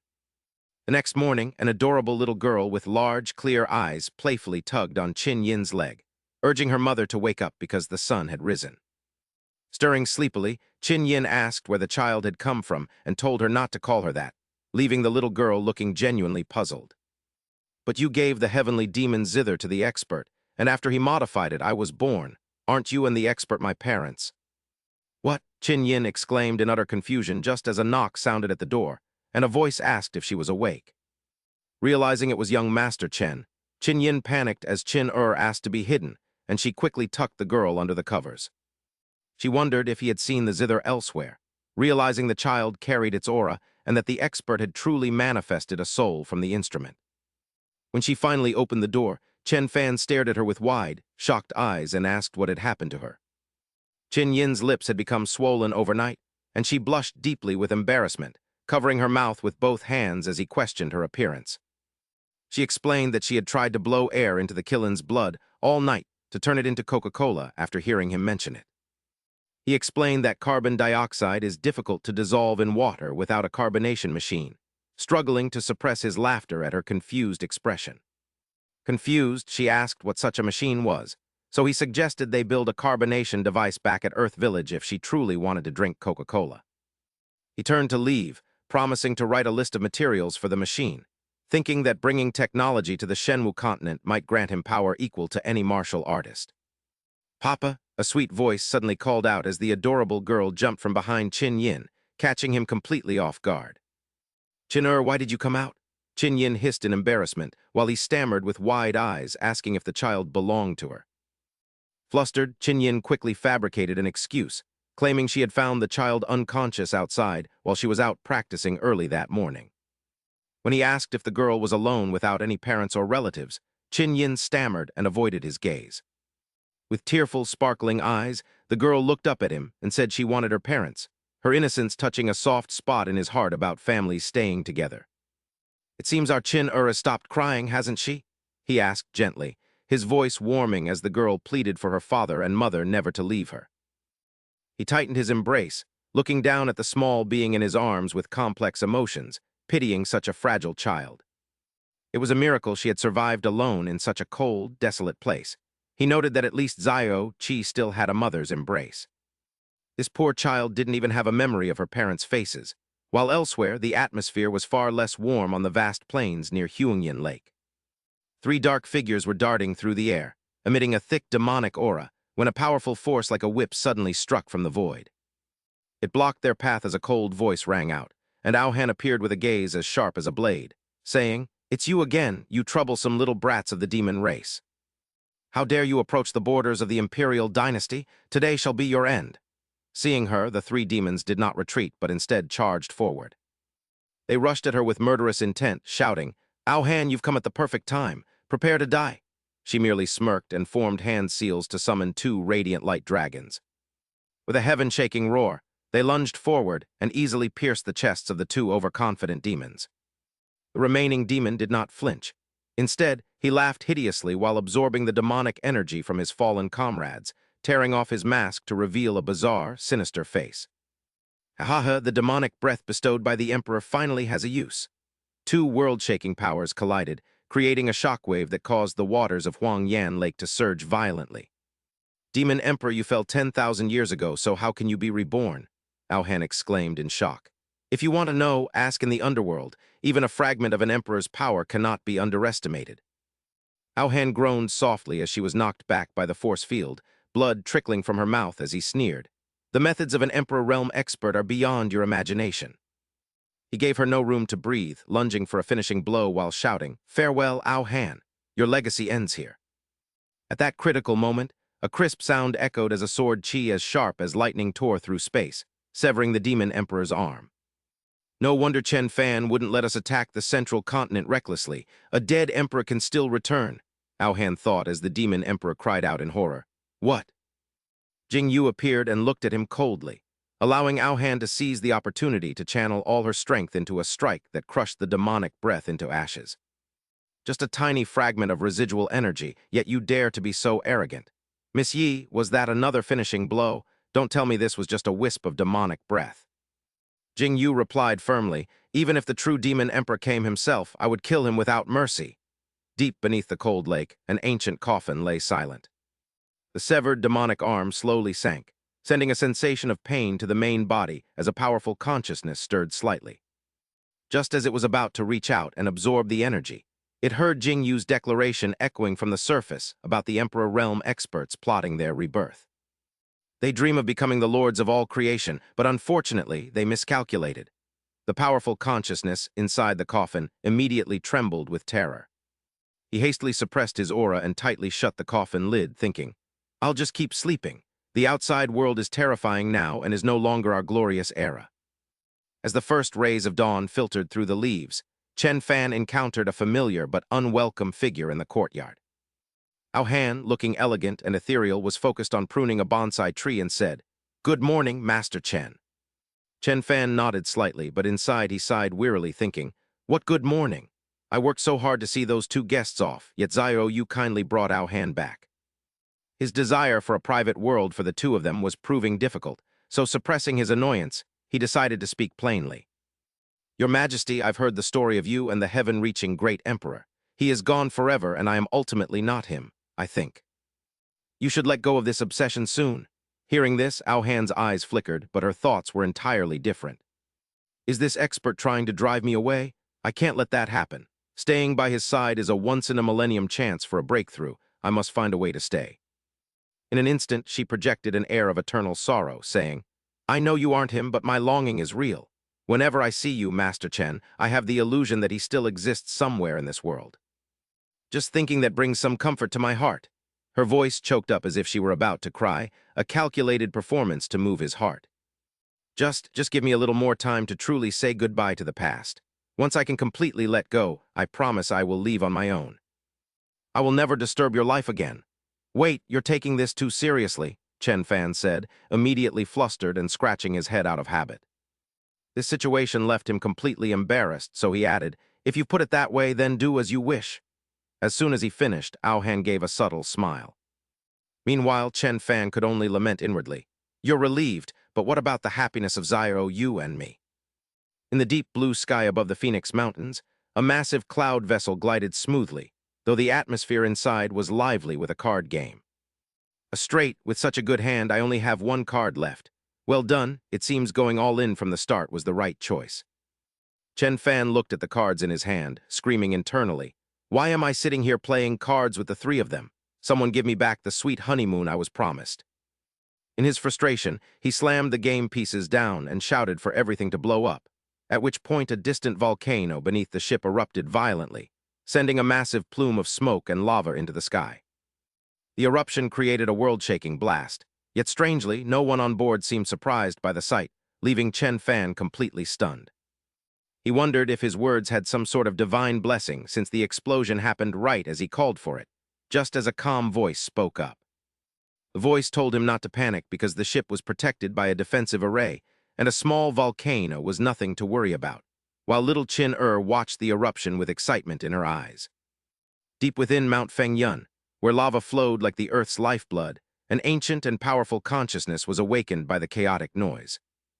After a long slumber, the magma phoenix opened its fiery eyes, its rage threatening to burn through space as it demanded to know what was disturbing its peace. Inside the volcanic depths, Lao Shi was frantically commanding the workers, his face covered in sweat and visible fear. He urged them to hurry and stop being sluggish, insisting they gather enough Li Huo Phoenix gold so they could immediately leave that cursed place. The scorching air and sudden lava bursts killed several workers before a massive flame with the pressure of a divine beast swept toward them, revealing the magma phoenix made of molten rock. The creature called them lowly humans and accused them of trespassing in Mount Fengyun to disturb its meditation, declaring that none of them would leave alive. Facing the legendary creature, Lao Shi was terrified, his legs giving way as he collapsed to the ground and begged the senior to let go of its anger. He admitted he knew the mountain was the Phoenix's place of nirvana, but explained he was ordered by a great expert to collect the Li Huo Phoenix gold. The Phoenix sneered and asked which sect the expert belonged to, but as it prepared to kill him, Lao Shi screamed that the expert came from the forbidden land of Earth. He shouted that the master was at Nameless Mountain on Wuhua Island, causing the Phoenix to freeze mid-attack as the word Earth struck its mind like a bolt of lightning. Its aggressive aura faded into shock and respect, as it realized that being on Wuhua Island explained everything. When Lao Shi asked if there was a connection between Earth and Wuhua Island, the Phoenix didn't answer and simply flapped its wings. A large pile of shimmering Li Huo Phoenix gold flew out and landed before Lao Shi as the Phoenix asked if that was enough of the treasure they wanted. It told him to gather the items and lead it to the expert, thinking that guidance from someone from Earth could finally make its long-sought path to immortality a reality. Lao Shi submissively obeyed as the magma phoenix immediately took flight, creating a powerful gust of wind. Lao Shi, who was riding a Qilin nearby, couldn't dodge in time and was ruthlessly knocked away by the intense gale. "Senior, it seems we just ran into something," Lao Shi said, still trying to recover his composure, but the phoenix didn't even bother to look back. The phoenix dismissed it as just a gatekeeping dog, while the old man who had been riding the Qilin was tossed onto a cloud, his body aching all over. Groaning in pain, the old man frantically searched himself and realized his sect's treasure. The 9 Heavens primordial tower had disappeared. By a twist of fate, that priceless treasure accidentally fell right toward the place where Chen Fan was located. He remarked how strange it was for a treasure tower to fall from the sky instead of meat buns, though he admitted it was quite beautiful. Qin cheered in delight, so Chen Fan picked up the small tower and casually broke off the gem at its peak. He promised to melt it down later to make jewelry for her. While far away, the old man felt as if he had been struck by lightning. He slapped himself repeatedly, horrified that his 9 heavens primordial tower was being treated like a toy and destroyed, as it was his clan's imperial weapon. Before the ship reached the central province, Yun Zio and Chin played happily while the parents warned the girl to be careful not to fall. The little girl ran over to Ao Han instead of her parents and asked her second mother to carry her, which Ao Han did with a gentle smile. Chen Fan felt a bit embarrassed and explained to Jing Yu that the child was young and spoke without thinking, asking her not to take it to heart. Jing Yu simply smiled and said she wouldn't mind at all if he actually intended to bring the Empress into his harem. "Isn't this an honor for us?" At that moment, an elegant man arrived on a flying sword, having heard of the Queen's arrival. It was truly a blessing of 3 lifetimes. The man was Zio Zhangbai, the palace master of Yunxiao Palace, and he bowed respectfully. "I represent all of Yunxiao Palace in welcoming you," Zio Zhangbai said to Ao Han with a very polite demeanor. He invited the Queen and the 2 fairies to rest in the palace so they could fulfill their duties as hosts, but Ao Han did not decide on her own. She turned to Chen Fan as if asking for his opinion. "Young Master Chen, do you want to come along?" "Sure, I'm a bit hungry," Zio Zhangbai happily offered to lead the way. As they set off, eerie eyes appeared in the distant clouds. A gloomy voice echoed, "The Chen dynasty has seized other regions. Does Jiang Ao Han intend to start a war by coming to the central province?" Inside Yunxiao Palace, a feast was laid out for Chen Fan. "Wow, so much delicious food!" Suddenly, a blinding bolt of lightning tore through the sky, and a bald old man with a strange lump on his forehead appeared. It was ancestor Lei Ming. "I didn't expect the founding queen of the Chen dynasty to grace the central province with her presence. The eastern region and the central province have always minded their own business. May I ask what brings Her Majesty here?" Chen Fan watched the grand entrance and praised it, thinking that the central province truly was the wealthiest part of the Shenwu continent. "They even prepared a performance to welcome us."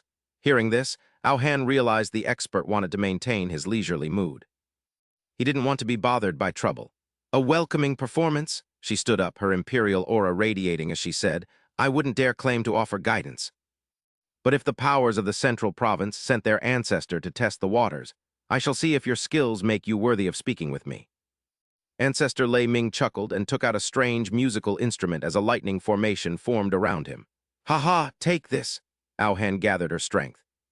A golden dragon roared and charged, but was blocked by his formation. "You dream of defeating me within my heavenly thunder formation," from Chen Fan's perspective. The fierce battle between the 2 experts looked like a bizarre dance. He smiled with interest, surprised that the Queen knew how to dance. "This dance is quite unique. I've never seen it before."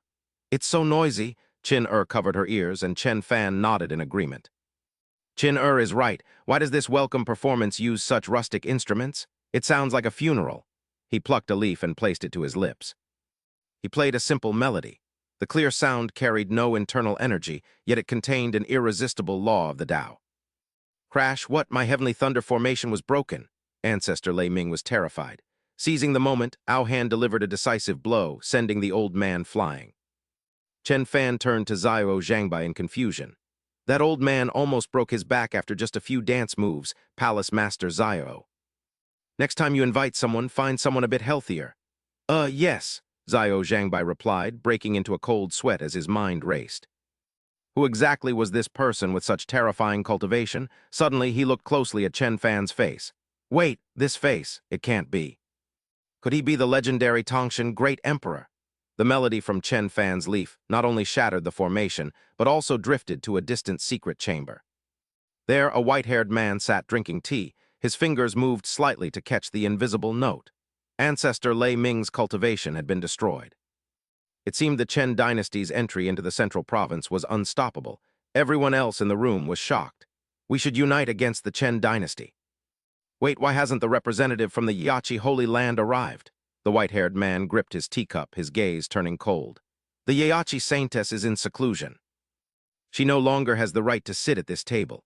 From now on, the central province will be controlled by our 6 major powers." Meanwhile, in the sacred, forbidden grounds of Yachi, a young girl slept beneath a clear waterfall.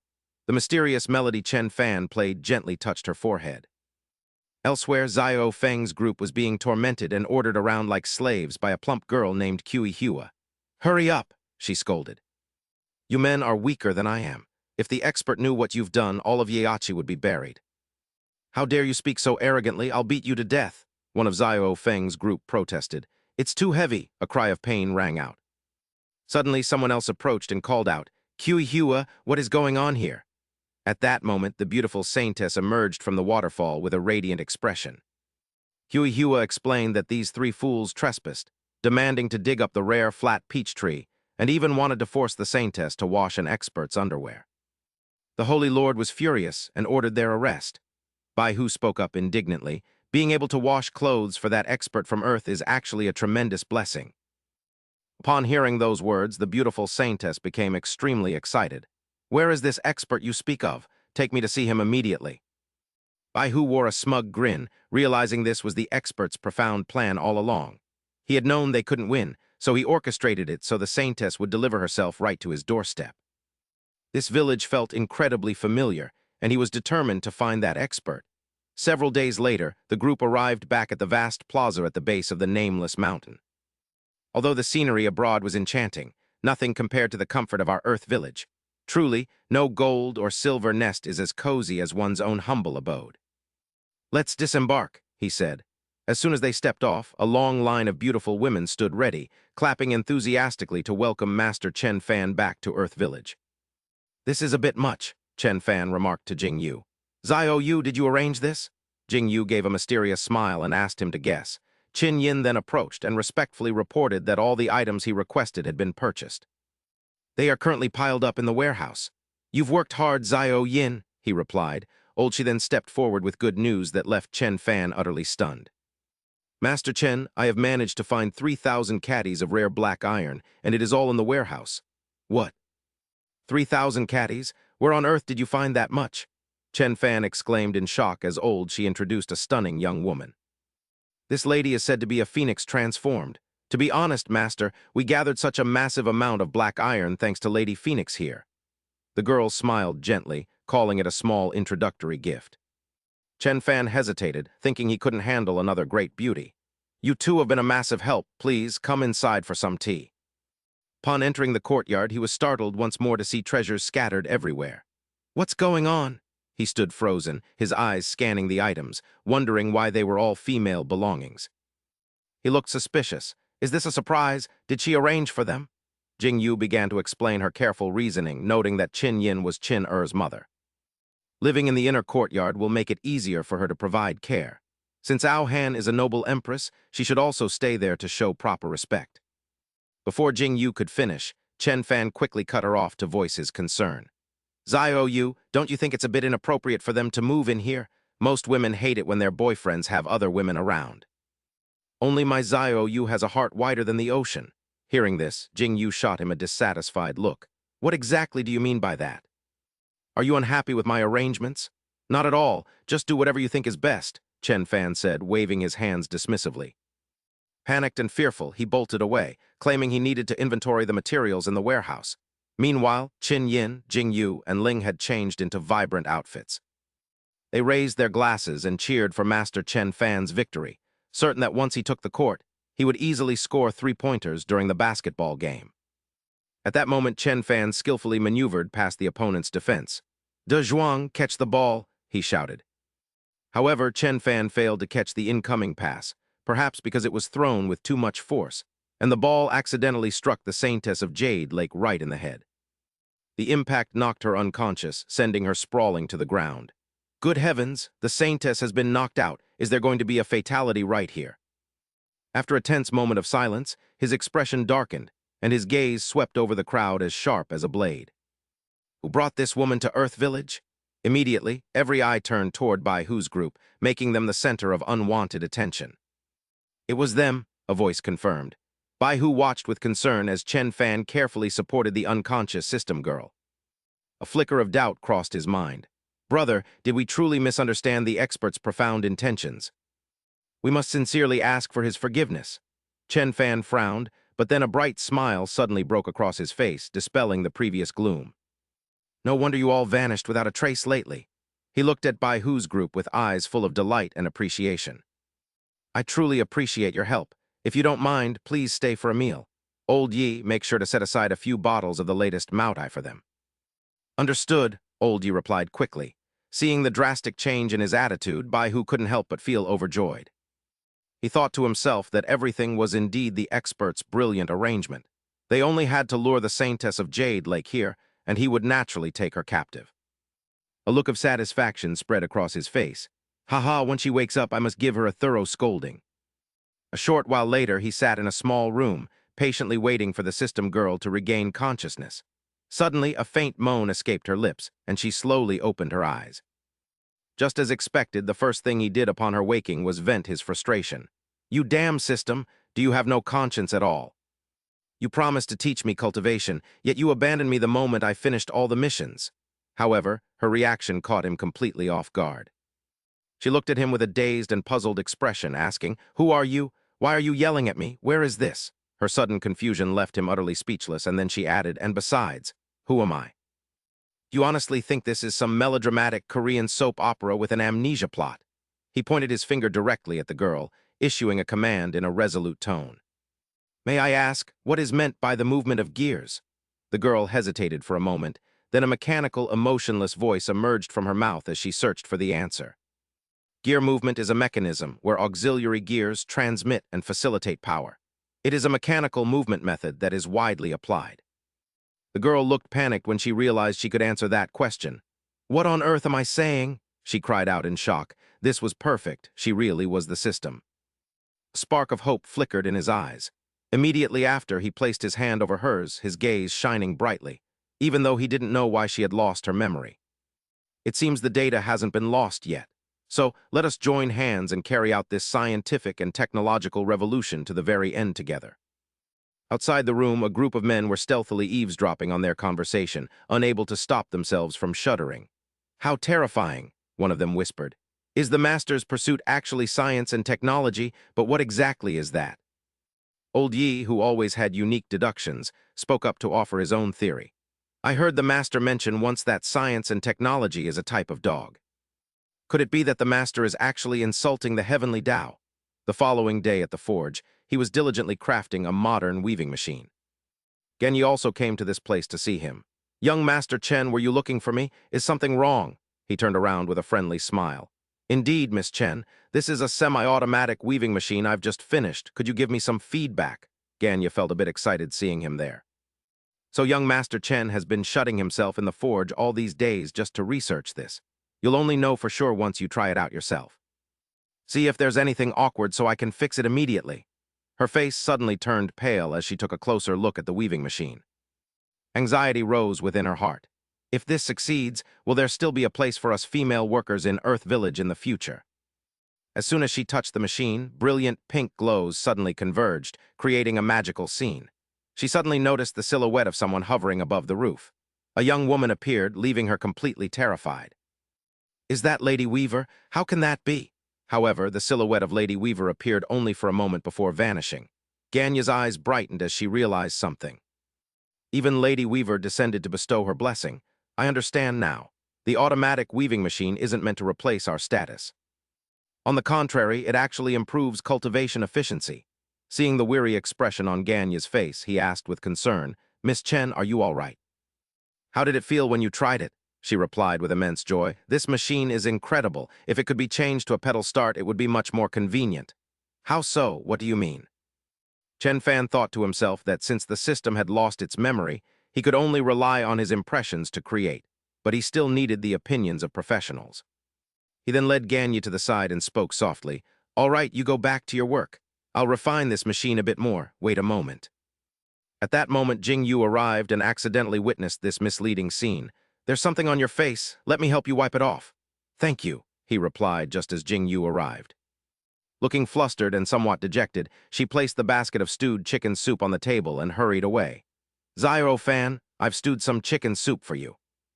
I see Miss Chen is here as well. I'll leave the food here. You two should eat it while it's still hot. I won't disturb you anymore. I'm leaving. Zio Yu. Wait a moment. He chased after her in a total panic, calling out repeatedly. This was bad. You had definitely misunderstood. However, Jing Yu's heart was actually filled with joy. She thought to herself, Zio Fan has finally started to accept his own harem. While he was in pursuit, he accidentally bumped into Qin-er. "Zio, please listen to me. I'm not making excuses. Let me explain." He immediately helped the girl up and asked tenderly, "I'm sorry, Qin-er. Are you okay? Did you fall?" Qin-er was fine, and seeing that she was okay, he glanced up at the sky. He thought to himself that she had always been using Qin Yin and Jiang Aohan to test things. Perhaps from the beginning, Zio didn't believe the two of them could have a happy ending. Qin-er handed him a rose she had just picked. "This is for you, father." Seeing how well-behaved she was, he gently patted her head. "Love, so giving flowers is for your first mother, is that right? Qin-er, you are absolutely right." "What am I worrying about? As long as Zio and I truly love each other, isn't that enough?" "That's right, Qin-er, father has an important mission to entrust to you." Much later, at the Wuming Mountain Square, Qin-er was leading Jing-yu to a certain spot. "Qin-er, why have you brought me here? You'll find out in just a moment, mother." Unexpectedly, he had prepared a romantic proposal ceremony in the forest. He called out to her, his voice filled with affection, "Zio.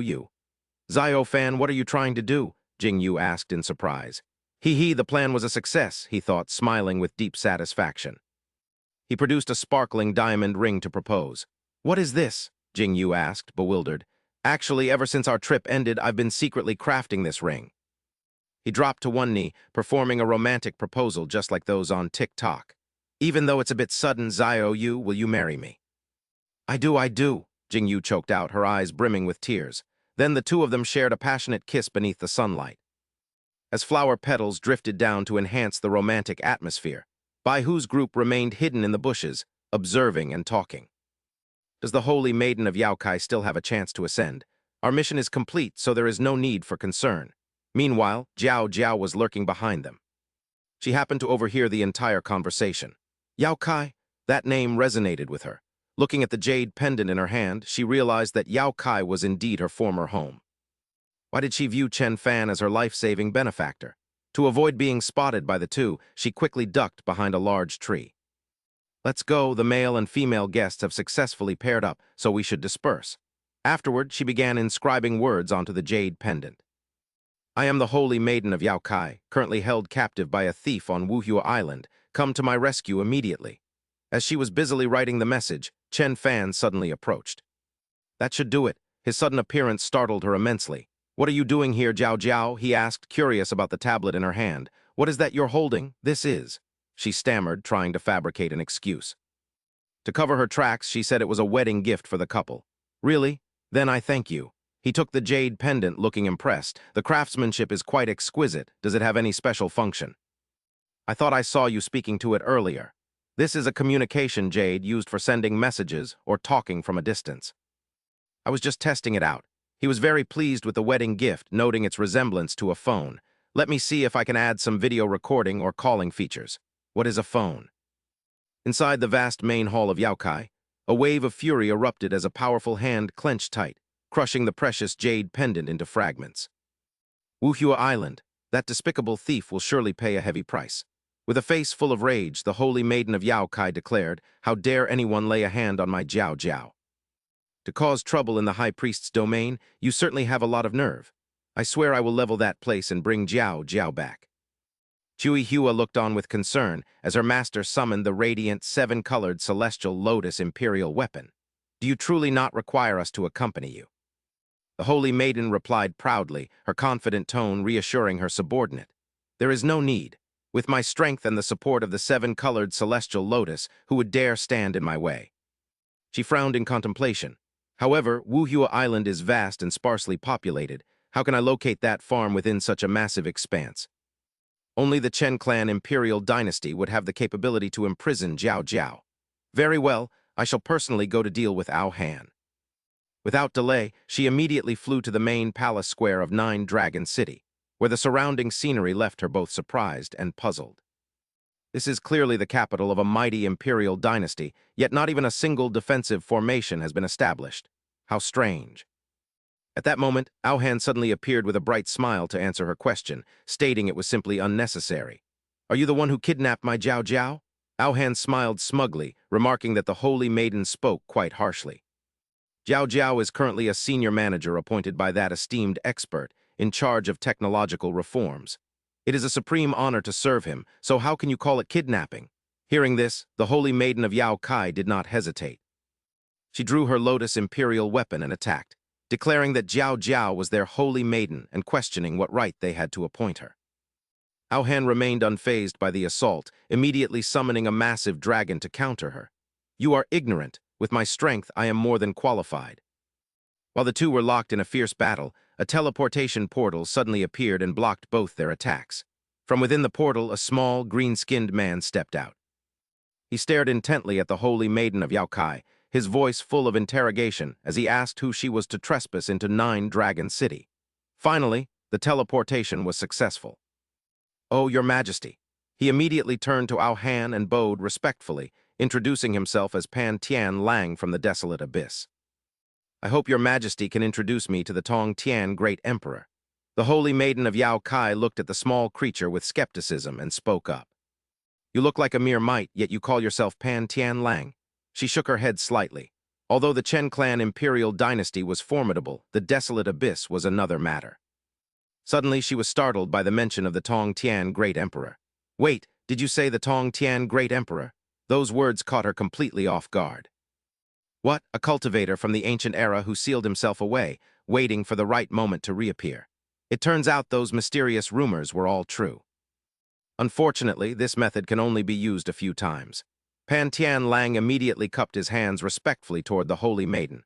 Since the Tong Tian Great Emperor can restore spiritual energy, he must know the secret to true immortality. "I am willing to follow the expert." "To seek the path of eternal life." The holy maiden of Yao Kai chuckled with a hint of disdain. "How shallow. The expert you speak of follows the path of science and technology. Even ordinary humans can split mountains, dam seas, and travel thousands of miles." However, her attitude unexpectedly shifted all of a sudden. Swallowing her pride, she spoke respectfully, stating that Yao Kai was also willing to lend the Tong Tian Great Emperor a hand. She pondered the miraculous creations of that expert. Combined with the secrets Jiao Jiao held, perhaps the answer could be found here. Aohan smirked slightly, wondering why the holy mistress had suddenly changed her mind. She replied that it was fine, and since she was willing to help, Aohan opened a new teleportation portal to invite them both. They would head to Wuming Mountain together to meet the master. Meanwhile, Chen Fan and Jiao Jiao were strolling through a peaceful forest. "Zio Wu, can you see me?" Chen Fan asked during a video call to Jing Wu via a strange device, and she replied that the image was very clear, much to his delight. He was amazed that the information Jade tablet could make video calls, finding it far more convenient than a typical telephone. Turning to Jiao Jiao, he asked if it would be possible to establish a communication network in Earth Village so everyone could stay connected. Jiao Jiao immediately replied that it was no problem as long as a base station was built on Wuming Mountain, but she quickly covered her mouth in shock. She wondered why she had agreed to Chen Fan's request so easily and questioned what a base station even was. Suddenly, the teleportation portal created by Aohan appeared with such force that it caused Chen Fan and Jiao Jiao to lose their balance and tumble to the ground. "What happened? An earthquake?" Chen Fan cried out in alarm just as Aohan's group arrived, and a worried voice asked if he and Jiao Jiao were all right, prompting him to stand up in irritation. He grumbled about whether such a flashy entrance was necessary, since it had nearly scared him to death, just as two beautiful women from Aohan's group stepped forward. They bowed respectfully and explained that the Chen imperial dynasty was undergoing a technological reform, so they had brought their subordinates along this time. After agreeing to let them observe and learn, Chen Fan suggested settling Jiao Jiao in before continuing, while Pan Tian Lan secretly informed the Jade Lake Saintess that the Holy Lord and 6 lords from the Central Continent's major powers had arrived. The Jade Lake Saintess was startled and filled with anxiety, wondering if they had all followed her there, while the scene shifted elsewhere. The manifestation of the Azure Emperor suddenly expanded until it covered the entire sky, leaving the people from the Central Continent in disbelief rather than fear. They couldn't believe the Azure Emperor had become so powerful that he could suppress them all using nothing but a transformed manifestation. Jing Wu appeared before them with a cold and majestic gaze, questioning why the 6 great lords of the Central Continent had chosen to sneak into this place. She sternly warned them that if they trespassed on Wuming Mountain without permission again, her subordinates would not hesitate to use force. Massive vines from the Azure Emperor's manifestation suddenly lashed out and knocked all 6 of them back, as someone told the Empress that there was no need for her to intervene. From another location, a nine-tailed fox observed the phenomenon as a mysterious girl smiled joyfully, realizing that the Azure Emperor was indeed still alive. She whispered how much she had missed him, while Jiao Jiao finally regained consciousness to find the Jade Lake Saintess waiting by her side with a sorrowful expression. "Master, it's me, Jiao Jiao," she sobbed, lamenting the hardships her master had endured before accusing Chen Fan of kidnapping her. She claimed she had mistaken him for a benefactor, and begged her master to punish him just as Chen Fan and Ao Han entered the room. Surprised by the coincidence of them knowing each other, Chen Fan began to explain the situation as he saw Jiao Jiao hiding behind the Saintess. He explained that meeting Jiao Jiao was purely accidental, as she had lost her memory, and Yan Zio Feng had no idea where her home was. He stated he had no choice but to keep her with him for a while, making Jiao smugly think that her master would never believe such a clumsy excuse. However, the Jade Lake Saintess's reply was like a bolt from the blue to Jiao Jiao as she declared her trust in young Master Chen, leaving the girl stunned. Chen Fan looked slightly tense as she gazed at him and sincerely pleaded, acknowledging that his ambitions were truly far-reaching. She offered to reveal the secret of Jiao Jiao's origins in hopes that he could help her, which left Jiao wondering what kind of secret she could possibly have. The Jade Lake Saintess comforted Jiao Jiao while revealing the shocking secret that the girl possessed a dual soul physique when she was first adopted. She explained that the other soul seemed to be flawed and would occasionally leave the body, a revelation that both Chen Fan and Ao Han listened to intently. This condition caused her to faint frequently and suffer from memory confusion, leading Chen Fan to stroke his chin in deep thought. He wondered if half of Jiao's soul was actually the system, and how that remnant soul could be repaired as the Jade Lake Saintess looked down. She worriedly mentioned hearing that the spiritual energy in the 9 great forbidden lands was incredibly dense and contained ancient sacred artifacts. Suggesting there might be a way, Chen Fan immediately turned to ask Ao Han if he could trouble Her Majesty with a few questions. She replied that it was no problem, but admitted she didn't know their exact locations, wondering why young Master Chen was searching for the 9 great forbidden lands. Feng Huang seemed to know a lot about the 9 great forbidden lands, looking quite proud of her knowledge as she finally found an opportunity to show off. These 9 forbidden lands are where 9 ancient powerhouses sealed themselves away, leading Chen Fan to wonder why such formidable beings would choose to do so. Feng Huang explained that because the world's spiritual energy is finite, one person's success means others lose their chance to break through. Legend says only one person per era can open the gates of destiny, and during the ancient Ascension era, warriors fought a massive battle to decide who that would be, a battle that occurred right here. The name Ascension Island comes from an ancient story where those who lost the struggle for power would voluntarily seal themselves away. They patiently wait for the right time to return, a tale that left Chen Fan stroking his chin in deep thought with a profound look in his eyes. He muttered that resources are always limited, noting that while the story is long, it is quite similar to the situation on Earth. He then patted her shoulder with an appreciative smile, praising Lady Feng Huang for her deep knowledge of the martial god continent's history, to which she modestly replied it was a small matter. She was just happy to help young Master Chen, who then turned to Ao Han with a pleading tone, addressing her as Her Majesty. He emphasized that Jiao Jiao's remaining soul fragment was vital to him, and Ao Han nodded firmly, promising to help since Missy had saved her life. Chen Fan couldn't hide his joy and gave a modern thumbs-up to show his appreciation for the support of the 2 beautiful women, saying everything was great. With eyes gleaming with hope, Chen Fan invited Lady Feng Huang to be the historical consultant for Earth Village, promising her excellent compensation. He added that a long life would bring many benefits as he and his beast companions, including the majestic mountain beast he was riding, reached the entrance of Kinxy town. His mind raced with excitement, thinking that while warriors rely on spiritual energy, the development of commoners requires science and technology. If Jiao Jiao's soul could be fully restored, he would gain access to all the system's data, making it easy to start a scientific reform pilot in Kinxy town given his reputation.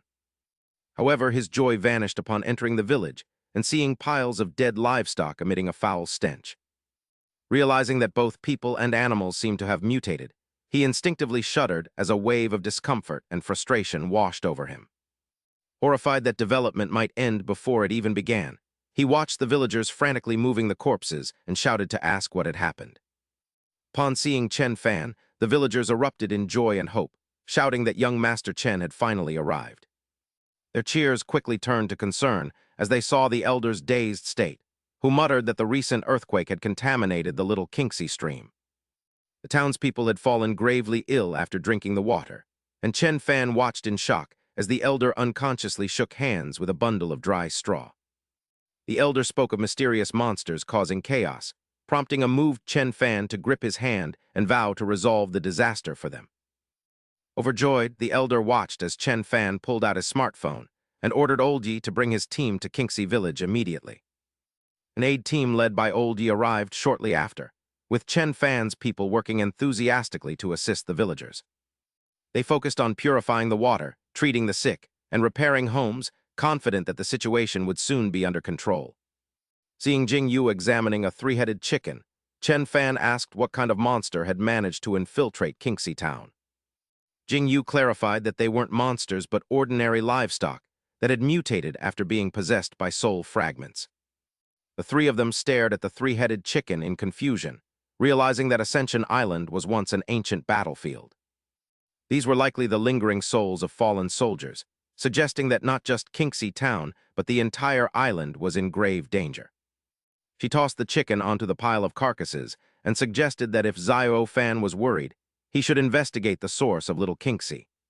She offered to handle things in the village, and when Chen Fan turned to Jiao Jiao, she haughtily asked if he wanted her to accompany him. Jiao Jiao agreed to go, though her tone remained arrogant as she told him not to misunderstand, as his master's kindness didn't mean they were friends. Chen Fan smiled at her haughty expression and suggested that he and sister Feng Wang head out to uncover the truth. Meanwhile, at the headwaters of the little Kinxy stream, eerie black smoke began to rise from several ancient tombs. Suddenly, two strangers tumbled out of a spatial rift, gasping in relief after narrowly escaping death. Our fortune is quite dismal, as we were once again torn asunder by the space-time gate. Despite the Shenwu continent being a mere low-tier plane, its spiritual essence is remarkably dense. No wonder those old men were willing to risk a narrow escape from death to cross into this restricted plane, for the Shenwu continent must have undergone some uncontrollable transformation. The fat man among them suddenly noticed something and pointed downward. "Look over there, two beauties, I want the one in red. What's with all the noise?" "Focus on the mission first, you can play later." "Fine, then I want that cute one." Below, Chen Fan's group was on their way to investigate the source. He noticed Xiao Bai barking incessantly toward the front. "What is it, Xiao Bai? Did you find something?" Suddenly, two streaks of light shot toward the two girls, leaving Chen Fan stunned. Those two despicable men were trying to commit an atrocity in broad daylight. "What on earth are you doing? Release them at once. Let me go." Their arrogant behavior infuriated Chen Fan. "Kid, do you have any idea who we are?" one of them asked with a look of disdain. "I don't care who you are, let them go right now." Both men looked at Chen Fan with utter contempt. "We are from the outer realm, the lords of this world. Not to mention a mere mortal like you, even the strongest being on the martial god continent is only fit to carry our shoes." "What?" Chen Fan blurted out and then gave a forced laugh. "Hee hee, you're scared now, aren't you?" Their overwhelming presence did indeed make him a bit hesitant. "If you two lords are so powerful, why not show some mercy and let them go?" "Haha, although you're quite sensible, the answer is no," the man replied, while Chen Fan secretly hid an arrow within his sleeve. There was only one chance, so he had to take the risk. Instantly, two arrows shot out from his sleeves directly toward the two men. Now was the time. Seizing the opportunity, Chen Fan grabbed the two beauties' hands and pulled them away. "Run, don't just stand there." It seemed that as long as he used a surprise attack. Even the most powerful martial artists could be dealt with. As the two girls ran behind him, they both wondered if he was just pretending. They all shared a silent understanding. Behind them, the two men who had been attacked were groaning in agony. "It hurts so much." The arrows had pierced deep into their bodies. This left them absolutely furious. "I clearly could have dodged that divine arrow, but I was restrained by the great Tao and couldn't move at all. What on earth is going on? This is terrifying. Could he be the man destined to bring about a great change to this martial god continent? This world is too dangerous. Let's head back quickly. Wait, why did he let us go?" They immediately retreated toward the spatial portal that had just appeared. "Why think so much? Just run while we're still alive." As they stepped into the spatial portal, the two of them continued to grumble incessantly. "Fortunately, the space-time gate hasn't closed yet. We'll come back to settle this score sooner or later." Damn it, this isn't over. Right then, a hand suddenly reached into the space-time gate. The two men were utterly shocked to see the hand extending directly inside. Found you. Instantly, both of them were dragged back through the portal. From that hand, a powerful surge of Tao energy was unleashed, aimed directly at them. Yao Jiao was the one responsible for this damage. "Ha, this is what you get for being so rude to me." Her actions made Chen Fan stroke his chin in thought. Is this the escape route those two were using? It looked similar to the teleportation gate Zhang Ayahan had used to return to the Chen dynasty. The phoenix helped Chen Fan fly up and reminded him that it was a long story. It might be better if we head down to the ground to explain things clearly. Can't you give me a flying artifact like Xiao Wu's? Chen Fan asked, while Jiao looked smugly at the two men.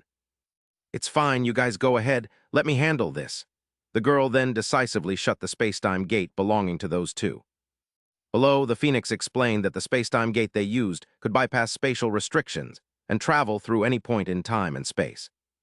Hearing this, Chen Fan's expression turned to one of utter shock. Isn't that a wormhole? The Phoenix was puzzled to see Chen Fan trembling. The martial god continent was entering the Dharma-ending age. Those two clearly came from a world with powerful spiritual energy. Why did the expert call them insects? Chen Fan was deeply moved, with tears streaming down his face. This greatly alarmed the Phoenix. Ultimately, Chen Fan felt overjoyed, thinking to himself that humans had actually created wormholes. I can finally go home, boo-hoo. Standing behind him, the Phoenix thought to herself, I understand now. The expert has realized a higher realm where all things are but straw dogs and insects. When Jiao returned, Chen Fan was slightly surprised to see the familiar glow of the system. It's finally finished. Wait, what's this? Numerous question marks appeared on the system screen. Please activate the function before it can be used. Chen Fan thought to himself as he looked at the weapons within the system. The weapons I previously dismissed as useless are still here in the system inventory. It seemed the system had truly returned. Jiao let out a soft sigh, a sense of pride swelling within her as she realized she had done something meaningful. She murmured, half questioning and half affirming to herself, I don't know if it's an illusion, but after absorbing this space-time power, my spirit feels much more refreshed and clear. Hearing her words, he nodded slightly, a look of understanding appearing in his eyes. Ah, I see, I understand now. He explained that sacred objects from the 9 great forbidden lands can heal and repair the soul, as these lands were sacred places where ancient top-tier experts sealed themselves to reverse their fates, serving as a massive power source capable of warping space and time. He smiled with satisfaction and pulled his phone from his pocket, a plan already forming in his mind. Few days later, Chen Fan received a call from Aohan, who was standing outside the massive 9-dragon city as her voice came through the communicator. Is Her Majesty the Queen on the line?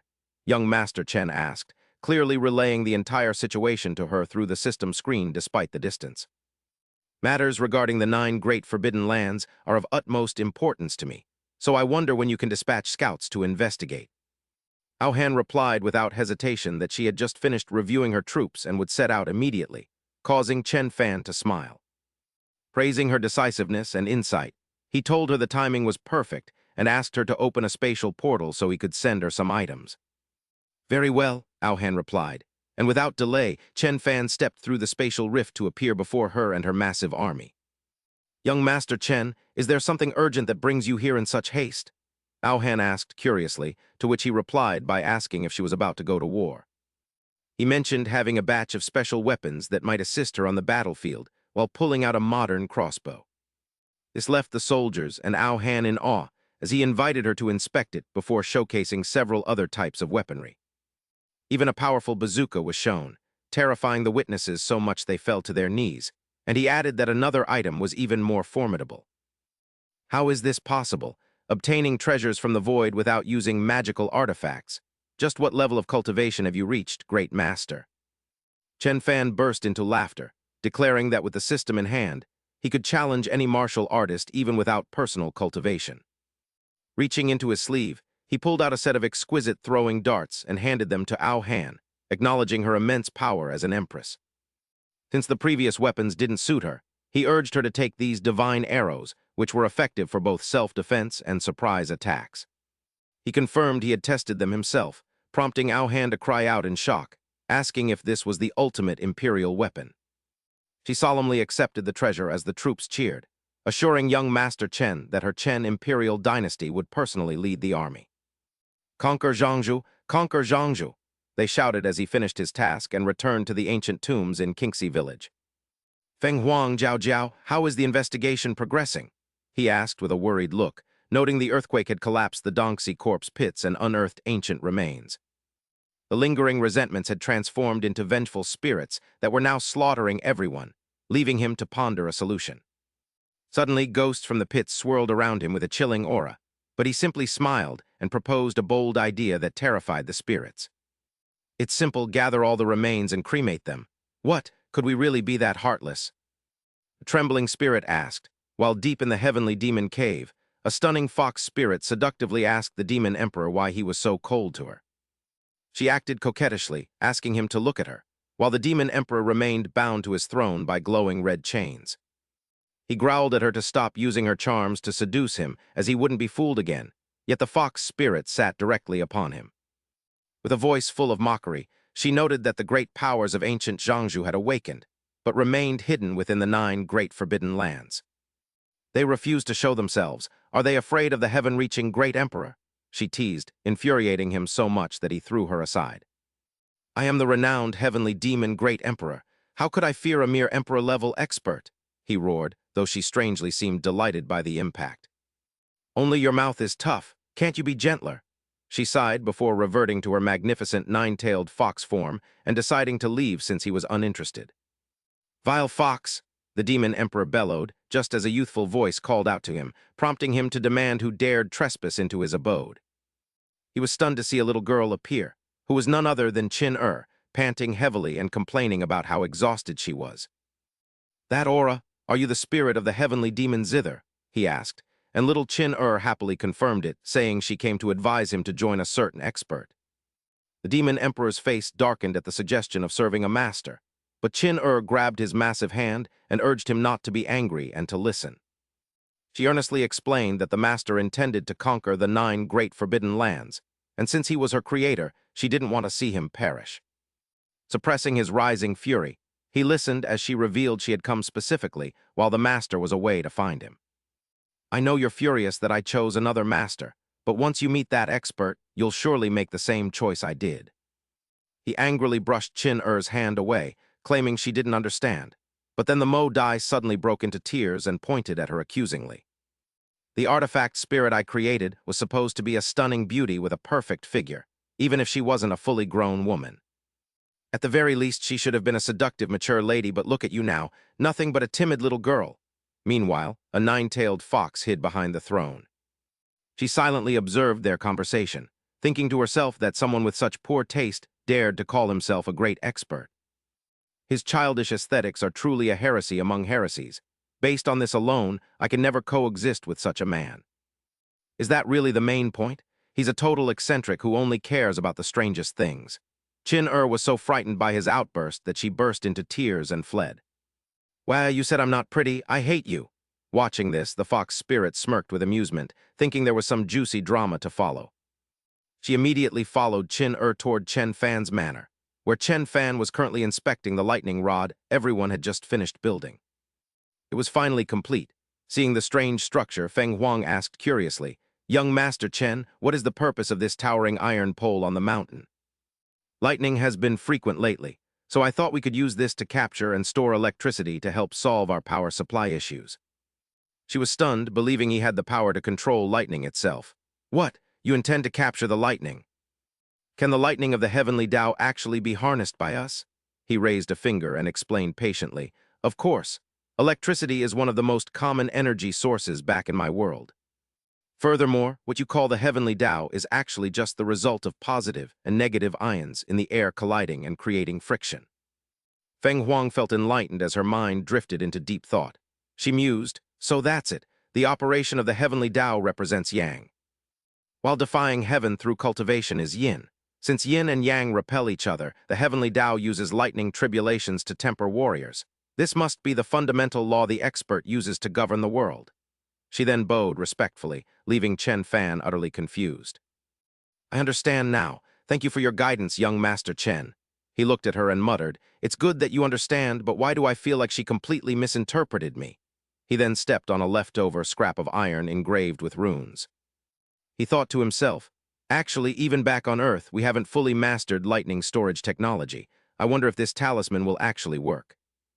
Don't worry, my runic knowledge is top tier. With an excited expression, he looked up at the sky, hoping the project would be a resounding success.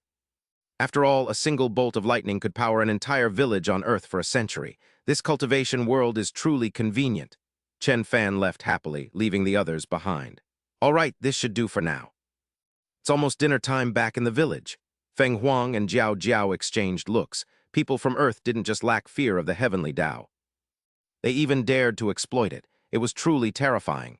This aspect of him commanded immense respect. Was he a man of peerless wisdom and courage, or just incredibly reckless? Suddenly, Jiao Jiao nearly fainted when a booming voice echoed, "Have you two still not realized the truth?" Feng Huang was also startled. The expert placed that lightning rod on this nameless mountain, so that those of you undergoing tribulations wouldn't disturb his peaceful cultivation. Senior Qing Dai, the two bowed respectfully. We have been enlightened. From now on, we will be much more careful with our words and actions. Thank you for your guidance, Senior. Then the trees in the forest began to shake violently. That is enough. Just remember to watch your tongues and stop causing trouble for the expert. Qing Dai breathed a sigh of relief after settling the matter. Don't keep making others worry. I shouldn't have to keep reminding you.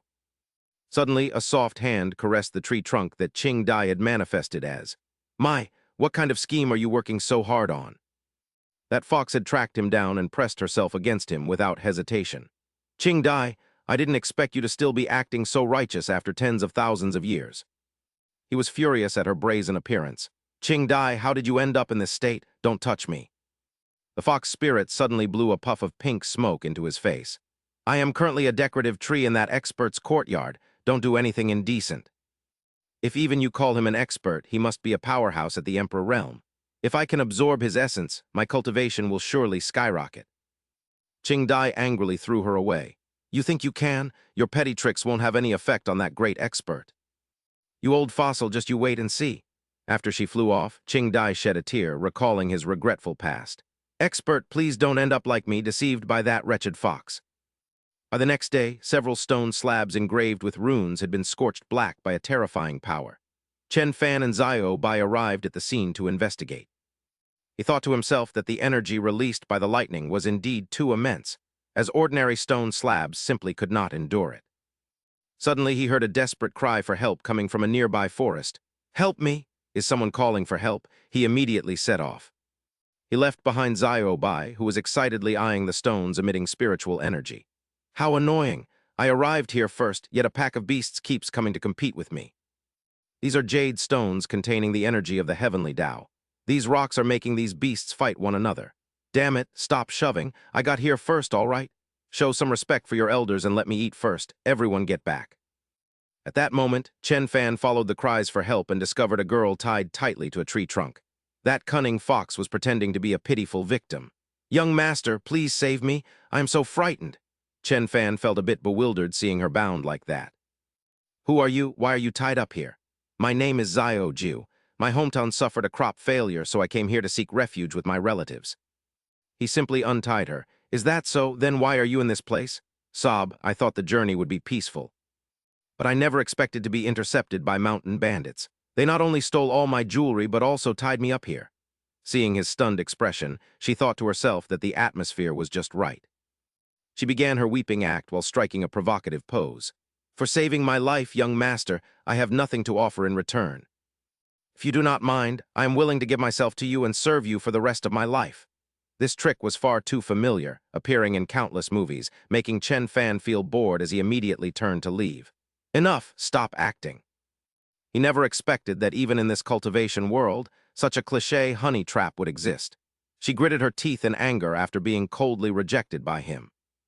As expected of an Emperor Realm powerhouse, he easily saw through such a perfect plan. Immediately after, she let out a sinister laugh. Hee. However, I am not the type of person who gives up halfway. Chen Fan glanced back to give a warning, only to find her rushing toward him at high speed. If you want to trick someone, you should at least choose a better location. Next time you prepare props, please pay more attention.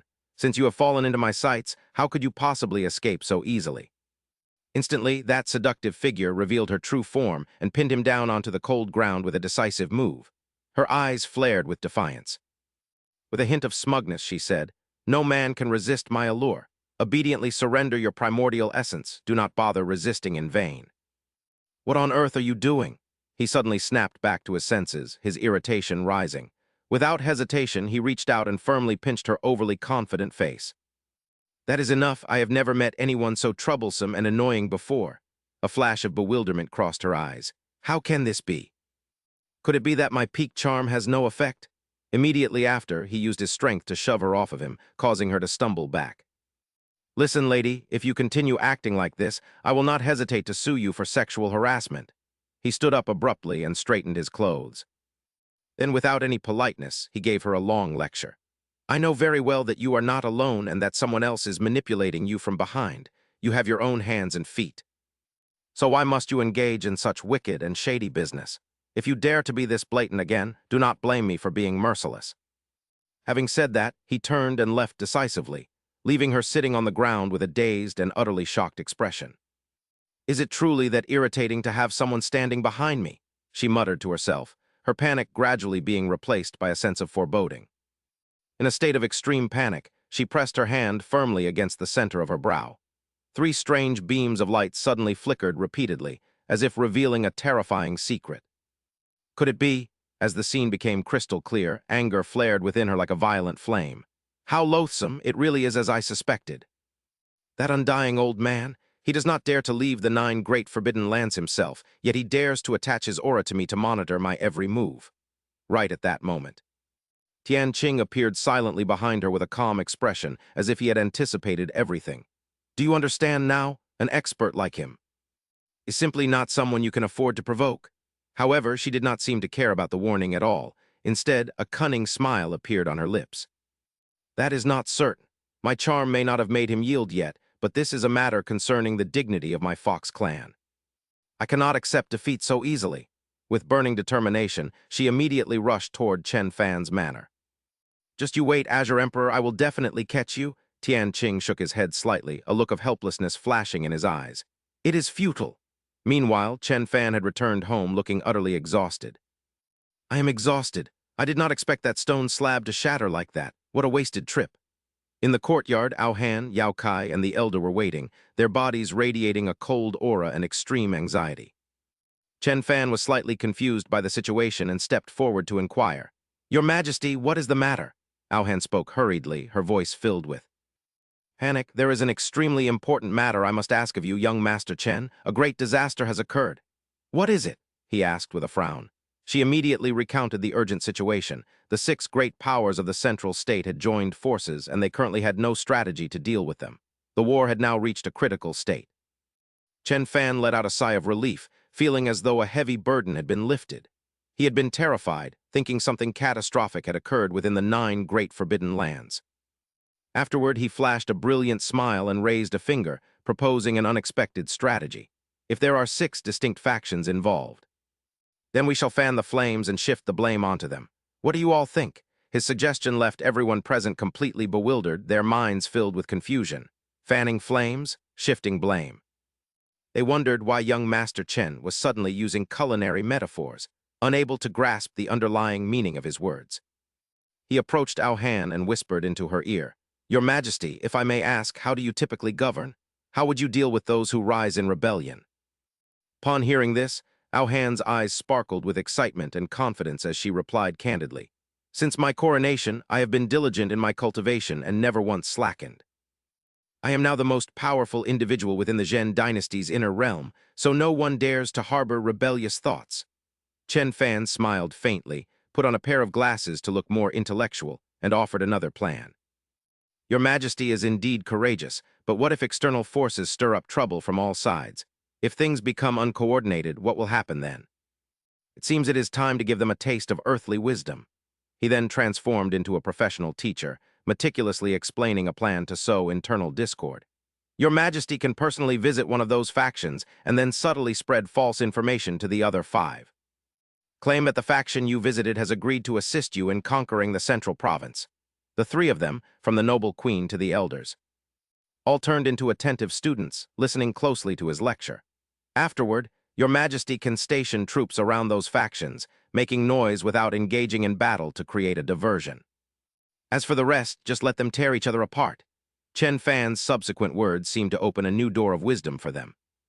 This caused Aohan to have a sudden realization, looking at him as if he were an ancient sage.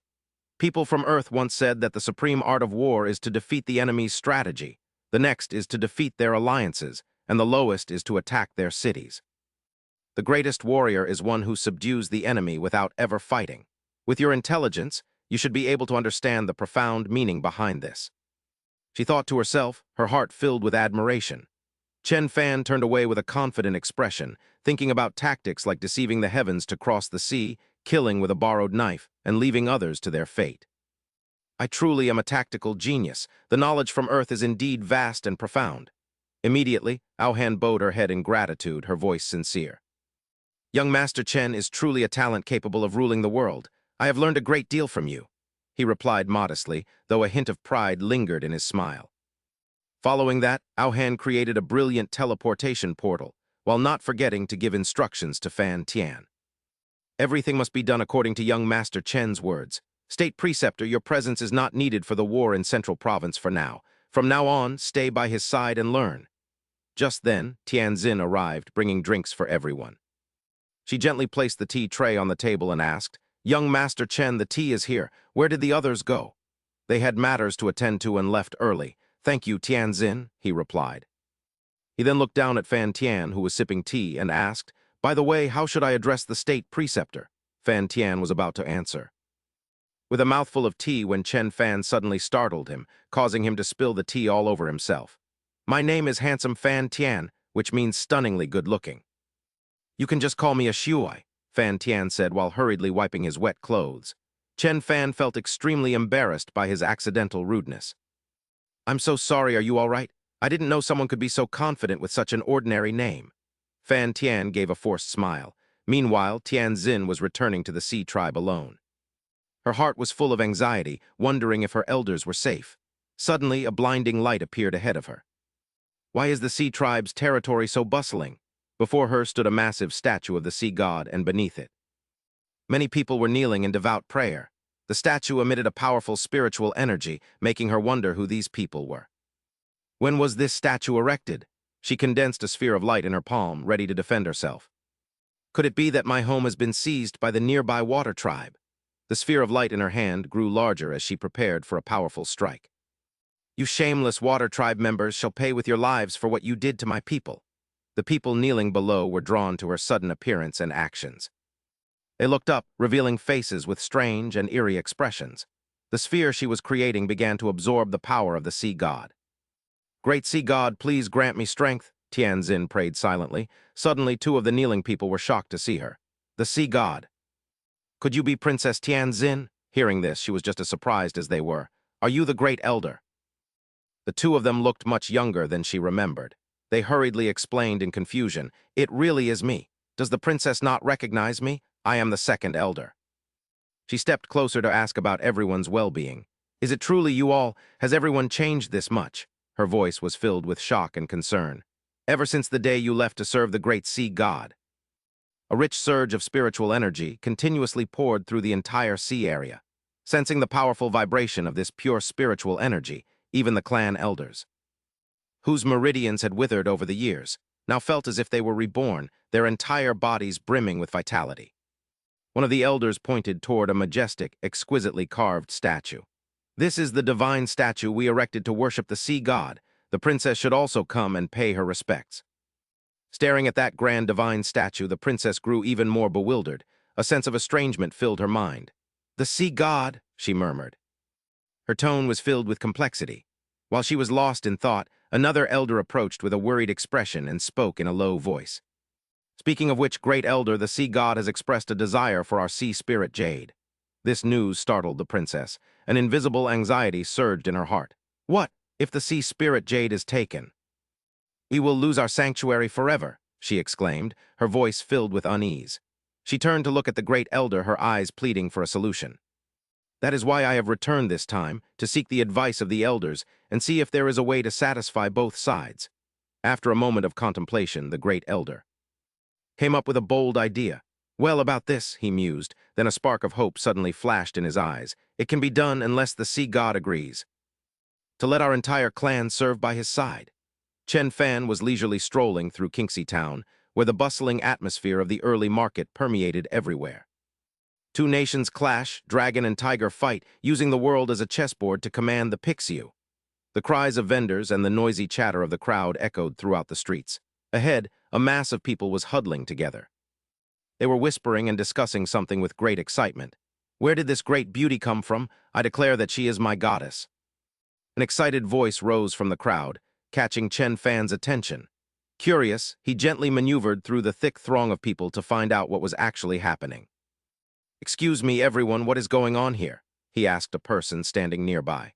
A resident of the town recognized him and hurriedly replied, "Young Master Chen, you've arrived just in time. This lady is looking for you." This unexpected news surprised Chen Fan. It turned out that the fox spirit he had met before, Xiao Jiu, was the one causing a commotion in the town. She approached Chen Fan, her eyes sparkling with meaning. "Is it you? I wish to be accepted as a servant by your side, young master. I hope you will grant this request of mine." This abrupt plea left Chen Fan extremely bewildered. In his heart, he thought to himself, "She doesn't look like an ordinary person at all. If I truly keep her, Jingwu will certainly be unhappy." He sighed softly, fearing she would be rejected. Xiao Jiu did not hesitate to put on a pitiful act. With tears welling in her eyes, she said, "Xiao Jiu was indeed lost, but a single word from you has completely awakened me. If you do not grant me this opportunity, I can only use death to prove my sincerity." "Absolutely do not do that." Flustered by her dramatic threat, Chen Fan had no choice but to accept. "There's really no other way. Fine, follow me." Seeing his reluctant expression, Xiao Jiu flashed a triumphant smile, thinking to herself, "As long as I can stay by your side, why should I fear not having the chance to devour you?" At this moment, Chen Fan had also led her to a certain place. "Young master, why are the houses in Kinxy village so strange? They look quite exotic in style." Xiao Jiu observed the surrounding houses. Noticing the distinct difference from ordinary architecture, Chen Fan explained, "This village faced a major incident long ago, so I guided everyone in renovating it." Just as she stepped onto the smooth concrete on the ground, Xiao Jiu let out a cry of startled delight. "Endless spiritual energy has grabbed my feet." She was a bit puzzled and turned to ask him, "Young master, why is this ground so smooth? Is it made of some precious material?" Chen Fan smiled at her amazement. "This is cement, just the most ordinary kind of cement. It's a pity there is no synthetic resin here. So I had to make do with this for now."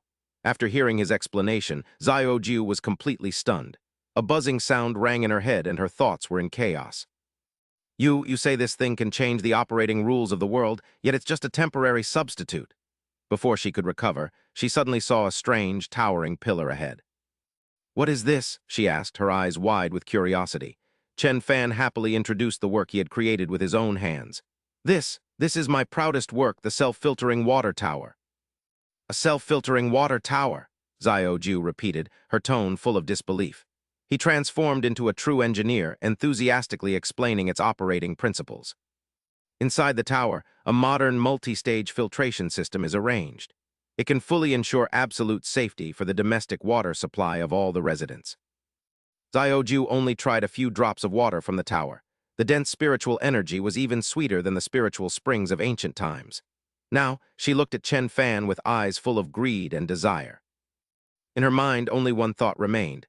This man was truly a supreme supplement, and she had to devour him at all costs. Just then, Jingwu also walked over to Chen Fan and Xiao Jiu. "Xiao Fan, I heard from the townspeople that you finished your work over there," she asked, a gentle smile blooming on her lips. In front of Xiao Jiu, Chen Fan and Jingwu unintentionally displayed their affection, exchanging sweet and loving words. "Xiao Yu, you have worked hard overseeing the new manor in Kinxy town lately," he said with an affectionate gaze, while Jing Yu replied with a gentle expression. "Being able to help is enough. I do not find it difficult at all," she said, a sight that made Xiao Jiu feel incredibly frustrated. She roared inwardly, cursing them and wondering if they were dual cultivation partners, unable to suppress her burning jealousy. She gently pushed Chen Fan aside to strike up a conversation with Jing Wu, mentioning that she looked familiar and asking if they had met before. Jing Wu frowned slightly as if pondering the possibility, and seeing an opening, Xiaoju moved even closer to her. She felt an instant connection and asked for her name, to which Yi Jingwu replied before being asked if she was Xiao Fan's friend. Xiaoju cast a flirtatious glance at Chen Fan, causing him to panic and quickly clarify with a wary tone that they were merely acquaintances. Master Chen, this heavenly mirror can record the scenes it captures, so could you please use it to film me and my sister for a moment? Chen Fan grit his teeth in anger as Xiaoju kept vying for Jingwu's attention, while she teased him about whether he was trying to keep Jingwu all to himself. That night, Chen Fan suffered through a terrifying nightmare where he saw Jingwu and Xiaoju about to share an intimate kiss. He cried out in his sleep for them to stop, then unconsciously threw a punch while shouting for the scene to end. After waking up, he wandered the town alone with a heavy heart, repeatedly calling Jingwu only to receive no response. He pleaded for her to answer, but while he was despondent, Tianzin waved to him from afar, looking alarmed by his poor complexion. She wondered if she had angered the sea god by bringing the great elder, while Chen Fan forced a reply, asking why she hadn't stayed home longer. Tianzin explained that her family wished to negotiate something with him, which left Chen Fan feeling quite surprised. Soon after, an elder respectfully greeted him, introducing himself as Tianzin's elder brother and asking to be called Lao Ba. Lao Ba thought to himself that the sea god was doing a great job acting as a mortal, and he would have been fooled if the princess hadn't warned him. Chen Fan asked Brother Tian Ba what he wanted to discuss, while the great elder wondered if he could truly persuade the sea god. With a joyful expression, Lao Ba told Chen Fan that it was a fortunate coincidence, since Tianzin mentioned he was searching for sea spirit jade. He explained that his people had gathered sea spirit jade for generations to survive, hoping the sea god would understand their plight. Chen Fan was delighted and offered to purchase their entire stock of sea spirit jade at the current market price. However, Lao Ba sighed in disappointment, thinking that the sea god clearly had no intention of keeping them by his side to serve him. With a sorrowful look, he admitted that their mineral veins were depleted, and this was the very last of their sea spirit jade. He worried that selling it would jeopardize his tribe's future livelihood, leaving them with no way to sustain themselves. Chen Fan's subsequent words caused everyone nearby to instinctively retreat, creating a space filled with intense tension. Chen Fan wondered if they wanted him to provide jobs before selling, while those present were overcome with panic. Lao Ba broke into a cold sweat, wondering why the experts were distancing themselves, and fearing he had offended the sea god. He was terrified to see a ghostly image flickering around Chen Fan, fearing that he or his entire race was about to be slaughtered. The invisible aura Chen Fan unintentionally emitted filled him with dread, leading Lao Ba to a desperate thought of taking full responsibility. To save his people, he decided to end his life before the sea god to beg for forgiveness, and immediately fell to his knees in plea.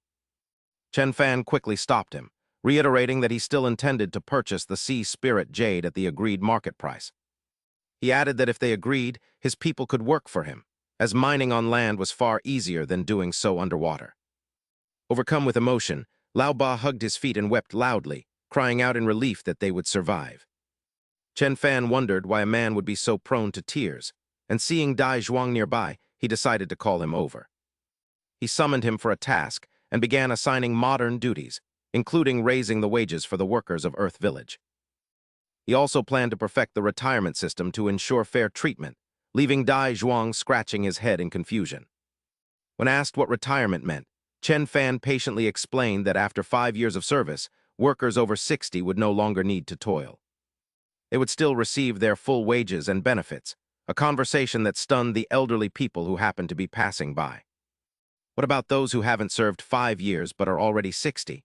They will only receive 1 year's salary as a retirement payout. Another person fretted as the situation grew urgent, wondering what on earth these old men were discussing. Is young Master Chen planning to abandon us? What should we do? It wasn't easy for us to follow such an exalted being. Anxiety and confusion spread through the group of elders. Feng Huang spoke softly, her voice carrying a sense of relief and trust. I know you are all anxious, but please calm yourselves for a moment. Let me explain it all to you. On a familiar wall in the expert study, there is a calligraphy scroll with golden lettering that reads, "A single day within the grotto is 1,000 years in the mortal realm." This implies that 1 day in an immortal cave equals a millennium in the world. Given the expert's transcendence, I am certain this is a metaphor for Earth. Xiao Jiao, standing not far away, listened intently to every word, her eyes sparkling with curiosity as Feng Huang continued her deep analysis. This poem clearly suggests that a century on our Shenwu continent is actually just a single day on Earth. Therefore, the age of 60 mentioned by young Master Chen is equivalent to 2.1 billion years in our continent's history. Upon hearing this, Xiao Jiao excitedly turned to Jingyu beside her and asked curiously, "Sister Jingyu, so how old is the expert now?" Jingyu replied gently that by Earth standards, Xiao Fan is only 20 years old. It turns out he is actually an old monster who has lived for millions of years. However, to me, Xiao Fan's age and cultivation level mean nothing at all.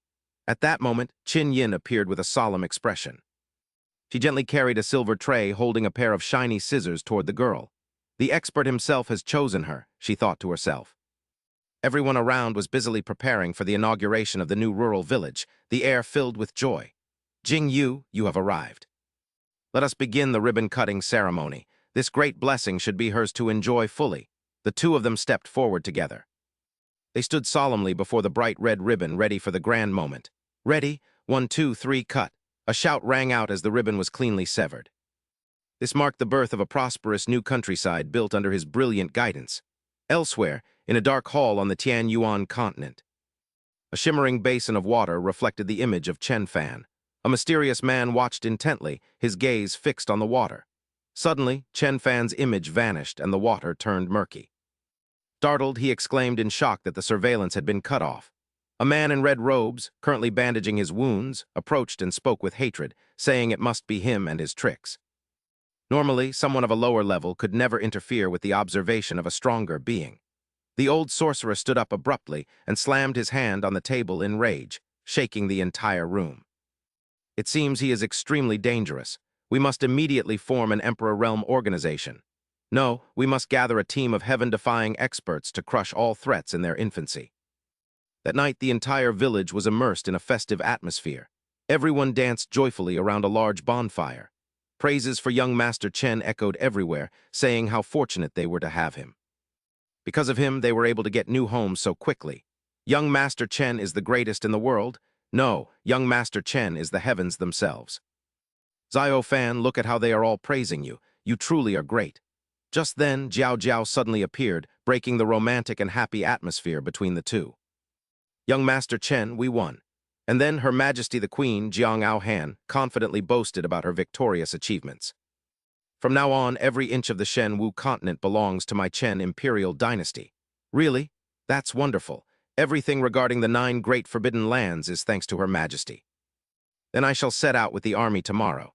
It feels wonderful to be supported by the Queen, and it feels wonderful to be favored by the expert. Xiao Jiu, watching from a distance, witnessed everything. The 9 great forbidden lands? That is my territory. I will see who dares to be so insolent. But someone else stepped forward to block her. You want to cause trouble on my territory? That might not be so easy. Aohan stood tall and arrogant before Xiao Jiu. What's wrong? Does the mention of the 9 great forbidden lands fluster you? You insist on speaking with me, but wouldn't it be better to talk to the Azure Emperor, little fox? Hearing those words, Xiao Jiu's blood boiled with rage. You little brat, how dare you call me a little fox? Aohan said no more and simply displayed her power. She released a massive surge of spiritual energy into the sky. This energy, is she an Emperor Realm expert? Xiao Jiu was bewildered as she felt Aohan's strength. Impossible. The Shenwu continent cannot support someone breaking through to the Emperor Realm.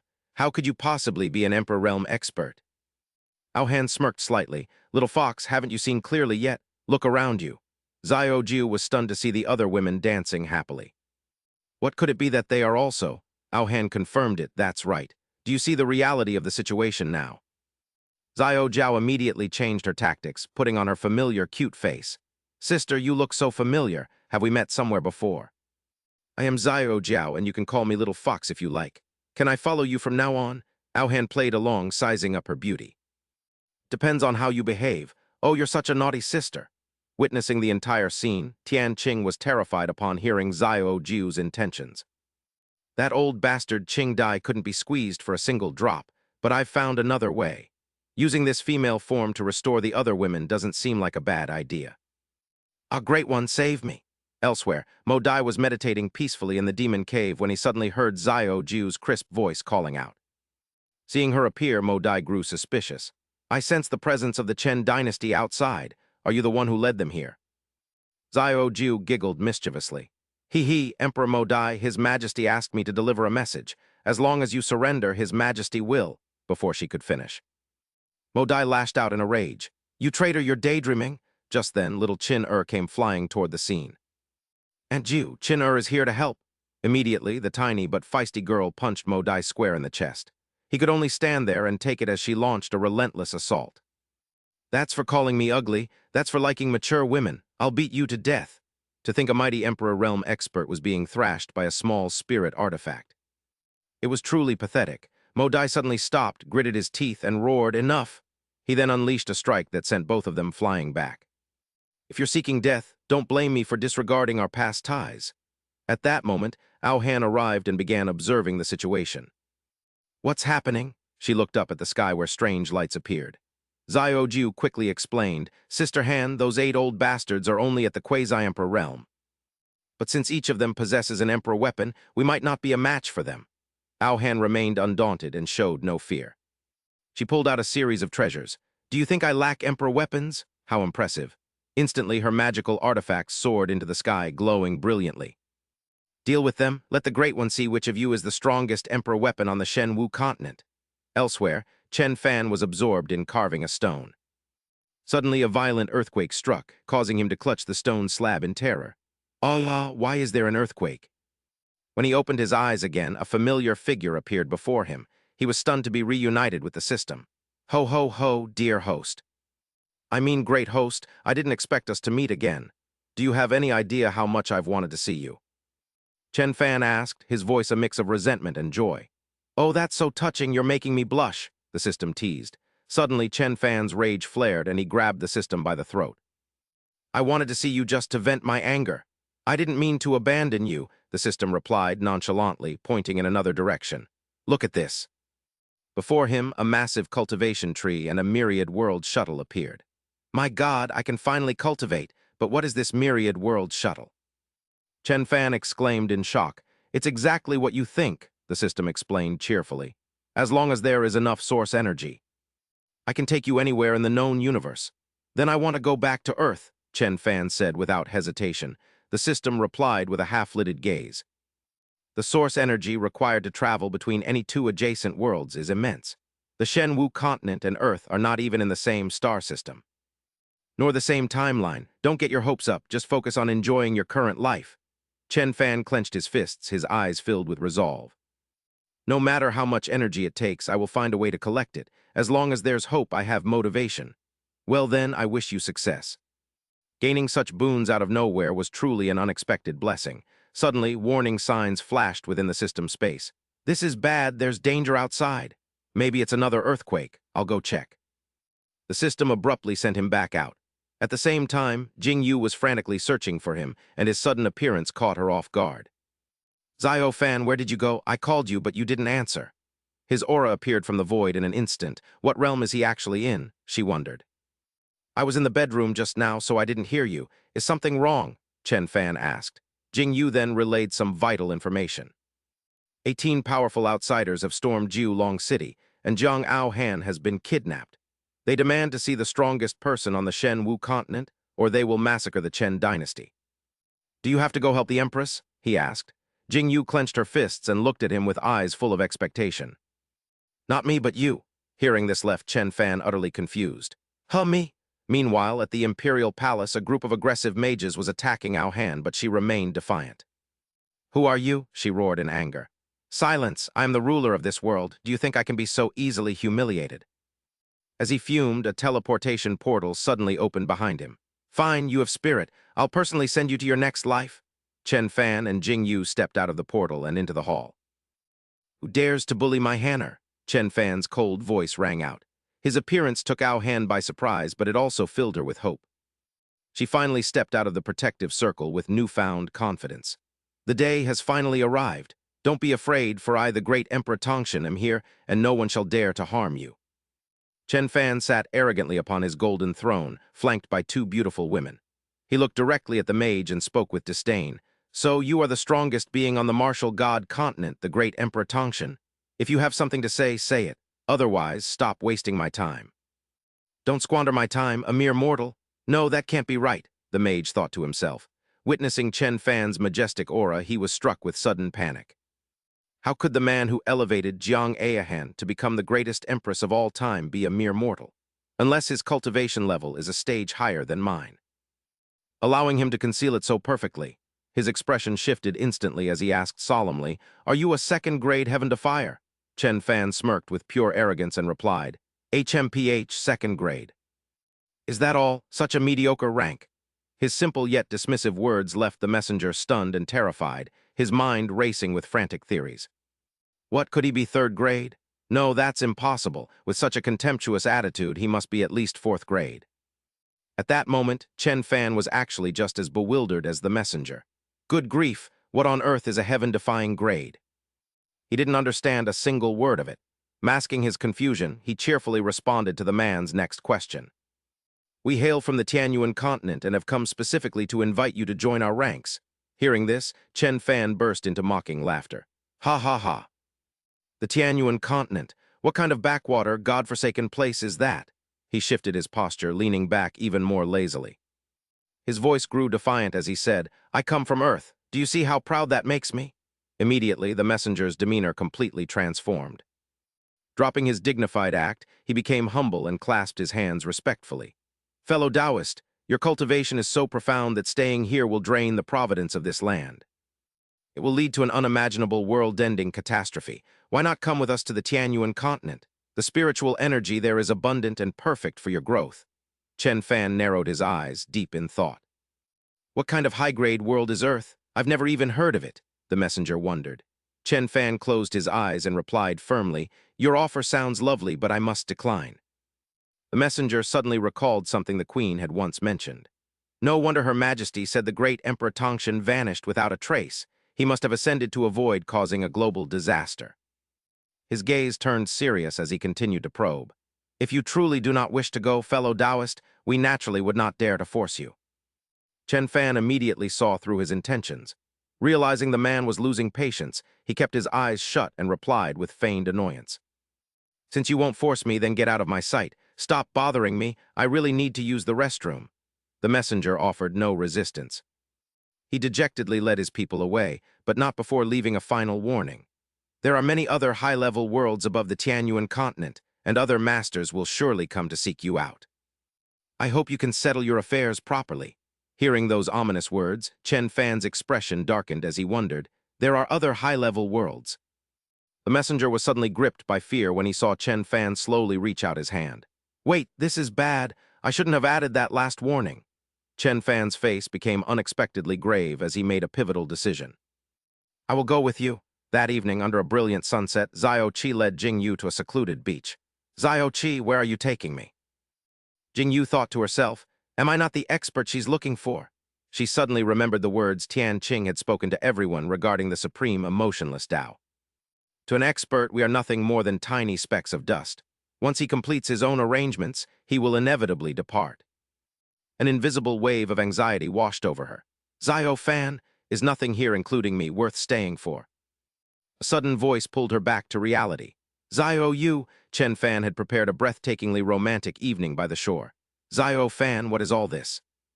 "It's so beautiful," Jing Yu exclaimed in shock. He continued, "This is the wedding ceremony I personally arranged for the two of us." She was overcome with emotion. "Xiao Fan, if you truly love me, why do you want to leave me behind? Can't you just stay?" He stepped forward, gently caressing her face to comfort her. "I'm not just leaving. Other masters will constantly come to harass us. Pretending to be the great Emperor Tangshan won't deceive everyone forever." Jing Yu looked into his eyes and said firmly, "I'm not afraid. As long as I am with you, I don't care how powerful the enemies are." Chen Fan looked at her tenderly and explained, "But what about Uncle Yi, Xiao Qi, and Qin Er? What will happen to them?" "Only if I leave will everyone truly be safe." Tears streamed down her cheeks. "But I am going to miss you so much." He gently wiped the tears from her eyes. "Didn't that old man say that as long as we keep cultivating, we can ascend to other worlds?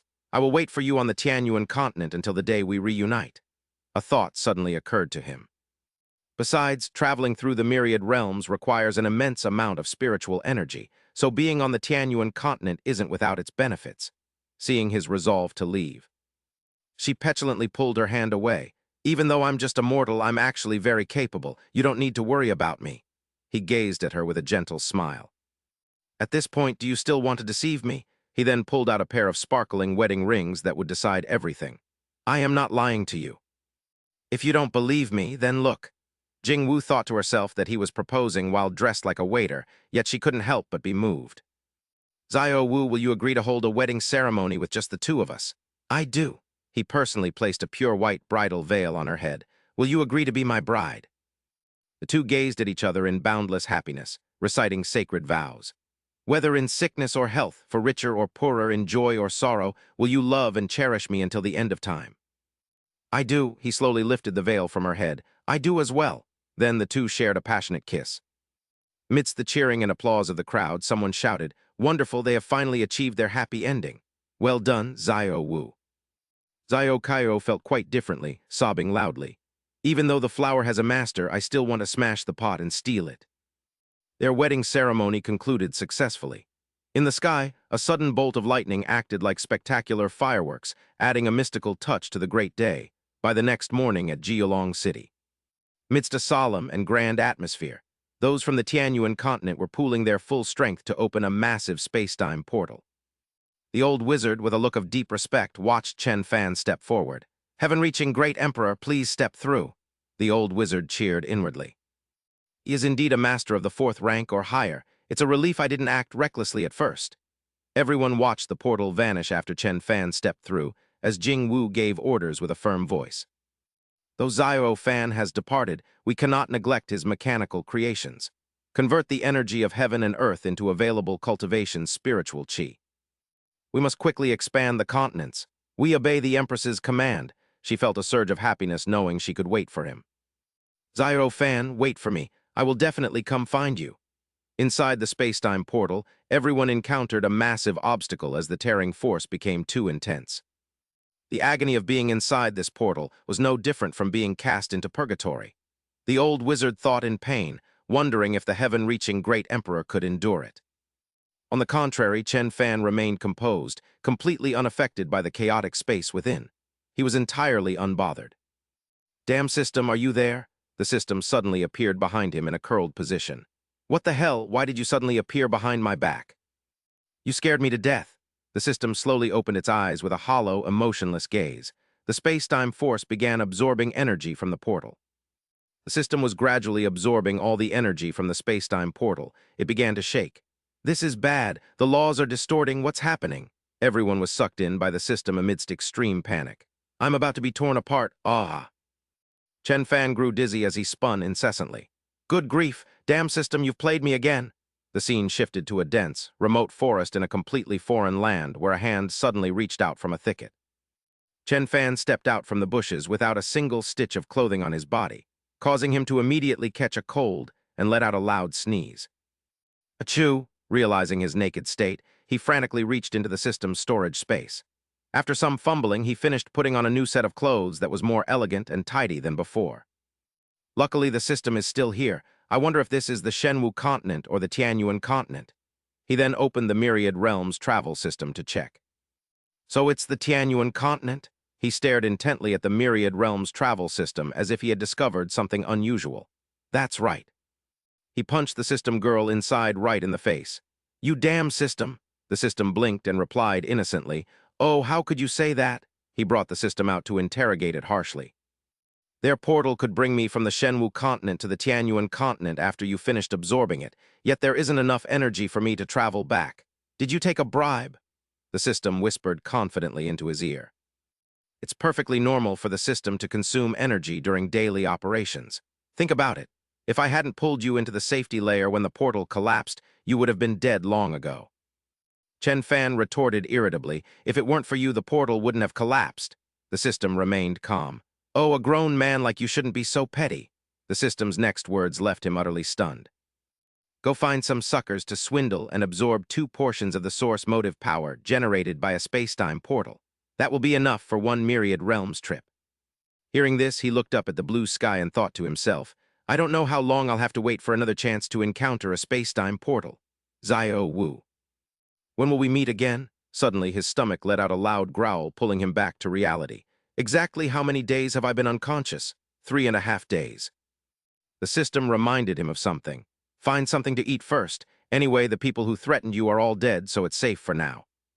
The two were shocked to see a giant green snake coiled on the branch of an ancient tree. Upon seeing them, the snake showed clear joy, its eyes sparkling with hunger. Haha, it's been a long time since I've eaten a human. Holy crap, a talking snake. I'm starving. Chen Fan's face darkened. You call me a mortal? How foolish. He feigned strength before the snake, deepening his voice to sound more majestic. Can you not even recognize this emperor? Stunned by his arrogant words, it paused to think for a moment.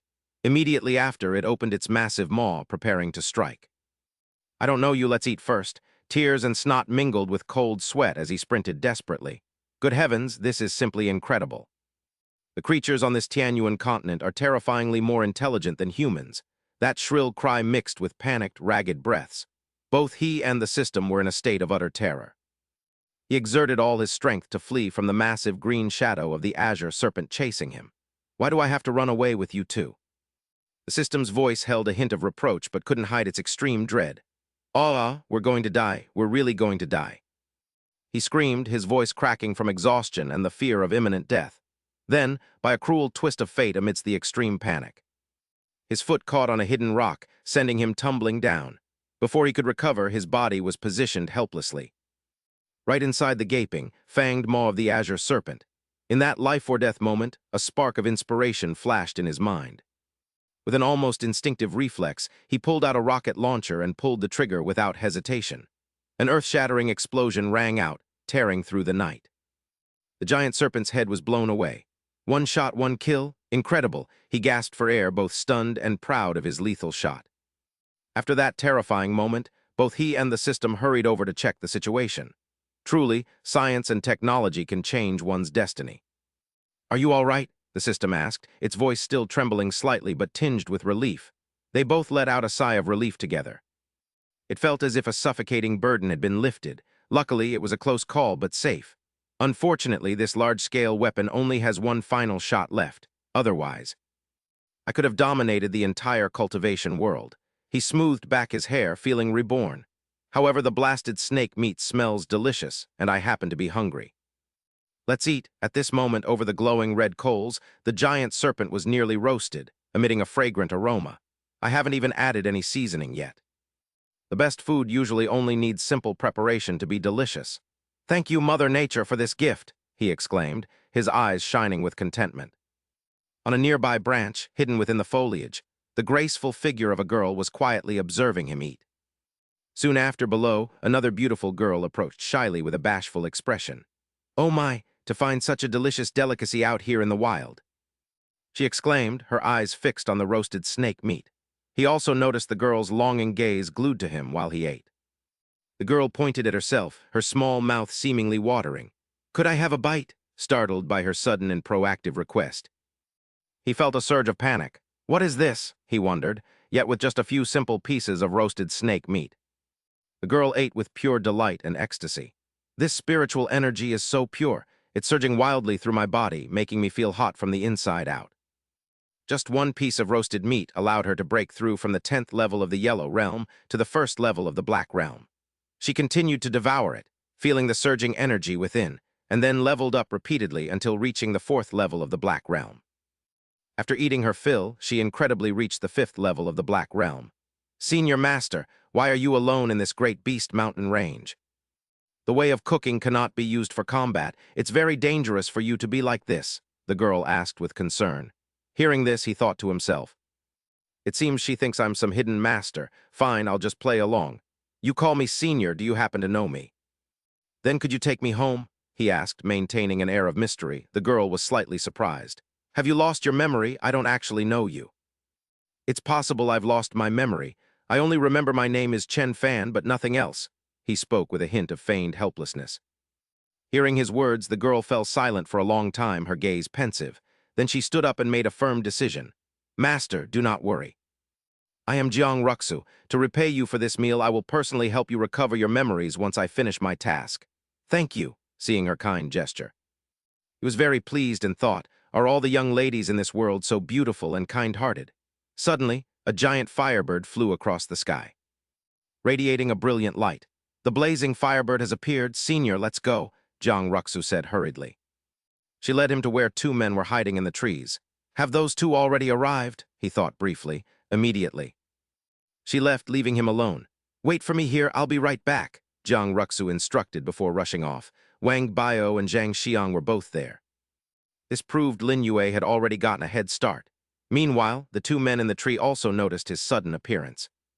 Why did Jiang Ruxu bring a mere mortal to hunt monsters? Is he perhaps a cultivation vessel she raised for herself? The burly man sneered. He intends to charge in and attack right away. Come on, let us see what kind of talent you possess to have won over the young lady Jiang Ruxu. He mocked him, yet the young man easily landed a strike on the muscular man's hairless head, snapping back that he must be insane if he couldn't recognize his talent despite being bald. Seeing his comrade collapse onto the ground, Zhang Xiang burst into a loud fit of laughter. You were actually pushed down by a mortal? He clutched his bald head and cried out in pain. He ambushed me, the burly man argued, while he looked on with a cold expression. With a contemptuous tone, he scolded them. A mortal? You two are truly blind toads who mistake a pearl for a fisheye. Upon hearing this, they stood frozen like statues, looking more like stunned frogs than toads. You don't have a shred of spiritual energy. If you're not a mortal, then what are you? Zhang Xiang retorted. Exactly, stop bluffing, the burly man added. He cracked his knuckles, making a provocative clicking sound. Since you're so sure I'm a mortal, do you dare to fight me fairly? Wang Bio, the burly man, mimicked his actions and replied confidently. A fight it is. If you can defeat us within 3 moves, you win. He then demonstrated his boxing skills with great power, looking like a true warrior. Can you withstand this punch backed by 20 years of power? He growled. In reality, he was secretly operating the system, which gave him a kind reminder. Your current physical strength, even at full power, isn't enough to knock them down, the system warned, but he merely smirked at the notification. I may not understand cultivation, but you don't understand men. He immediately lunged at Wang Bio to attack, while Wang Bio only gave a mocking sneer. Is this your 20 years of power? I doubt it could even crack an egg, he mocked. But seconds later, he was in agony after taking a low blow that crushed his eggs. Zhang Xiang couldn't escape either, receiving a direct kick to the groin. Wait, didn't you say we would fight fairly? Zhang Xiang cried out in pain. With a confident air, he replied while using his secret technique, the lineage-ending kick. All warfare is based on deception. Sun Tzu's Art of War was in my 5th grade textbook during 9 years of compulsory education. Earthlings are truly devious after defeating them so creatively. He began searching the victims' bodies. Looting time, let's see what you've got, he muttered while rummaging through their belongings. The man in the red robe had witnessed everything from a distance. So he's just a mortal. It seems those 2 damn women were the ones who secretly acted. His eyes burned with hatred. You made me lose my beautiful face. Then pay for your crimes with your life, he hissed through gritted teeth. By late afternoon, Jiang Ruxu finally defeated the firebird and obtained a shimmering spirit crystal. She was amazed at how easily she had obtained a 1st-grade profound beast crystal. Feeling relieved, she carefully placed it into her storage space. Thankfully, the senior used the path of food to help me break through. Otherwise, I would have ended up like Lin Yue, buried under the beast's flames. Suddenly, a strange surge of power streaked past her, followed by a massive explosion. She immediately became highly alert. This is bad, the expert is in danger. When she rushed back, an unexpected sight greeted her. He had single-handedly defeated all 3 opponents.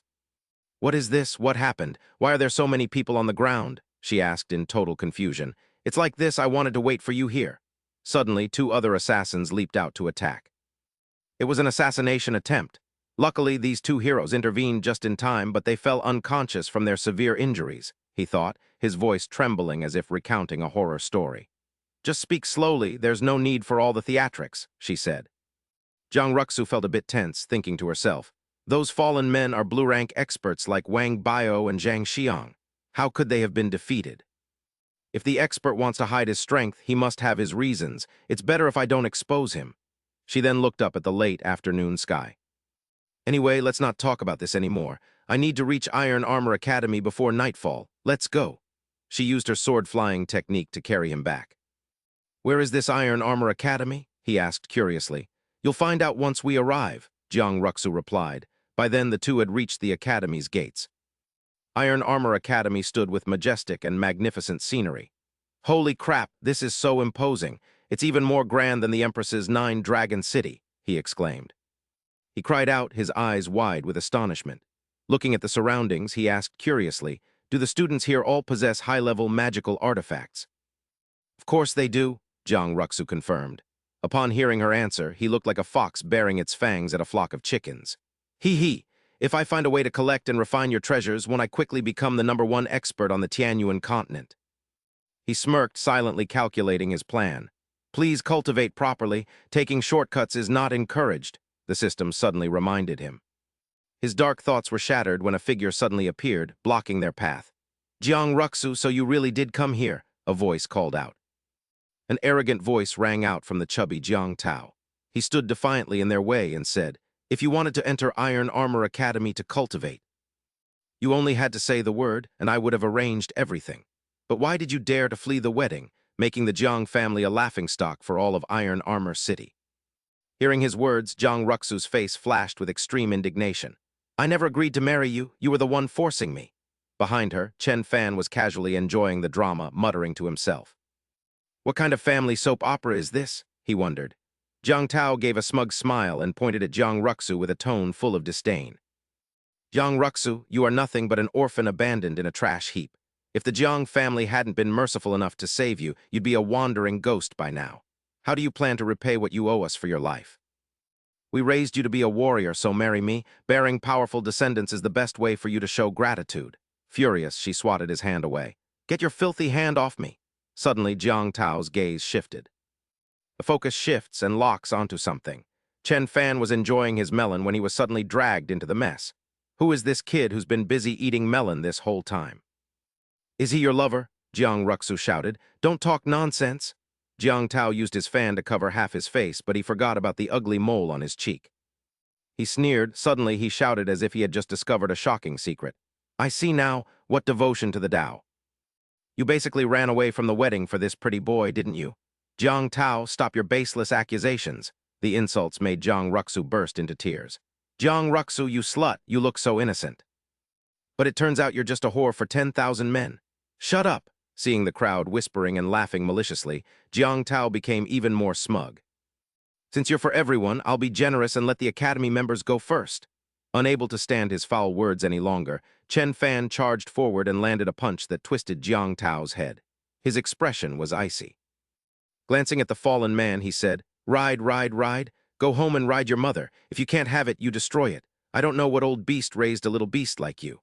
The onlookers laughed mockingly when they saw Jiang Tao knocked unconscious. "Haha, he actually got beaten by a mortal. This mortal is impressive. I didn't even see him move." Chen Fan thought to himself, "What a bunch of idiots. Can't you see he's pretending to be a mortal to deceive you?" Hearing the insults, Jiang Tao stumbled awake, cursing inwardly at his own uselessness. Seeing his savior arrive, Jiang Tao rushed to cling to the leg of his father. "Jiang Zhen. Capture her, the marriage contract still stands." Jiang Zhen's subordinates immediately rushed forward to restrain Jiang Ruxu. "I won't marry him," she protested firmly, "for the kindness of the Jiang family. I can repay it in other ways." Jiang Zhen's cold, murderous gaze swept over Chen Fan. "And you?" Instantly, his subordinates drew their swords and pointed them at Chen Fan. "Kneel, cut off his hands as a warning to others." Both he and the system were struck with extreme panic. Seeing the sharp blade about to strike his arm, he thought, "This is terrifying. I'm going to die. Are you still playing around? Take me back to the safe room now. Oh." Suddenly, a soft silk ribbon flew in and knocked the sword into the air. Chen Fan looked in shock at his reflection on the blade as it fell to the ground. It was Jiang Jingyun, an elder of the academy, who had saved him. "Jiadi Academy is a sacred institution. Who dares to cause trouble here?" "This is a private matter of the Jiang family," Jiang Zhen replied irritably. "This is an academy, not a marketplace, Jiang Zhen." Seeing Jiang Jingyun, Jiang Zhen forced a smile and said, as expected of Elder Jingyun, "You certainly follow the rules like iron."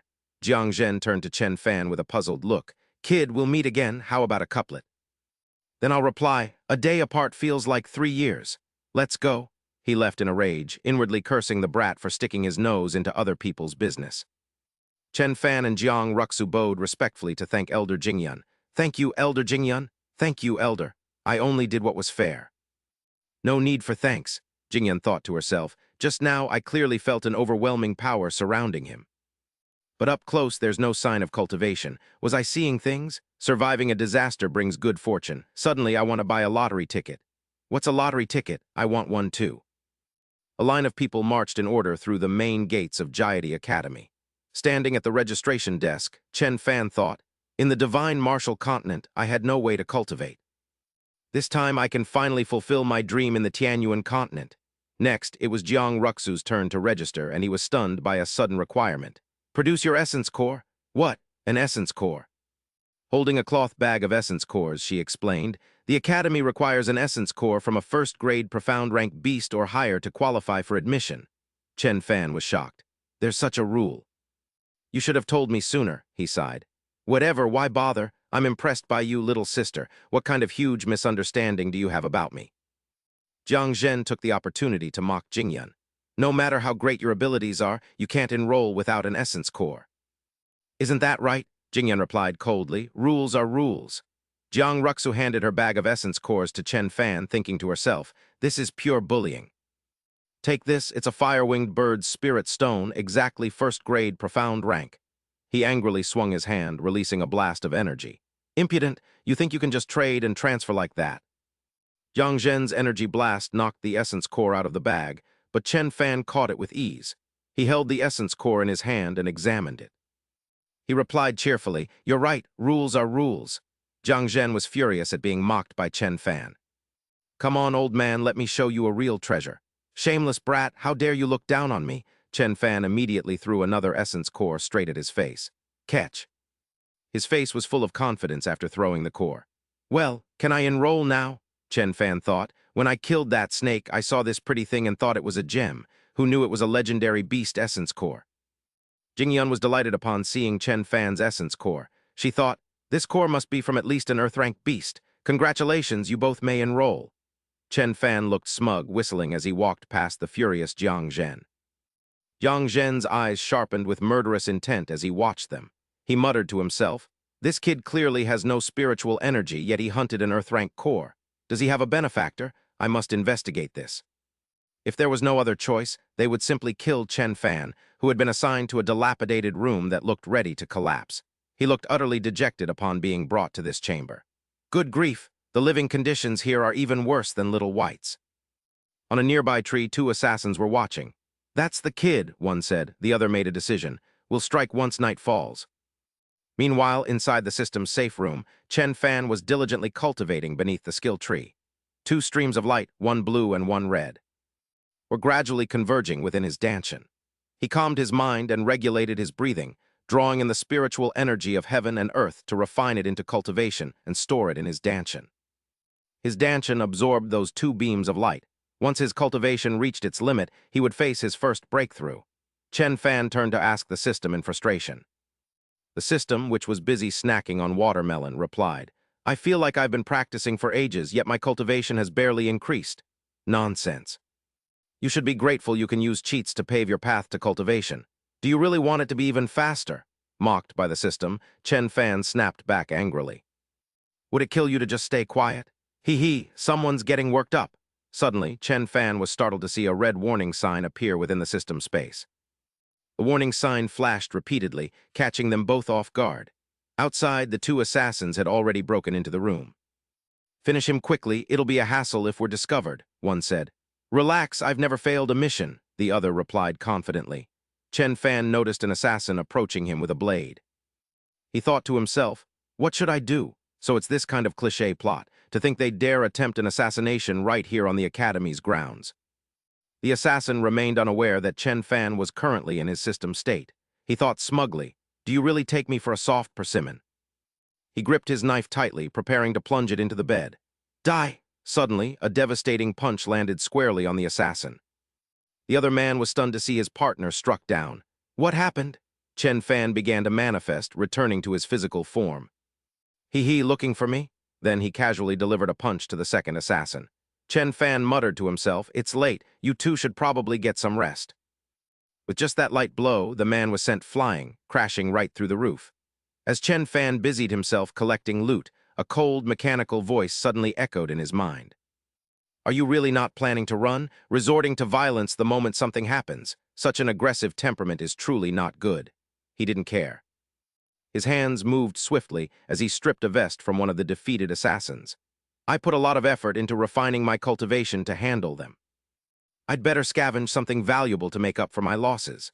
Upon closer inspection, Chen Fan and the system found the words Jixiang Village and the character Yi embroidered on the vest, along with a small jade pendant. Jixiang Village, the character Yi, they even have name tags. Chen Fan smirked, thinking, how interesting. In this day and age, there are still assassins who use their real names during a hit.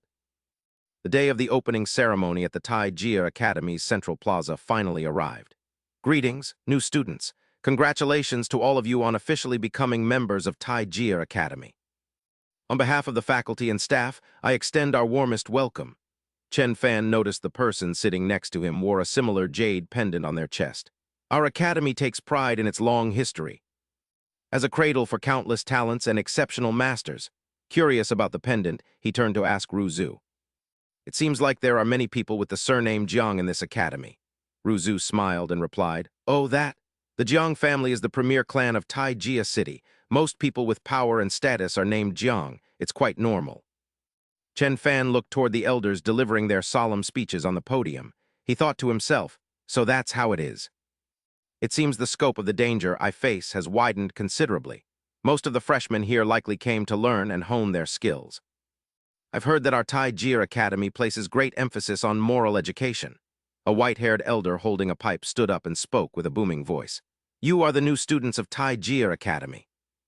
You must always carry gratitude in your hearts and be prepared to dedicate yourselves to the country in the future. Chen Fan's mind drifted to the history of the Tian Yuan continent. Currently, this land was in an era of unification under the rule of the Tian Yuan Empire. Rumor had it that the emperor's cultivation had reached a half-step into the land deity realm. Under his rule, 7 vassals were enfeoffed across different regions. They appeared harmonious on the surface, but were secretly engaged in constant power struggles. Right now, he was in Tai Jia City, within the territory of King Yun Wu. Tai Jia Academy had long been famous for its abundance of talent. No wonder external forces were always keeping an eye on it. The elder speaking grew agitated and suddenly slammed his hand on the table. If you discover or capture anyone suspected of being a spy from another province, report it to the school immediately, if verified. The academy will absolutely not let it slide. Jiang Zhen, sitting nearby, immediately stood up to speak, reporting to the principal, speaking of spies. This morning, while organizing the freshman records, I discovered something suspicious. He glanced down with a smug expression. Sensing the principal wanted him to elaborate, he continued. In that case, I'll be blunt. Among the newly enrolled students, there is one whose identity documents are completely unverifiable. He lacks any recommendation letters from the clans, and his identity is shrouded in mystery, so we must remain on guard. Chen Fan suddenly felt a sense of unease as he noticed the man's gaze fixed on him, and a moment later, Jiang Zhen pointed at him in a rage, demanding to know if he had an explanation while the crowd backed away in fear. He has no identification records. Could he be a spy? I heard he produced a massive spirit core yesterday, for heaven's sake. How could it be that large? How could an ordinary freshman achieve such a feat? There must be some trickery involved, and while Chen Fan tried to stay calm, he was panicking inside about being an undocumented resident on top of his other troubles. As he wondered how to explain himself, Jiang Ruxu stood up to defend him, insisting that Chen Fan was not a spy, and that his identification had simply been lost at Great Beast Mountain. I can testify to that, she said, but Jiang Zhen's face twisted into a murderous grin as he snapped at Jiang Ruxu, demanding to know why she was interfering when he was questioning the boy. He accused her of being so eager to defend him that she might be involved in his foreign collusion, and she became furious at such a blatant slander. Her face turned red as she accused him of slander, but Jiang Zhen suddenly prepared to strike Chen Fan, muttering that there was no need to waste any more words. He declared that the truth would be revealed after an interrogation, while Chen Fan smiled confidently upon seeing the faint purple light emanating from the man's hand, realizing he intended to strike with lethal force. Chen Fan easily dodged Jiang Zhen's attack by leaping to the side, and when he called the man too slow, Jiang Zhen's eyes filled with murderous intent as he glared back. He launched a dragon shadow claw attack, challenging Chen Fan to try and stop it, but Chen Fan's agility allowed him to easily catch the man's arm, mocking him for being as slow as an old turtle. During his clash with Jiang Zhen, Chen Fan unintentionally manifested strange Dao patterns and yin-yang circles, leaving everyone in the crowd completely stunned. They wondered what kind of technique he was using since they had never seen it before, but he simply stated that cloud hands would be enough to deal with the man.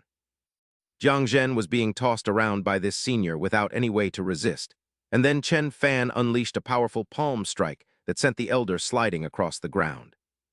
Seeing Chen Fan manifest so many Dao patterns, the onlookers marveled that the senior was finally revealing his true strength. They wondered if he was an emperor-level expert for being able to manipulate the Dao patterns of heaven and earth so easily, while Chen Fan remained cold and focused as he completed his technique. They realized his effortless expression suggested he might even be at the heaven-defying level, while from a distance, a woman watched him silently, noting his presence. Chen Fan was confused to see Jiang Zhen fall since he hadn't even used much strength yet, and a sudden realization began to dawn on him. He grew alarmed, realizing the old man's goal was to frame him, and since the spy accusation had failed, he wondered if the man was now trying to play the victim. Suddenly, pink silks drifted down from the sky as the messenger of King Yunwu appeared, leaving everyone present in a state of shock. A beautiful masked woman appeared, prompting the elders to bow respectfully as the entire academy greeted the proctor, realizing it was her power they had felt rather than the freshmen's. They wondered why she had intervened, while Jiang Zhen, now bound, angrily protested his absolute loyalty to King Yunwu to the Lord Proctor. He asked why she was treating him this way, so she offered to explain before using a spatial portal to reach out and slap him across the face. She reminded him that the king allowed the academy to exist to recruit talent, yet he was busy forming factions and causing trouble, punctuating her words with slaps that made him spit blood. She suggested he should no longer be the head of the Jiang clan, causing a terrified Jiang Zhen to kneel and beg for forgiveness, promising it would never happen again. She let the matter drop for now, but warned Elder Jiang that he had better keep his word, or the next punishment would be far worse than a few slaps. The principal followed her nervously, pleading for her to calm down and promising that he would manage the academy with much more rigor from now on. He vowed it wouldn't happen again and invited her to the guest room to rest, and as she agreed to follow him, her voice sounded strangely familiar to Chen Fan. A gentle breeze suddenly lifted the woman's veil, revealing that she was none other than Jing Yu, the wife of Chen Fan. The old principal led her to the guest quarters and invited the Lord Proctor to rest there, hoping the accommodations were to her liking. She thanked the principal and accepted his hospitality, while Chen Fan and his system watched everything unfold from the nearby bushes. The principal took his leave after asking her to preside over tomorrow's ceremony, and a bewildered Chen Fan asked the system if it was possible for two people to have identical voices and appearances. The system suggested he simply go and confirm it since he had followed her this far, but Chen Fan worried that if she really was Xiao Yu, she should have recognized him. The system remarked on the nature of young love as Chen Fan stepped out from the bushes, admitting to the system that it might be right as he prepared to take action. Using his agility, he quietly approached the main entrance, feeling that whether it was a coincidence or not, he simply could not ignore the situation. He needed to find out what was going on, so with a heart full of questions, he stepped inside, wondering if it was truly Xiao Yu. Her sudden appearance caught him completely off guard, and seeing him lurking there, she demanded to know what he was doing, calling him insolent. She asked if he knew that trespassing into the residence of the Yunwu King's envoy carried a death sentence, prompting a flustered Chen Fan to claim he was just passing by. Taking a deep breath to gather his courage, Chen Fan bowed politely and explained that the proctor bore a striking resemblance to someone he knew. He stated he only wished to confirm her identity without any intent to offend, to which she curiously asked if they really looked that much alike. Chen Fan felt a surge of panic, knowing this proctor had thrashed Jiang Zhen like a dog, and realized he would need to strike first if a fight broke out. He flinched as she raised her hand, but she merely touched her veil and asked if he was truly willing to risk his life for that woman. When she asked what their relationship was, he took a breath to calm his racing heart, clenched his fists, and confessed she was his wife and the person he loved most. He declared he had no regrets and she could do as she pleased, but upon hearing this, she struggled to suppress a laugh, leaving him confused. As Chen Fan watched her gently laugh and remove her veil, he wondered if it was truly Jing Yu, who finally revealed her face to him. Stunned to see her there, Chen Fan stammered, asking how she could be in this place, to which she lovingly whispered that she had come specifically to find him. She explained that his science to prosper the nation policy was a massive success, filling the nameless mountain with more spiritual energy than ever before. Under his brilliant leadership, science had performed miracles, transforming the natural world into a bountiful source of spiritual essence. Everyone admired and revered him, and not wanting to waste the opportunity granted by the great master, they were all now devoted to their cultivation. His departure motivated everyone to work harder, and since Earth Village no longer needed her protection, her longing for him drove her to ascend to the Tianyuan continent first. Yang Ayahan, Qin Yin, and the others had also ascended one after another, and though he enjoyed hearing about home, he still had one major question. He asked about the whereabouts of the others, but she shook her head, explaining that their communication jades failed on the Tianyuan continent, separating them upon arrival. After their long separation, they shared a deep embrace and talked endlessly until he suddenly realized something and asked her another curious question. When he asked how she became a proctor, she smiled happily and explained that she had originally ascended to the capital of Yunwu province. To gather news about him, she had volunteered as an aide to the Yunwu king, never imagining that fate would reunite them in this very place. She whispered that it must be destiny guiding them through life's uncertainties, but then confused him by mentioning that he still owed her something. Surprised, he asked what it could be, and she leaned in to shyly but firmly whisper into his ear that he still owed her a wedding night. His face turned bright red with embarrassment at her boldness, and the scene quickly shifted to a luxurious bedroom within the upper chambers. A bashful Jing Yu stammered for him to be gentle as it might hurt, but he reassured her not to be afraid, promising to cherish and adore her. As if by some invisible force, her garments were cast aside one by one, leaving only the echoes of sweet sounds within the room. Outside, a pair of birds chirped melodiously, their own bond seemingly deepening as they heard the intimate movements coming from within. As the bright morning sun streamed through the window, he woke from his deep sleep to her soft voice wishing him a good morning. With a lingering smile on her lips, he playfully teased her, saying that from this moment on, she was truly and officially his wife. She playfully swatted his chest and told him he had to take responsibility, but a sudden, loud knocking at the door startled them both. It was the voice of the elderly headmaster, asking if the proctor was awake, yet since the academy's preliminary examinations were scheduled for today. He requested her presence to evaluate the students' levels and asked for a response, causing her to jump out of bed in a panic. She called out that she was coming, but he suddenly pulled her back into a tight embrace, making her cry out as he laughed mischievously. Outside, the confused headmaster asked if something was wrong, prompting her to respond quickly with a slightly trembling voice. She insisted nothing was wrong, and while the headmaster stood puzzled outside, the two of them continued their playful antics, ignoring the world around them. She hurriedly tried to stop him, her voice filled with concern as she mentioned that the experts of the Tianyuan continent were relentlessly searching for the secrets of the lower realm. "I must keep my identity a secret to act freely," she said. "Otherwise what?" he replied warmly, suggesting they keep their relationship hidden before pulling her onto the bed. "Let's continue feeding the birds breakfast," he teased in a whisper. "Is this how you intend to persuade your husband?" She giggled adorably. To handle the urgent situation outside, she called out loudly to the principal, "I will arrive in 1 hour." "Yes, yes," came the reply. His hurried and respectful response echoed from outside. An hour later, Chen Fan woke up in a total panic and scrambled to put on his clothes. He rushed out before even finishing his dressing. "Damn it, the timing is all wrong," he muttered, nearly forgetting the crucial entrance examination. Just as he finished dressing, he was shocked to find a large tear in the crotch of his pants. "Confound it," he grumbled in frustration.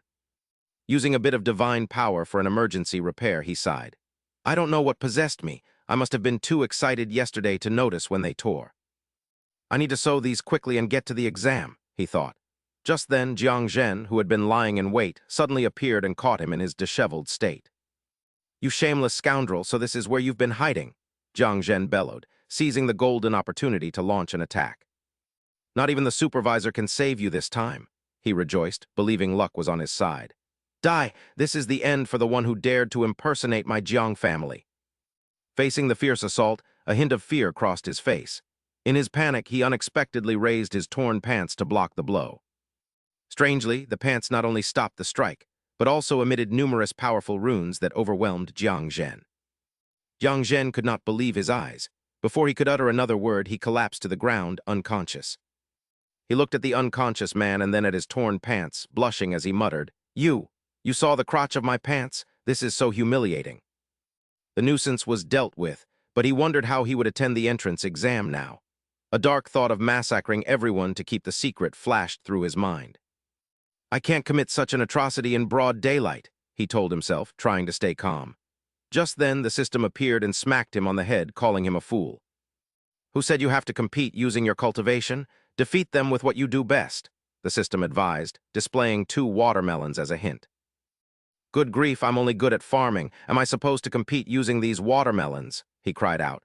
"Don't be hasty, just use this technique," the system patiently urged. After a moment of deep thought, a light bulb went off in his head as an idea struck him. "Ah, I see now." The scene then shifted to the bustling arena of the Iron Armor Academy. The referee's voice boomed.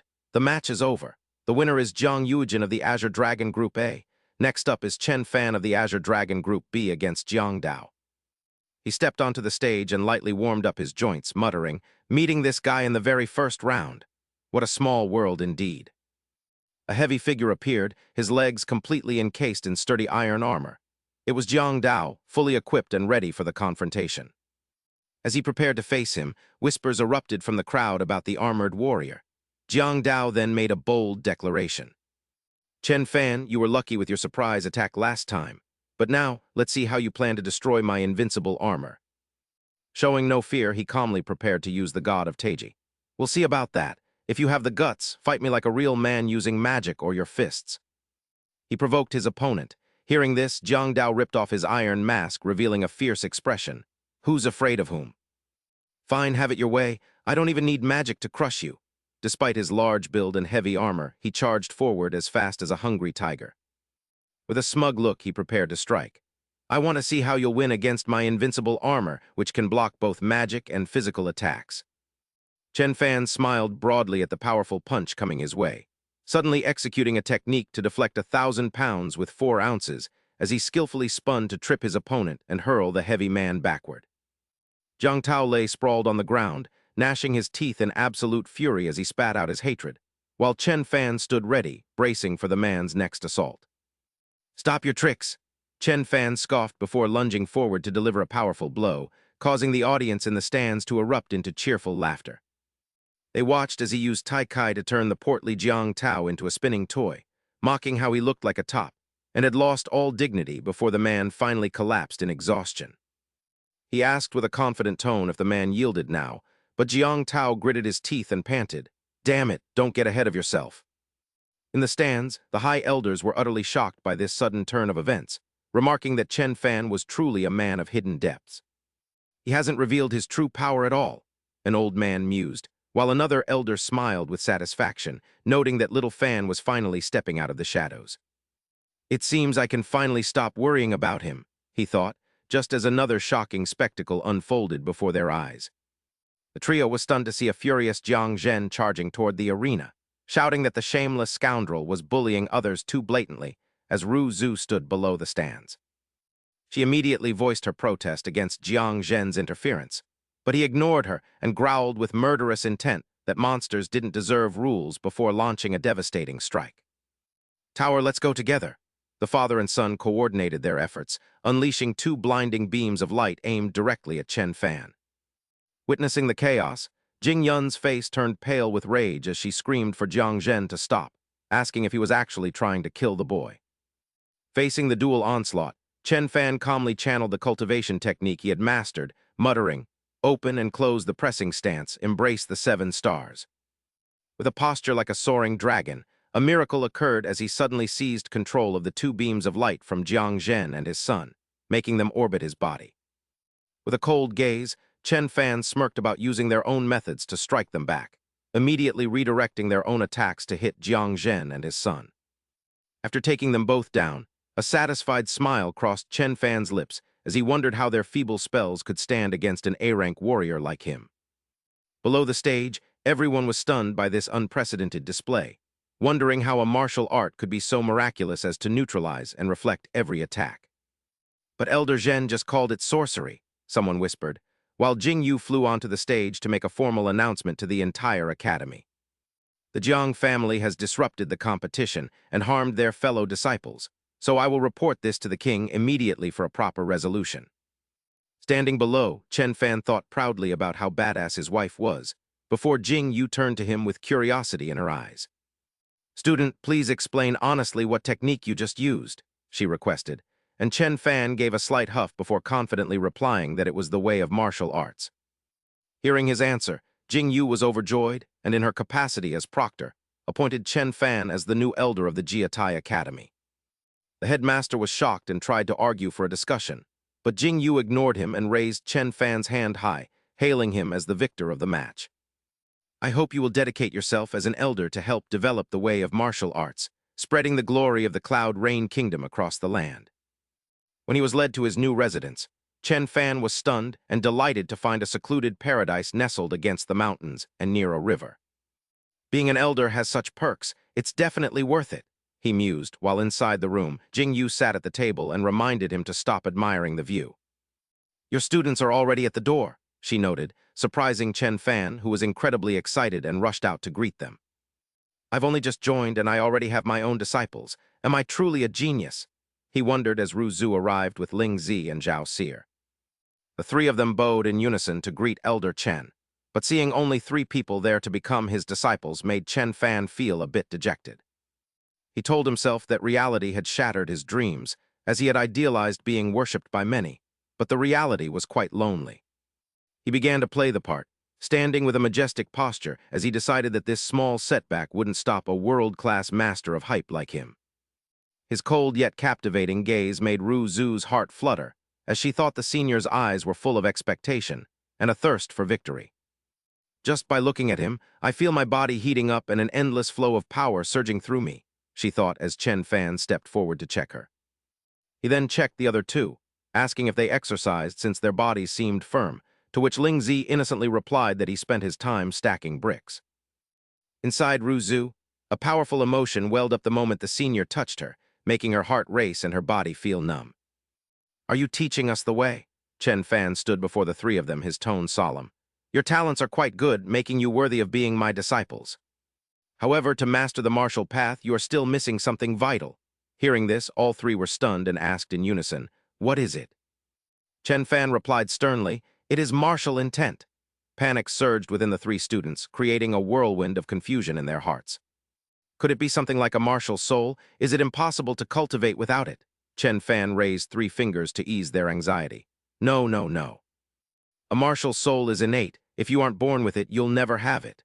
He closed his eyes and explained, "But martial intent is the true essence of the martial path, and it can be acquired through study. So if we cultivate martial intent, we can become as powerful as you." Chen Fan's eyes gleamed as he answered confidently, "Of course. As long as you follow my methods, mastering it is only a matter of time." He stood with an enthusiastic posture and commanded, "So let's go Pikachu. Go and bring back a tiger, a crane, and a monkey. I will show you how to cultivate martial intent."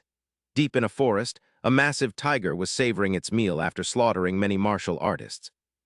Delicious, as expected, the flesh of martial artists is the tastiest. Every bite significantly boosts my spiritual power.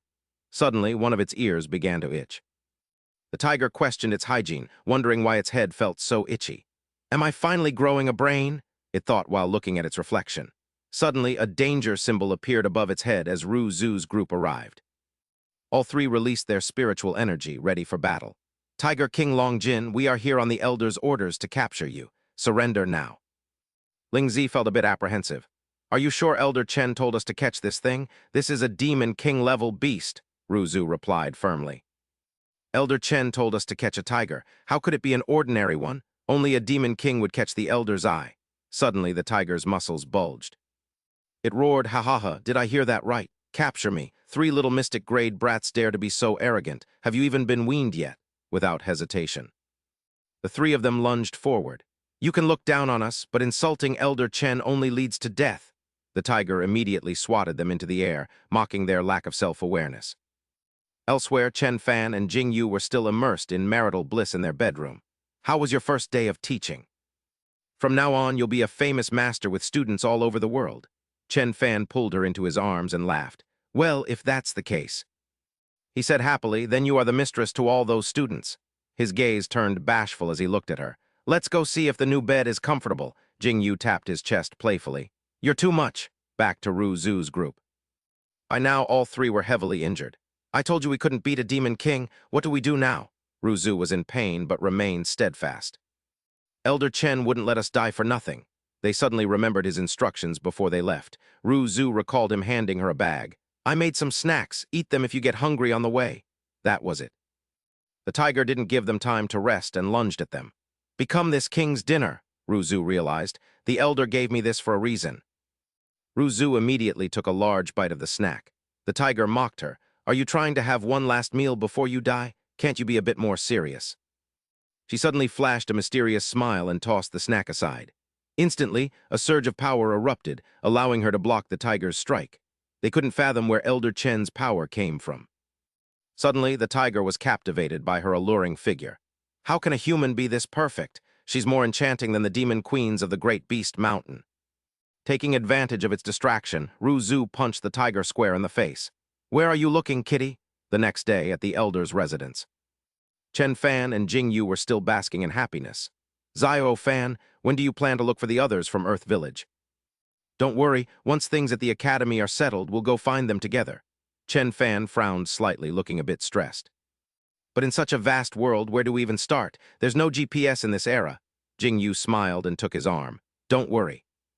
Those who ascended have unique destinies that affect the laws of this continent. We can gather information on any unusual phenomena." Chen Fan was surprised. "There's a way like that." Overjoyed by the vital information, Chen Fan kissed her forehead. "My wife is so wise, you know everything." "Elder Chen, we're back," hearing someone approach. Jing Yu gently pushed Chen Fan away. "Stop being so mushy, your students are back, go to class." "All right," Chen Fan thought to himself. "My wife's shy expression is just too adorable." He excitedly ran out to greet them. "Did everything go smoothly? Let me see what you've brought back." Before his eyes stood three massive beasts, the Tiger King Long Jin, a 1,000-year crane, and a human-faced celestial ape. Chen Fan pointed at them in shock. He questioned Ru Zu angrily. "Good heavens, what on earth are these?" The three students replied confidently. "We captured them exactly as you instructed. Though we faced difficulties, we safely completed the mission thanks to the provisions you gave us. It's all thanks to you, Elder Chen." Chen Fan was amazed that his predictions were so accurate, yet he wondered why they had to capture monsters when ordinary animals were available. He then clapped in approval, noting that a tiger demon was still a tiger, and since they had worked so hard, he would teach them the true essence of martial arts. "Are we going to kill this proud frost demon king to increase our strength?" someone asked.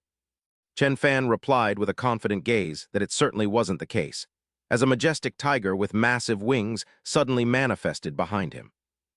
In the coming days, everyone must live and eat alongside these three demonic beasts, observing their habits and postures until you can merge martial techniques with animal forms to grasp the true meaning of martial arts.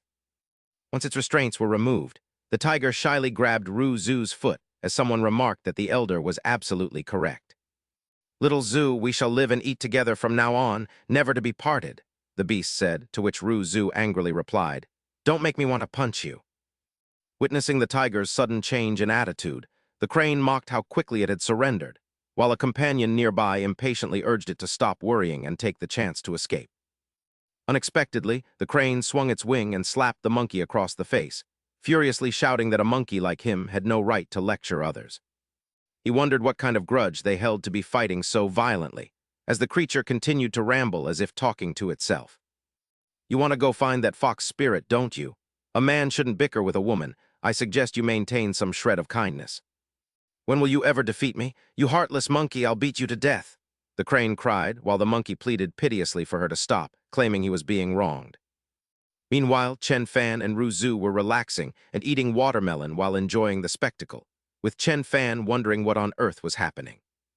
"I don't understand it either," Ru Zu replied, her eyes fixed on the scene, just as a tiger with an unnervingly cute expression appeared before them to explain. Not long ago, a 9-tailed fox arrived at Great Beast Mountain, leaving those two completely infatuated and losing their minds over her. "But little Zu, I swear I only have eyes for you," the beast cried, while Chen Fan pondered what kind of monster a 9-tailed fox was, as he had never heard of one. Chen Fan wondered if this was the strange phenomenon Zio Yu had mentioned, while at that very moment, atop a nearby roof. A nine-tailed fox was silently observing everything from above, thinking she had finally found him, just as a mysterious power began to surge within Chen Fan, causing him to frown in sudden pain. He wondered if his spiritual energy was truly this abundant, and if he, the supposedly foolish host, was actually a hidden genius, before suddenly shouting after a period of cultivation. "I've finally broken through," he exclaimed, as the system excitedly set off illusory fireworks to congratulate him on his progress after so many days of training. He was finally able to learn a skill, but as Chen Fan looked at the system interface, his face darkened at the sight of his rank and remaining skill points. With only 1 point, he could learn Storm Breath, Lightning Control, or Flaming Earth Blast, while the system tried to sneak away after seeing his disappointed expression. Chen Fan grimaced as he grabbed the system by the collar, demanding to know why this wretched thing had only given him a single skill point after promising he could learn new abilities. The system hesitated and gave a cheeky giggle, explaining that it had only said he could learn a skill, not that he could learn every single one of them. Unable to tolerate such excuses, an enraged Chen Fan sent the system flying with a powerful blow before looking back at the interface and deciding that something was better than nothing. Choosing lightning control wasn't a bad idea since it was powerful and convenient, so Chen Fan headed into a secluded forest to test if the skill was actually useful after being tricked by the system.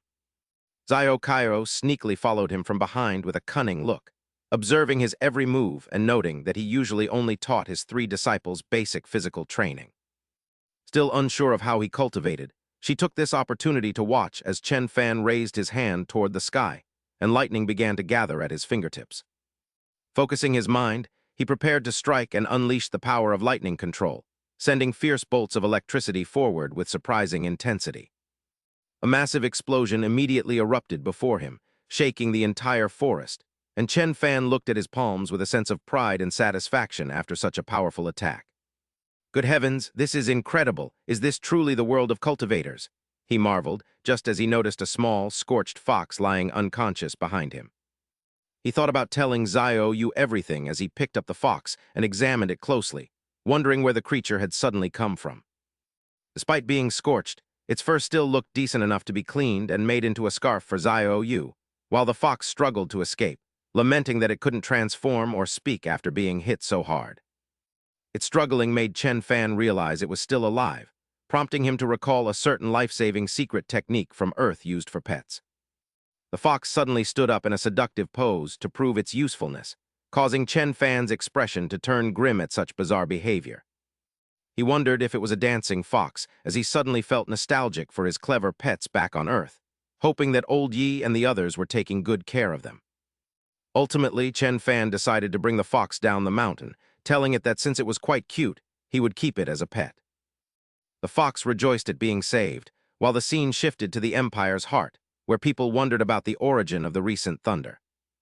A subordinate reported to the Emperor that the strike occurred near Yunwu Prefecture in Ironclad City, as dark energy emanated from the old man's arm during his critical ascension phase. He refused to let anyone seize his providence and ordered the subordinate to kill the culprit immediately, causing the messenger to tremble in fear. After acknowledging the overwhelming pressure, the subordinate left, while Chen Fan went to bed that night and fell into a deep sleep the moment he lay down. He needed to study the next day, but something began moving under his blanket as Zio Ju tried to take advantage of his slumber. Seeing him sleeping soundly, she leaned her beautiful face in to absorb his dense yang energy while wearing only a thin garment. She intended to test the progress of her energy art after her breakthrough, causing the blanket to shake violently as she felt the immense spiritual power flowing into her. Even in his sleep, Chen Fan seemed pleased with Zio Ju's actions, unconsciously reaching out and calling for his wife in a daze. She was startled when he grabbed her face, finding his yang energy so overwhelming that she could no longer endure it as he pulled her closer. He mumbled about his wife being fragrant and soft, but just as he puckered his lips to kiss her, she vanished into thin air. Waking up abruptly as the pleasure faded, he looked around the empty room and remembered that the king of Yunwu had already summoned Zio Wu back. Chen Fan noticed his pants were wet upon lifting the blanket and wondered when she would return, feeling flustered by the recurring vivid dreams. The fox giggled at his confusion, feeling delighted by the thought of their intimate encounter and determined to master its technique. The next morning at the ironclad Academy Square, the faculty and students gathered to warmly welcome the arrival of the centurion. The principal respectfully greeted the arrogant man, stating that the presence of venerable Lord Lai Sheng was a great honor for the academy. The centurion told them not to be formal, as he was only there to oversee the teaching quality, but his attention soon shifted toward Chen Fan. He asked if Chen Fan was a newly promoted elder, to which Chen Fan respectfully introduced himself before the man responded with a contemptuous smirk. He told Chen Fan that he wasn't worthy of being remembered and asked him to explain the merits and flaws of martial arts versus cultivation. Chen Fan was inwardly annoyed by the man's arrogant expression, wondering if he truly thought of himself as some legendary high-ranking master. His response infuriated the man, as he claimed that questioning which path was superior was a shallow and narrow-minded perspective. Despite the danger, Chen Fan confidently began to lecture the man on the true essence of the path of cultivation. He explained that training the external body and the internal breath allowed martial arts and cultivation to complement each other perfectly. While cultivation forged the spirit, many practitioners hit bottlenecks because their physical forms were not robust enough to support further progress. When the man questioned if bottlenecks were caused by a lack of mental tranquility, Chen Fan corrected him by raising a finger. He explained that a peaceful mind was impossible without a healthy body, yet most people mistakenly prioritized internal cultivation over physical fitness. He compared a sturdy body to the foundation of a tall tower, noting that a deeper foundation allowed for a taller and more stable structure. Annoyed by the lecture, the man challenged Chen Fan to a duel between his cultivation spells and Chen Fan's martial arts. Chen Fan was confused and tried to explain that martial arts was intended for self-refinement rather than actual combat. The man mocked him, asking if he was afraid and insisting that a brief exchange would serve as a good demonstration for the students. Realizing he couldn't back down in front of his pupils, Chen Fan thought quickly and came up with a plan to handle the challenge. As everyone watched in shock, Chen Fan proposed that they settle the duel with a single strike using lightning manipulation. The man accepted, eager to see if Chen Fan could withstand his lightning arts, while others worried about the lethality of such a choice. The principal feared for the semester's schedule, as the man summoned massive thunderclouds and launched a devastating attack toward Chen Fan. Chen Fan simply smirked without a hint of fear, using his own lightning control to effortlessly neutralize the incoming strike. "What? How is this possible? Your shield even reflected the attack back at him. Disperse for me." The recent events left the old principal bewildered as he hurried forward to explain with a nervous chuckle. "Thank you, Lord Centurion, for holding back. You said this was just a spar, so please do not be angry." A sudden smile appeared on the man's face. It was a bone-chilling smile that made the principal of the Tai Jia Academy shudder. "Haha, principal, I am actually overjoyed right now. That man's true martial intent is incredibly powerful. You must make good use of such a master, principal," he said in a feigned tone. Yet his eyes hid an unfathomable hatred. "I have urgent business. I shall take my leave, no need to see me out." Was it really settled that quickly? The old principal was secretly astonished. In an instant, the centurion of the Lai Sheng mansion soared into the sky, leaving behind the principal's weak farewell. He sped away at a dizzying pace, his face contorted with resentment. "Damn it, I never expected that Chen Fan would be the child of fortune the emperor has been hunting for so long. This man absolutely cannot be allowed to live. I must suppress him immediately and then report back to the Lai Sheng mansion headquarters." Suddenly, a sharp pain tore through his meridians, and he coughed up a large amount of blood. Fresh blood splattered in the air as his meridians began to shatter. How could this be? What exactly did Chen Fan do back there? In his critical state, using his last bit of consciousness, he hurriedly pulled out a small paper crane. He whispered his final words into it and let it fly. "I must get this news back." His vision blurred, filled with a sense of bitter unwillingness. Meanwhile, at the palace of King Yunwu, a guard rushed in and knelt down, reporting breathlessly, "My king, an urgent report, yesterday. The Lai Sheng mansion has secretly dispatched an elite team into Yunwu province." King Yunwu, who was meditating, frowned and directed a cold gaze toward Jingwu. "Jingwu, the proctor of the Tai Jia Academy, how should we handle the matters regarding the academy, specifically the Jiang family and Chen Fan?" Jingwu pondered for a moment before replying calmly, "My king, according to my observations, the Jiang family and Chen Fan currently show no clear opposition toward the Lai Sheng mansion." Perhaps we do not need to worry about the Lai Sheng mansion targeting them immediately. I suggest we continue to monitor the situation. King Yun Wu's brow furrowed as his expression turned cold. A small family changing leadership is a common occurrence in this world. But for a group of nobodies to cause such a stir, if the emperor blames me for poor management, I will have no way to explain myself. He issued a decisive command that brooked no dissent. Jing Wu, regardless of the method, this must be settled before the Lai Sheng mansion's army arrives. Do not be careless. Do you understand? Understood, my king, Jing Wu bowed, but a deep sense of anxiety rose within her. Had the situation really escalated this quickly? To ensure his safety, she knew she had to get little Fan out of there quickly. A few days later, when Jing Wu returned to the Tai Jia Academy, she was stunned. An atmosphere of enthusiastic labor filled the academy. Students and staff were plowing and planting on carefully partitioned plots of land. Slogans like "Sow and you shall reap" and "Labor is glory" were being chanted, creating a scene that was both strange and full of vitality.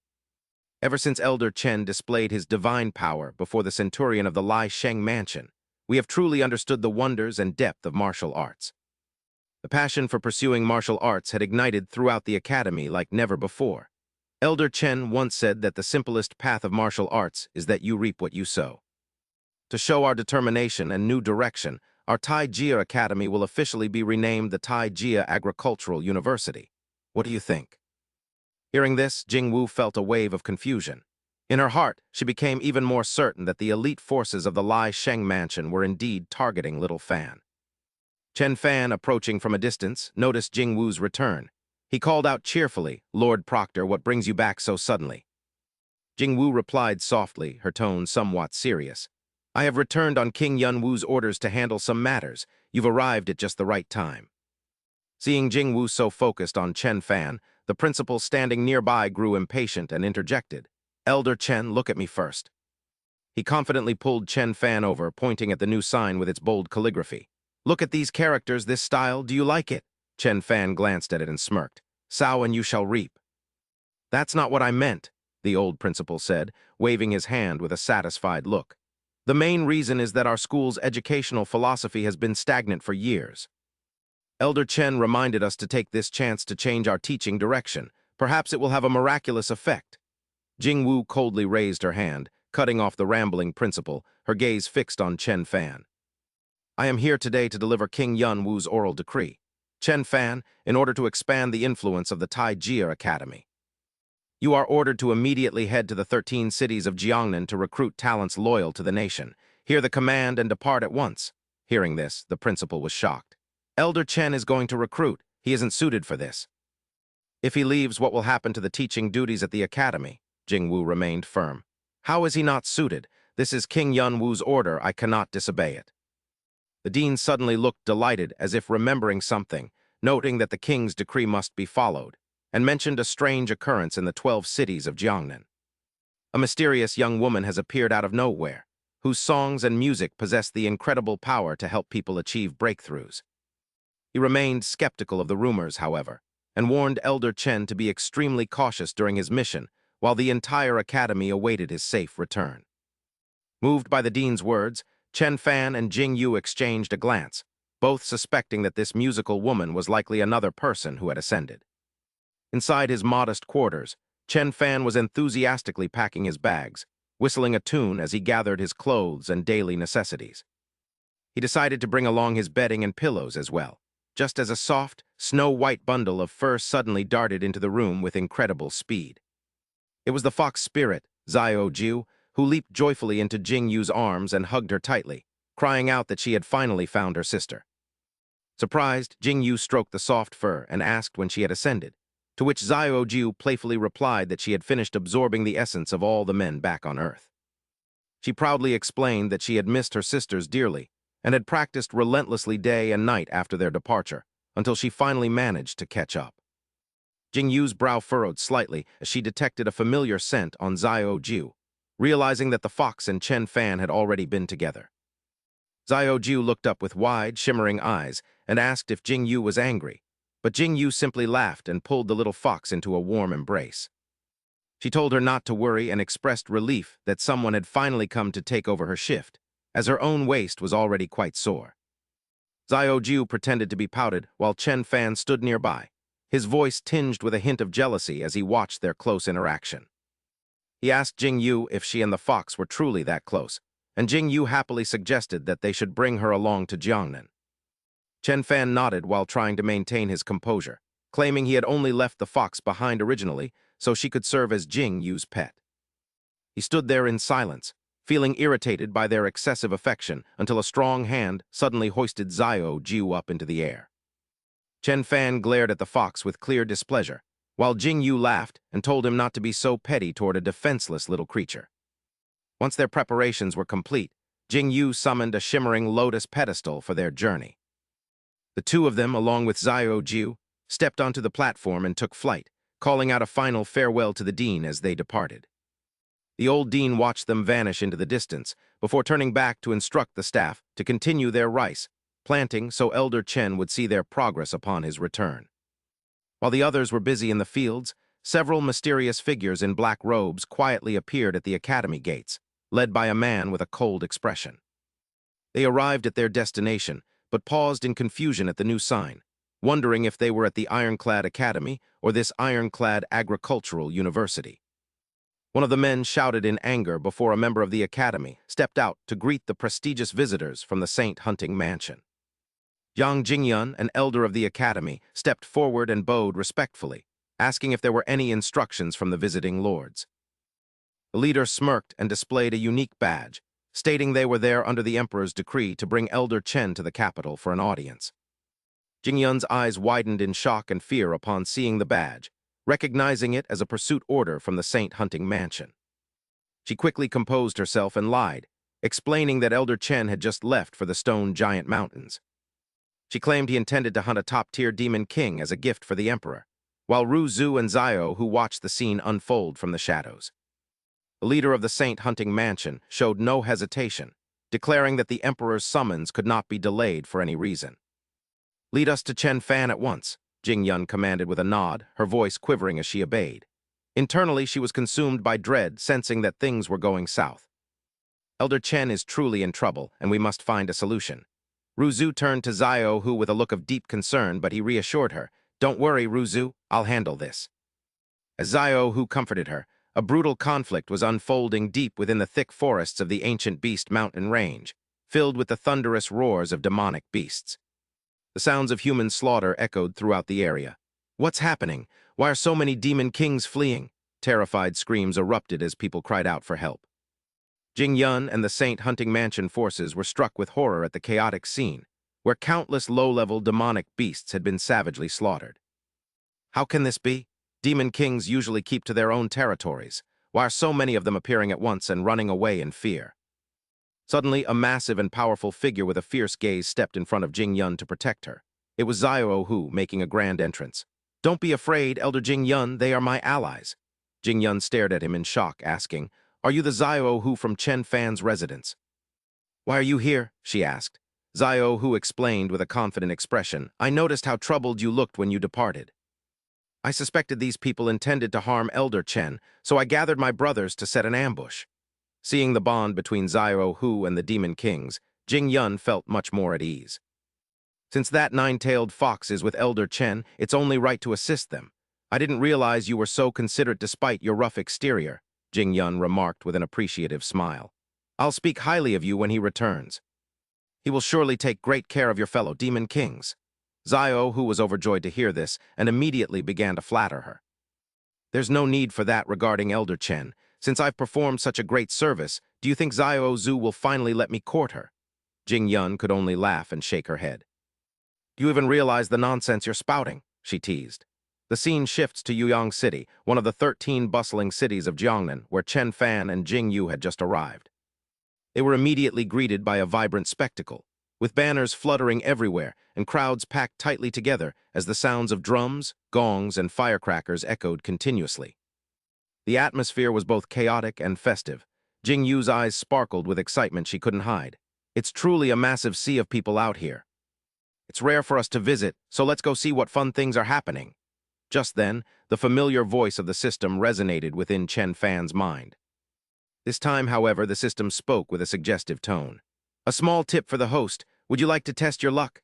Chen Fan frowned and replied internally, "System, are you already trying to mess with me the moment you show up?" "This is a genuine suggestion." The system's voice grew more serious. "I have detected a nearby treasure overflowing with spiritual energy, perfect for absorption." Chen Fan was momentarily taken aback. Could Lady Miao Yin be more than just a typical ascender, perhaps a peerless master carrying a divine artifact? Shaking off the thought, the two headed toward the Miao Yin pavilion, only to be stopped at the entrance by a group of soldiers in polished armor. An arrogant leader barked at them. "Who gave you permission to break the rules? Young Master Lu has reserved the entire Miao Yin pavilion for today. Those with no business here should get lost immediately."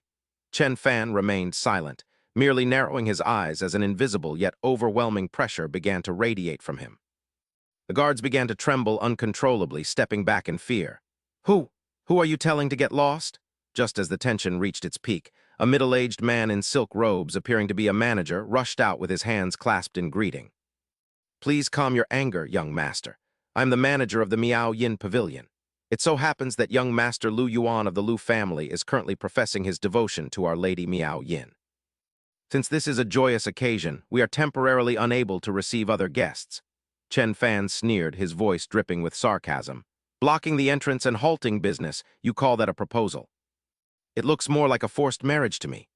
As he spoke, a magnificent sedan carried by 8 men approached from a distance, bearing Lin Xyoan, a young master with a heavily powdered face. He sat leisurely, waving a paper fan and speaking with an air of refinement. "Who is speaking so recklessly? I'm a man of culture who always values reason and logic. It is simply a pity that Lady Miao Yin's zither music is a divine masterpiece, not meant for the ears of common merchants or vulgar, lowly individuals. Therefore, I have organized this elegant competition to select only the most virtuous and literary talents to enjoy the performance with me." Hearing such blatant excuses, Chen Fan could only chuckle. "That is certainly a novel and sophisticated justification, so tell me, how do you intend to select these people?" "Through the 4 arts, music, strategy, poetry, and painting. We shall start with strategy," Lin Xyoan said smugly. "I have an endgame puzzle here. If you can solve it, I will personally escort you inside. I will cover all expenses for today." Before Chen Fan could even respond, the surrounding crowd began to murmur and tried to warn him off. "Young master, please reconsider. Such an easy opportunity is surely a trap. That game is cursed. Everyone who challenged it lately has lost and died while coughing up blood." Ignoring the warnings, Lin Xyoan arrogantly ordered the board to be set up, his contemptuous gaze sweeping over the crowd. "A bunch of fools who cannot recognize greatness even when it's right before them. This is the heavenly origin endgame passed down by the Lu ancestors, containing the great Tao of the universe. No one in this world can solve it. Those who lack the skill yet persist are merely inviting disaster through the backlash of its power." "He isn't exaggerating," the system suddenly chimed in with an interested tone. "This game truly contains the power of the great Tao if you can solve it. I shall grant you a skill point. Why refuse such a generous offer?" Chen Fan smirked as his presence suddenly intensified. Utilizing his divine Go talent, he prepared to make a world-shaking move, scoffing at the idea of it being unbreakable while Jing Yu cheered for him, though his cool demeanor lasted only 3 seconds. As Chen Fan focused his gaze on the board, he hesitated when a strange power emanated from the pieces, exerting pressure on his mind. This match was truly eerie, as the best possible outcome seemed to be a mere draw.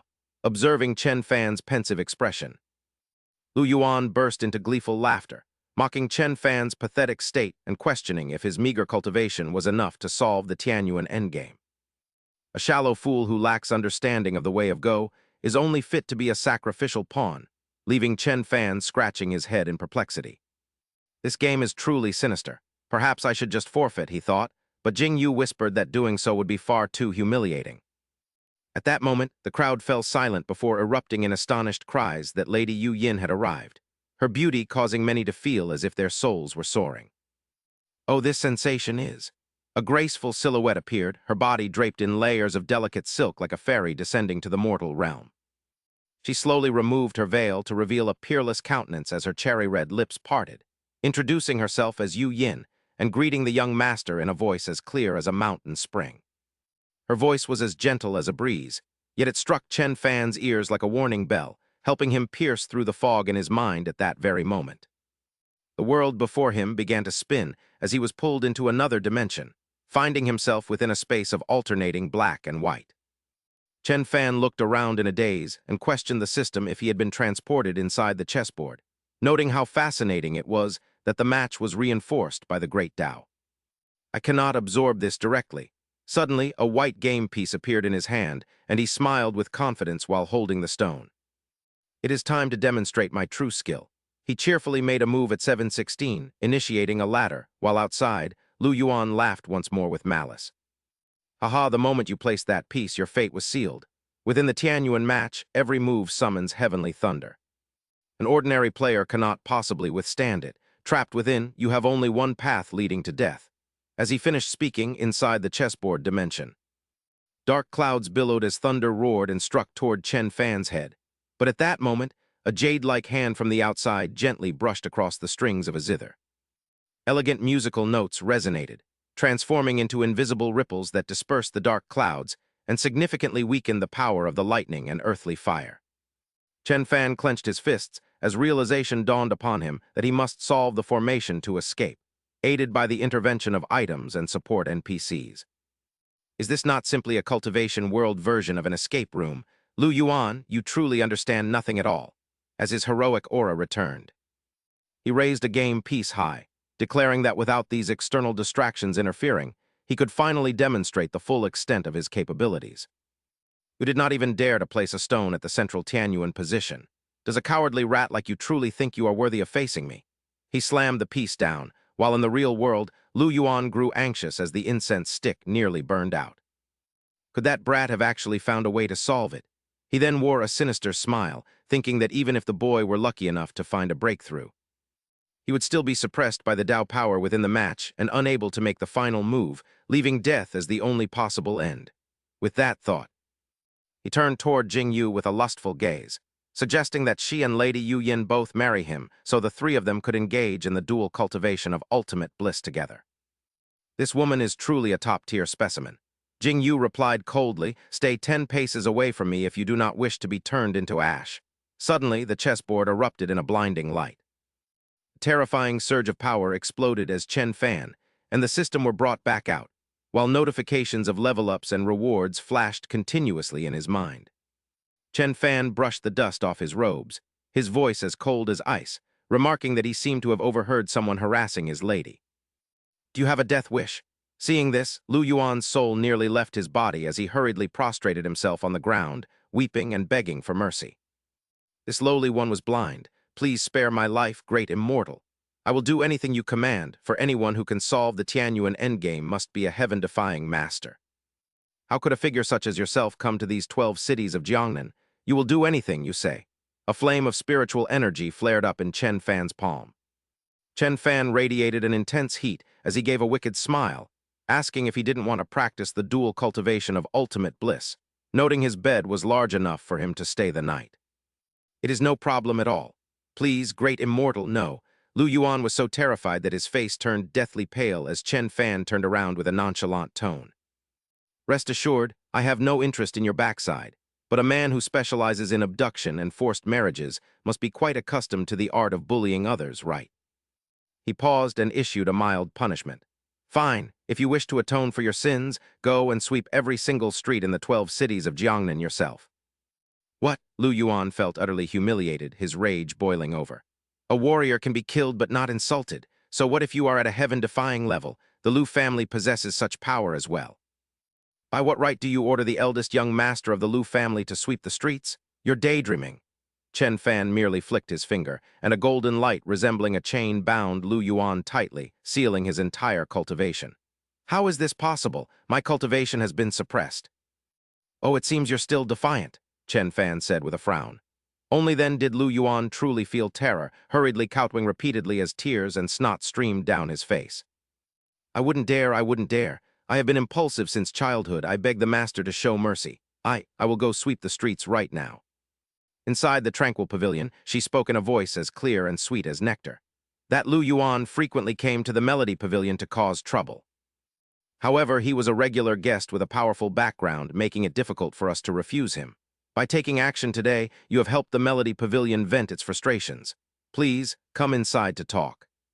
"It was nothing. There is no need for such formality." Chen Fan replied, though suspicion arose in his heart. This voice sounded remarkably similar to Qin Yin's. He decided to observe silently. Earlier, when I was solving the chess endgame, I sensed a hidden musical rhythm assisting me. I wonder, was that your doing? So, you noticed it, young master. She chuckled softly, her delicate hand gently removing her veil. I still remember you saying that one of the four great joys in life is. As the thin silk slipped away, a refined and heartbreakingly familiar face was revealed. It was indeed Qin Yin, an old friend reuniting with him in a foreign land.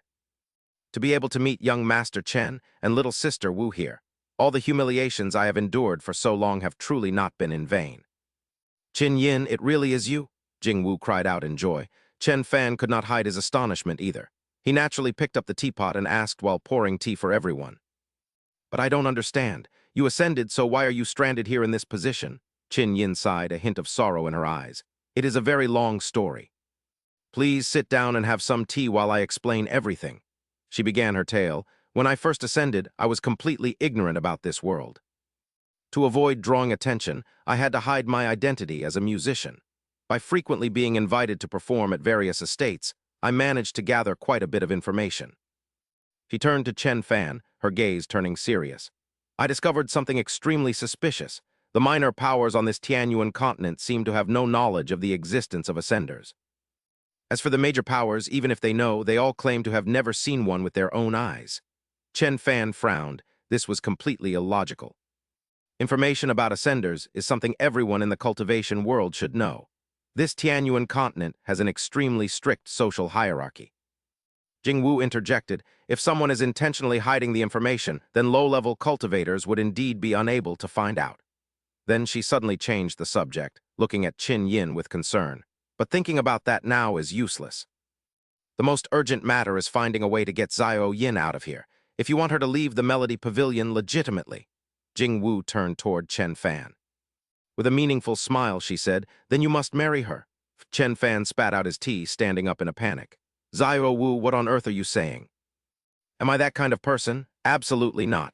If you don't, how can we completely extinguish the desires of those persistent suitors? Jing Wu pouted, pulling on Qin Yin's hand. Xiao Yin is my best sister. Can't you even help with such a small matter? I didn't mean it like that, Chen Fan said, scratching his head in frustration. Feeling backed into a corner, he looked at the expectant faces of the two girls and finally sighed in defeat. Fine, fine. But let's be clear, this is only a fake marriage. Deal? At that moment, a cute little head popped out from Jing Wu's robe. It was Xiao Jiu.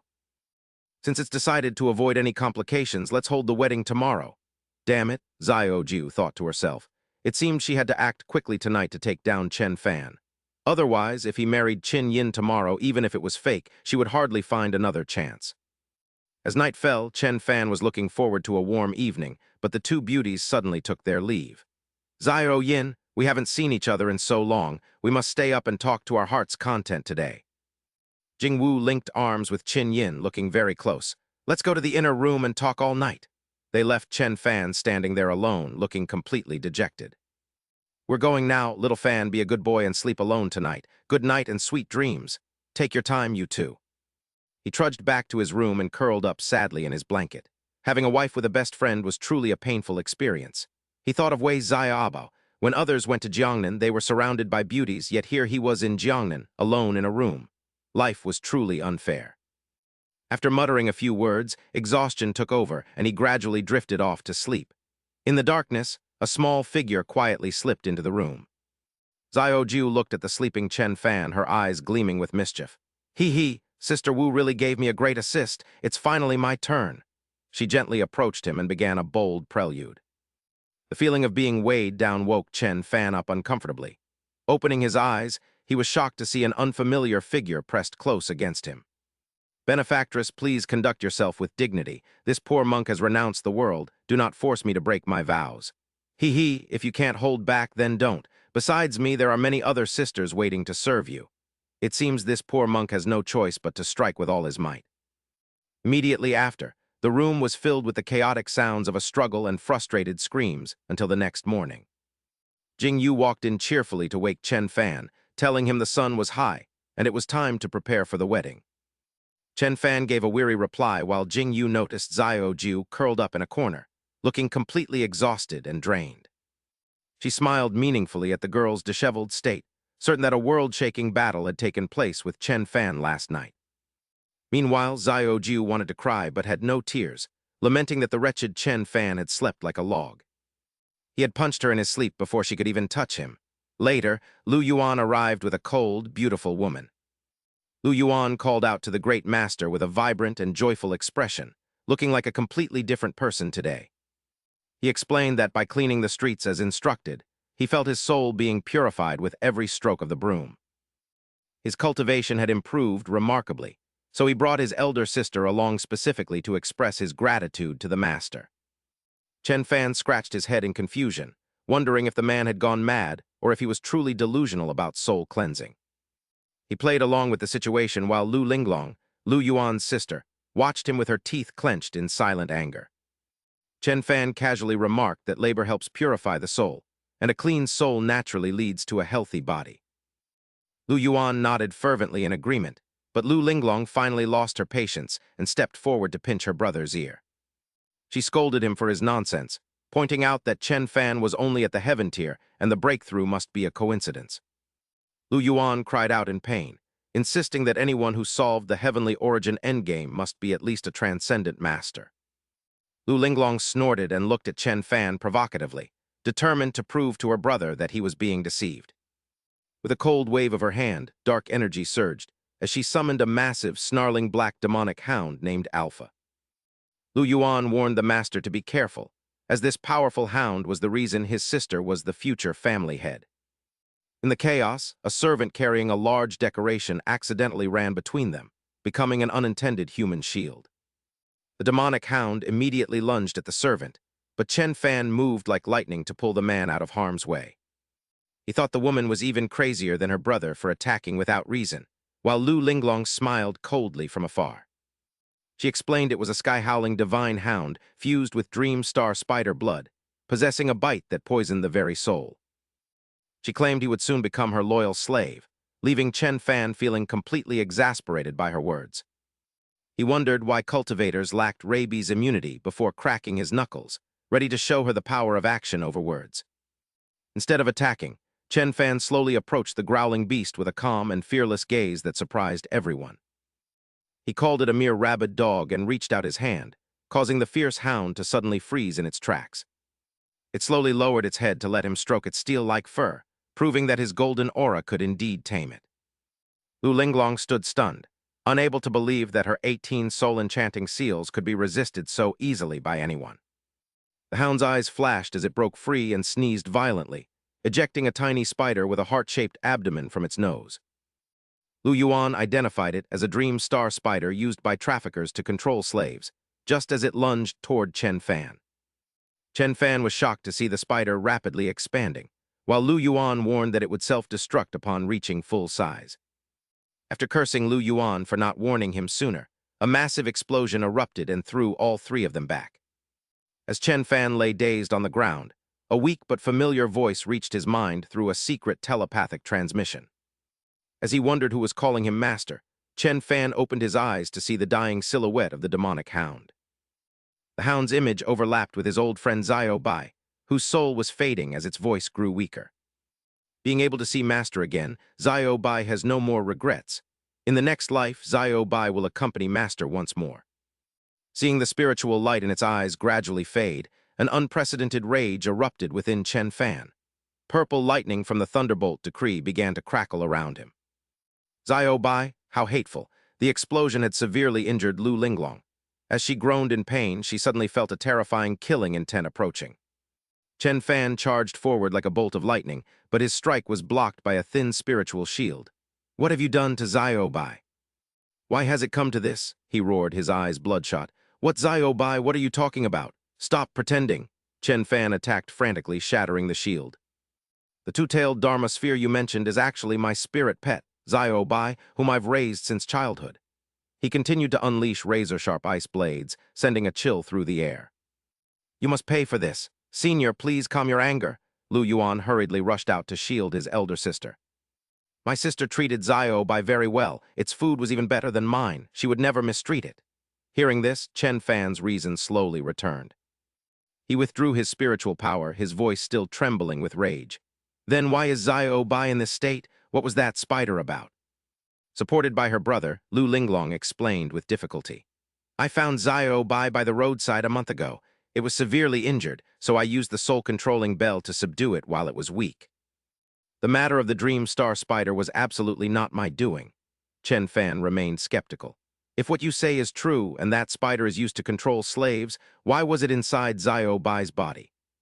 The Meeking Sect, Lu Linglong suddenly realized something. It must be a trick played by the Meeking Sect. The Meeking Sect? Yes, she recounted. The Meeking Sect is not a righteous sect, but a massive underground organization with its tentacles spread across the Tianyuan continent.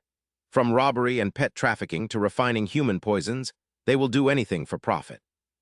Chen Fan gently laid Xiao Bai down, his fury turning into a cold hatred. Damn it, does your emperor not care about this? The emperor once sent the Saint Hunting Manor to eliminate them, but the Meeking Sect has eyes everywhere. Their strongholds are scattered, so he was ultimately powerless. He placed his hand on Xiao Bai, infusing its body with a warm stream of spiritual energy. The kind are always bullied. Xiao Bai, don't worry. Sooner or later, I will level the Meeking Sect to avenge you. Chen Fan took a medicinal pill from his pouch and tossed it to Lu Linglong. Fine, if it wasn't you, I won't pursue this further. Take this, it can heal your wounds. The two Lu siblings immediately scrambled for the pill like children. If you won't eat it, let me. You dare snatch from me, do you have a death wish? Meanwhile, under Chen Fan's treatment, Xiao Bai's body gradually shrank, transforming into an incredibly adorable snow-white puppy. Its cuteness filled Chen Fan with immense joy. He picked it up and coddled it. Great, the medicine worked. All right, let's head back to the room. As he turned to leave, he saw the two Lu siblings kneel in unison. Young Master Chen, please allow us to join you in seeking revenge against the Meeking Sect. Lu Linglong spoke with a determined expression. Sister, are you crazy? How can we possibly be a match for them? Lin Xyoan asked in a panic. I don't care. Lu Linglong looked up, her eyes burning with fire. I cannot escape responsibility for Xiao Bai's condition. Our Lu family swears to make the Meeking Sect pay a heavy price. Very well, Chen Fan nodded. All these events had been observed by a dark figure hiding on the roof. What? The Dream Star Spider has been neutralized. I must report this to the sect leader immediately. That night, the fake wedding went smoothly. Chen Fan was toasted until he was drunk and was helped to the bridal chamber by the steward. Young Master Chen, you've had too much to drink. Let me escort you to the bridal chamber with Miss Qin Yin. I'm fine, I'm okay, he said, staggering forward. However, the alcohol did not cloud his judgment. Wait, this is a fake marriage. If I enter Qin Yin's room now, wouldn't I be taking advantage of the situation? Thinking this, he pushed the steward's hand away. No need, I can go by myself. Then, please enjoy yourself, young master. Standing before the lavishly decorated bridal chamber, Chen Fan thought, that old steward is quite silver-tongued, but too bad he doesn't know this is just an act. He took a deep breath and pushed the door open with a fake look of excitement. Wife, your husband is here. The next morning at the Bailey Long corridor, Chen Fan set up his recruitment stall, hoping he might be able to enlist a few students. Suddenly, a powerful hand slammed down on his recruitment table with a loud bang. Who has a death wish and dares to occupy the territory of our Liu family class? A beautiful, elegantly dressed girl and a tall, fierce-looking man approached to cause trouble. The girl spoke arrogantly. Young master, I am the head of the Liu family class, Liu Mimi. This stall is within our Liu family's territory. Please pack your things and leave immediately. Chen Fan took out a wooden inspector's token and explained. That's not right. I set up early. This is the inspector's certification, you can see for yourself. Instantly, a blinding bolt of lightning shot from Liu Mimi's hand, shattering Chen Fan's wooden token. She smiled, but it was a smile filled with threatening killing intent. I already told you to give up this spot, don't you understand? Chen Fan stood up, his expression just as arrogant as he challenged the two of them. I don't understand. I only know how to maximize efficiency, not how to forcefully seize things. Liu Mimi was so enraged that her eyes bulged. She shouted a command to the tall guard beside her. Since you refuse the easy way, you'll have to do it the hard way. Aduh, go teach him a proper lesson. With a mysterious smile, she told herself that with the help of the pets her mother had prepared, dealing with a mortal like him would be effortless. In her mind, a memory flashed of an assassin who had come to report some news. He knelt respectfully, his voice filled with anxiety as he said, Sect Elder, your subordinate has discovered a talented individual at the Maoyan Pavilion. He is capable of neutralizing our dream-love spider poison. Fearing this might hinder the sect's great cause, I have ventured to report this." She was Liu Rushi, an elder of the making sect, currently conversing with a figure in an old painting. "Very well, Rushi, you have done well. Take these 3 human pills as your reward." "Yes, thank you, sect leader." The assassin bowed in gratitude and withdrew. "Thank you, elder. I shall take my leave." Liu Rushi gently stroked the muscular bodies of the burly men kneeling at her feet. She muttered that it was finally time for the pets she had painstakingly raised to prove their worth. With a smug look, she explained that these pets had been meticulously refined. Though they cannot use magic, their bodies possess extraordinary strength and combat power equivalent to the early heaven-defying stage. Tomorrow, send someone to take one and capture the person the sect leader wants. Understood, we leave tomorrow and will surely bring him back. Returning to reality, the girl watched the fight with immense joy, thinking that the pets under her control could never lose. Is it over already? She was utterly shocked to see Chen Fan holding a hammer in one hand, having easily defeated the massive pet. With a nonchalant expression, Chen Fan stepped on the defeated man and taunted, "You look strong enough. How could you not handle a few simple strikes? It seems you're all brawn and no brains, and you can't even speak coherently." He looked triumphant as the 2 divine beasts beside him cheered enthusiastically. "Little sister, would you mind explaining? What exactly is your intention for appearing here?" She didn't answer, only silently creating a layer of slippery ice on the ground. "This man has incredible tactics. I must not underestimate him. Do you still want to fight? Fine, I'll see this through to the end." Suddenly, she dropped to her knees.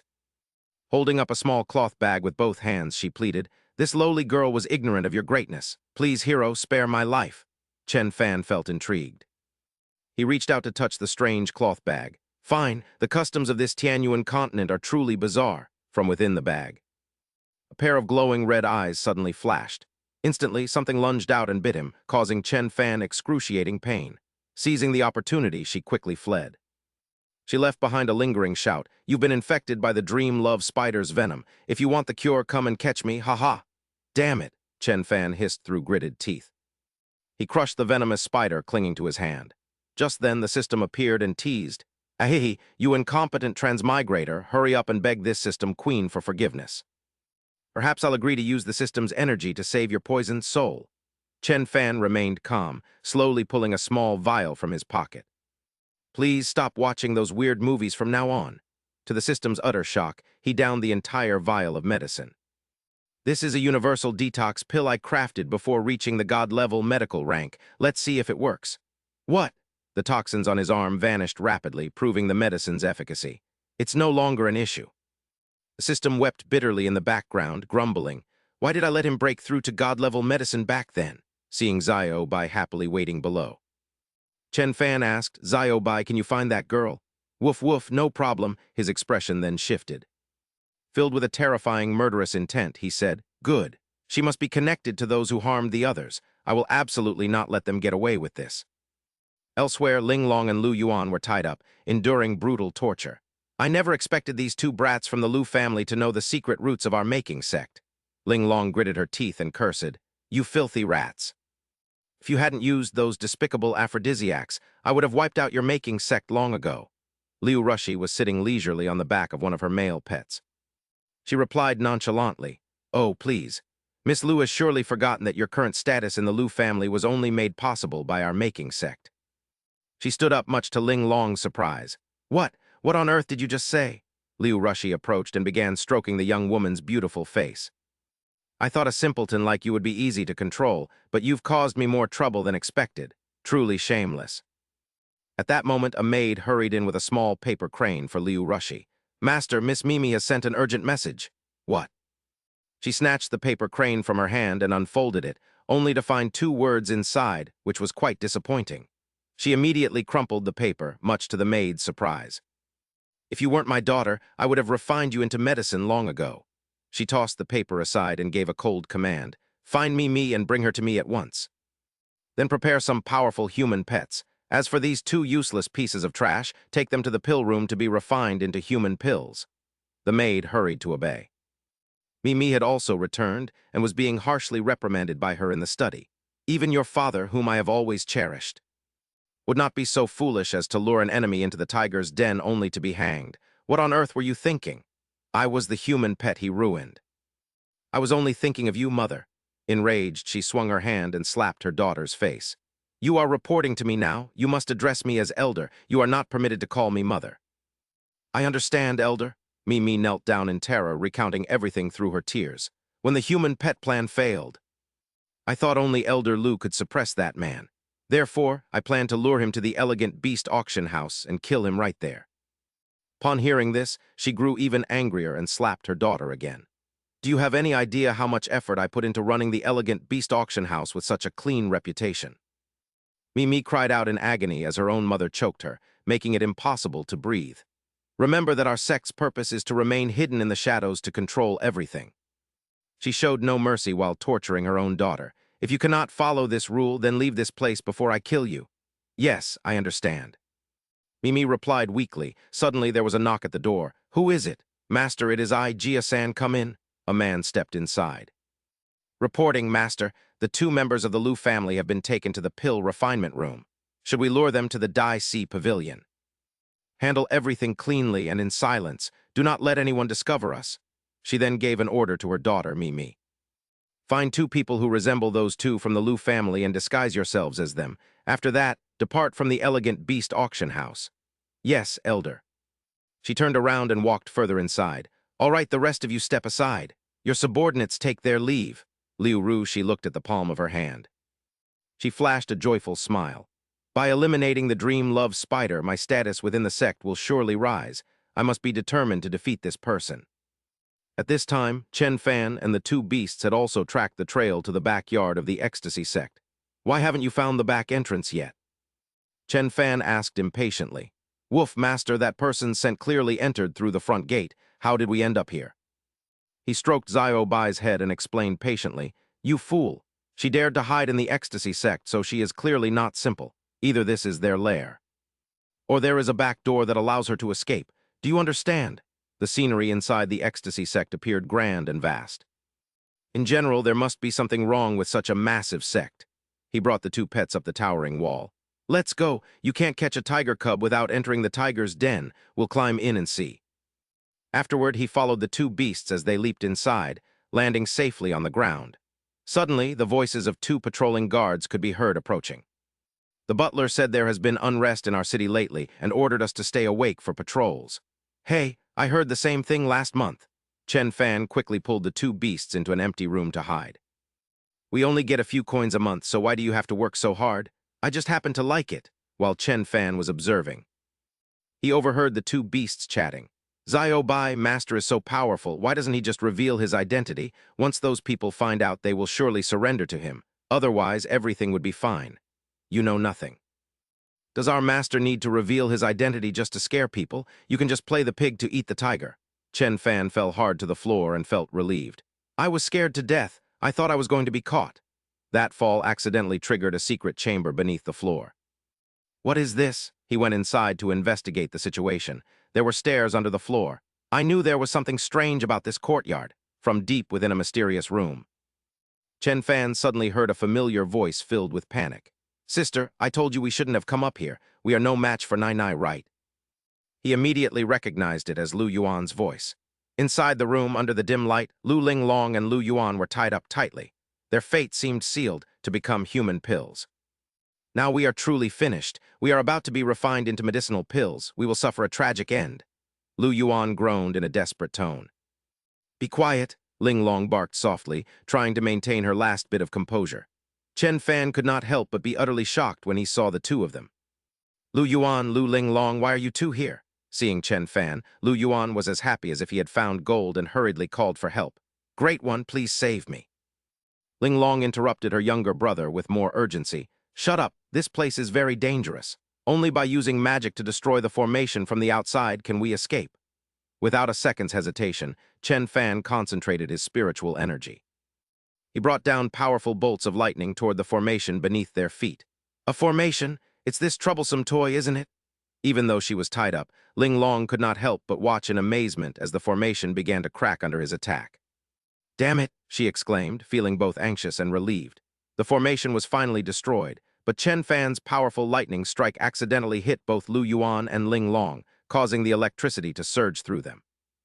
The rescue was a success, but Lin Xyoan ended up completely charred.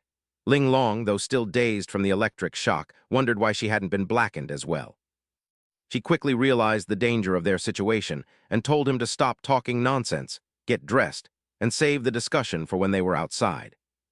"If anyone arrives, it will be hard to escape," she said as they stepped through the destroyed doorway, only to be blocked by Rushi, the leader of the making sect.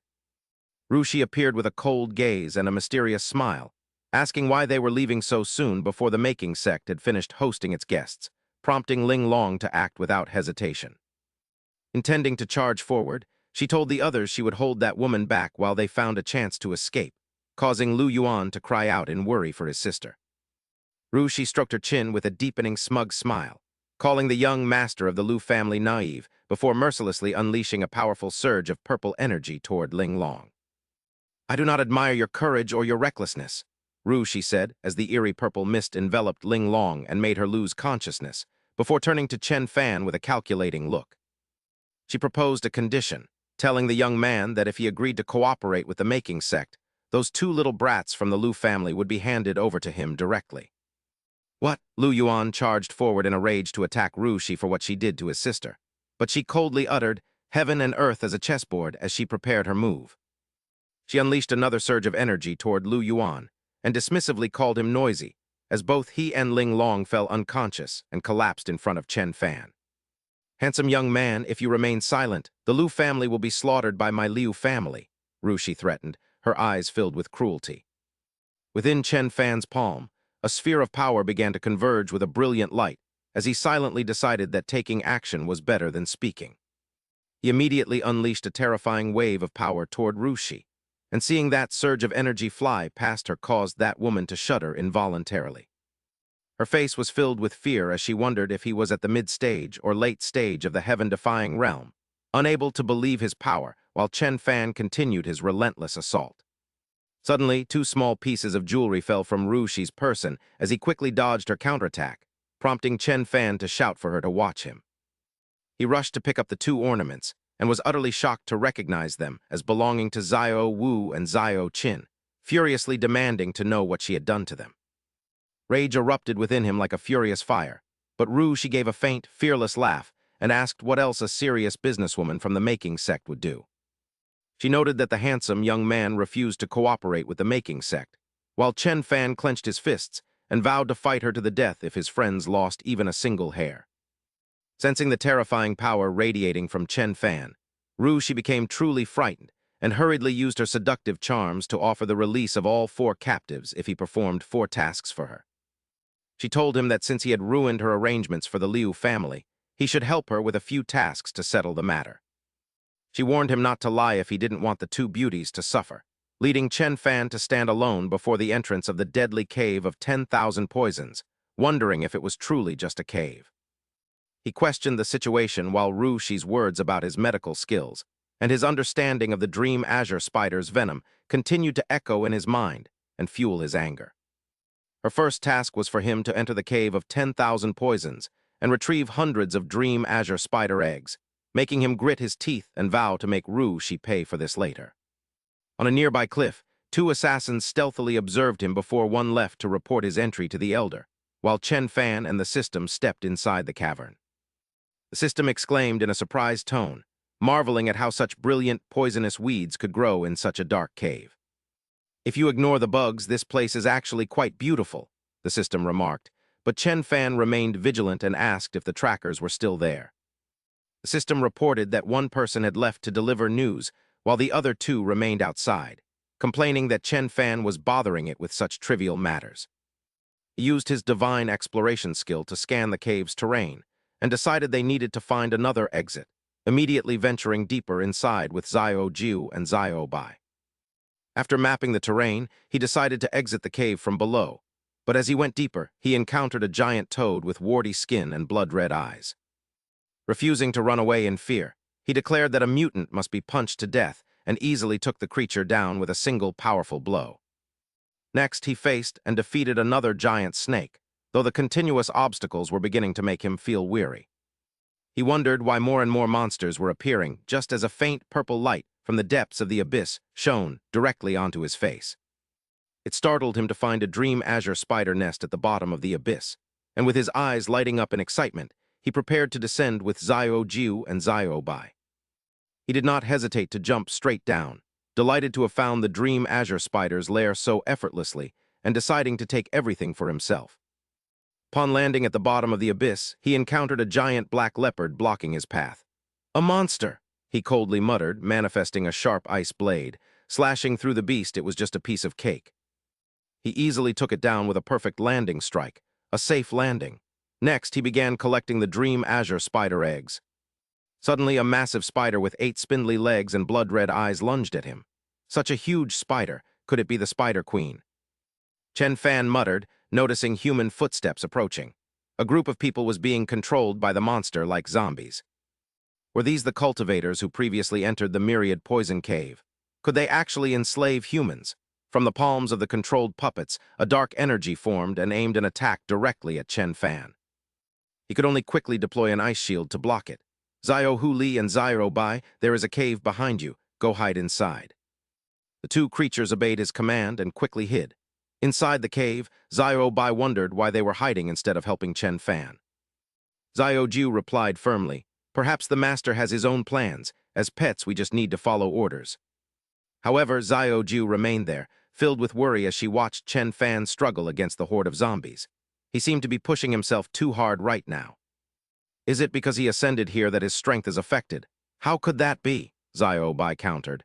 "You only think that because you arrived too late. You don't understand our master at all." Both creatures watched him struggle to hold his ground. "All right, Xiao Li. It seems the master has completely seen through your thoughts. An expert acting like this is clearly giving us a chance to prove ourselves." Both stepped forward as their bodies began absorbing strange currents of energy. The light radiating from them grew stronger. "So what should we do now?" Xiao Ju asked. "Transform, of course," Xiao Bai replied decisively. Xiao Bai was resolute. "Very good." Chen Fan was stunned to see his two beasts suddenly transform into majestic divine beasts, radiating an oppressive aura.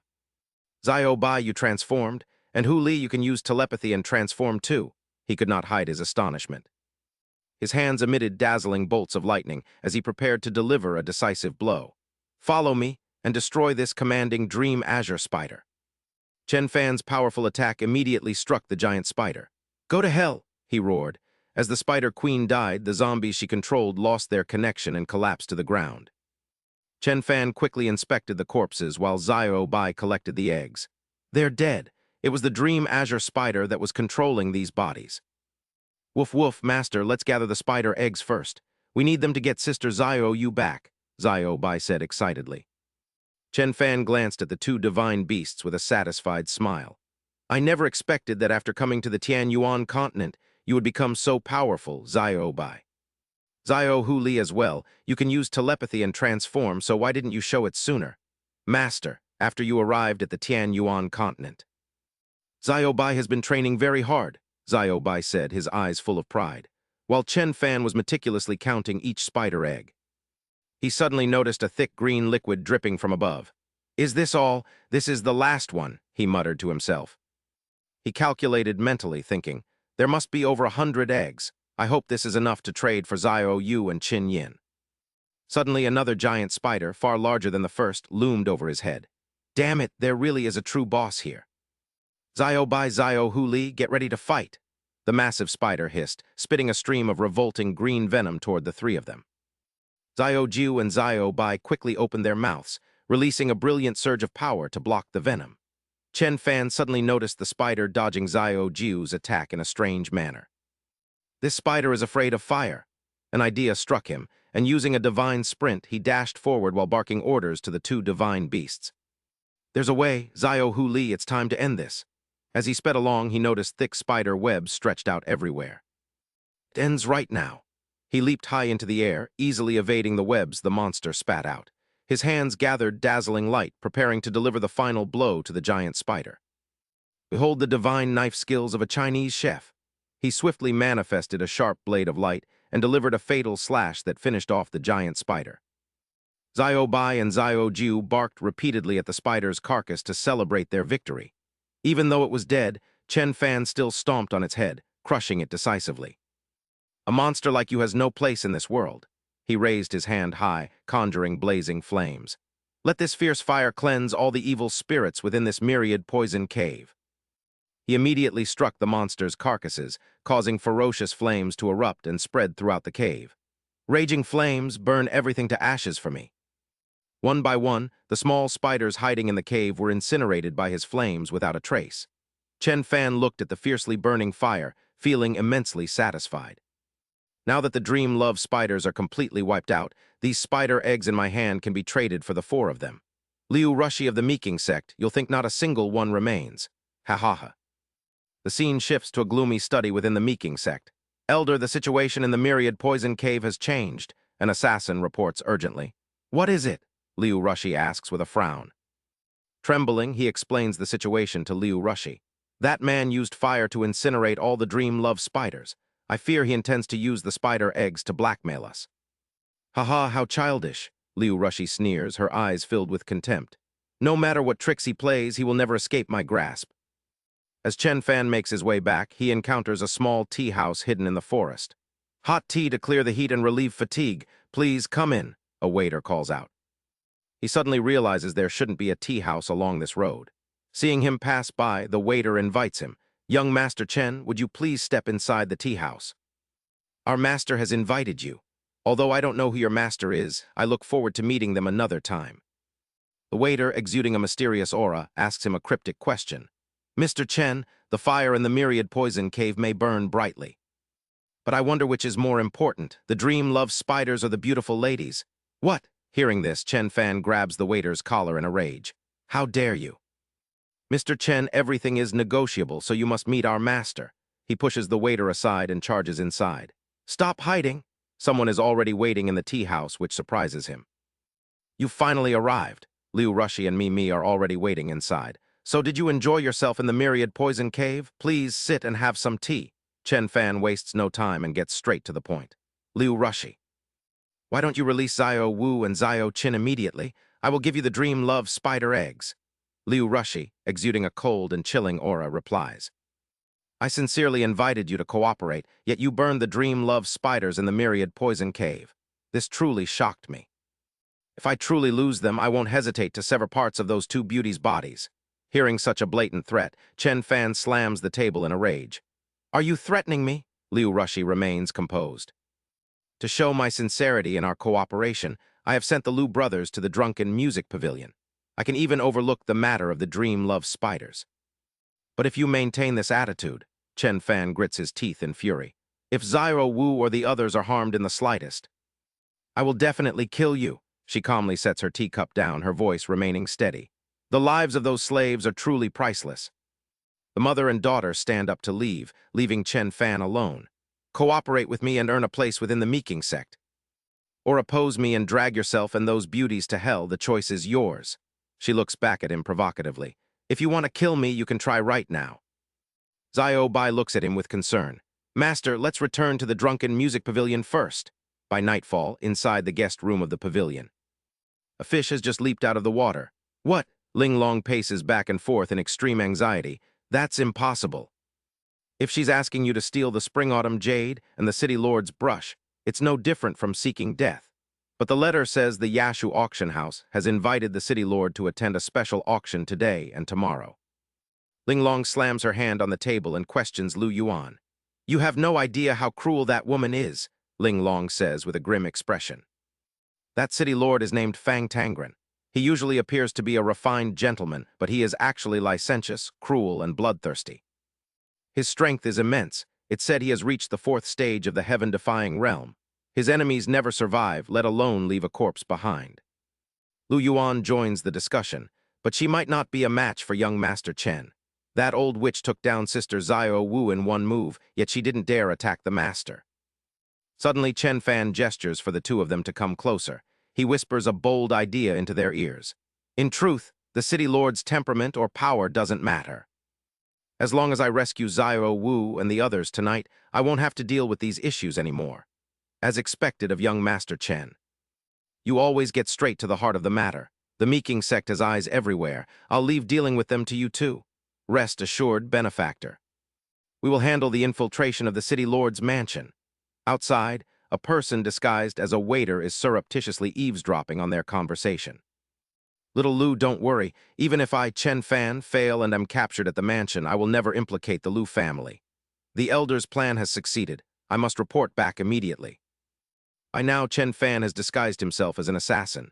Farewell for now, master. We shall meet again. After parting with Ling Long, he walks out and orders, "Waiter, get the Lu family carriage. I wish to visit the city lord."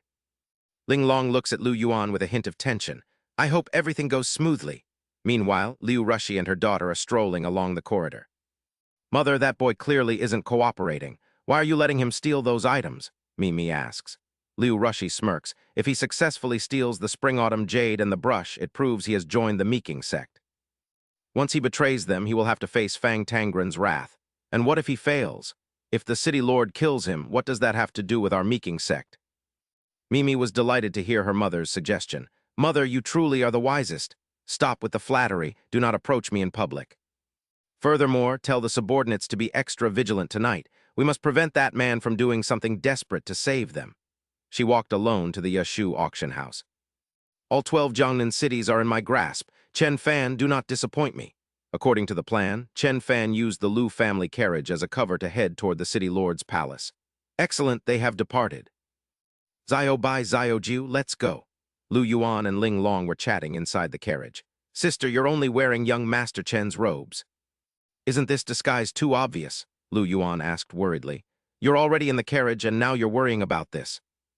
Ling Long angrily pulled his head into her lap. "Be quiet, stay still, and lie in my lap." Everyone around was very surprised at the strange behavior of the two. An old man nearby was watching them. He thought, "Very good, Chen Fan is following the elder's plan." Lin Xyoan tried to lift his head and asked, "Sister, will this really work?" "Stay still, don't move. Theoretically it works, but how long it lasts is unpredictable." At this time she arrived at the city lord's gate and was blocked by a soldier. "Who are you? Why are you here now?" She clasped her hands respectfully. "I am Lu Ling Long, head of the Lu family, under Liu Rushi's watch. I have a request for the city lord." He raised his hand to refuse. "The city lord is busy and not in the manor. Come back in 10 days. "Then I shall take my leave." The soldier smiled triumphantly, seeing her get into the carriage. "Is Lin Xyoan pretending to be Chen Fan on the carriage? It's done, let's go." He used a paper crane to send a message to Liu Rushi. "Things have changed. I must report to the elder immediately." In the carriage, Lin Xyoan felt very confused. "Sister, that soldier clearly had an issue just now. What should we do?" "We can't let the carriage not go to the city lord's palace. It will be exposed then. For now, I can only hope Chen Fan can save them in time." In another development, Liu Mimi, with an arrogant face and cold eyes, led her legion of human pets to the underground dungeon. "Stay here and keep watch. Do not let anyone follow me inside," she ordered in a decisive tone, walking down the damp corridor, her heart full of confidence. "This time I brought my human pets and the spirit-restricting incense. If that Chen Fan dares to show up here, I will make him kneel and lick my boots." Inside the dark cell, Qin Yin and Jing Yu were imprisoned. Their faces couldn't hide their worry. "Zio Yu, I fear we've caused great trouble for young Master Chen this time," Qin Yin said sadly. Jing Yu tried to reassure her friend with a steady gaze. "Don't worry, Zio Fan will definitely find a way to get us out." Just then, Liu Mimi appeared before the bars, wearing a malicious, mocking smile. "Haha, if that brat Chen Fan is a bit more capable, you might be reunited tonight." "Liu Mimi, what are you doing here?" Jing Yu asked in a low voice. Suddenly, from the ceiling, a noisy sound drifted down, like the auctioneer's voice at an auction. "Congratulations to physician Li of Lu Tian Tang for bidding 500,000 to buy the cat girl from the lower realm." "What is that sound?" Qin Yin asked, confused. Liu Mimi laughed loudly, looking triumphant. "Haha, my mother is hosting the auction tonight. All sorts of slaves will be on stage for people to choose." She turned to walk away, her smile becoming even more sinister. "If nothing else, this might be your final destination." "What did you say?" Jing Yu was furious at her arrogant and cruel words. Mimi turned back, her eyes gleaming with glee. "Don't worry, we will find a suitable master for you. Zio Fan will not let you take us." Jing Yu roared, rage burning in her eyes. At the same time, Chen Fan and his two pets, Zio Jiu the fox and Zio Bai, had also begun their move. "Let's go, we've wasted too much time. I'm afraid the Lu siblings have been exposed," Chen Fan urged, his face full of impatience. "Master, I hear Sister Zio Yu's voice. Follow me." Zio Jiu, with her keen fox hearing, led the way. Chen Fan did not hesitate. He unleashed powerful lightning bolts, knocking down the human pets blocking the way. Using lightning gallop, he charged straight inside, and as expected, Liu Mimi was already waiting. "Just as I thought, you've come," she said, holding a sensor emitting red gas with the remaining human pets behind her. "Liu Mimi," Chen Fan roared without another word. An invisible force knocked the sensor out of her hand. "Enough talk!" Next, he turned every human pet into a block of solid ice. "Freeze for me!" Liu Mimi stood stunned, witnessing his terrifying power. How is this possible? How can he use his spiritual power to cast spells within the mist of the spirit-restricting incense? She exclaimed, unable to believe her eyes. "Zio Yu, Zio Chin, I'm here." Chen Fan kicked open the cell door and rushed inside to rescue the two. "Zio Fan, young Master Chen," Jing Yu and Qin Yin rushed over. Their eyes were full of joy and relief. "Are you two all right? That wretched woman didn't do anything to you, did she?" Chen Fan asked worriedly. "We're fine," Jing Yu replied. "That's good, let's get out of here quickly." Just as he finished speaking, a giant iron cage suddenly dropped from the ceiling, trapping the three of them. "What?" The three were trapped, and the iron cage began to be pulled upward. "Zio Fan, what should we do now? We're going up," Jing Yu cried out in panic. Chen Fan clenched his fists, his face darkening with intense rage as he heard the sounds from the auction echoing down. Witness the human female cultivator's ascension from the lower realm, a sight unseen for millennia. At the auction house, the detestable Liu Rushi successfully concluded a sale, congratulating physician Li of Lu Tiantang for purchasing a lower realm catgirl for 50,000. A small paper crane fluttered toward her, bearing urgent news. Wondering what was next, Liu Rushi opened the message, her expression turning grim and silent for a long moment after reading it. Gritting her teeth, she crushed the paper and immediately stomped her foot on the floor, activating a hidden mechanism beneath her. "Then face your own destruction." A massive iron cage was hoisted from beneath the floor, revealing a figure within whose spiritual energy was erupting like a blazing fire. Chen Fan broke out of the cage without hesitation and lunged at Liu Rushi, shouting for her to die. Though she was initially terrified by his incoming strike, a glint of cunning quickly flashed in her eyes. With Fang Tangren here, there was no need for her to act. She decided to use a small scheme to make them fight each other instead, loudly crying out for help. "City Lord, save my life!" Suddenly, a sharp folding fan flew out and neutralized Chen Fan's attack, rescuing Liu Rushi. A tall, majestic man stepped forward to stop the brawl, demanding to know who was blind enough to act so arrogantly under his rule. Could he be the city lord? Qin Yin gasped as Jing Yu warily identified him as Fang Tangren, the city lord of the 12 cities of Jiangnan, who was now standing in front of Liu Rushi to protect her. "City lord, this man claims to be from the making sect and recently threatened me to hand over the ascender. Be careful, my lord, for he surely has a hidden agenda," Liu Rushi said, quickly slandering Chen Fan. Fang Tangren glanced at Chen Fan with a look of utter contempt, dismissing him as mere trash from the making sect who was not even worth his attention. He unleashed a powerful wave of Taoist qi toward the three of them, shouting for them to die, while Chen Fan quickly grabbed Jing Yu and Qin Yin, soaring into the air to evade the strike. Seeing Chen Fan holding two beauties, Fang Tangren gave a lecherous laugh and declared that he would be generous today. If Chen Fan handed over the two female ascenders, he would grant him a swift death. "Otherwise, you can keep dreaming," Jing Yu whispered in his arms, asking Chen Fan to put her down as she had a way to deal with the man, to which Chen Fan told her to be careful. Fang Tangren smiled smugly and cracked his knuckles, already imagining the sensation of tearing the flesh of these two exquisite women apart with his own hands. "I can't restrain myself any longer, so stop wasting time and hand them over." Jing Yu then pulled out a silver medallion engraved with a cloud rain pattern and thrust it forward. "The cloud rain medallion is here. I am the secret envoy of the cloud rain king. Seeing this token is like seeing the king himself. Fang Tangren, why have you not knelt yet?" "What?" Fang Tangren gritted his teeth in fury at the sight of the medallion, screaming internally that it was impossible. Yet the aura on the token truly belonged to the cloud rain king.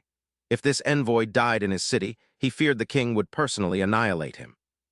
Unable to defy the order, he gritted his teeth and knelt, announcing that Fang Tangren, the city lord of the 12 cities of Jiangnan, was paying his respects to the secret envoy, who then gave him a command. This surprised even Chen Fan. "I have been tasked with investigating the making sect's conspiracy, and since Liu Rushi is one of them, why haven't you dealt with her yet?" "As you command," Fang Tangren said, glancing back at Liu Rushi as a violent spiritual flame erupted from his hand. He thought to himself that he had to perform perfectly to satisfy the envoy. "You truly intend to follow that woman's orders?" Liu Rushi cried out in panic, but he retorted that she had used her silver tongue to lure him into a trap. "I nearly harmed the envoy because of you. Today I will skin you alive and slice your flesh to prove my loyalty," Fang Tangren roared. Several emerald-green skulls flew from his hand toward Liu Rushi amidst agonizing screams as he told her to die, yet she remained completely unfazed. She pulled out an ancient mirror, musing if she really had to use the heart-enchanting mirror, and remarked that being her dog would have been far happier than being a beast man. Suddenly, everyone was unexpectedly shrunk and sucked into her mirror, as she welcomed them to the world within the heart-enchanting mirror. She grew larger than everyone else, her voice echoing as she advised them to surrender, claiming that this was the nature of the world inside the mirror. "Unless you have a method that transcends my perception, do not bother trying to escape and making a fool of yourselves," she said, while a furious Fang Tangren drew a long saber to prepare for battle. "The envoy was right. You are a wicked demon of the making sect who must be destroyed." He unleashed a powerful wave of energy with his spring-autumn saber, but it had no effect on Liu Rushi. "A useless stroke of spring and autumn," Liu Rushi said dismissively, easily defeating Fang Tangren and sending him flying with just a single giant finger. "You have chosen the most foolish death possible." Standing beside him, Jingyu quickly told Chen Fan that although this woman was difficult to handle, the weapon he had forged could certainly defeat her. "Is that so?" Chen Fan asked in surprise, and she assured him that he could use his divine sense to manifest a weapon. "My sister and I have our own ways to protect ourselves," Jingyu reassured him. Meanwhile, from within his system, Chen Fan suddenly produced a massive rocket launcher, realizing that his spiritual sense could be manifested directly as a weapon, so he decided to fire an RPG at her. "Take this, you wench!" Chen Fan roared, firing depleted uranium rounds without a moment's hesitation. "It is merely a trivial hidden weapon. I can stop it with one hand," she began to say, only to watch in shock as the rocket easily tore through her massive arm. What? The projectile instantly pierced through her and exploded at her head, causing the mirror world to crumble. Once everything returned to reality, Chen Fan held Rushi's heart-bewitching mirror in his hand and wondered if he was truly back. "Wait, isn't this the mirror Liu Rushi just used?" he asked in confusion. But he was even more stunned to see both Fang Tangren and Rushi bowing respectfully to him as their master. Chen Fan's eyes widened in complete bewilderment at the situation, and later he sat in a solemn study room, lost in thought while waiting. The ticking of the clock felt eternal as he waited for the Lu siblings and City Lord Tang Ren to return. Finally, the door opened as Ling Long and Lin Xyoan entered with exhausted faces but bright eyes, announcing they had finished their task. Ling Long reported respectfully while he nodded with an appreciative smile, thanking them for their hard work and asking how everything had progressed. Ling Long politely detailed the events, informing the master that every spy from the Meking sect had been apprehended according to the list he provided. Even Liu Mi, who had disguised herself to flee the city, was caught by the guards, and now all of them are imprisoned in the dungeon awaiting their fate. Chen Fan mused that there was no rush to deal with them, and they should be left to starve for a few days. Then he stroked his chin and asked Tang Ren to let him examine the spring and autumn brush blade. He scrutinized the strange blade in Tang Ren's hand as the man respectfully handed it over. But after staring at it for a moment, Chen Fan remarked that he couldn't see what made it worth stealing while Jing Wu stood by. She spoke up cheerfully, noting that such things couldn't compare to the weapons Xiao Fan created, prompting him to look at her and offer a gentle word of correction. "Xiao Wu, I know your affection clouds your judgment, but we should still remain humble and learn from the craftsmanship of the Tianyuan continent," he said. Jing Wu obediently agreed, and then Ling Long stepped forward to report something that visibly brightened his mood, suggesting that if the master did not care for the spring and autumn brush blade. They had also discovered a secret treasure vault belonging to the Meking sect that might contain many valuable items, prompting Chen Fan to excitedly suggest they go take a look. Chen Fan spoke with excitement and curiosity in his eyes, and inside the secret vault, they found small iron balls scattered across the hallway left behind by Liu Rushi. It was a trace of her cleverness and talent for evasion, as no one expected the secret passage within the vault to be so masterfully concealed.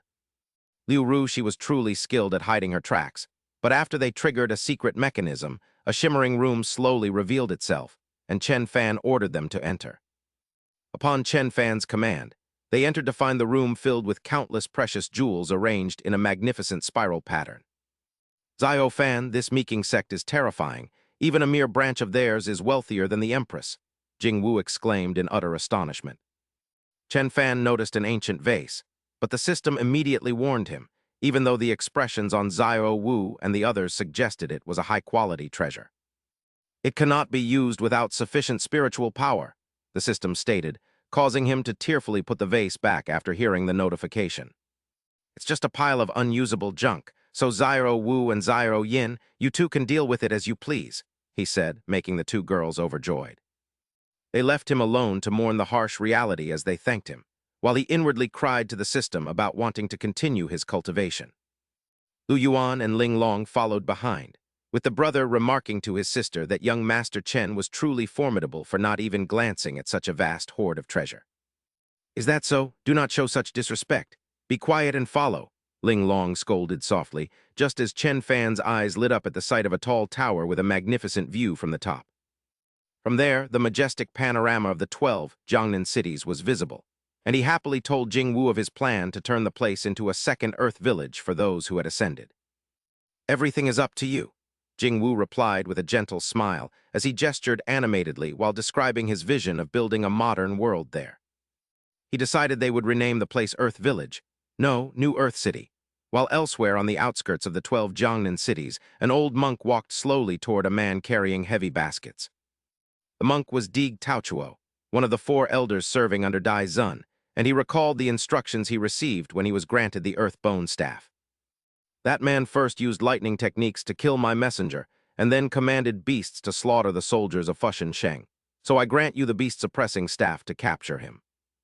He killed the man carrying the baskets without hesitation and sighed, realizing he had yet to find a suitable beast to control, even though the 12 Jiangnan cities were nearby. Must I exert myself in battle again? He wondered, just as a brilliant flame suddenly descended before him, making him wonder if it was a spirit beast. He smiled smugly at the sight, declaring that the beast was fated to be his and would become the first guardian to serve under his staff. A massive bird leads a flock of smaller ones. It is Zio Wu, whose ascension point is fortunately near his master. Just as Zio Wu perches on a branch, he is suddenly ambushed by an old man. Monster, take this staff. Damn it, where did this bald monk come from? Zio Wu's strike is deflected by the old man's impenetrable barrier. Evil monk, I'll burn you to ashes. The flames Zio Wu unleashes are completely absorbed by the man's begging bowl.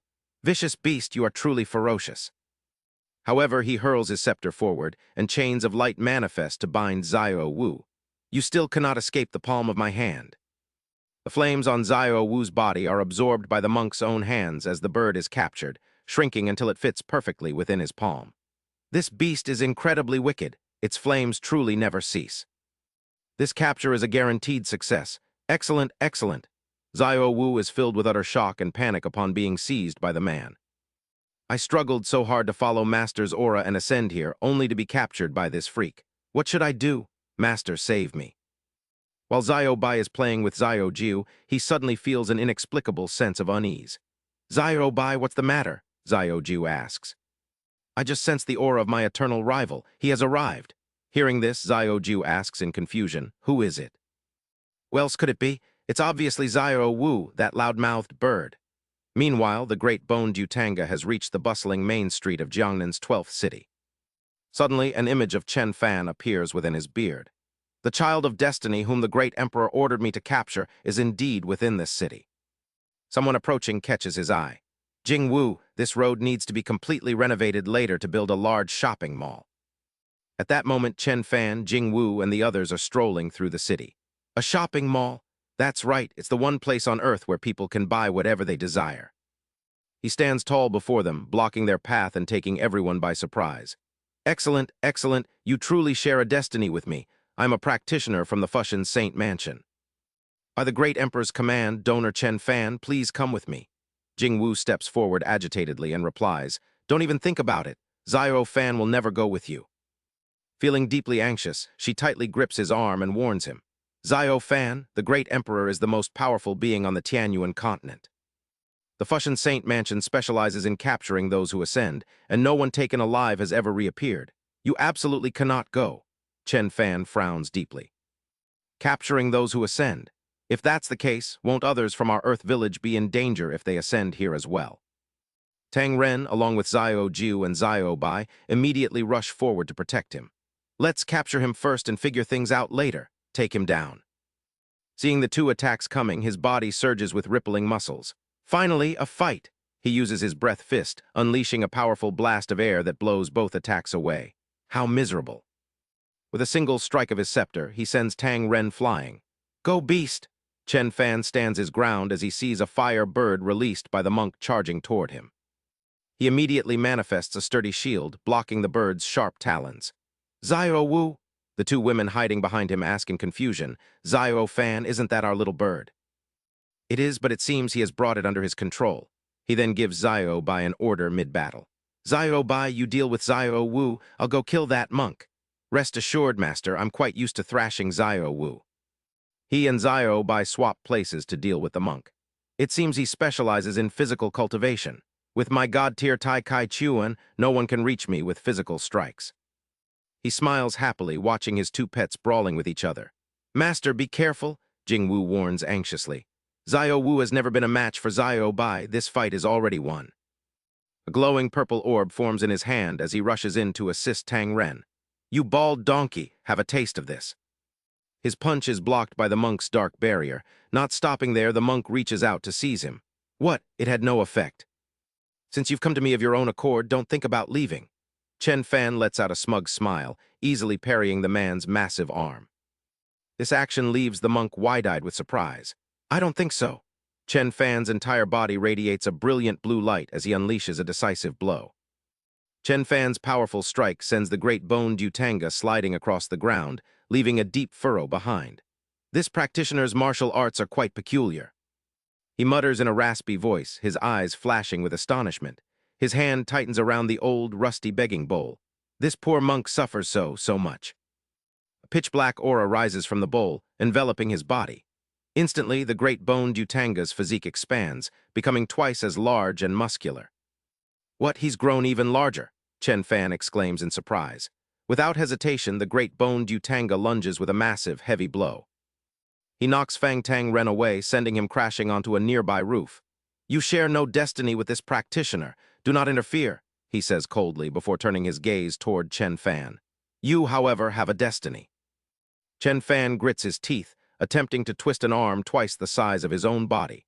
Surprisingly, he manages to easily wrestle the man to the ground. With such a massive body, you still couldn't hold out. Chen Fan crossed his arms, berating the man lying on the ground. Monk, surrender now and I'll spare your life. Daigu Tu Chu's face darkened as a crazed look flickered in his eyes. Practitioner, you have a destiny with the practitioner. Since you're so fated, take more. Suddenly, his bowl emitted a powerful suction, pulling Chen Fan inside. Jing Yu and Qin Yin watched in shock. This is bad, Xiao Fan. Master Chen, the two women cried out in worry. Daigu Tu Chu glanced at the crowd with a twisted, triumphant grin. Aside from that Haoshan hound, none of you have any destiny with the practitioner. Kill them all, haha. Enraged, Xiao Kaio immediately charged forward. You villain, how dare you kidnap Xiao Fan? I'll fight you to the death. Suddenly, the bowl in Daigu Tu Chu's hand shattered into pieces. What? He gasped in shock as Chen Fan reappeared. Without a single scratch on him, Chen Fan remarked, Is there something wrong with everyone on your heavenly Yuan continent? You try to trap people in artifacts at every turn. A brilliant blue sphere of lightning began to form in Chen Fan's hand, crackling with electricity. It was a ball lightning. Daigu Tu Chu gritted his teeth in rage, his body radiating a terrifying killing intent. Practitioner, you've destroyed 1,000 years of my hard work. I will make you pay double for this. Chen Fan didn't waste words and immediately hurled the lightning sphere forward. You talk too much. Daigu Tu Chu summoned a massive six-armed monster to block the attack. The collision of their powers was so destructive it tore a hole in the ground. Daigu Tu Chu suddenly noticed a crack appearing on the monster's shoulder. Chen Fan smiled playfully, pointing a finger crackling with sparks. You held out quite well, but this is where it ends. He instantly released a surge of power, obliterating the summoned monster. It exploded in a cloud of dust. The force of Chen Fan's blast was so immense that Jing Yu and Qin Yin had to dodge, crying out in alarm. Despite the attack, Daigu Tu Chu remained standing, though covered in wounds. I didn't want to use this technique, he whispered. A large hole in his chest began absorbing the surrounding dark energy, making his body appear even more grotesque. Since things have come to this, there's no turning back. Practitioner, you forced my hand. He pressed his palms together, eyes closed, chanting ancient incantations. My Buddha is merciful yet wrathful, casting his gaze downward. Suddenly, he transformed into a legendary three-headed, six-armed giant. His massive frame and aura were truly intimidating. Is that the Vajra mighty spirit god or the demon king Papias? Chen Fan exclaimed in surprise. This thing is huge. He stood silently for a long moment before the massive entity. Suddenly, a giant foot came crashing down toward where he stood. Amitabha, practitioner, go to hell. Unexpectedly, a sharp, massive shard of ice pierced through the giant's foot. Chen Fan was enveloped in a layer of frigid ice before using his incredible strength to topple the giant. Don't show off your meager skills. Look behind you. A massive ice monkey had formed at his back. You're not the only one who can grow large. The monk stood up, shocked to find Chen Fan's toy was several times bigger. A monkey with a staff, Chen Fan smiled. He controlled the monkey to prepare an attack. You're unworthy of the title practitioner if you don't recognize this. The giant ice monkey swung its staff directly into the monk's three heads with an earth-shattering impact. It's the great sage equal to heaven, Sun Wukong. The battle between Xiao Bai and Xiao Wu was also affected by the shockwave. What was that? Chen Fan landed gently to assess the situation. Even with such a large body, you're only worth this much. Monk, have you still not woken up? Dai Gutu Chu lay on the ground, battered and powerless. This is impossible. His scepter fell to the ground, its head snapping off completely. Xiao Wu's eyes widened as he felt a part of himself vanish when the connection to the scepter broke. He lost all strength and began to fall. Reverting to his original form, Xiao Wu spoke weakly. Xiao Bai, I'll see you later. Xiao Bai caught him on his back. That's great. I'll take you to the master. Xiao Bai comforted him. Hang in there. Chen Fan approached and carefully placed a pill into the unconscious Xiao Wu's mouth. Xiao Fan, how is he? Jing Yu asked anxiously.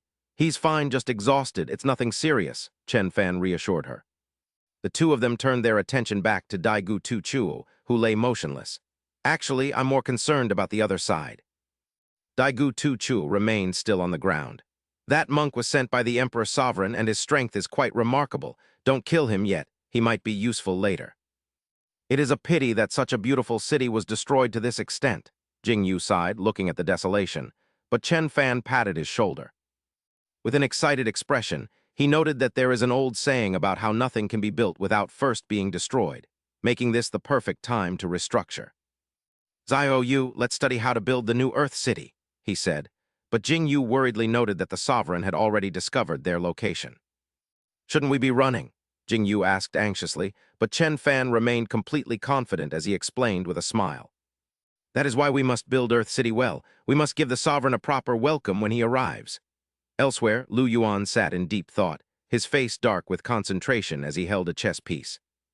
He chuckled, realizing that once he placed this stone, the protective array at the entrance would activate, capable of trapping a mid-level heaven-grade expert for at least a minute.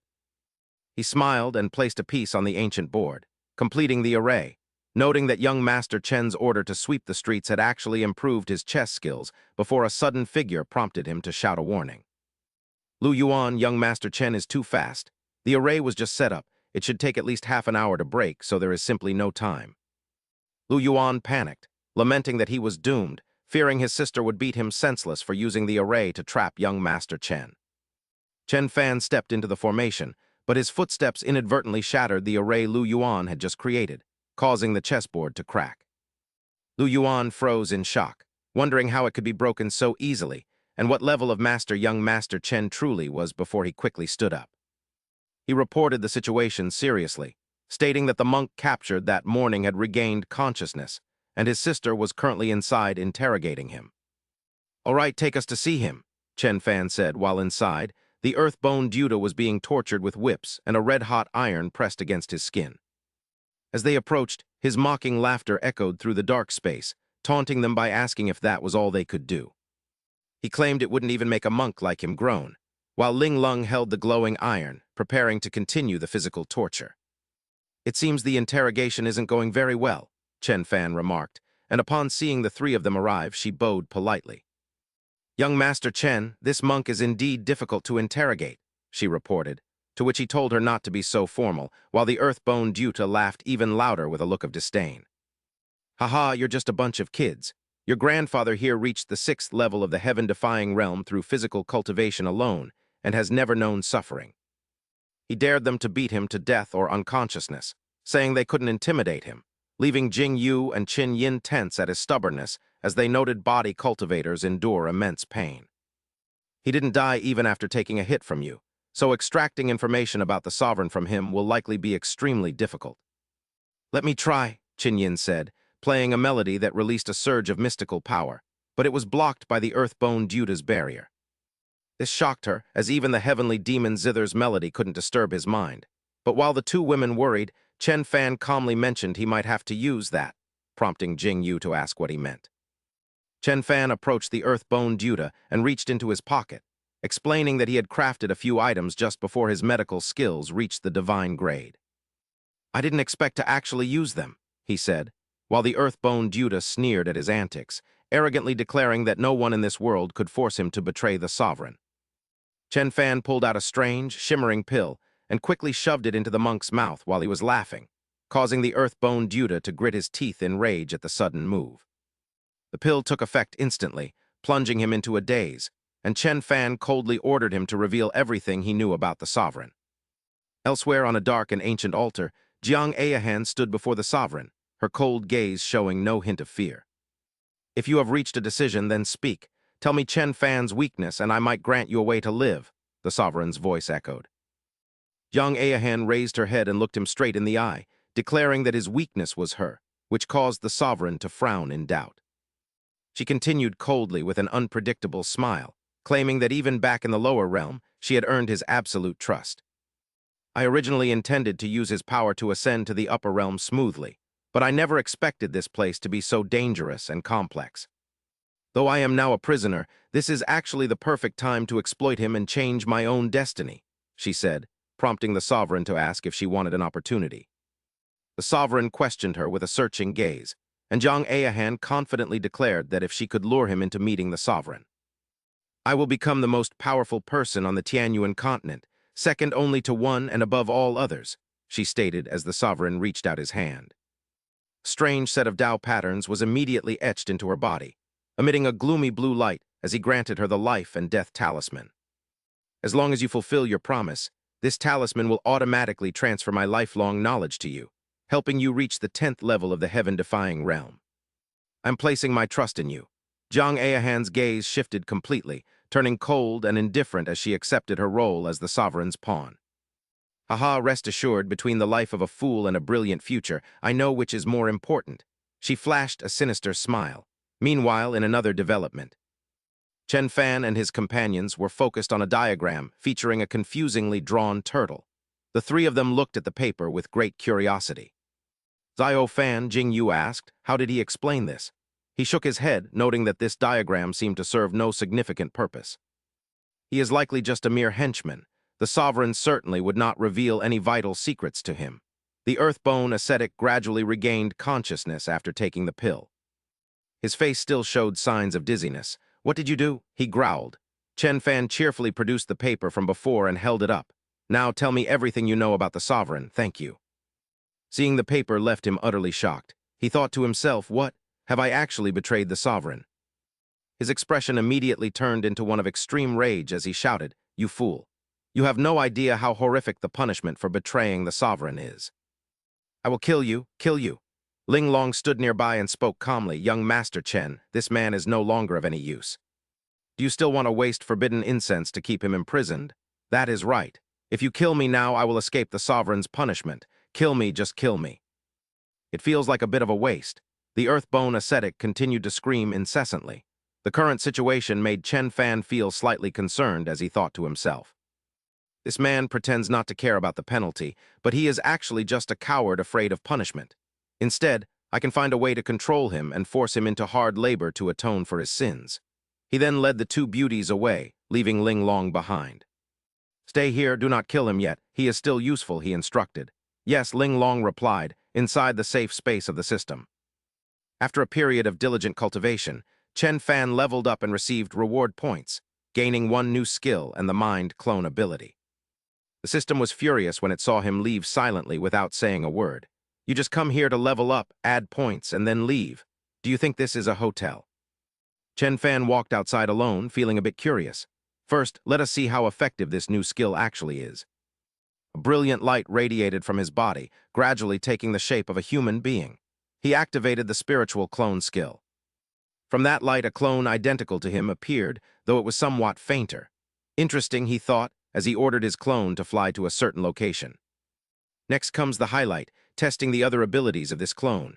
After a long while, his clone arrived at the dark and gloomy prison. The Earthbone ascetic had been subjected to brutal torture and was completely drained of strength. He huddled in a corner, his body broken.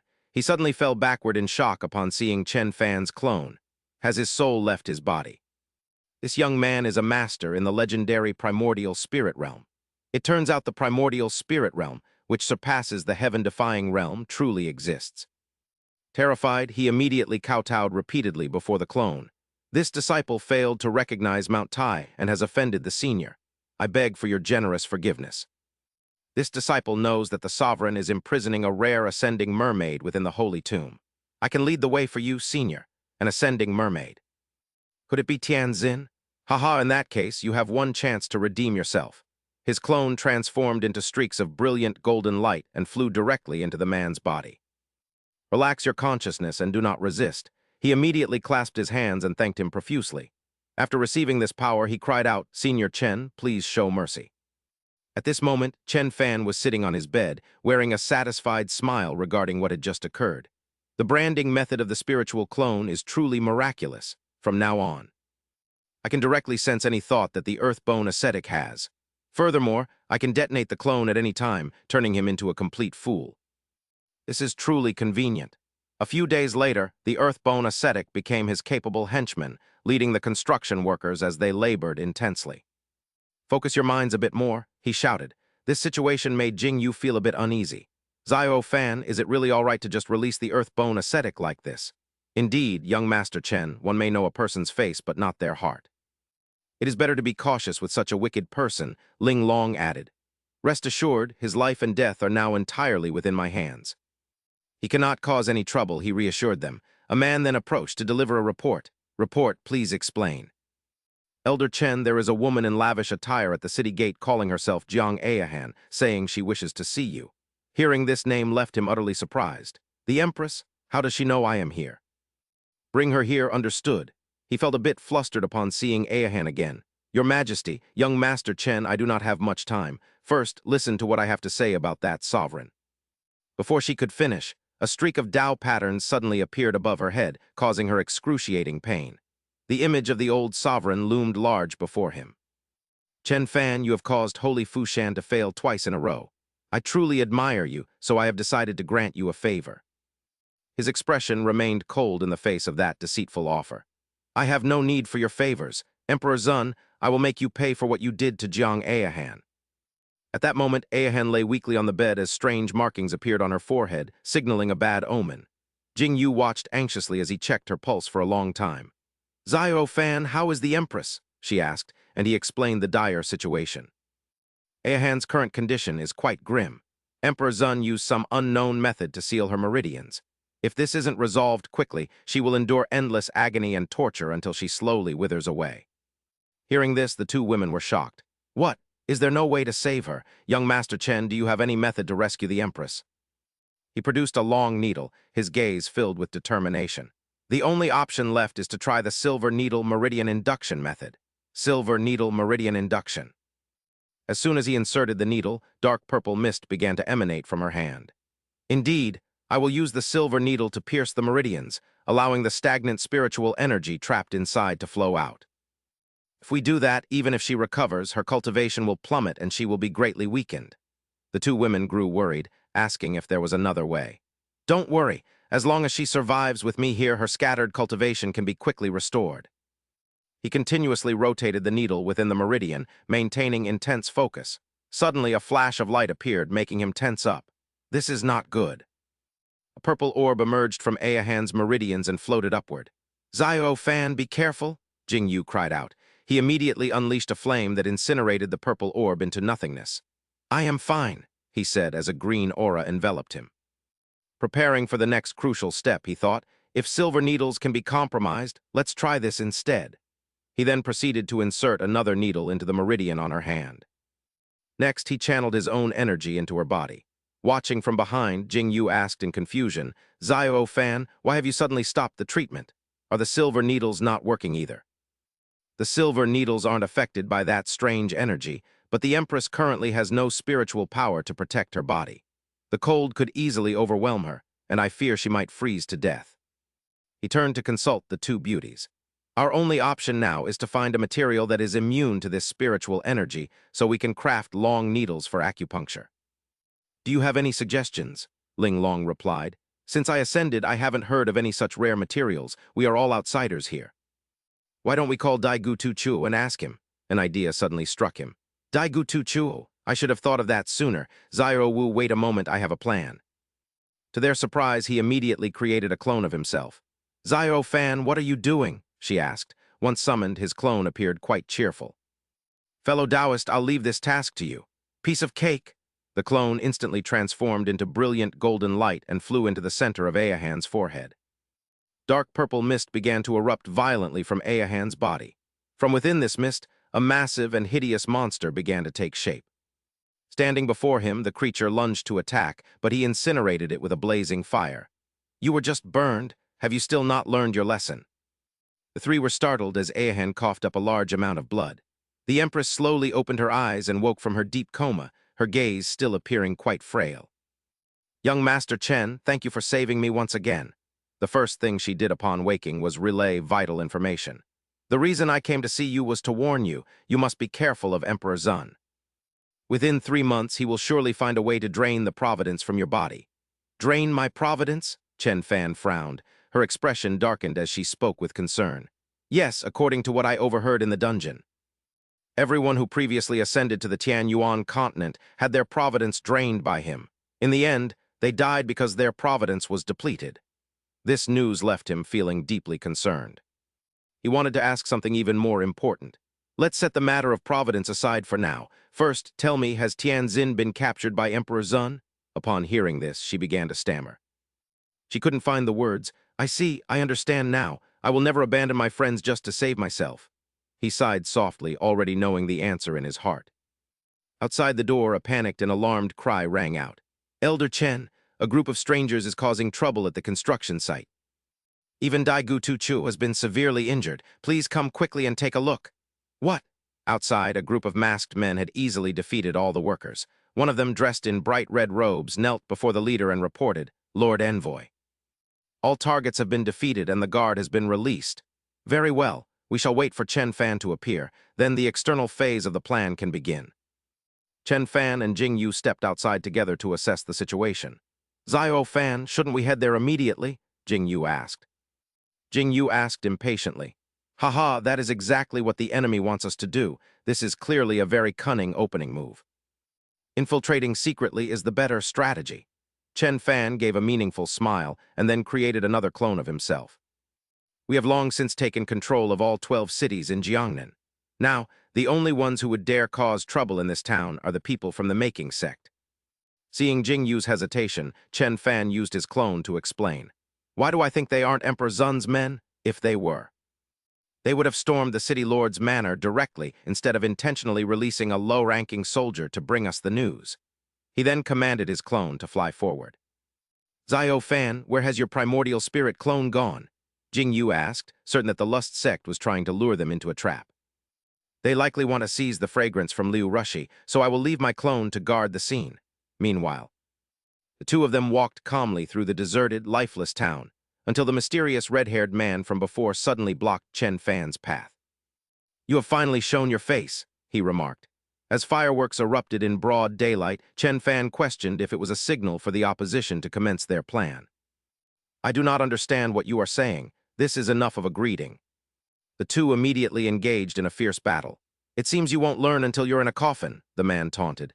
Chen Fan provoked him back. "A coffin, you say? Are you so young and yet so eager to end your life, little brother?" The red-haired man sneered. Their attacks collided with terrifying force, triggering a massive explosion that blew them both back. Suddenly, Chen Fan broke into a smug grin. Memories from his clone had returned. Everything was settled. He had indeed leveled up, as even his clone could easily handle those opponents. The red-haired man watched in shock as his subordinates collapsed one after another. Having completed its mission, Chen Fan's clone returned to him. "Let me give you a few special gifts to jog your memory," Chen Fan said, manifesting purple energy to gather the fallen henchmen. "Stop playing these ghostly tricks," the man barked. "Do you think a fake soul technique can scare me? Activate the formation." The messenger pleaded for his life as the energy tightened. The four surviving subordinates were crushed to death. Witnessing this cruelty, Jing Yu called out in worry, "Fan, please be careful." "Don't worry, everything is under control. I have plenty of clones, so sacrificing a few doesn't matter." Strange mists rose from the corpses of the henchmen. The red-haired man conjured a teleportation portal and vanished inside. "Fan, he's trying to escape," Jing Yu cried. "Haha, you want to catch me? Try again in your next life, fool," the red-haired man mocked. At that exact moment, a shimmering golden rope coiled around his ankle. Both the red-haired man and the portal vanished before their eyes. "This is bad, he got away again," Jing Yu said regretfully. "It's fine, one of my clones is already tailing him," Chen Fan replied calmly. The red-haired man teleported back to the Mi-Ching sect headquarters. Having escaped, he breathed a sigh of relief, glad he had moved quickly. "Otherwise, I would have been refined like Elder Liu." Suddenly, a voice from behind made him jump. "So this is the Mi-Ching sect headquarters. Did he follow me here?" "Impossible. My secret technique can only teleport one person." The red-haired man raged upon seeing Chen Fan's clone. "You brat, you dare come to our headquarters. You're dead meat this time. Looking at this decor, you lot aren't doing much better, are you?" Chen Fan's clone immediately slammed the man's head into the ground. "I'm just a clone right now, what's there to fear?" with a single strike. The red-haired man lay unconscious on the floor. "It turns out my clone is even stronger than I thought. In that case, let's cause a massive scene." One by one. Every single Mi-Ching sect lackey was taken down by the clone. The clone and the system then approached a heavy iron door. "Aren't these treasures just begging to be stolen? I can sense a massive amount of energy inside." The system and the clone easily phased through the iron door. Elsewhere, a man watched Chen Fan enter the treasury and roared in fury, "Guards, activate the immortal refining grand array and melt this brat down." Inside the treasury, a white-haired old man sat majestically on a throne. "I have prepared hundreds of ways to deal with the Emperor Sovereign. Today, I'll use you as a test subject." Meanwhile, Chen Fan and the system were inspecting the treasures. "What is this used for?" "I can't tell," Chen Fan said. "If you don't know, give it to me. I'll extract the spatial energy directly once it's full." "You can unlock the teleportation function to travel to other worlds or return to the Shenwu continent," the system explained. Chen Fan tossed the vase to it. "Tianzin is still with the Emperor Sovereign. We aren't going anywhere until she's safe." The system absorbed the energy and asked cheerfully, "What will you do once the spatial energy is full?" Chen Fan gestured an order to the system. "First, create a storage space and pack all these treasures inside." "No problem." The system generated a cube to store the items. Chen Fan's actions infuriated the white-haired man. "Chen Fan, you brat, don't push your luck. Sect leader, the immortal refining grand array has been activated," a subordinate reported, presenting a square object. "Well done." He dropped several small swords into the box. Instantly, those swords manifested and targeted Chen Fan. "This is somewhat interesting." "Too bad for you, I'm immune to water and fire." He easily subdued all the swords. "Go play by yourselves." Seeing the swords vanish from the box, the white-haired man exclaimed, "Impressive." He pointed inside again. "Deploy the immortal slaying sword formation." A massive ironclad cavalryman suddenly appeared before them. "He looks a bit tough. Clone, you're up," Chen Fan said. "No, this kind of toy is useless. It's not even worth mentioning," the clone replied. The iron cavalryman swung its colossal sword. It sliced right through Chen Fan's body. "So fast," the white-haired man watched with a smug grin. "Did you think the god of slaughter's heavy movements were slow?" Suddenly, he spat out a mouthful of blood. At this moment, Chen Fan's clone seemed to be fading. This spiritual clone was even more effective than the main body. Instantly, the clone flew through the cavalrymen, leaving them riddled with holes, before Chen Fan ordered the system within. "Hey, what are you just standing there for? Why haven't you gathered all the treasures yet? The boss is bound to show up eventually." "Understood." One by one, the treasures in the vault were sucked into the cube, making the white-haired man roar, "Kid, you've gone too far." He opened his mouth wide, absorbing purple mist into his body, and activating the Desolate Will Restoration Array to merge the essence of his fallen subordinates. Souls were sucked into a crimson rift as he absorbed a massive surge of power. Preparing to erupt, he roared, "Brat, you're dead." Chen Fan's expression turned grim as he ordered the system to organize the treasures and retreat. "It's done, preparing to leave," the system reported. "Aren't you coming?" the system asked. "No need, I want to test the limits of this clone," Chen Fan replied as a giant multi-eyed earthworm lunged at him. "Fine, as you wish." A massive explosion erupted from the clone right in front of the monster, causing the enemy to gradually disintegrate. The explosion leveled the Mi-Ching sect headquarters. Before vanishing, Chen Fan's clone remarked, "I thought you were strong, but one self-destruct was all it took." A eunuch holding a command medallion approached a figure as the emperor's order was issued, his image flickering to life from the medallion. He commanded the kneeling man, "I have investigated Chen Fan in the 12 cities of Jiangnan. Bring him to me. Yun Wu Wang obeys your command." 2 days later, within the system space, Chen Fan noted that the abundant spatial energy was finally enough to construct a teleportation array. "Are we really not retreating directly? Tianjin is still in the Emperor's hands. I cannot abandon my comrade and flee." The system asked, "What is this teleportation you speak of?" Chen Fan inquired, and the system explained the gates, energy-gathering arrays, and protective shields. "You can now utilize them all. The teleportation array can link to any space the Master has previously visited, establishing a stable channel. The energy-gathering array collects ambient energy to increase density within the formation, serving as the essential foundation for the teleportation gate. The protective array provides defense and acts as a support for the teleportation. Excellent, this is exactly what I need, Chen Fan said with satisfaction. The next day, Chen Fan had everyone build a massive array. "Xiao Fan, what are you doing?" Jing Yu asked. "Building a teleportation array to bring everyone from the Shen Wu continent here." Chen Fan stepped into the center of the formation and activated the system. The teleportation gate began charging spatial energy, with progress at 73%.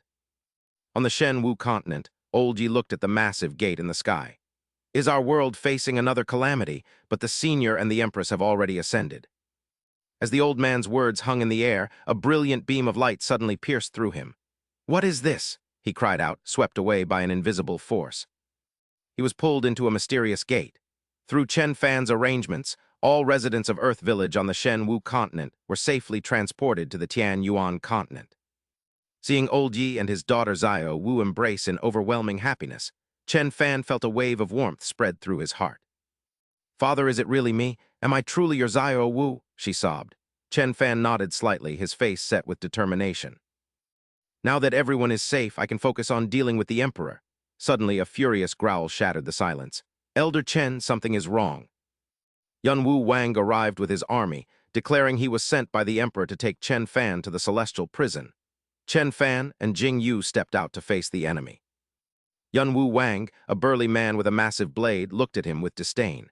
"You've finally shown yourself, our treacherous envoy. You betrayed the Emperor. Have you prepared for death?" Chen Fan stepped toward Jing Yu and placed a hand on her shoulder. "From beginning to end, she has always been mine. Whatever happens, I will bear all the consequences."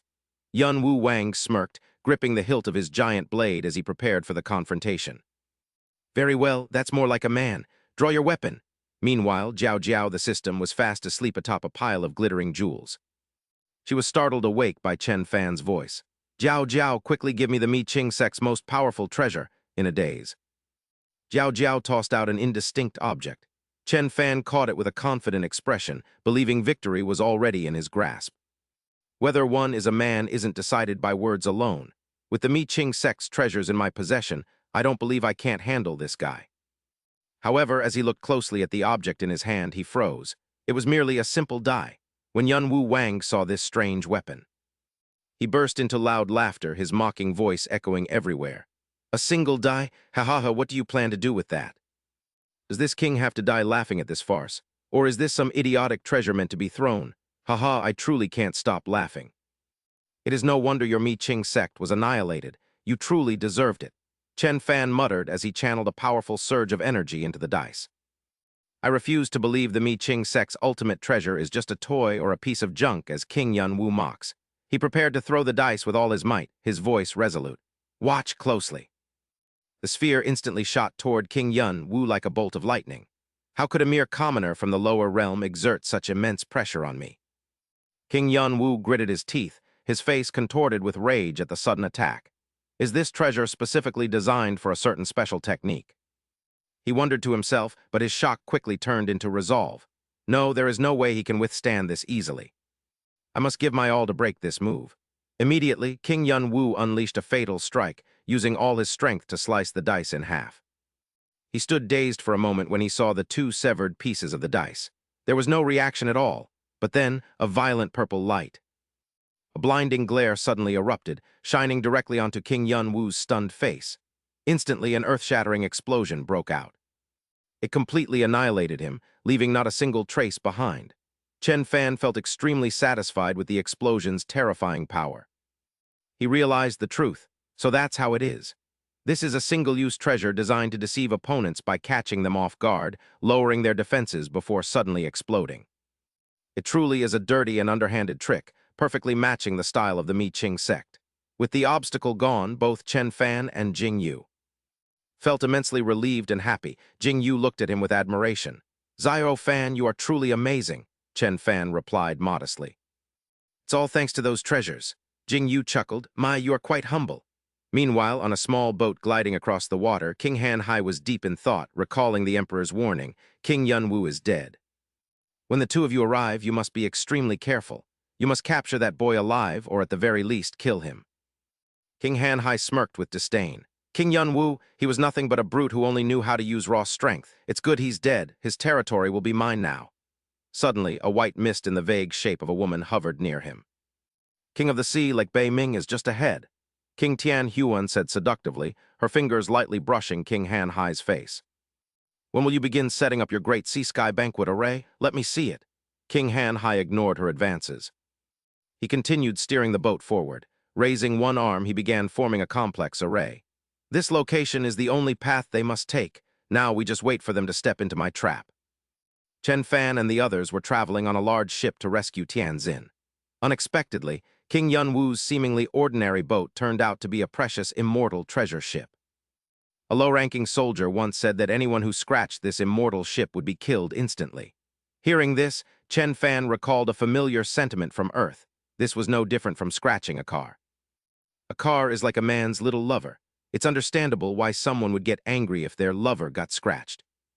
Oldie approached the two with a serious expression to report. "Great one, Daigu Tu Chuo has an important matter to discuss." Chen Fan quickly stopped Oldie as he was about to bow. "Father-in-law, please don't. There's no reason for you to bow to me like this." Oldie clasped his hands and explained sincerely.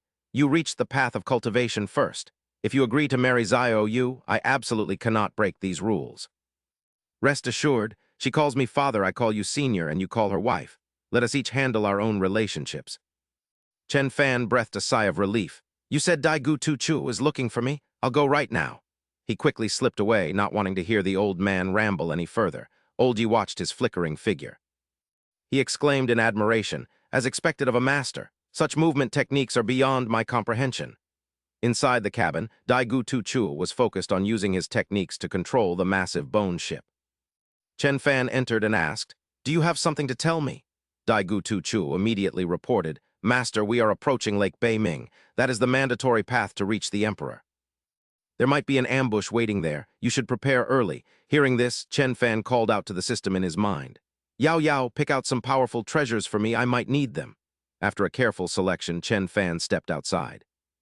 A thick mist enveloped the ship. Since when did it become so foggy? At the same time, Jing Yu flew to his side. With a worried face, she said, "Chen Fan, this mist appeared too suddenly. I fear it's an enemy's trick. I came to check if you were all right." "I'm fine," Chen Fan replied. Suddenly, he threw a powerful punch, knocking Jing Yu's head clean off.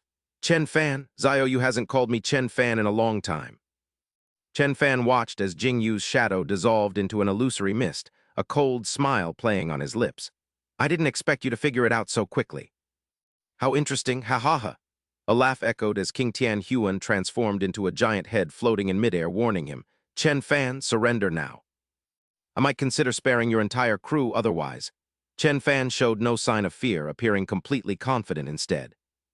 He retorted, asking what would happen otherwise, then called out to Jiao Jiao for a magical treasure to break illusions. An ancient vase crackling with electricity instantly appeared in his hand, making him wonder if such an object could truly dispel illusions. Countless ghosts swirled around the massive ship, creating a ghastly spectacle, but they were all destined to be slaughtered. Chen Fan looked up at the ghosts and challenged them to go to hell before activating the device. He pointed the vase forward, unleashing powerful bolts of electricity as the enemy cried out in disbelief that the wind could suck in their illusory mist. King Tian Huan was terrified to see his body being drawn into the vase and pleaded for Han Hai to save him. He renounced everything belonging to King Yun Wu, while a mysterious, whispering voice praised the incredible strength of the master. Even the mist between reality and illusion formed by thoughts was being swept away, yet Chen Fan's expression suddenly shifted to one of pure terror. His massive airship was now facing a towering, violent tsunami as everyone on board was drawn into a giant magic circle in the sky. King Han Hai appeared with a triumphant smile and crushed the vase in Chen Fan's hand, mocking those who had killed King Yun Wu. With his loved ones held captive by massive pillars of water, Chen Fan called his enemy shameless when pressured to surrender. He told the villain to kill him instead, but the man laughed and threatened to let thousands of ghosts devour his family. A voice whispered in Chen Fan's mind, prompting him to pull a small paper fan from the system in surprise. Wondering if it was a miraculous treasure like the legendary banana leaf fan, he gripped the handle without any hesitation.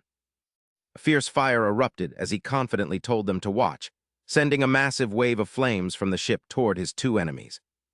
He told them to behold the treasure's power, but the two enemies laughed arrogantly, calling him a fool from the lower realm. They mocked his use of fire within their Sea-Sky Grand Feast formation, but their laughter died when Chen Fan's flames pierced through their defenses.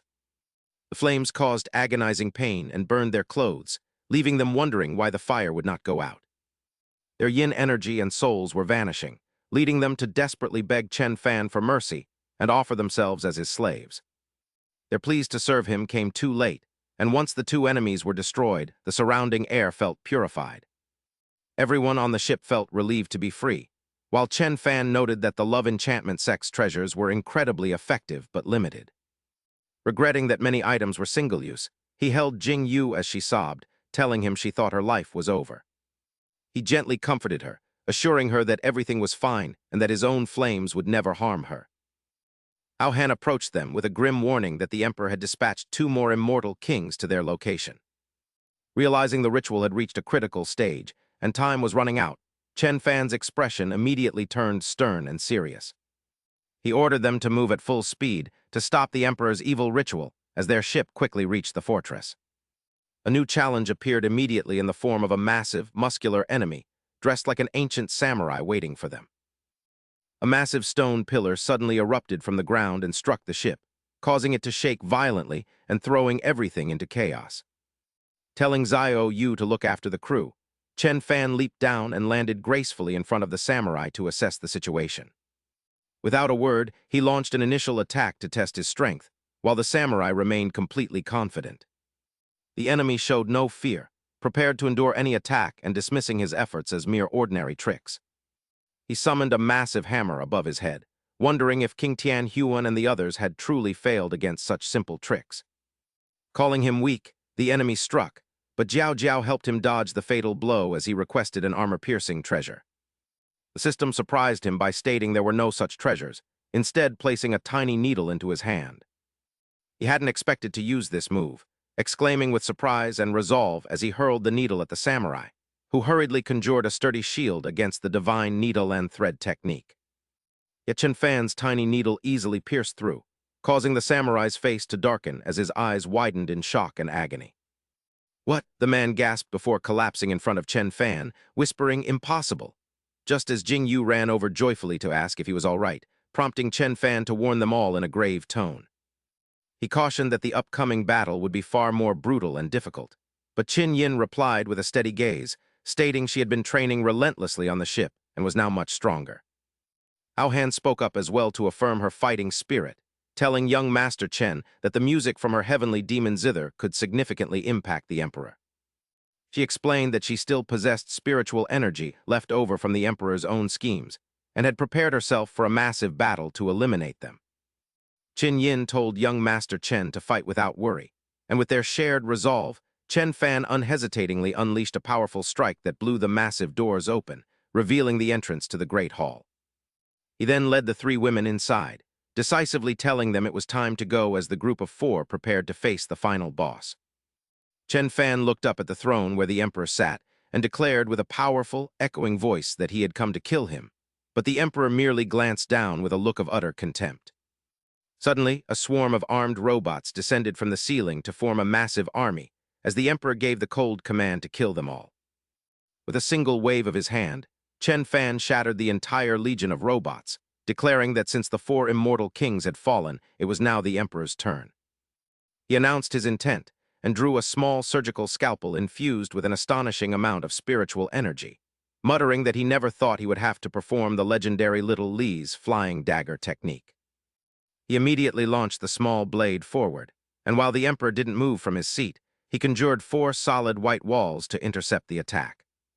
However, the Emperor's eyes suddenly bulged as Chen Fan's tiny knife pierced through all four barriers and struck him directly in the neck, though Chen Fan simply turned away with a cold expression.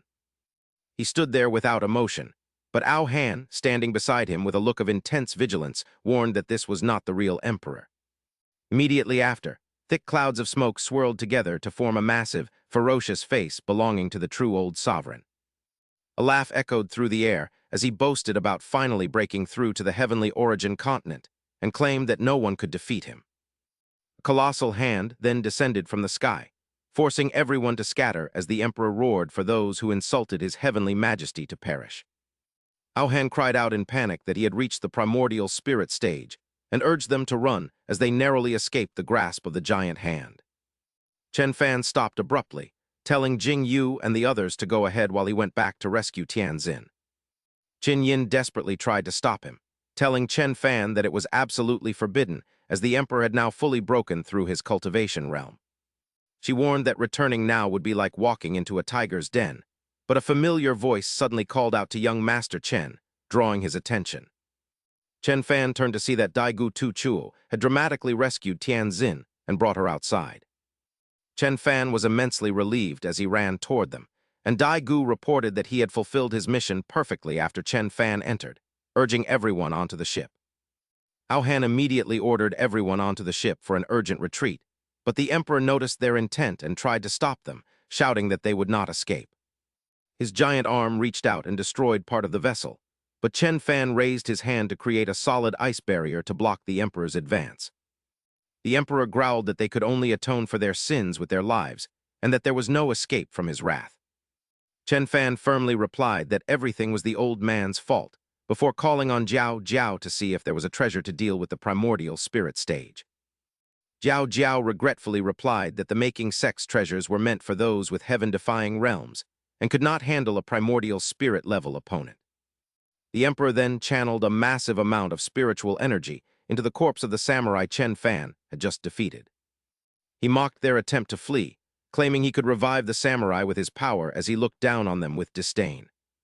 He used Zhen Shan's body as a vessel and even granted him sharp insect wings, warning they would die once his cultivation stabilized. Under the Emperor's control, Zhen Shan used his insect wings to fly toward the ship as the Emperor ordered his clone to strike. He fired a barrage of energy arrows that shattered Chen Fan's ice barrier, prompting Chen Fan to urgently ask if the ship could go any faster. Daigu replied helplessly that the vessel was severely damaged and was already at its limit, leaving them with no other options. Chen Fan immediately summoned his clones to buy time, and they managed to shatter Zhen Shan's arrows one by one. He realized that maintaining so many clones was a strain, while Daigu worked frantically to increase their speed. "Master, we have reached Bei Ming Lake. Once we cross this, we can bypass the palace's restrictions and activate the ship's teleportation." Jing Yu looked at Chen Fan's weary face and worried if even he was unable to match an Emperor Realm primordial spirit. Chen Fan and Chen noted that once they reached the city, they could use the array to return to the Shen Wu continent. The vessel suddenly jolted violently upon colliding with an unknown object, much to Chen Fan's surprise. Zhen Shan laughed sinisterly, asking if he could handle Tian Huan and Han Hai as well, causing Chen Fan's eyes to narrow. He was stunned to see the two enemies he had previously slain standing tall beside Zhen Shan, seemingly resurrected. The three powerful foes converged and glared at Chen Fan, preparing a full-scale assault as a contemptuous voice rang out. "I thought you were a peerless talent for killing my four immortal kings, but you are nothing special. Prepare to die, Chen Fan." The trio combined their might to summon massive, ominous spectral entities that growled as they circled the floating vessel. While Daigu trembled in terror, Chen Fan's clones joined forces to fire two powerful energy beams into the depths of the lake. A cataclysmic explosion tore through the water, creating a massive underwater shockwave that hurled the ship into the air. Chen Fan and Daigu combined their powers in a desperate moment, just as a teleportation portal suddenly manifested. The portal swallowed the ship and its passengers before vanishing, leaving the three enemies to watch helplessly as the Tian Yuan continent fell. One of the immortal kings asked, with a triumphant smirk, if they truly believed they could escape so easily. Showing no frustration over their escape, he mocked them, calling their flight nothing more than a fool's pipe dream. Everyone was teleported back to the familiar 12 cities of Jiangnan, where Chen Fan urgently ordered them to follow him. He intended to destroy the array, but Yun Wu Wang and the three resurrected enemies suddenly appeared in Jiangnan, declaring they would all die. A hateful roar echoed as Jing Yu watched in horror as blinding pillars of light descended from the sky toward them. High above, the four enemies pooled their energy into a colossal sword poised to strike, turning the situation dire. Chen Fan decided to usher everyone into another portal, telling them to return to the Shenwu continent one by one. With tearful eyes, Jing Yu insisted on staying by his side as violent energy surged down from the massive sword above. Chen Fan's barrier blocked the onslaught as he urged Jing Yu to leave, promising to follow after his clone detonated the array. Jing Yu refused to believe him, but one of Chen Fan's sentient clones urged her to depart quickly. The clones shielded Chen Fan's retreat and gathered strength to block the rain of attacks, vowing to prevent the Emperor from finding them. One clone mocked the Emperor, telling the old man to play by himself before the duplicates merged into a single entity. They formed a central figure that triggered a massive explosion in the shape of a giant, mocking finger. The blast's immense power generated an unavoidable shockwave that consumed the four immortal kings, erasing them from the sky. Elsewhere, the Emperor sat on his throne, laughing that Chen Fan could never escape his territory despite killing the immortal kings. Chen Fan eventually made it back to the Earth village he had built, where Jing Yu and Qin Yin immediately rushed into his arms. Amidst their tears, Tianzin stood back in self-reproach, while Chen Fan assured them the teleportation array was destroyed. He comforted them, saying no one could find them now, but before he could finish, the old emperor arrived unexpectedly.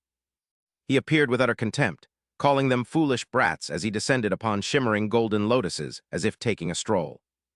"Do you truly believe that the Shenwu continent is capable of protecting you?" Chen Fan's expression shifted to utter shock at the man's inexplicable arrival, thinking it impossible since he had completely destroyed the teleportation array. The Emperor Sovereign's face remained terrifyingly calm. He extended a hand forward and spoke coldly, calling it absurd, as a massive, blazing hand of fire instantly manifested and lunged toward Tianqing. Tianqing attempted to shield everyone from the assault, while Chen Fan screamed for him to stop, but it was already far too late. In the blink of an eye, nothing remained of the treetop where Tianqing had stood except for charred cinders, leaving Jian Mo horrified to see him unresponsive. Seeing only a lifeless, withered husk where the Azure Emperor Vine once was, Jian Mo was consumed by agonizing grief and explosive rage. Its body expanded into a colossal form as it let out a roar, charging at the Emperor Sovereign with its massive jaws wide open to devour him, screaming for him to die. Everyone watched in absolute astonishment as Jian Mo swallowed the elderly Emperor Sovereign, with brilliant light soon radiating from between its jagged teeth. However, the Emperor Sovereign ruthlessly tore through Jian Mo's head with ease, prompting Xiao Bai and Xiao Jiu to ignore Chen Fan's desperate pleas and transform into their divine beast forms to attack. Xiao Bai and the little fox urged the others to flee while they held him off, leaving Chen Fan to howl in agony as the group was forced to follow their lead and run. They told him that as long as he survived, there was hope, urging him to grow stronger before seeking vengeance for Xiao Bai and the others. Though in pain, Chen Fan snapped back to his senses and commanded Jiao Jiao to teleport everyone to another continent so he could live to avenge his fallen friends. The system confirmed it had sufficient energy and was currently calibrating the coordinates for a mass teleportation, which would be ready in 20 minutes. From behind, the Emperor Sovereign watched them attempt to escape with cold eyes, making no move to stop them as he whispered that they would learn to submit through fear. He advanced slowly, each step landing softly on shimmering golden lotuses that appeared beneath his feet as if counting down to their demise. As he counted from 1 to 7, a sudden spiral of flame erupted from his hand without warning, claiming the lives of Tianzin and Lao Qin. Amidst the collective despair, an energy sphere formed in the Emperor Sovereign's hand, trapping the souls of the fallen within as he calmly offered them a choice between flight or surrender. While those inside the sphere wailed in regret, the survivors flew toward a powerful cavalry regiment waiting below. With resolute gazes, Lao Yi and Qin Yin urged Jing Wu to leave, pleading with her to take good care of young Master Chen. Qin Yin said her tearful goodbyes, while Lao Yi instructed his daughter to stay by the expert's side and survive at all costs. To Jing Wu's horror, the two of them suddenly changed direction and flew toward the enemy, leaving her to scream for her father and Qin Yin in desperation. Lao Yi and Qin Yin took command of the massive armored legion below, ordering the soldiers to take their battle positions. Following a thunderous command, the armored legion merged into a giant knight that swung its blade directly at the Emperor Sovereign in an attempt to kill him. The Emperor Sovereign drifted upward to evade the strike and retaliated with a fierce barrage of fire missiles that annihilated the giant knight in an instant. Chen Fan, Jing Wu, and Ao Han flew at maximum speed as Chen Fan frantically asked Jiao Jiao how much longer the teleportation would take, only to learn that a mere 3 minutes had passed. The system responded while the Emperor Sovereign continued his leisurely pursuit, mockingly asking how he should punish their arrogance. Suddenly, brilliant bolts of lightning descended from the sky and struck the sphere in his hand, leading him to remark that this tribulation was most fitting. With a mysterious smile, the Emperor Sovereign watched as the massive energy sphere shattered under the destructive force of the heavenly tribulation. In the ensuing chaos, the figures of Jing Wu and Ao Han began to fade into nothingness as they uttered their final, heartbreaking words. They begged Xiao Fan to survive, leaving him devastated and crying out in denial as they vanished. His face hardened and his teeth clenched in a fit of primal rage as he branded the enemy a beast and charged forward with his sword, determined to fight to the bitter end. The opponent dismissively compared him to an ant trying to topple a tree, before waving a hand to send a sharp blade of qi that knocked him to the ground. At the critical moment, the system manifested to shield him from the lethal blow, stating it had repaid its debt before beginning to fade away. It urged him to survive without seeking revenge, and as it vanished, a mysterious key suddenly appeared and embedded itself into the center of Chen Fan's forehead. His body surged in size and radiated a multitude of colors before quickly returning to normal, an act the enemy mocked as mere divine theatrics before raising his arm. He summoned a colossal energy blade known as the Dao Sword, yet Chen Fan only scratched his head in confusion, muttering about how irritating it was. I originally intended to seal my memories of the other world to experience a transmigration and be reborn as an invincible and proud figure. But why was the fact of my invincibility sealed as well? The enemy did not hesitate, thrusting his hands forward to unleash a decisive strike to eradicate him, yet his face remained expressionless as he ignored the incoming attack. How irritating, stop bothering me. He instantly unleashed bolts of destructive lightning that caused the enemy to dissipate into the void, declaring it was all that man's fault. All my followers have vanished, which is impossible since I cannot disappear. At that moment, he sank deep into the vast expanse of the heavenly Tao. Suddenly, he gave a light flick of his fingers as if intending to do something, noting that he needed to adjust time, which then began to reverse like a flipped hourglass. The immense power of creation reversed the flow of time as he drifted through the brief moments of his life, until stopping at the seashore on the wedding night of Chen Fan and Yi Jingyu. His most blissful moment was that sweet kiss, where he revealed that he was the ruler of this entire world and she would be its mistress alongside him, and that is the end of the video. Do not forget to hit the like button so I can bring you more excellent stories. Thank you all and goodbye.